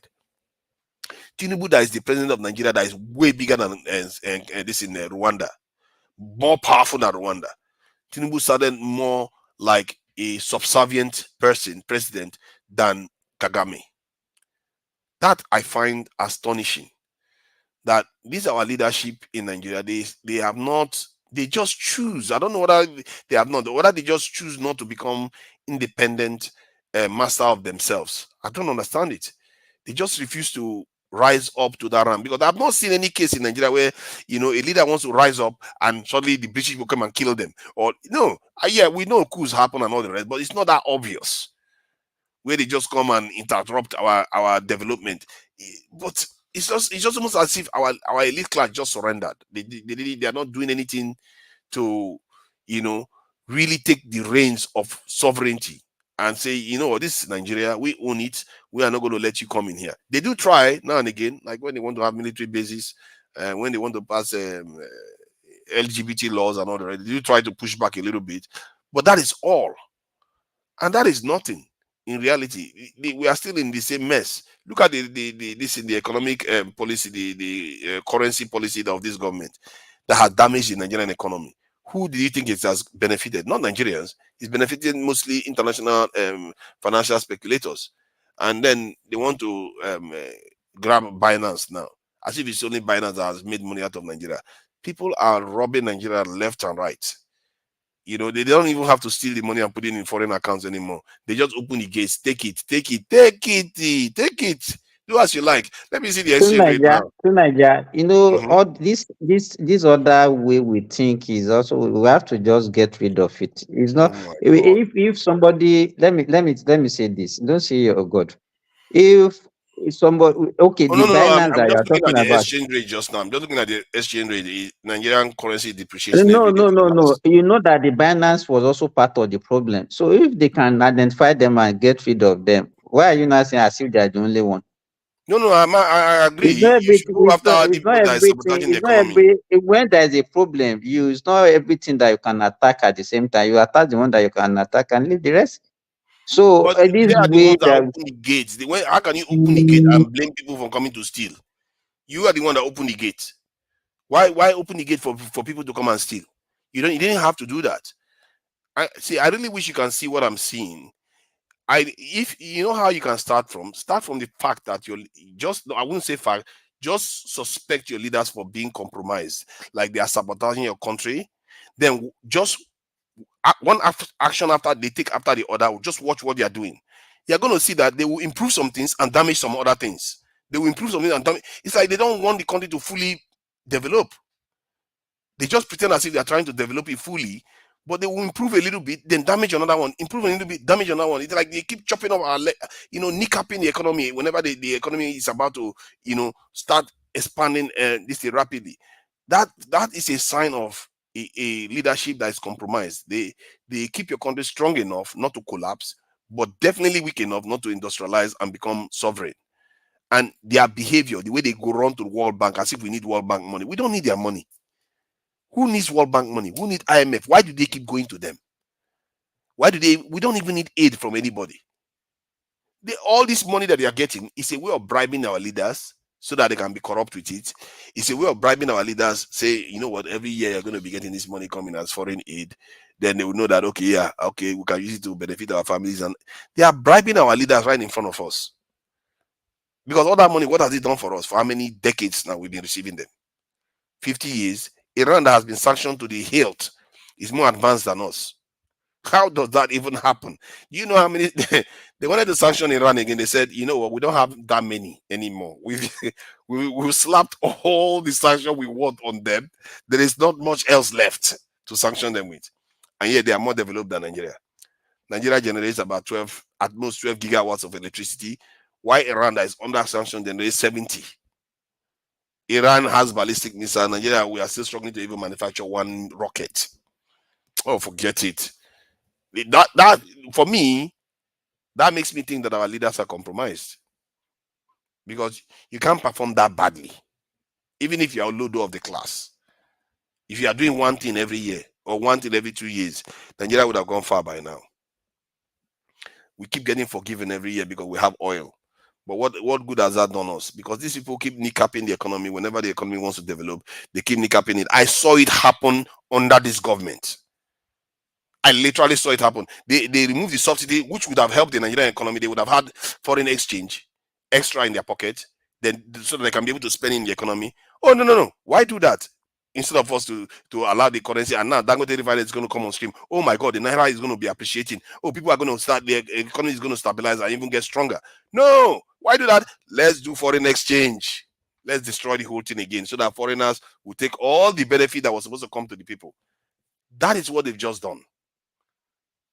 That is what I call a compromised people. You can't destabilize your nation's economy. I don't know how we can see it. For the life of me, I don't know how we can see it. You have a relatively stable economy where the inflation rate is quite high. I think under Buhari it was around 10-15% or so. It's quite high, but not this 30% high. The currency has more value, which means every naira you have, you can use it to buy more things overseas. But what did they do?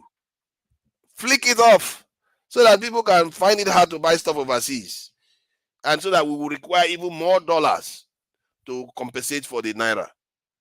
It's just ridiculous. That's economic sabotage, and how people cannot see it for the life of me, I don't know. And that is my issue with the current government. And his whole attitude, he just came back from France, didn't he? His whole attitude is to start, and people don't even understand. The other day I was watching what's the name? I Rise TV, and that lady I don't know what they call her, Ojokwe. She was happy. Oh, president is back, like what do they call it? That Papa Oyoyo or something. Like the president is back. He's back from where? Who sent him to France? What has France ever done for Nigeria? But we don't ask. We don't ask. What have these people? These are the people that kept Niger so poor. Your own brothers. They left the country festering in poverty while they take their uranium. And we are happy that our president is going there, coming back, because things are going to get better. Watch the decisions they are going to make for your country. They are going to keep sabotaging your country right before our very eyes. That is my problem with this leadership in Nigeria. And that's the problem I have with the elite class that refuse to see that there are certain things your leaders should not be doing. They refuse to see it. That your leaders cannot just be running off to foreign capitals, coming back with practically nothing other than decisions to come and undermine your state further. They can't question their leaders. Because if you question your leaders, what they are going to do is that they are going to be more careful about their behavior. They are going to do more for your people. You are going to put you people in a better position so that maybe if a good leader shows up, that leader will find it easier to emerge in the economy. The purpose of society, which all of us are part of it, is to create what they call extraordinary individuals, people that are capable of making good decisions for the country. But right now, we are just encouraging this bad behavior. They will go to foreign capitals to say, it's fine, go and come back. The same people that Babangida was listening to. Babangida was very much sponsored and in the pocket of the World Bank and all the rest of them. And this guy canceled 3 elections. Then the final one, when he canceled it, he threw the country into an economic and political crisis at the same time. It's like we cannot catch a break because of these leaders. It's like they're just enemies of the people. What kind of leader makes that kind of decision for the people, knowing that he's going to throw the country into that kind of stuff? It's a leader that is compromised that can do that. When leaders in other societies will fall on their sword, how many Nigerian leaders have ever fallen on their sword on behalf of the people? Even to Nigeria, all these things that all these things that you have been preaching, that's what I'm saying is that maybe because of the way God created, even the so-called leader that you think that they were fighting for their people, by the time they get to power, what did you get out of them? We have several examples in Africa. You understand? Okay, look at when even the same Mugabe, when he was fighting the British colony, and everybody will be thinking that he meant well for his people. At the end of the day, what did they get out of it? They got their land back for one, and they got a measure of the control of their country. You see, now that you've sanctioned them so much, you can't tell them what to do anymore. You see what I mean? So now they can start from scratch. And I don't know what let me tell you, when even before the sanction, don't just look, don't close your eyes towards all these things. Even before the sanction, where can you place Zimbabwe in the league of the nation? Even before sanction. Zimbabwe's economy, from what I gathered, they said they were doing very well economically. The farming. They said how can you? Is whatever happened in the past something that can be verified now? So it's not something that they said. Don't just always look at the things and just see it to spin your narrative. Whatever example you are giving, whatever things that you are preaching, you must be able to back it with examples. Just don't just be saying it.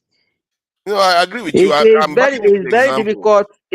What you are preaching is very difficult to get people that have that mentality. Even let me tell you, the so-called leaders that we have in Africa, even before the pre-independent, before African countries started having independence, even the likes of Zik in Nigeria, the likes of Awolowo, the like of Julius Nyerere, and then Kwame Nkrumah. What's the name of this guy in Morocco that time, and all those other guys? Most of them, let me tell you, if you look back, with due respect, most of them are doing it for their own selfish gain. And we knew what they actually acquire for their. I don't think Mugabe was. He didn't have any need to do what he did. He literally moved white farmers out of farms. And if you are look at Zimbabwe's economy that has been sanctioned forever, and compare that to that of Togo. The GDP per capita of Mugabe, Zimbabwe, is almost double of that of Togo, and it's higher than that of Zambia. Forget. But all those things, all it's not what you can't be making that comparison. What is the population of Zimbabwe? What's the size of Zimbabwe? What is that of Togo? You can't be there. Togo is not even up to your state of Nigeria. You understand? It's just, if you want to make comparison, you look at the likes and compare the likes. Don't compare. Yeah, you compare like for like now. So let me say population then. So I will find a country that is of similar population, isn't it? 16 million. And let's see Togo population. Togo population 8 million. So not up to 60 million. So I will go to Burkina Faso then. I think Burkina Faso is more than that. Burkina Faso is another thing you have to realize that West African countries are more densely populated than any other part of Africa. Not Burkina Faso. Burkina Faso's GDP per capita is about 2 times, at least 2.5 times less than that of Zimbabwe. That is under full sanction. So the point I'm trying to make to you is that the sanctions that we describe is a narrative of the West. They tell you that it's damaging your nation. No, what it does is the nation become free to strive and do whatever they like for themselves. And this is the number I'm getting for Zimbabwe is a lower down number. It's not what is actually going on there. Like if you look at Iran now, because most of their data, they don't like it. They don't like to share it in the world in a favorable way. So they depress it a little bit. So, but yet Iran is technologically far more advanced than Nigeria. And Iran has not been under sanction. Nigeria has not been under sanction for 40 years or more. In short, almost throughout our life, we never were under sanction. Let me tell you this. Let me tell you, if you are talking about sanction these days, sanctions really work because we now have like 2 blocks in the world now. Even the so-called let's look at it for example. Even the so-called No, but that is sanction now. against How about before? I'm talking about 4 decades ago, 5 decades ago, where they've sanctioned Iran. Since that time, Iran has developed still more than Nigeria. Why? No. Iran was not sanctioned 4 decades ago. Though. Oh yeah, Because when do this you think Ayatollah came into office? Wait, he not until when they started having problem with Saddam Hussein. Iran was actually an ally of Russia, and then Iraq was an ally of America. Do you understand what I'm saying? So it was when after the collapse of the Russia that they now started these their shenanigans, and then they started making sanctions, and it was not even immediately. So it's not up to 4 decades that you are talking about. I think you are. See, let me show you what I'm talking about. Iranian Revolution happened at start date 1978. Iran-Iraq war started around 1980. So it was the Ayatollahs that were in office when Iran started fighting Iraq, and their allies was the US. That was the ally of Iraq, while Iran was basically fighting on their own. Basically, I don't even think the Soviet Union was backing them that much then. So, and yet since 1978, they've been under sanction, and this nation has ballistic missiles that are so precise, and they have such strength. Just because I know where you are going. The issue, let me tell you, what people used to say is that they said necessity is the mother of invention. I didn't know whether you are privileged to know what happened even when Nigeria was sanctioned during Abacha's regime. What did we suffer? Nothing. Yeah, even it our wasn't voice. our You economy understand? improved. So when people talk about sanction these days, when the only thing that people can use against is economic sanction, and it's very difficult to even impose economic sanction against any country, because if you are not willing to buy their goods, other countries are willing to buy.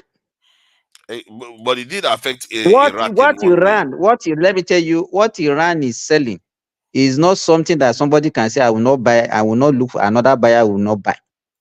And Nigeria had that option. The point I'm making is that Nigeria had that option, but why did we not do it? This is what I've been trying to reveal to you. Why did we not do it? We chose to be houseboy. It's only when you are looking at it from the angle of you, because they now see that they have a lot of enemy, and they have to now put a lot of effort into that, maybe building some capacity to be able to fight their enemy. We don't see any reason that why we should do that. Is it not because we are first class Mumut for us to think that it's not because of that. It's not because of that. How if you look at every other aspect, if you look at every other aspect of development, even if you ask an average Iranian, they are suffering.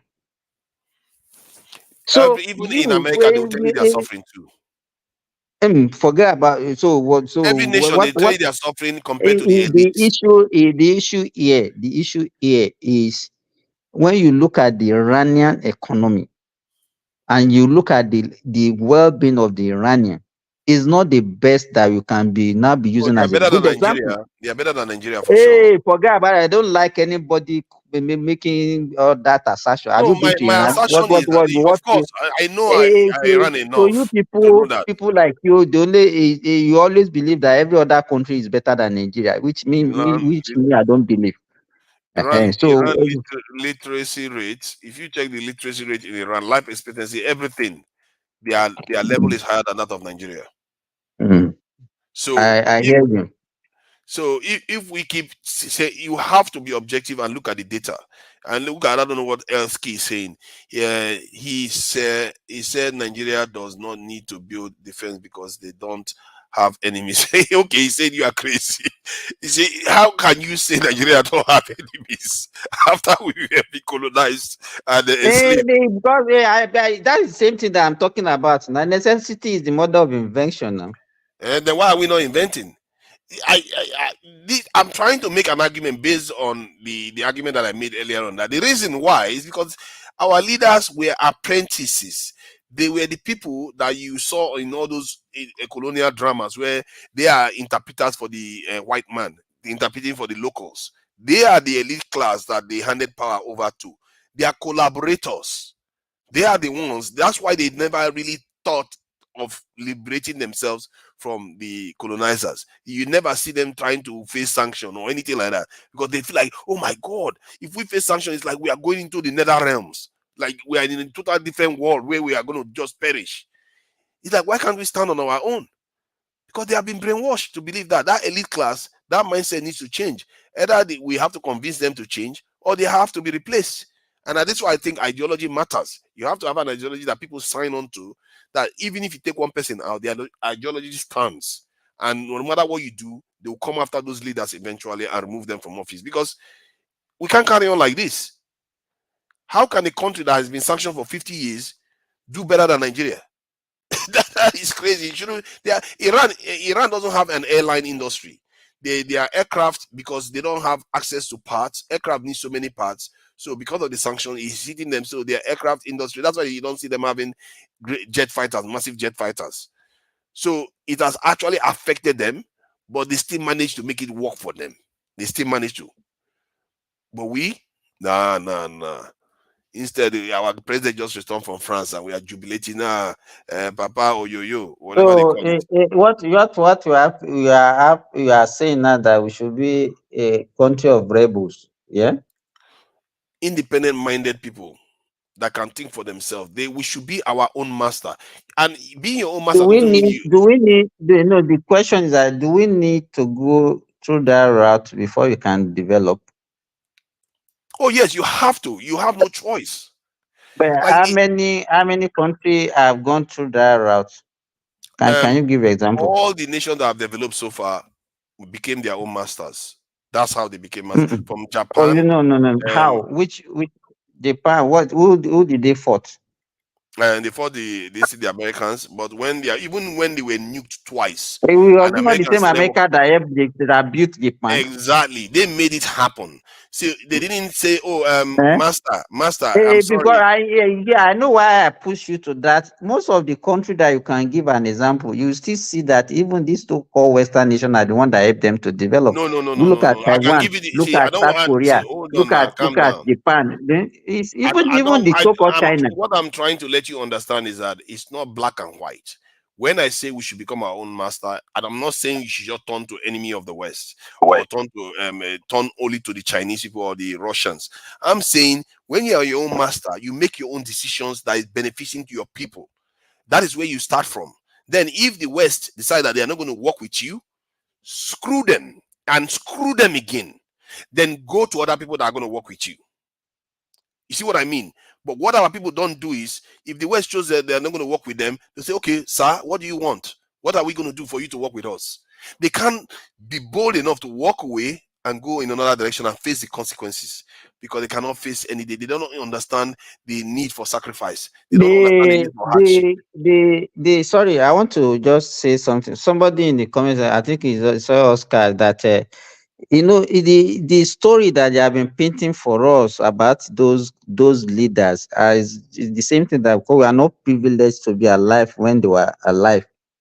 Because what I have seen, I saw the house built by Akintola even before the independence in Ogbomoso, and I was marveled that that house can still stand the test of today. You cannot even believe that this house was built before the independence. So where did they get that money to build such a house then? Awolowo dynasty, up to today, the family are still enjoying whatever they have put up that time. So you cannot come and tell me that those people, they were doing it for the people. I know how much Awolowo is still getting from Coca-Cola up to today. So it's because people. You think Awo wasn't doing it for the people? No, what I'm saying is, I'm not saying it's not. They are not doing the way people portray them as they are selfless. That everything that they are doing is just for the benefit of people and people alone. That's not true. I didn't even know that. Me, I'm looking at the results. If the result is what we have now, those people were not ready for leadership. They were collaborators. They were the ones. If you are fighting the British to liberate Nigeria, they were the ones you have to get past. You have to defeat them to get past to defeat the British. They were the collaborators. Why do you think the British chose them to be the negotiators for Nigeria? They didn't choose them. Most of them were educated in England and the US. So they chose them for a reason, to negotiate with them and handed power over to them, because they know their scope is not wide enough to really aspire for make good decisions for their people. Because most of these people, they were part of the Commonwealth, they still saw the British as their rulers. You know, they were born in colonization. And if you have never, to break that spell of colonization, you would have had to fight against it to break the spell, and they never did. And for me, if you look at that history, it may be partly more responsible for why we're where we are today. It probably is more responsible for it, because I remember when the Chinese said that when the Russians were trying to help them get their own nuclear weapons, that in the middle of the process they had a disagreement with the Russians, because the Russians want to make nice with America. Then they had a disagreement with them, and then they went on to develop the nuclear weapon. What they said was that if they were working with the Russians, they wouldn't have developed it so quickly. That it was because they separated from the Russians, then they had the freedom to go and develop it faster. So you see what I mean? That working with people sometimes may actually slow your progress, because they will be telling you, they will be giving you, they'll be feeding you slowly at their own pace. But when you are doing it yourself, you have your freedom. Nobody is telling you what to do. You develop your own people yourself, and that is very revealing. When I saw that documentary, that the man was revealing that information, that if the Russians were still guiding them, that they would not have tested their nuclear weapon in 1965. It probably would be sometime 1970 or so, or maybe never. You see what I mean? So that shows you the importance of taking charge. Sometimes it is risky. For the Chinese, it was risky because America just used nuclear weapons in Japan, and America was threatening to nuke China, and yet they still went on. They don't care. Nuke us if you want to nuke us. It's only one life we have to live. And can you imagine when you come out of all that, you now become a nuclear power? Anybody can threaten you. Nobody can threaten you because you're not afraid of anything. You are a full man standing on your own. Then you are literally you have your own fate in your own hand. The fate of your own people is in your hand, not in the hands of any other person. And that's how it's supposed to be. But can you even say this? Our leaders see themselves like that? No, you can't.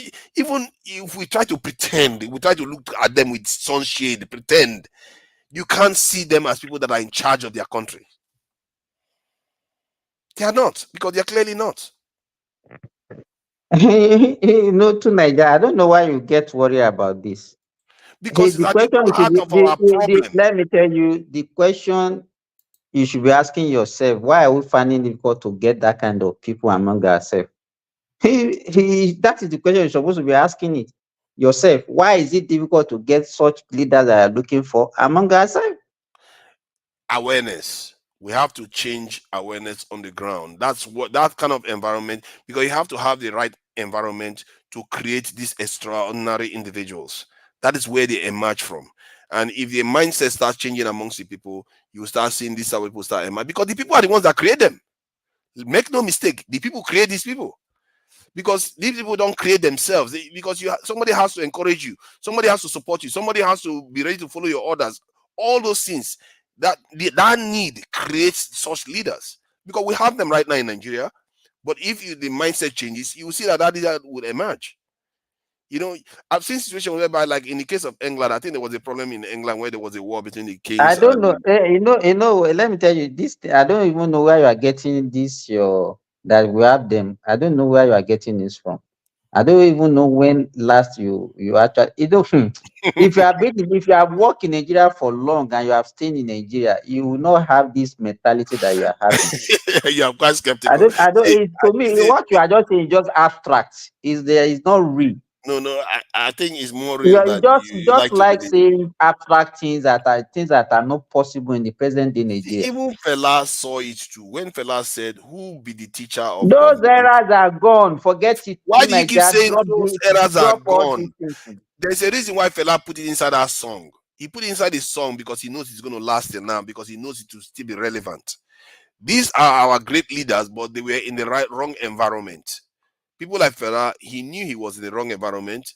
Hence, he put it into song. Who created? Let me tell you. You say in the wrong environment. Who created the environment? It's not a human being that created the environment.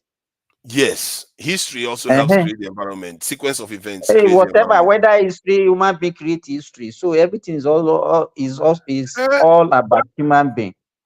So if you have a group of people with the same mentality, with the same idea, with the same everything, that is what you get. Okay, look at me now. Look at me now. If I was like the kind of human being I'm describing, if I know all these things, why am I not the one doing it? Why am I just saying, you know what, nothing else matters? My people first. Let me go and tear the country apart. Talk to the people. Radicalize them. No, I can't do it because I am not that person. At least not today. You have to have the environment in Nigeria for those type of people to emerge. See, I was trying to give you an example. How do you not create? Who will create the environment? Is it the thing we just imagine? The environment we just imagine on its own? Okay, the way normally this often occurs is by catalytic event. It could be a major attack from a foreign enemy. Major disaster. Or a natural disaster. Yeah, something that brings the people's mind, charges the people's mind in one direction. That is what it tends to require. See, in the UK, when there was a conflict between the royals and some elites, and I think one of them went to this in Ireland to get people in, and there was this war was causing a lot of problem in the UK, and hence one farmer from a small town emerged, Oliver Cromwell, from nowhere. Emerged, and he kept defeating the royals continuously. Whenever he went to war with them, he kept defeating them. And then the last straw was he arrested the king, he jailed him, and then the king went and tried to connive with foreigners again to invade his country, and he just beheaded the king. That is something that has never happened in the history of England and never happened since then. He beheaded the king. So what that tells you is that when the people get frustrated, that kind of leader will emerge. And Cromwell came in. They told him to become king. He refused to become king. He was the one that, in a way, started this democratic system in England. Then he resigned. He didn't have a hereditary throne. When he died like a normal person. He died, and later on the monarchy returned again. But because of that unease, that thing that he created, there has to be a balance between the monarchy and the people. That what he created. So what does that tell you? That when the time comes, the leaders will emerge. A farmer from nowhere kept defeating the king in every battle that they fight. How ridiculous is that? So even what's his name, Napoleon was basically a nobody from nowhere, but when the time was right, the environment was right, you will emerge. The same thing with the Bolsheviks in Russia. I believe if the people change, if you sensitize the people and events favor, you will see a massive change in Nigeria, and the people will turn. And the leaders will have to change. If they don't change, they will replace them.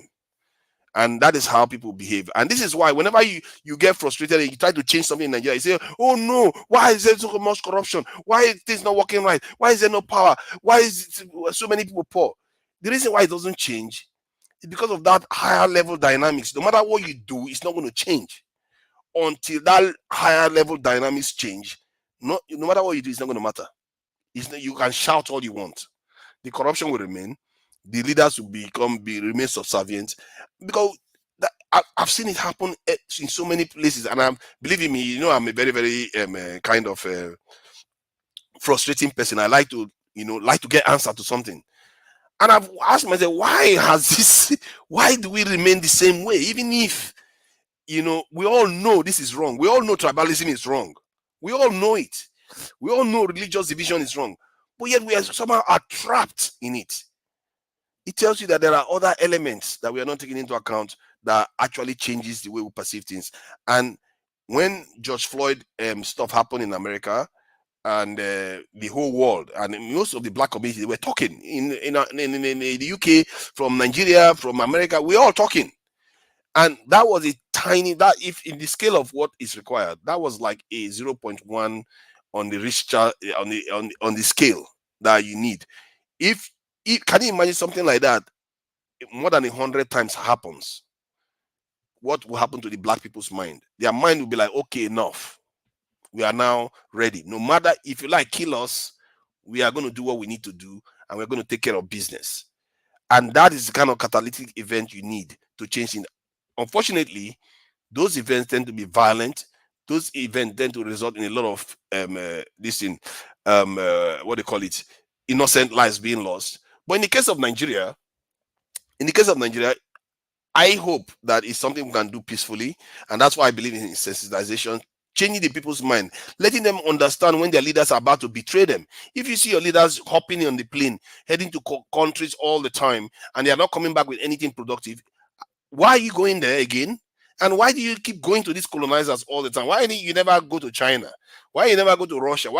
If for somebody that you send to market, and the person keeps going only to one shop all the time, like, but why are you not going to check other shops to see whether you can get this cheaper? Because so far, all the things you've been buying from these people, we've not been rich from it all. Why is it that even till today, our air defense system is we still bought most of it from Russia in Nigeria? And yet these our leaders keep running to England. You know what? It also occurred to me that somebody reported recently that when Nigeria was fighting the Biafra war, that even the British didn't sell weapons to Nigeria.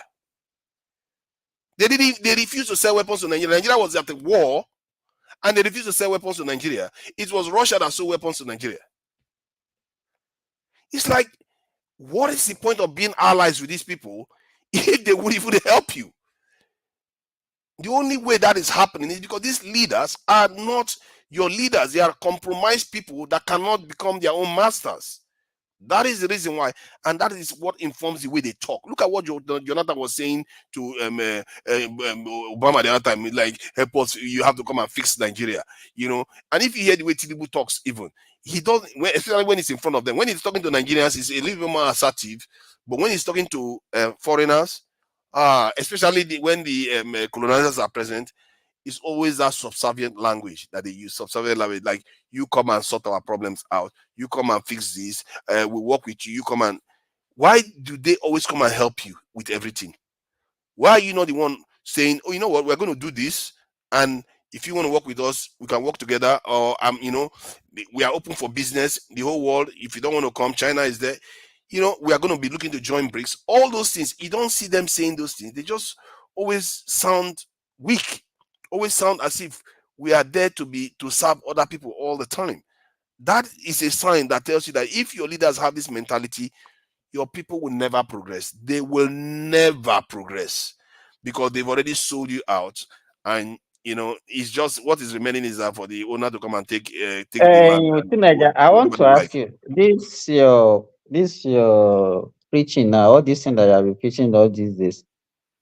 What is your goal? Why are you choosing to do this? What you are doing? My goal is my goal is to sensitize as many people as I can, so that we can start perceiving these things and from when you have started, do you see people sharing the same notion with you? Do you think that people are agreeing with you?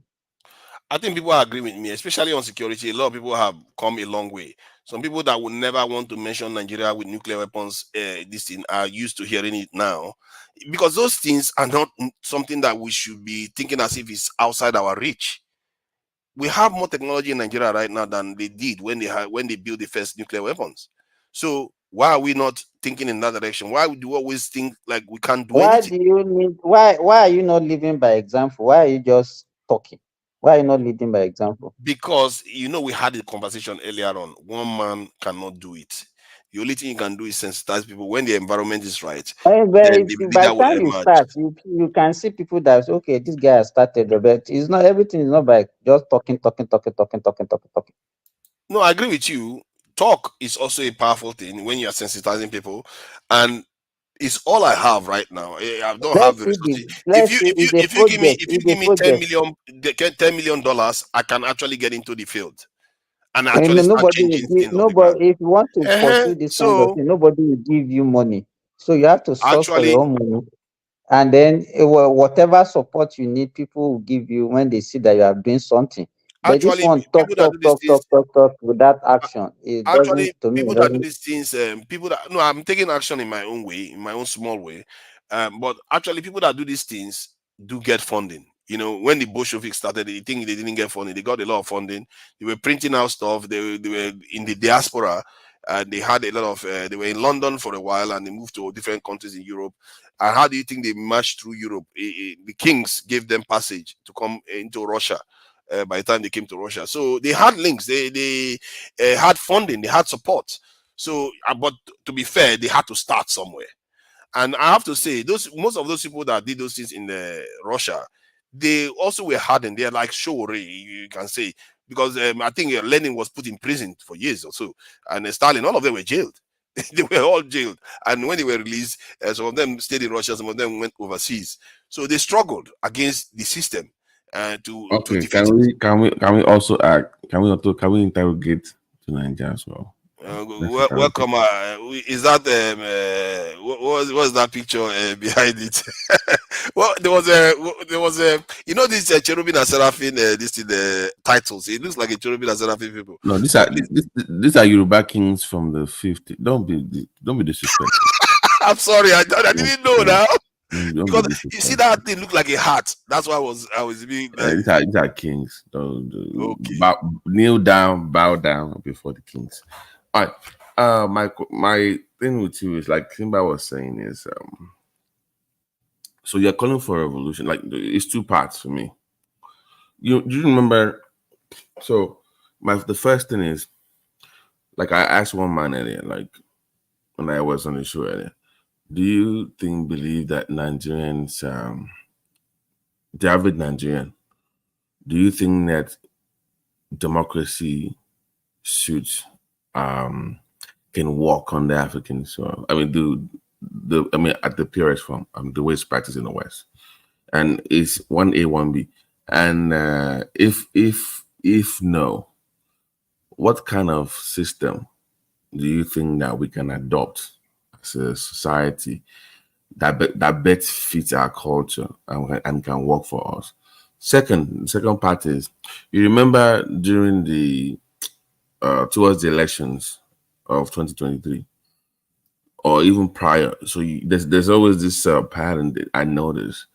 Anytime somebody is running for office in Nigeria, you will see them that they will be if you're a major candidate, you'll be invited by the world powers. So you remember Peter Obi goes to the West, whatever minister in Britain, right? Tinubu goes to France. Now, ordinarily, people like you would say, and I agree, would say, wait a minute. Why are you guys always going there like you are seeking support to run for office? But the average Nigerian will praise that person like, oh, see, they are even calling my leader. They want the optics works for them. BT, you remember when they were even contesting the result of the election? The Nigerians were not the one to go to the British embassy, go to American embassy to go and come and bail us out or come and help us. Right. Or so one is a mindset, the other is a system. Because it's like you always you have to indoctrinate. What you are preaching is like more of like an indoctrination. Like they are thinking one way, and they by themselves independently cannot effect this thing that you preach.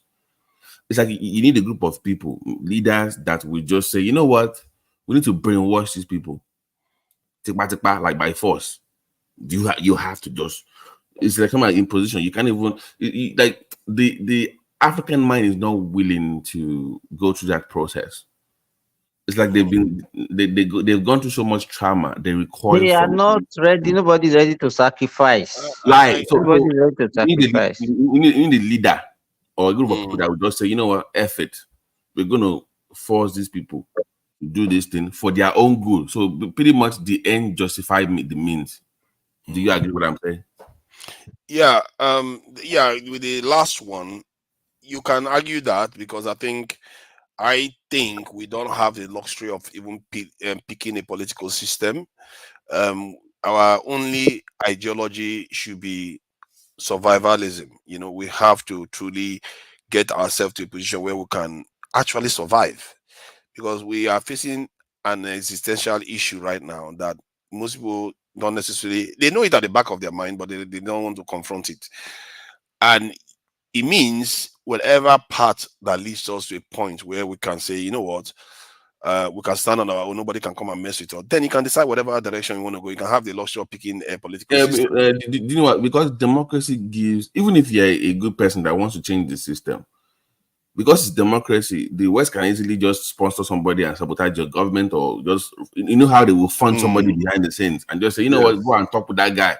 And they will even use the media. They would know the democracy has a little, it has a great area where they can exploit. Yeah, I was coming to that. If I'm to address that in terms of if we have to pick one now, and like let's say I'm assured now that we can survive, then we have to pick one. I would say it's 50-50. I could have said, okay, benevolent dictatorship, but I will shift towards the kind of system that the Swiss have put in place, because the Swiss are ultra security conscious, they are ultra democratic, and they are ultra people power. And what I mean by that is because the reason why I think that is very valuable for Nigerians is because of our diversity. So can you explain to us what kind of system do they have in Sweden? I don't know. They have a very strong security posture that went back as far as 500 years ago, because even Machiavelli used them as a reference for describing a free people and a secure people. He says these people are free because they are so armed, and he gives the Swiss as an example, and they are the people of Switzerland. And their democratic system is so democratic that they have about 7 presidents at the same time that form a council, and then they decide whoever is going to stand for them as the president, and they can change them as they see fit among 7 of them. The leaders come from all regions. And guess what? Those presidents barely have that much power anyway, because most of the power is in the hands of the people. The people go on referendum every year. This year they've already had one, and they're going to go to 2 more. And this is for their pensions. You know how the pension debate in France led to all kinds of riots? You don't see that in Switzerland, because the people are the ones that decide. They decide where they're going to retire. They decide whether they should stay in work and all the rest. So I think we should even go more advanced than that, where we empower our people to decide anything that happens on that land. If you want to decide, we will all vote for it. Any big stuff, the small stuff are the small stuff that the governments have to handle. And if we do that, because that goes to the heart of my point. Simba, I don't think the average Nigerian is capable enough to make rational decisions. Well, you have to give them a chance. Somebody just tell them, no, I'm telling you, you don't need to do stick and carrots. Just forget the carrots. Stick to stick only. That's the only way they can. I'm not joking. So if you want to, I don't think that you may have a point, but I believe that because of our diversity, you have to be careful about that. We are extremely diverse. That's my point, because if you are very firm, nobody will say it's because of tribe. But if you give them a choice, you start saying, "Oh, it's because somebody is Igbo, Yoruba." That thing will always be there. So the reason why you give them a choice, because all of them, their vote is cast, and this is the agreement amongst everybody. And now you don't have leaders, one individual leader that has so much power. It's the people that are deciding. When they all vote on something, they agree. You are missing my point. I don't want the people to decide anymore in Nigeria. They cannot decide for themselves. That's what I'm saying. They're not capable. Where's the evidence? Simba, am I like, do you see any sign that these people are mature enough? Okay. Do you think if the people had the choice, they wouldn't have had this in the ability to generate power before now? They would have changed it. If the people have the choice, they wouldn't have made sure the refineries are on stream. They would have done it. No, that is because of the quality of people that you put in office. I'm saying that is what you need to fix. No, if the people decide, they can decide what to do with those people if they don't do what they want them to do. because they have the power. They can pass laws. They can remove laws. They can do as they please. They can increase the salary of their officials, and they can reduce their salary. I would take that serious with Nigeria. Did they tell me that they have successfully recalled a senator? Then I will believe you. Okay. See, I get what you are. The current system is designed to make them apathetic. It's not designed to engage them. If you give them these powers, you start seeing that they use it, especially if you also make it almost mandatory for them to participate, because they have to be part of this thing, the state. In the case of Nigeria, the Nigerian barely, in terms of directly, they barely directly tax their people. So the people feel a kind of detached from the state, because the state is mostly sustained by oil money. Hold on now. You said people should decide. You know that even under this current system that we borrowed from the West, America, yeah. Any major bill is supposed to even go through public hearing. In America, they even go through votes. If you want to do anything major in your town or your state, people actually vote for or against. I'm telling you, but not this way. We're talking about national stuff. No. For major thing, like, let's even say state for now. Then let's use that for this discussion. Even let's say they want to build a bridge, they will say, okay, yeah, everybody come and vote if you want or against it. It's in our constitution. It's there. You can do it. But how many people even take the time to even mandate that there should be a public hearing for when last they even compare that senator, we must have monthly meetings? So did they compare I think the reason why you are describing Nigeria like this, you are describing it based on the current environment that we have. They need Koboko. That's the only way. Hold on, let me add one more detail about the Swiss. So the Swiss, because of their security posture, they tend to be one of the strongest groups in Europe for a very long time. They've not been to war for about 200 years, and yet their security posture is extremely strong till today. They have, I've said it before, 300,000 distinct bunkers. Their military to citizen ratio is about 1 to 50, when Nigeria is 1 to over 1,000. So you can see, even when they are so successful, their GDP per capita is 90-something thousand, when Nigeria is 2,000. Their GDP per capita is about 92,000 something, while Nigeria is 2,000. So it's not true. What you are saying is not true. There's no country that has. You want me to send you the link? There's no country that has 90-something thousand. Even my Qatar God, does not have that. Switzerland does. You see, now I'm going to surprise you now. Switzerland does.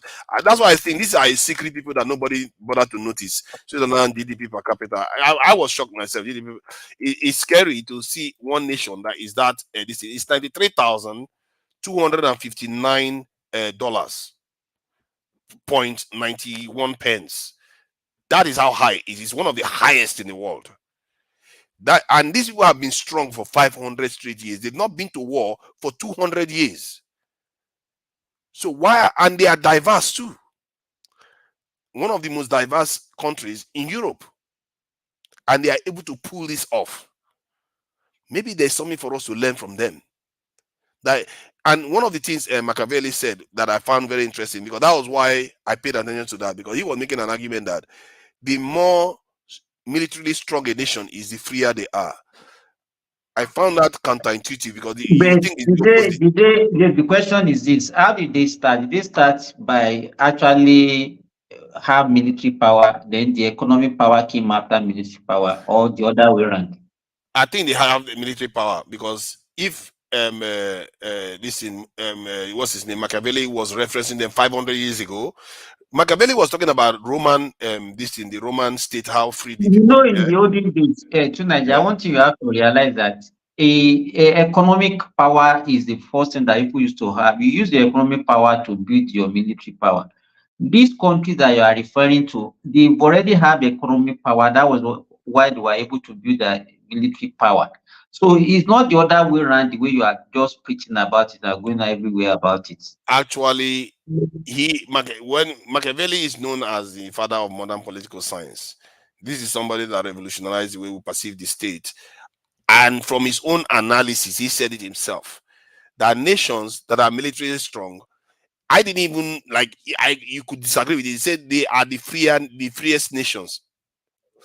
He used Roman Empire, the Greek one, and the Swiss as an example. which is Switzerland people. And I was very shocked by that because I was like, that seems counterintuitive. But then I asked myself, which country do we know as the freest country in the world today? Are they the most powerful? Yes. So how did he know that then? How did Machiavelli know that then? And most of the things he says, you see, I don't care about what somebody says. It's whether the world validates what they say. That's the most important thing. And how is it that what he's saying is correlating with what is happening now? And some of the freest people, some of the freest democracy is that of Switzerland. And so yet they are armed to the teeth. I looked it up. Since you didn't mention it, I asked a question. So they have 3 levels called Confederation, the cantons, and the communes. That's the 3 levels of system in Switzerland. So it's open system where the people get to decide on major issues. They have to it's like a ballot system for most of the major issues. So, well, it's a good start. But if the Lagos Calabar road didn't teach you any lesson, I think that will work in Nigeria because people will just oppose because so just find somebody that has a good heart, a good dictator that will just say, you know what, this is good for you, get it done. Save you all this Switzerland model. Nigerians' brain, I don't think their brain can cope with all this. Too much freedom with Nigeria, they will misbehave for that. That is just the bottom line. I'm sorry. Too much freedom with the Nigerian, the time is behaving. So you need somebody that can just point them in the right direction with love and some koboko if they misbehave. That's it.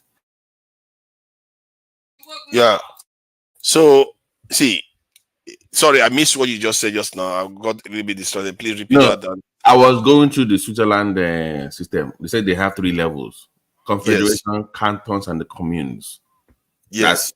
So they are open to direct democracy. It's called direct democracy, where the people get to decide, decisions on political level. So they have a say. They have to put everything open to ballot. Yes. I said, but in the Nigerian system, if that is the case, the Lagos Calabar Expressway would not. That would still be. That would never happen. Why not?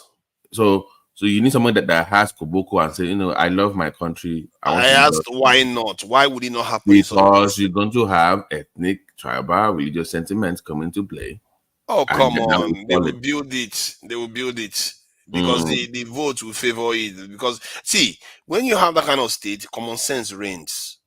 That's what tends to happen. Because people now have their divisions have gone away, most of by and large. They are still there, but it's not that relevant to their national aspirations anymore. Because they are autonomous. They can think clearly for themselves. And it didn't hamper the Swiss from building 370,000 bunkers, which is crazy. How is it that one road is going to be a problem for these guys? They build more bunkers than we have soldiers. Tell me what kind of people those are. I don't even understand whether they are human beings. I like the system. They have Council of States. They have National Council. So they pretty much throw everything open in this system. Everything is open. That's the secret that most people don't know now. Wow. And their Supreme Court judges is wow, they even elect their Supreme Court judges. It's the people that decide who is. I like that. I like that one. You can't mess with them, man. You think they will let anybody control them? That one, you know what? That makes sense because that way they can actually do their job without fearing that one president will be. Imagine that. They won't care about that. That makes sense. I like that. That is what they call people power. If Machiavelli can spot these people 500 years ago, I thought this was something they started maybe 200 years ago. 500 years ago, they were already like this. Not exactly like this, but they were already heading in the direction because they were a very, very strong set of people. And somebody told me the other day that why do you think the Pope uses the Swiss guys? I'm like, oh, I didn't know that. I thought it was just a name. He said because it's from them. These guys have been around. They've been cutting their way through history and nobody noticed them. And I've always said it, to be fair, I've always been of the mindset that we have to think outside the box in terms of democracy. We don't necessarily have to go to dictatorial system because we are very, very diverse. We could go dictatorship, it will still work. I'm not forced. Anyone that gets us out of the rut we are in is a good thing. But if we have the option, we can choose a more advanced democratic system because it's a lot more stable. Because the people have a say on everything. So it's hard to divide the people amongst themselves. You have to bribe the whole city. Can you imagine if America wanted to bribe people in that kind of system? You have to bribe everybody. You literally have to bribe all of them because all of them have a vote. You can't get one official and say, let me bribe you in Switzerland. It's not going to work. You might get away with it briefly. The moment the people realize they will sabotage it, they will ruin everything. They'll come and pass a law to remove all that nonsense that you put in place. That you call it direct democracy. I've never even given it a name. But one thing I know for sure is that they were said to be the freest people on earth. And I can't believe they remained free for 500 years. Longer than America has been free. That for me, they are a miracle on the face of the earth that Nigeria could benefit from because of their system. You talk about they slap confederation with this indirect democracy. They put all kinds of mixture together, and look at what they've concocted: a country with such a high GDP per capita ratio. But you know how these things usually work is that the great brilliant minds in that society, they will have met behind the scenes. Nobody just comes out to give you a system. That means the best and the brightest of that system, they will have done their due diligence behind the scenes first. They will create something. They will now present it to the people, maybe by force or anyhow. So my question is, where are the like minds, the brilliant minds of the Nigerian society that are meeting behind the scenes to develop something for the Nigerian people? Where are those people? I think my reasoning is that I think history helps shape things because individuals can come up with the best stuff on document, but history shapes it.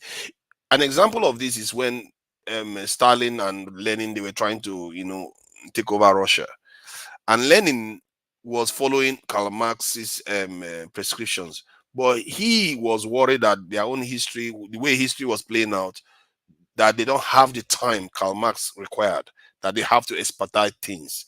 And in the end, he modified it. You see what I mean? So the way history plays out is often not the way you expect, and it has to be shaped according to what your nation is truly like. Like we can come up with, we can be brilliant minds. We come up with plans, but we have to still tailor it to fit our nation. We would not have no choice. That's the point I'm making. That when I say brilliant mind, behind this, that means they factor in the Nigerian reality into that. They're like, okay, this is the weakness. They will study the landscape. Who is a Nigerian? How do they think? How do they believe? How can we put them into this direction? So they, after studying all they will now tailor whatever they believe to fit that mindset and how they can improve or implement their system. So they will have studied that political system, the culture, the religious beliefs, and whatever they believe, they will now tailor it to where it will either free those people from those what I call bondage.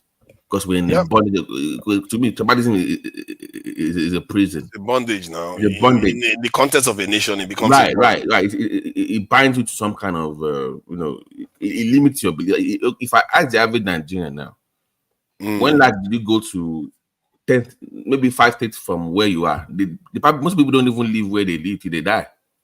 They don't even know who is down the street. They don't. But if you put a system in place where it encourages mobility, cultural integration, where people say, like this road now. That's why I keep saying I love this project, the Lagos Calabar, because that is cultural integration right there. Yes. Open those people, because people don't even. Do you know what will happen to those people from that is 10 states right there? 10 states. You just linked up together. Yeah, I don't know what PWB was thinking criticizing it. Yeah, he shouldn't have criticized it. So, but you see what I'm talking about Switzerland, right? They have quite a lot to offer. I will look into this more. But why? It's like this has almost been kept a secret from the world for some reason. It's weird, isn't it? It's weird. It's really weird. You know what attracted me to Switzerland when I found out they have 320,000 bunkers. First of all, I checked their population and I said, what kind of mad people are these? Who does this? And you wonder why even Hitler, when he was invading everywhere, he told Switzerland and said, you know what, let me take a side, let me bypass Switzerland and go somewhere else. He didn't go to Switzerland. Because this people, he knows these people are not going to mess around, man. They are going to fight you to the you are not going to leave. you are going to be stopped there. You are not going to go past Switzerland. And they only have 7 ministries. Imagine that. It's crazy. It's crazy how efficient. And we have 48. We have 48. we have 48. They it's only crazy. Have 7. Stupid efficient. The nation is run in such an efficient way, and it shows you the true power of people when people really express their will, what is possible. And what I always thought that when people express their will, they are not going to take security seriously, but yet they still do. How did they do that? What kind of mind does that? I really feel I need to visit Switzerland to ask them how they become and I think it's part of history too that made them whom they are. Maybe the wars of Europe forced them to become, forced them to what they became. Because I can't imagine a mind that will create a nation like that. What kind of people do? They are from different cultures, different languages, and yet they come together and forge such a strong nation. And look at the prosperity in the heart of Europe.